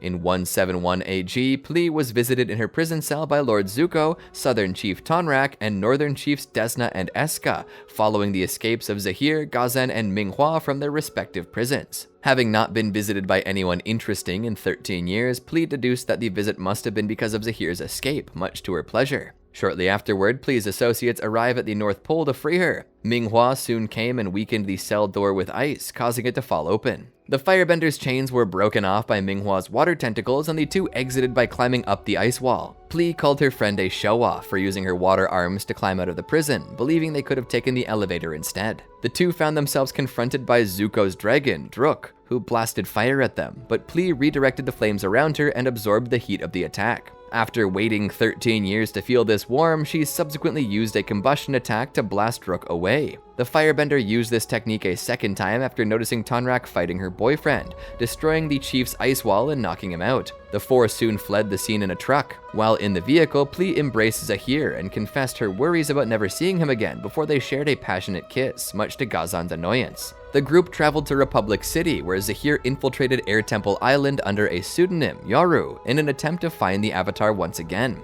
However, Zahir's cover was blown, and after he escaped, the group found themselves being pursued by the metal-bending police force. Deciding to flee, the gang commandeered a truck and coerced its driver into smuggling them out of the city. Upon the driver being stopped at a security checkpoint and being caught lying about his plans, he ran off, forcing the criminals to take control of the vehicle and make their escape. As police cars pursued them, Pli used a combustion attack to down a few cars before Gazan turned a part of the road into lava to stop the pursuit. As soon as they were far away from the city, Minghua complained that they should have grabbed a police officer to force the Avatar's whereabouts out of him. Pli assured her that they would find Korra again. At that moment, Zahir came out of meditation and announced that the Avatar was with the Metal Clan in Zaofu. Pli and her friends traveled to Zaofu and broke into Korra's room in Suyin's estate, capturing her as Zahir paralyzed the Avatar and Naga with Shirshu spit darts. However, they were seen by Mako and Bolin. Pli dissipated a fire blast from the former and retaliated with her own fire. After the Zaofu guards discovered them and aimed searchlights on them, Pli used her precise combustion technique to blow up the lights before arcing a combustion blast to hit the brothers. The four were soon surrounded by metal panels launched at them by the estate's guards, Lin, Wei, and Wing. Gazan kept the group safe by separating them from their attackers with a pool of lava, which also effectively melted several of the metal plates to form all-round cover. Although a guard managed to pull Zahir away, Pli and the two others continued to lash out at anyone attempting to cross the moat to save Korra. One of her curved attacks was blocked just short of connecting with Team Avatar by Suyin, Wei, and Wing. After a while, Pli spotted Lin and Suyin diving down from the top of the dome and took aim at them. Right before she could fire, a pebble launched at her by Bolin struck her in her third eye, temporarily blocking her chi and causing her head to jerk backward. Her combustion attack exploded immediately in their vicinity, knocking them all down. This enabled Lin and Suyin to save Korra, and after Zahir failed to retrieve the Avatar, Pli escaped Zaofu with the rest of the Red Lotus. In a cave in the Siwang Desert near the Misty Palms Oasis, a meditating Zahir informed the group Korra was at the nearby Misty Palms Inn. Pli told Minghua and Gazan to track the Avatar down while she would keep watch over her partner's body. She later watched as the two brought back Mako and Bolin, and Zahir told them they'd be pursuing the Avatar to Ba Sing Se. En route to Ba Sing Se, Pli sat next to Zahir in the front of the truck, while Gazan and Minghua guarded the brothers.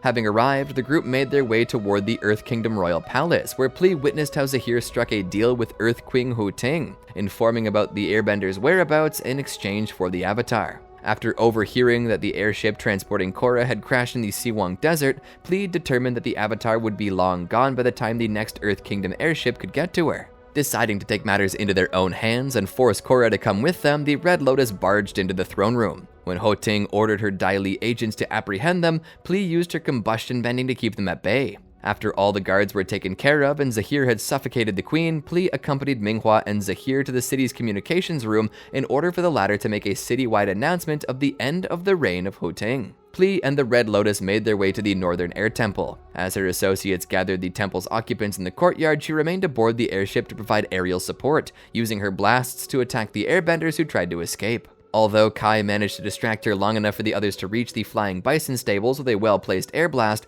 Pli shot the young airbender out of the sky with a direct hit. She subsequently focused on the bison awaiting the arrival of the temple's inhabitants, scaring off the creatures and effectively trapping the denizens. With nowhere to go, she left them at the stables to attack Kia and Bumi, who were hanging over the temple's ledge. Her attack missed, however, as Bumi let himself and his sister fall down at the last second. Pli moved on to give Zahir aerial support in this battle against Tenzin, shifting the odds in the favor of the Red Lotus as she blasted Tenzin off the ledge of a walkway and into the attacking rage of Minghua and Gazan, before throwing him against a wall with another blast, enabling her associates to corner him. Pli gathered up the airbenders and flew them toward an ancient cave complex situated a few miles away from the Northern Air Temple, releasing them in the custody of 4 uniformed Red Lotus members. Upon making her way back to the temple, she found Zahir meditating and reported to him that the airbenders had been secured. When Zahir confessed to her that not one day had gone by during his imprisonment without him thinking of her, she reiterated that feeling, stating that their separation had only strengthened her love for him,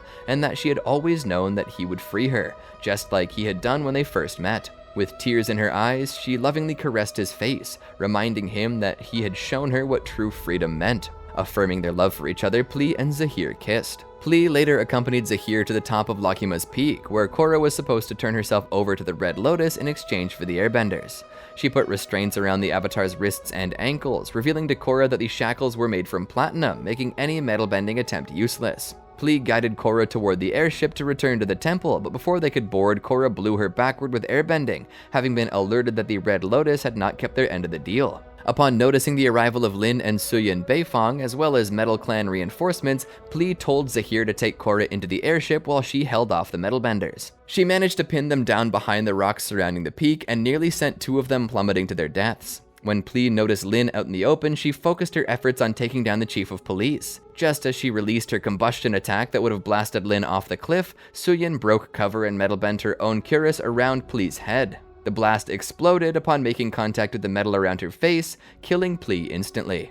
Jobal, Korra's lifetime. Jobal is a citizen of Republic City who refused to leave the city during the invasion of the United Republic of Nations. In 174 AG, when President Raiko ordered a mandatory evacuation of the citizens of Republic City, Jobal decided that the government did not have the right to make him leave, and thus stayed in his apartment. When the other citizens of Republic City evacuated and abandoned their pets, he took them in, fed them, and valued them as his family. After the invasion was stopped, Avatar Korra and Milo went searching for the pets. Eventually, Milo found one of the pets' nibbles and followed it into Jobal's apartment, where he found the rest of the animals along with Jobal. When the airbender said that he was going to return the pets to their owners, Jobal firmly refused, stating that they were like family to him. However, when Milo showed him photographs of the pets with their original owners, Jobal decided to let Milo return the pets, sadly saying goodbye to them. Milo then suggested that Jobal return with them and live in a refugee camp, where there was food, tents, and people to keep him company, an offer to which he agreed. One day at the camp, Milo served Jobal dinner, as well as giving him a myriad of ring-tailed winged lemurs as replacements for his previous pets. Iroh, Korra's lifetime.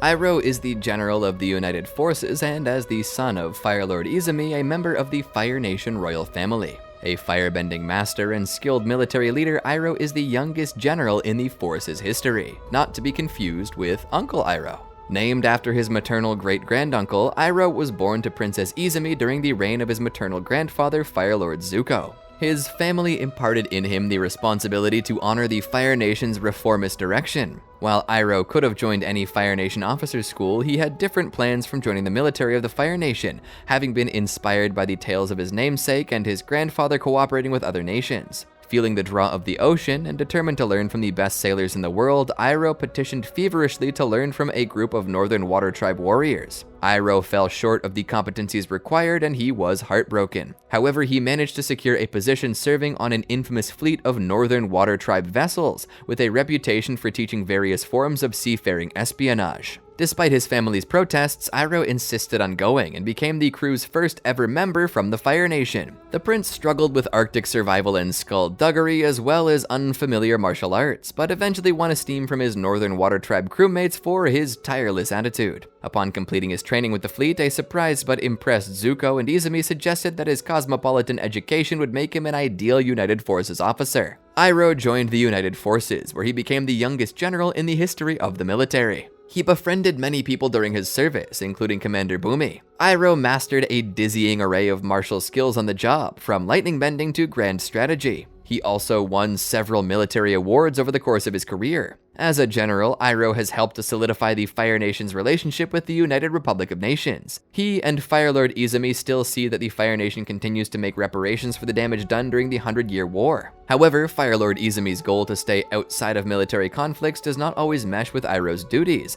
as he strictly follows orders for the United Forces, and the two sometimes disagree when it comes to the best course of action when the United Republic of Nations calls on Fire Nation aid. Politicians and military advisors alike have grown curious to see what direction Iroh takes in the future, whether he will continue his loyalty to the United Republic or if he will embrace his role as a Fire Nation prince. During the battle for Republic City, Councilman Tenzin sent a message to General Iroh requesting the support of the United Forces. The general accepted the request for help, wishing to reclaim Republic City from the Equalists alongside Avatar Korra, and led his fleet of battleships to the city. Once Iroh and his fleet reached the shores of Republic City, he was surprised at the apparent silence and the fact that there were no equalists awaiting them on the shore despite their knowledge of his arrival. However, the general and his fleet were quickly overwhelmed by a series of naval mines and the new high-speed aircraft fielded by the equalists. At one point, Iroh himself attacked from the helm of his ship, launching fire blasts at the enemy biplanes. He managed to destroy several until he struck a bomb in midair with his firebending. The resulting explosion catapulted the general overboard and into the ocean, where he was later rescued by Avatar Korra.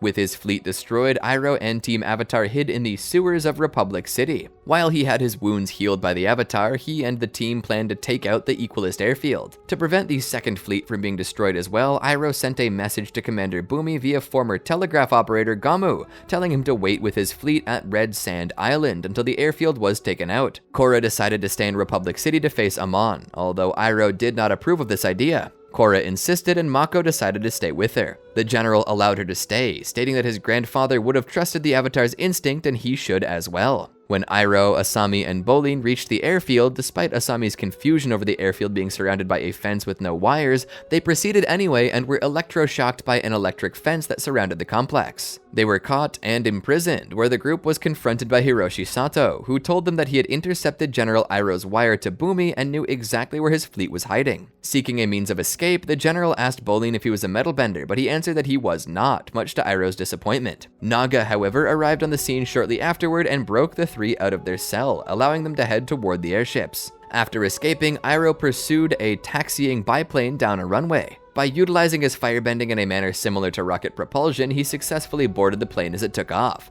hijacked it, and forced the pilot to bail out. Once inside, Iroh struggled to control the machine. Eventually, however, the general gained control of the aircraft and used it to intercept a squadron of 5 aircraft flying over Republic City. He was able to destroy 2 airplanes during his initial attack with lightning. Following this, his own biplane was destroyed when an Equalist bola jammed the propellers. Once again utilizing the rocket propulsion technique, Iroh boarded a second plane, fatally damaging another plane with his firebending before commandeering the biplane. During the fight, Iroh's biplane was damaged by the last aircraft, which had dropped a bomb on the tail of his. As the other biplane prepared to continue the bombing, Iroh used his firebending to detonate the remaining bombs in the attacking plane's bomb bay. Despite his success, Iroh's airplane was damaged to the extent that it could no longer remain airborne. He unsuccessfully attempted to steer the plane away from Aang Memorial Island and had to bail out, grabbing onto the Equalist banner hanging from the statue of Aang to save himself. Iroh watched as the biplane crashed into the statue's face, causing the giant replica of Amon's mask to fall into the water. Iroh subsequently thanked Aang for watching over him.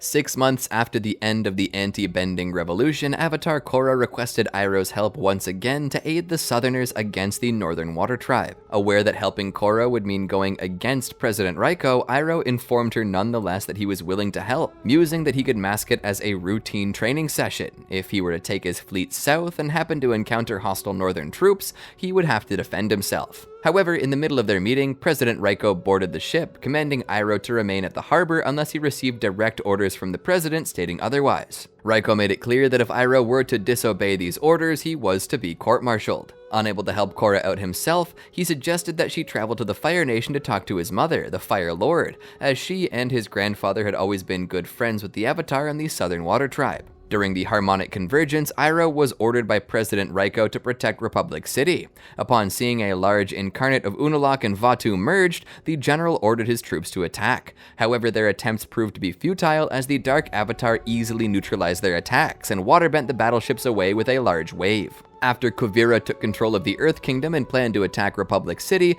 General Iroh erected defensive barriers around the city. While 11 of his battleships were stationed at Yue Bay, he brought his ground troops to a clearing on the outskirts of the metropolis, having deployed 5 battalions of foot soldiers aided by 35 mecha tanks in total. He awaited the arrival of Kuvira's army. A week after their preparations began, General Iroh received a call from Lin Beifong, who alerted him that their previous assumption of Kuvira's arrival still being a week away was wrong, and that the attack was happening that day. Avatar Korra joined him at the front line, though Iroh was shocked to witness the arrival of the enormous mecha suit that destroyed his fleet in Yue Bay in a matter of seconds with the spirit energy cannon it carried. When Kuvira aimed her cannon at his infantry, Iroh called President Raiko to confirm if he had order to engage. His request was denied, however, as the president surrendered the city. Angered about hearing Kuvira demand the surrender of the United Forces and the Avatar as well, he told Korra to retreat to the city before she was spotted by Kuvira and figure out a way to destroy the spirit energy cannon. When Tokuga and his triple threat triad had a run-in with several dark spirits,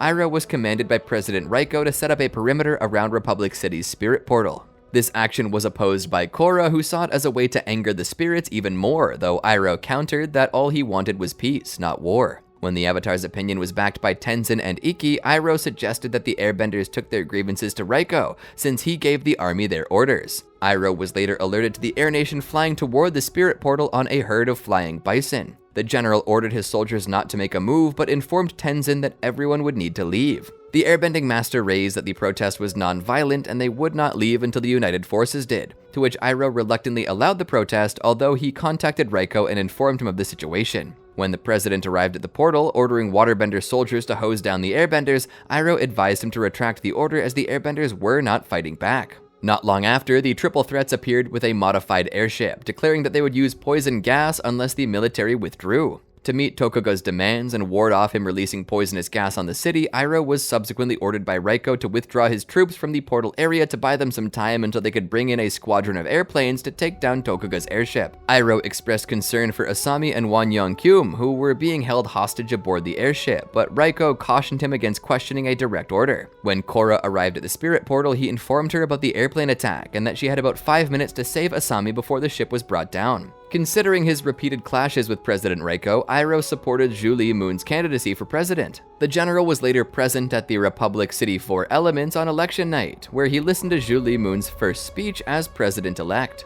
Following the Earth Empire invasion and Tokuga's insurrection, Iroh remained focused on improving the safety of Republic City, including countering attempts by various triads to develop a side business in piracy. As a result of his multicultural career and respected position, a number of United Republic politicians also approached him, urging the prince to become active as a negotiator to help foster better international relationships. However, one of the main issues concerning Iroh was a growing conflict within the United Forces. The general increasingly clashed with nationalist, xenophobic United Forces officers like Commander Doji, who believed that the other nations were developing into a general threat to the United Republic. Though Doji was of a lower rank, he oversaw Republic City's UA Bay area and did not have to run his decisions past Iroh. Accordingly, the commander repeatedly tried to implement his views, with Iroh being forced to either walk back Doji's orders or deal with the fallout. This conflict came to a head when the Spirit Skies, a large Northern Water Tribe passenger vessel, arrived in UA Bay. The ship carried many migrants and refugees from across the world.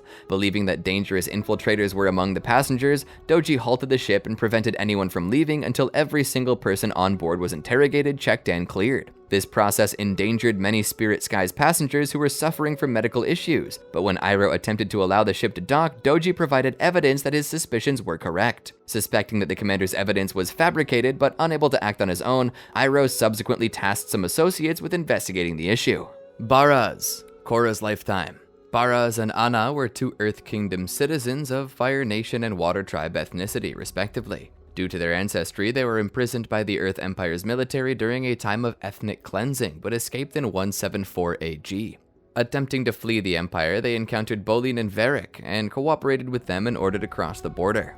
Before Kuvira's army began their conquest, Baraz and Ana lived in the Earth Kingdom. However, when the army seized control of their homes, they became prisoners of war due to being of non-Earth Kingdom origin. They managed to escape the detainment camp along with several other firebenders and waterbenders. One day, as they were walking in a forest, Baraz, Ana, and their group saw Bolin and Varric become caught in their trap. Upon noticing their Earth Empire military uniforms, they assumed they were working for Kuvira, despite the duo's insistence that they were deserters. After freeing the duo from the net, they bound their hands, intending to use them to pass a nearby border checkpoint. The waterbenders were bending water into their water skins, while Bolin was asking how they had ended up in one of Kuvira's re-education camps, and Baraz tells him that Kuvira had been capturing and locking up everyone not of Earth Kingdom origin. Varric asked where they were going, and Baraz and Ana told them their goal. Bolin used his lava bending to keep them at bay, once again apologizing for what had happened to them and insisting that they were not aligned with Kuvira anymore, and Varric added that if he and Bolin are recognized, they'll be taken back to Kuvira. Baraz was willing to believe him. To Ana's disappointment, she relented. However, when he reasoned that if Bolin wanted them dead, he would have already buried them in lava. He continued by explaining that they needed to work together and trust each other in order to get past the border checkpoint, which was the only way to freedom. Bolin cooled the lava and asked them where the checkpoint was. Even though Varric pointed out that he and Bolin might be recognized, the group decided to take the risk regardless. Initially, Bolin and Varric's ploy managed to get the Earth Empire soldiers to let them through the gate, but the duo were soon recognized and a fight broke out between the refugees and the Earth Empire soldiers. Soon, the prisoners and them were surrounded by many mecha suits and Kuvira's soldiers. Immediately, Baraz burned the rope on his wrist and started fighting with the others. He and Ana were fighting a mecha suit, but it was too powerful for them. They were saved by Varric, who disabled the suits by creating an electromagnetic pulse device. Varric wanted to escape and inadvertently abandoned Baraz and Ana's group. Bolin refused, using his lava bending to drive back the soldiers. Baraz was surprised they had stayed and thanked him, saying they did not have to come back.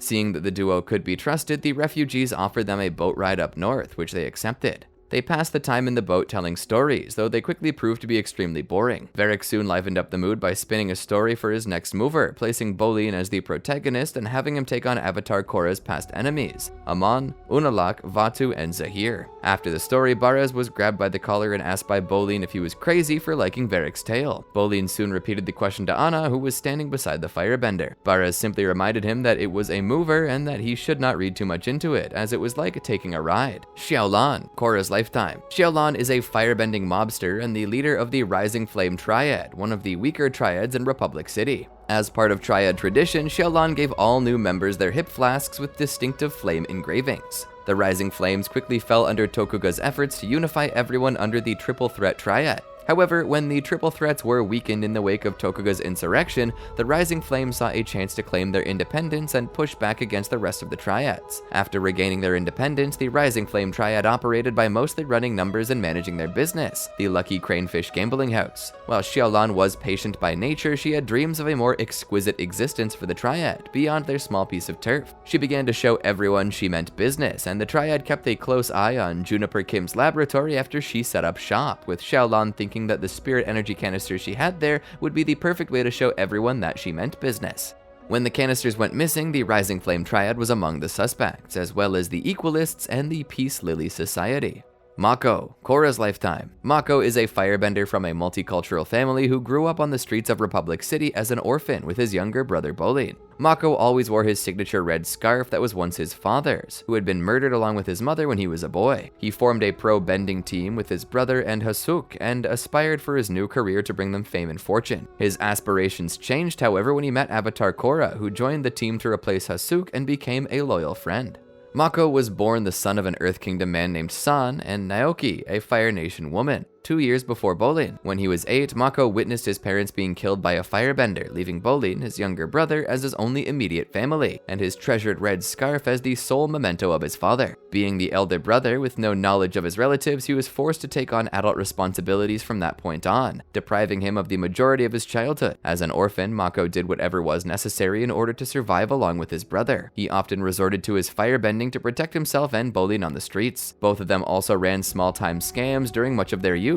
This attitude brought him in contact with the criminal organization known as the Triple Threat Triad, for whom he collected money for bets and ran numbers. Mako even came into close contact with the leader of the Triad, Lightning Bolt Zolt, and was able to learn the techniques of lightning generation and redirection from him. One day in 1678G, during Mako's involvement with the Triple Threat Triad, the young firebender and his brother attempted to pull off a scam on an elderly woman. Posing as a thief, he ran toward the woman from behind and grabbed her purse, before leaving her sight by entering a side alley. When Bolin pretended to chase after him and fight, Mako willingly gave the purse to his brother, deceiving the woman into thinking that the young earthbender had stopped the thief. Bolin returned to Mako with a reward of 2 yuans and a loaf of bread he had stolen from the old woman.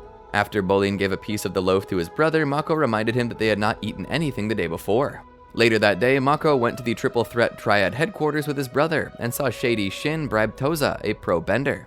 When Bolin expressed his disappointment about seeing Toza act this way, Mako became upset. Toza should be happy about being paid. After all, there had been no one to mourn for their losses when their parents died and had left them to fend for themselves, and that one must hustle or be hustled. Afterwards, Shin told them that if they did not acquire enough bets to receive the 10,000 yuans given to Toza, he would abandon Mako and Bolin on the streets, after which the two brothers speedily departed. While the brothers were collecting bets at a pet shop, a fire ferret escaped and was restrained by its owner, Mr. Fang, because it was to be fed to a pythoniconda.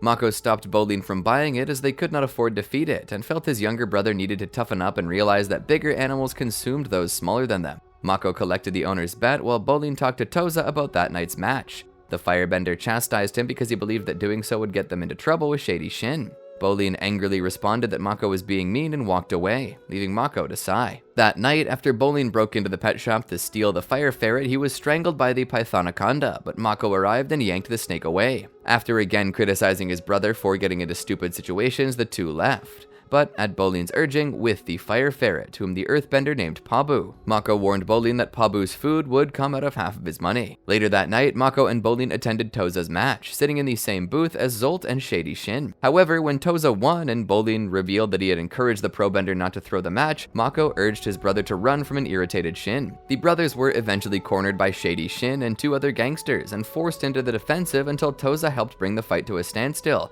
and Zolt eventually broke it off completely. Impressed with the brothers' abilities, Mako and Bolin were offered the chance by Toza to live at the gym and train under him to become pro-benders. While Bolin was immediately won over by the idea, Mako doubted, and Shady Shin used this to appeal to the young firebender's pragmatic nature and point out that he needed to protect his younger brother. Mako agreed with that assessment and used it as reasoning to take Toza's offer for a chance at a more honest life. When Bolin wanted to celebrate the abandonment of their criminal lives, Mako reminded him that they had to save what little money they had at that point, though due to Bolin betting on a porcupine victory, they had more than enough to celebrate with. Acknowledging the dangerous nature and moral ambiguity of their past, Mako was determined never to return to that life, and explicitly forbade Bolin from associating with the triple threats in any way. Under Toza's tutelage, Mako and his brother began competing in the pro-bending tournament, and they were also offered the chance to work odd jobs to pay rent, which allowed them to focus on the sport. Mako eventually became the captain of a pro-bending team, the Fire Ferrets, which included his brother and his friend Hasuk.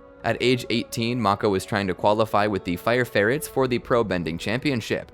However, when Hasuk was a no-show for the last match, he was forced to allow Korra, a green player, to take the waterbender's place. She eventually managed to help them win the match, and as such, a lasting partnership was formed. When Bolin was kidnapped sometime later, Mako set out with Korra to find him. They tracked the earthbender down to an abandoned warehouse, where they witnessed firsthand Amon's ability to strip a bender of their bending abilities. However, with Korra's help, Mako was able to rescue his brother before Amon reached him. Heading for the championship, the team needed funding to play, thus Mako got a job at Republic City Power Plant. When he returned home from work one day, Asami Sato nearly ran him over. To make up for it, she took him to dinner at Kwang's cuisine, marking the start of their relationship.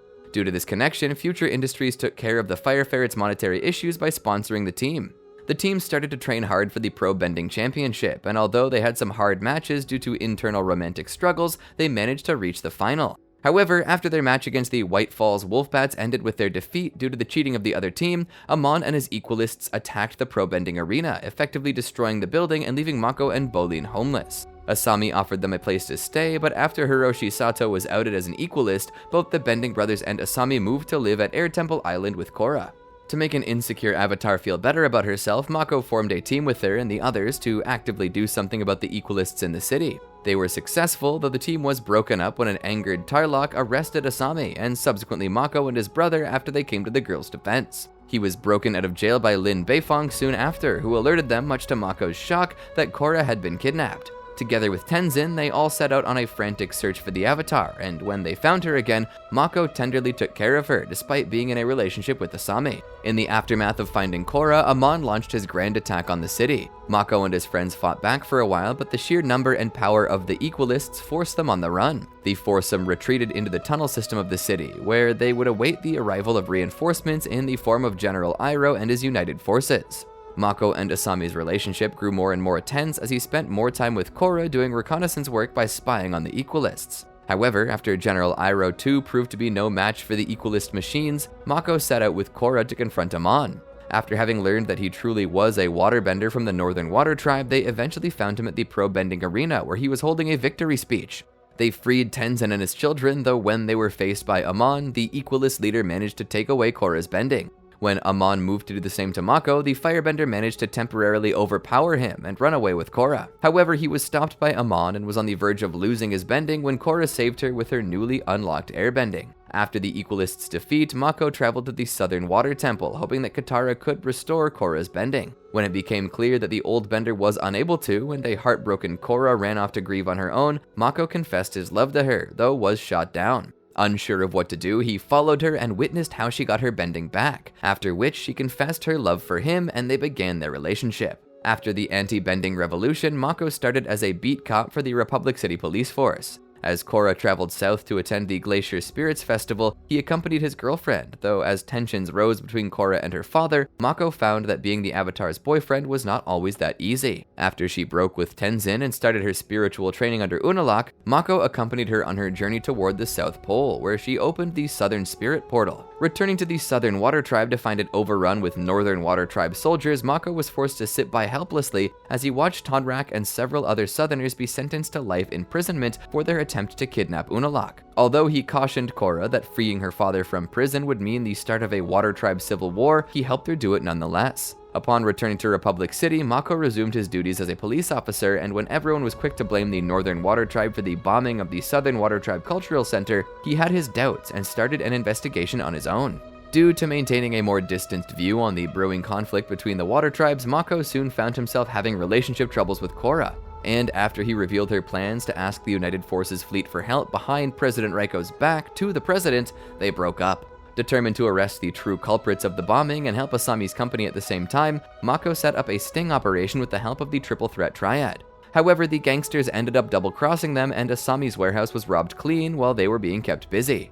While he consoled her, Mako was surprised when Asami kissed him. Mako continued his investigation and eventually grew suspicious of Varric, though before he could do anything about it, Mako was arrested in his apartment for the bombing of the cultural center, incriminating evidence present all over the place. When Bolin came to visit him in jail, he wanted him to stay vigilant during the finale of The Adventures of Nuktuk, Hero of the South, as Varric was not whom he seemed. After the businessman was arrested for the attempted kidnapping of President Raiko, Mako was released from prison. Mako accompanied Korra and the rest of Team Avatar toward the Southern Water Tribe in an attempt to break through the northern forces guarding the Southern Spirit Portal and get into the spirit world. Together with Asami and Bolin, he served as a decoy, though they were eventually captured. Saved by Bumi, Mako and Bolin engaged Unalaq, although they could not prevent him from merging with Vaatu and becoming the Dark Avatar. After Vaatu had ripped Raava out of Korra and destroyed the Light Spirit, Mako and Bolin tried to stop him, although they were easily defeated. Healed by Kia, Mako helped in the efforts to keep a multitude of dark spirits away from Korra's meditating body in the Tree of Time while she defeated the Dark Avatar.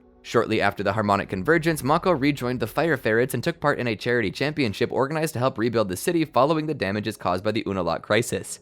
They were ultimately able to win the event by beating the White Falls Wolfbats in the final. Although his apartment was in ruins, Mako declined Tenzin's offer to stay at Air Temple Island and resided at police headquarters instead. As such, he was the first to respond to a call about Da, a new airbender roaming the city, and broke the news of the resurfacing airbenders to Tenzin. When Korra and Tenzin decided to scour the Earth Kingdom for those new benders, it was only when Bolin convinced Mako to come along that the Firebender relented and joined the rest of Team Avatar on their quest. When initial attempts to persuade some new benders to move to the Northern Air Temple in order to learn the ways of the air nomads, Mako reluctantly participated in an air show to excite the new benders about their new abilities, which attracted Kai to join them. Not long after the team's arrival in Ba Sing Se, Kai ran away from the group, returning to his thieving ways, which prompted Mako and Bolin to give chase, though Kai managed to get them stranded in the lower ring by stealing their money. Spending the night on the streets, the brothers tried to find their way back to the upper ring, though they ended up finding their paternal family instead. When they inquired about the new airbenders in the city, Chao and Tu told them there was a rumor that Earth Queen Khuchtei was retaining them for experimental purposes. With passports produced by Tu, the brothers managed to return to the palace and explain to Korra and Asami what happened to them, and that the Earth Queen was harboring airbenders for her army. Mako and the others soon decided that they would not leave Ba Sing Se before having freed the airbenders, even though the Queen had ordered them to go. Eventually discovering that the airbenders were held captive underneath the Earth Queen's temple, the team infiltrated the building that night. While Korra and Tenzin freed several airbenders, Bolin, Mako, and Jinora searched for Kai. After finding him, they fought off several Dai Li agents and made it to the surface. They spotted Korra and Tenzin coming to them on Ugi. Safely escaping the city, the airbenders headed for the Northern Air Temple, while Mako joined his friends and Lin to continue the search for other airbenders and Lin's airship.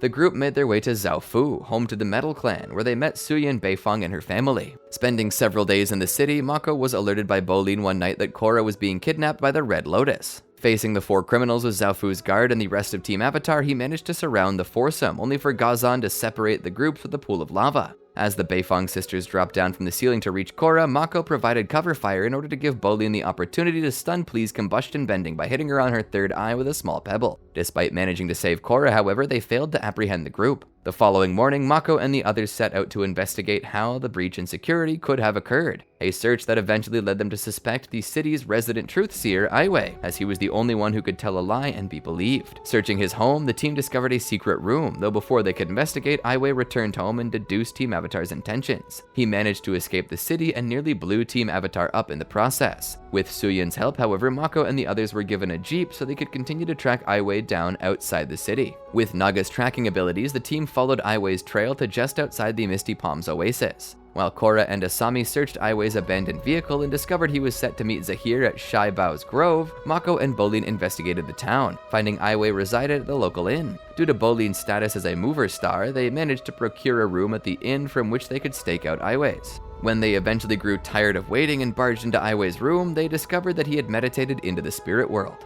While Korra did the same, Mako and the others looked after her physical body, though when they noticed Minghua and Kuzon had arrived at the inn as well, Asami left with Korra's body while the brothers stalled the two criminals. Despite his best efforts, however, Mako could not fend off Minghua, and the two brothers eventually ended up being captured and loaded onto a truck to Ba Sing Se. Upon arriving at Ba Sing Se, the brothers were gagged and subsequently presented before the Earth Queen, who ordered the Dai Li to send them to the palace dungeon. Mako encouraged his brother to metal bend them out of there, though Bolin failed. They were eventually freed by Zahir himself, however, as he needed them to relay a message to Korra. As the brothers left the prison, the chaos brought forth by Ho Ting's assassination became apparent. Procuring themselves an airship, they saved their family from the flames that consumed the lower ring and headed toward the Misty Palm Oasis, where they reunited with Korra and Asami, relaying the message that Zahir was threatening to kill the airbenders at the Northern Air Temple unless Korra surrendered. With no suitable radio nearby, the group returned to Zaofu to seek solid communication and warn the airbenders of the imminent threat. Having warned Tenzin and being reinforced with a security detail from Zaofu, Team Avatar set course to the temple as well. Along the way, they decided that Mako, Bolin, and Asami should check on the airbenders who were used as leverage, while Korra gave herself up to Zahir, although Lin, Suyan, Tonrak, and the security detail would back her up. Mako, Bolin, and Asami ended up being fooled into believing the airbenders were at the temple, which led to them being cornered by Kuzon, who used his lava bending to bring down the entire temple. With Tenzin's help, the threesome managed to navigate their way to lower parts of the building, though their escape routes were soon blocked by the advancing lava. In a last attempt to save their lives, Bolin discovered that he could lava bend, which bought them all enough time for Kai to save them from their precarious situation. Reuniting with the others, Mako learned that Korra and the airbenders had been taken to a nearby cave. Quickly ambushing the Red Lotus sentries, the group released the airbenders from the chains in which they were being held. With Korra still missing, however, Mako and Bolin promptly joined Tonrak to find her, being tipped off to her exact location by Jinora. When they found her, she was in the Avatar state due to the effects of her mercury poisoning and battling Zahir, leaving Mako and Bolin to deal with Minghua and Kuzon, respectively. Trading blows, Mako eventually managed to kill Minghua by electrocuting her with his lightning. Helping Bolin overwhelm Kuzon, Mako and Bolin emerged to the conclusion of Korra's battle with Zahir. 2 weeks later, Mako attended Jinora's airbending master ceremony before joining Asami, Bolin, Tenzin, and Jinora on the ferry dock to say goodbye to Korra, who was set to return to the Southern Water Tribe in order to recover from her physical and mental trauma. Following the insurrection of the Red Lotus, Mako was handpicked by Wu to be his personal bodyguard until his coronation as the new Earth King. Wu appreciated his services to the extent of requesting Raiko that Mako be allowed to return to Ba Sing Se with him after the coronation, much to Mako's annoyance. When Korra did not show up when she was scheduled to arrive back at Republic City after 3 years of absence,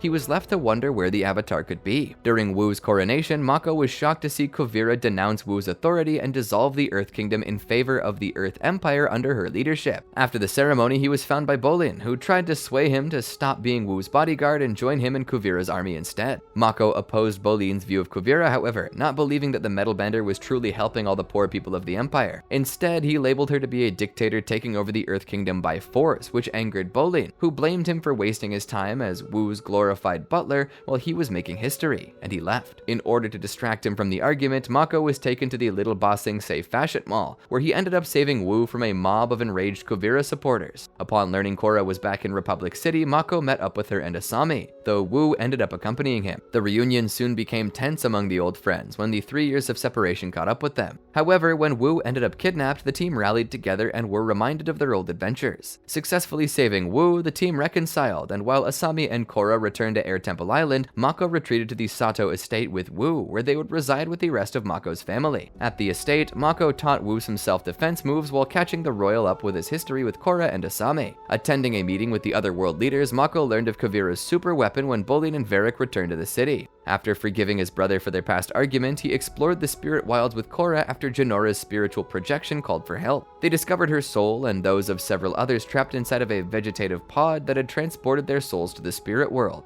When Korra failed to meditate into the spirit world, Mako was surprised to learn that Zahir's memory was still haunting her, though reassured her that he was there for her, offering his help in any way she needed. As such, he accompanied her to Zahir's prison, where she faced the airbender by herself, hoping it would give her peace of mind. With Kuvira's attack on Republic City imminent, Mako, Korra, Bolin, and Asami decided that they would try to take out the spirit energy cannon. Much to their shock, however, they learned that the cannon was mounted on an enormous mecha suit named the Colossus, and had already crossed into United Republic territory. Returning to the city, they reported on Kuvira's progress, and Mako witnessed in shock how Kuvira destroyed the United Forces battleships in a matter of seconds, before blowing up the factory they were all hiding in. However, he survived the explosion, and when Tenzin warned him that Kuvira was heading their way with a battalion of mecha suits, he refused to leave the city, fearing that Kuvira would discover and attack Wu. Since Korra refused to let the city fall, Mako joined her and the other benders to distract Kuvira, while Asami and Hiroshi and Varric and Zhu Li used a hummingbird mecha suit to cut a hole in Kuvira's suit.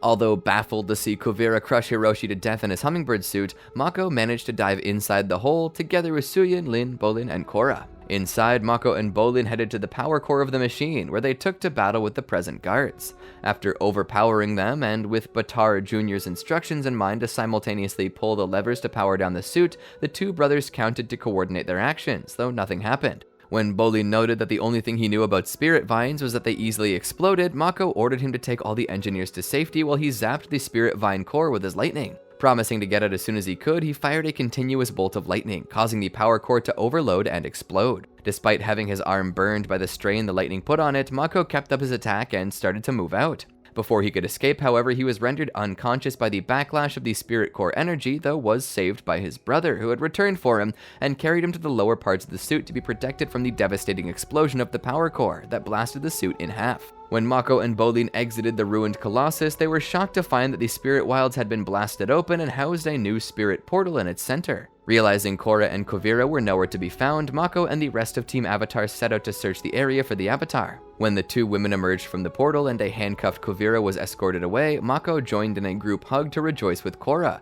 with the rest of Team Avatar soon joining in. Sometime later, Mako attended Varric and Zhu Li's wedding and learned of Wu's plan to abolish the monarchy in favor of democratically governed individual states. After the royal left for the dance floor, Mako was thanked by Korra for his help with Kuvira, and he told her that he would always follow her into battle, emphasizing that he was there for her and always would be. In the aftermath of Kuvira's failed invasion, Mako returned to duty as a detective and was partnered with Bolin after his brother decided to join the police force. His arm injury was treated by Kia, but he could no longer firebend through his injured arm. The police started to deal with the effects of triad turf wars over land that had been evacuated during the city's invasion, and the brothers made arrests during a conflict between the Triple Threats and the Creeping Crystal Triad. Mako helped Beifong interrogate Two-Toed Ping into revealing that the Triple Threats had been taken over by Tokuga. The brothers later traveled to Air Temple Island and welcomed Korra and Asami back from a spirit world vacation, but the conversation was cut short with Janora's spirit projection warning them about a conflict breaking out at the portal. Mako tried to call for backup, but the new spiritual energy was jamming the radio frequencies. After arriving at the portal, Mako attempted to arrest Tokuga, but the Triad leader avoided his fire blasts and launched him through the air with hook swords. However, Bolin saved his brother, and Tokuga was later left deformed by an attacking dragon eel spirit. In the aftermath of the attack, Mako learned that his exes were now dating each other when he saw Korra kiss a wounded Asami. Mako appeared somewhat shocked about the situation, but expressed his support for their relationship. Mako and Bolin reported to Lin about the confrontation, with Mako adding Korra's theory that the Triads had been hired by Wanyang Kyum, the property baron who owned the land around the portal. Lin responded that she would need hard evidence to pursue the theory further, as they could not bring in Kyum for questioning due to his powerful connections. The brothers started to interrogate Ping again for more information about the Triple Threat's new location, but found little success.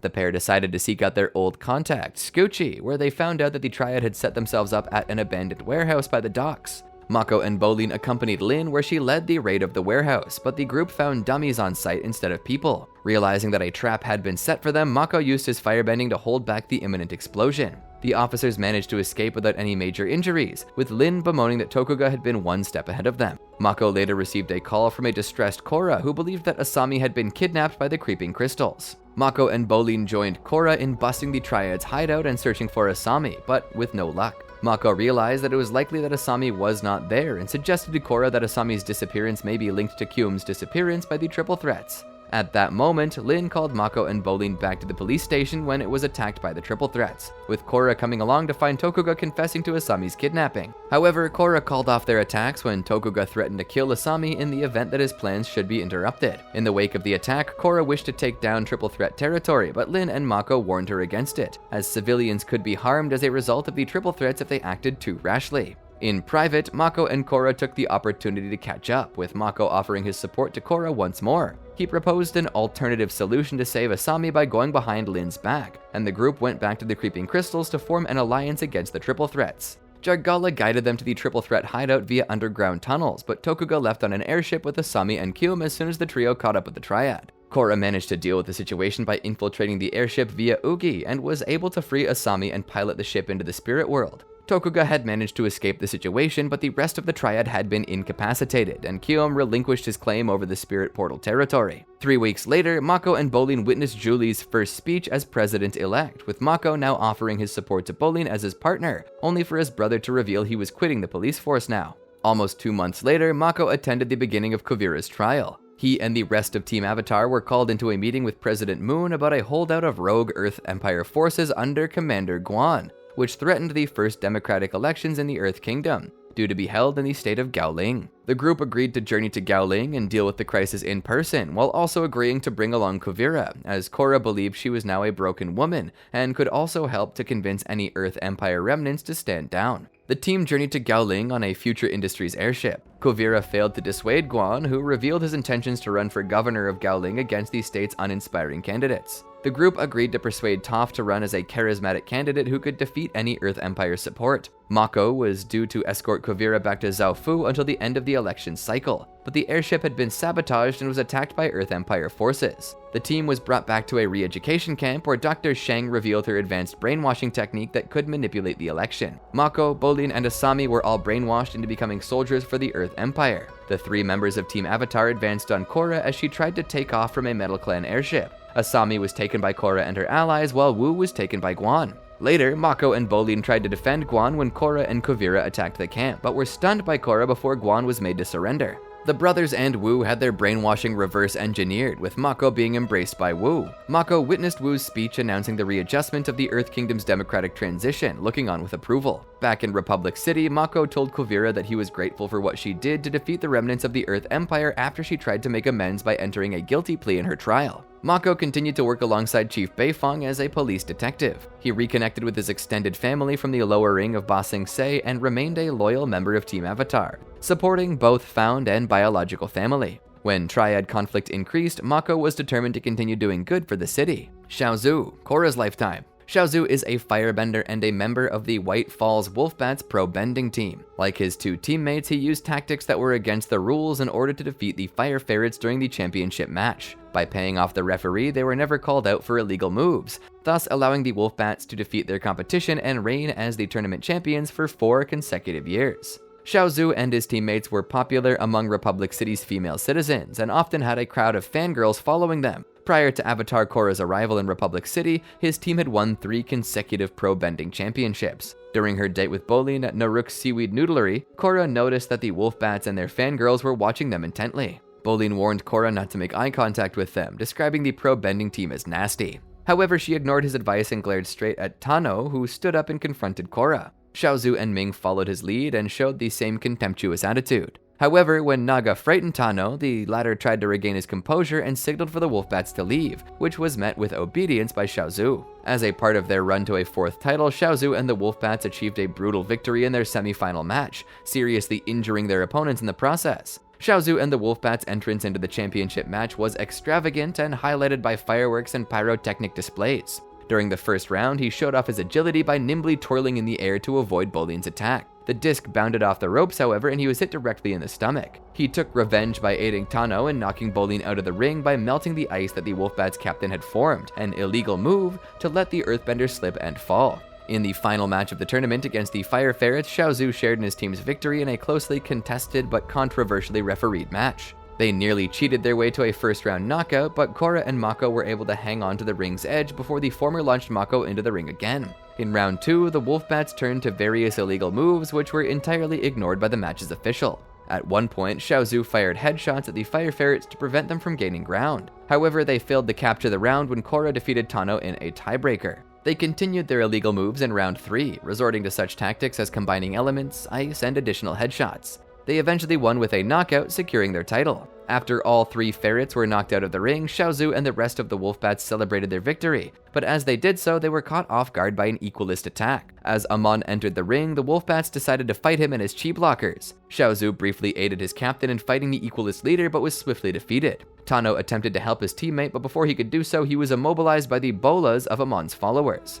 Xiaozu and his friends were consequently tied up, and the revolutionary cleansed the Wolfbats of their impurity through bloodbending, despite Tano's begging. After all 3 members had their bending removed, they were thrown into the water, but managed to swim to the edge. During his speech, Amon referred to the Wolfbats cheating, calling Xiaozu and his teammates bullies who cheated their way to victory, and admonished the crowd for celebrating it. Sometime following the end of the anti-bending revolution, Xiaozu's firebending abilities were restored by Korra, and he and his teammates returned to competition. Following the events of the Unalaq crisis, Xiaozu and his team participated in a charity pro-bending tournament to help repair damages done to Republic City. The Wolfbats made it to the finals, where they were defeated by their old rivals, the Fire Ferrets. When Kuvira's attack on Republic City came to an end with her arrest, Xiaozu entertained the guests of Varric and Julie's wedding during the dinner party by playing the trumpet in a band. Pianchir Jing. Pianchir Jing is a firebender orphan street kid who knows Republic City incredibly well. As an orphan, Jing knew Republic City like the back of his hand. He had been all over in every place, slipping out from his group home to go exploring whenever he liked. The Triads made attempts to recruit him, but he managed to steer clear every time, being suspicious of them and their way of doing things.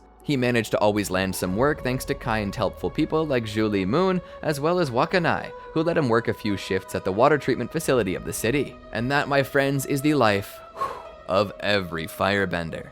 What a journey we were on. Let us know who your favorite firebender is down in the comments, and maybe let us know what kind of video you'd like to see next. Did you enjoy the video? Be sure to check out these other great videos from the Amagi, and make sure to subscribe and ring the bell to be notified about our latest videos. Thanks for watching, and we'll see you next time.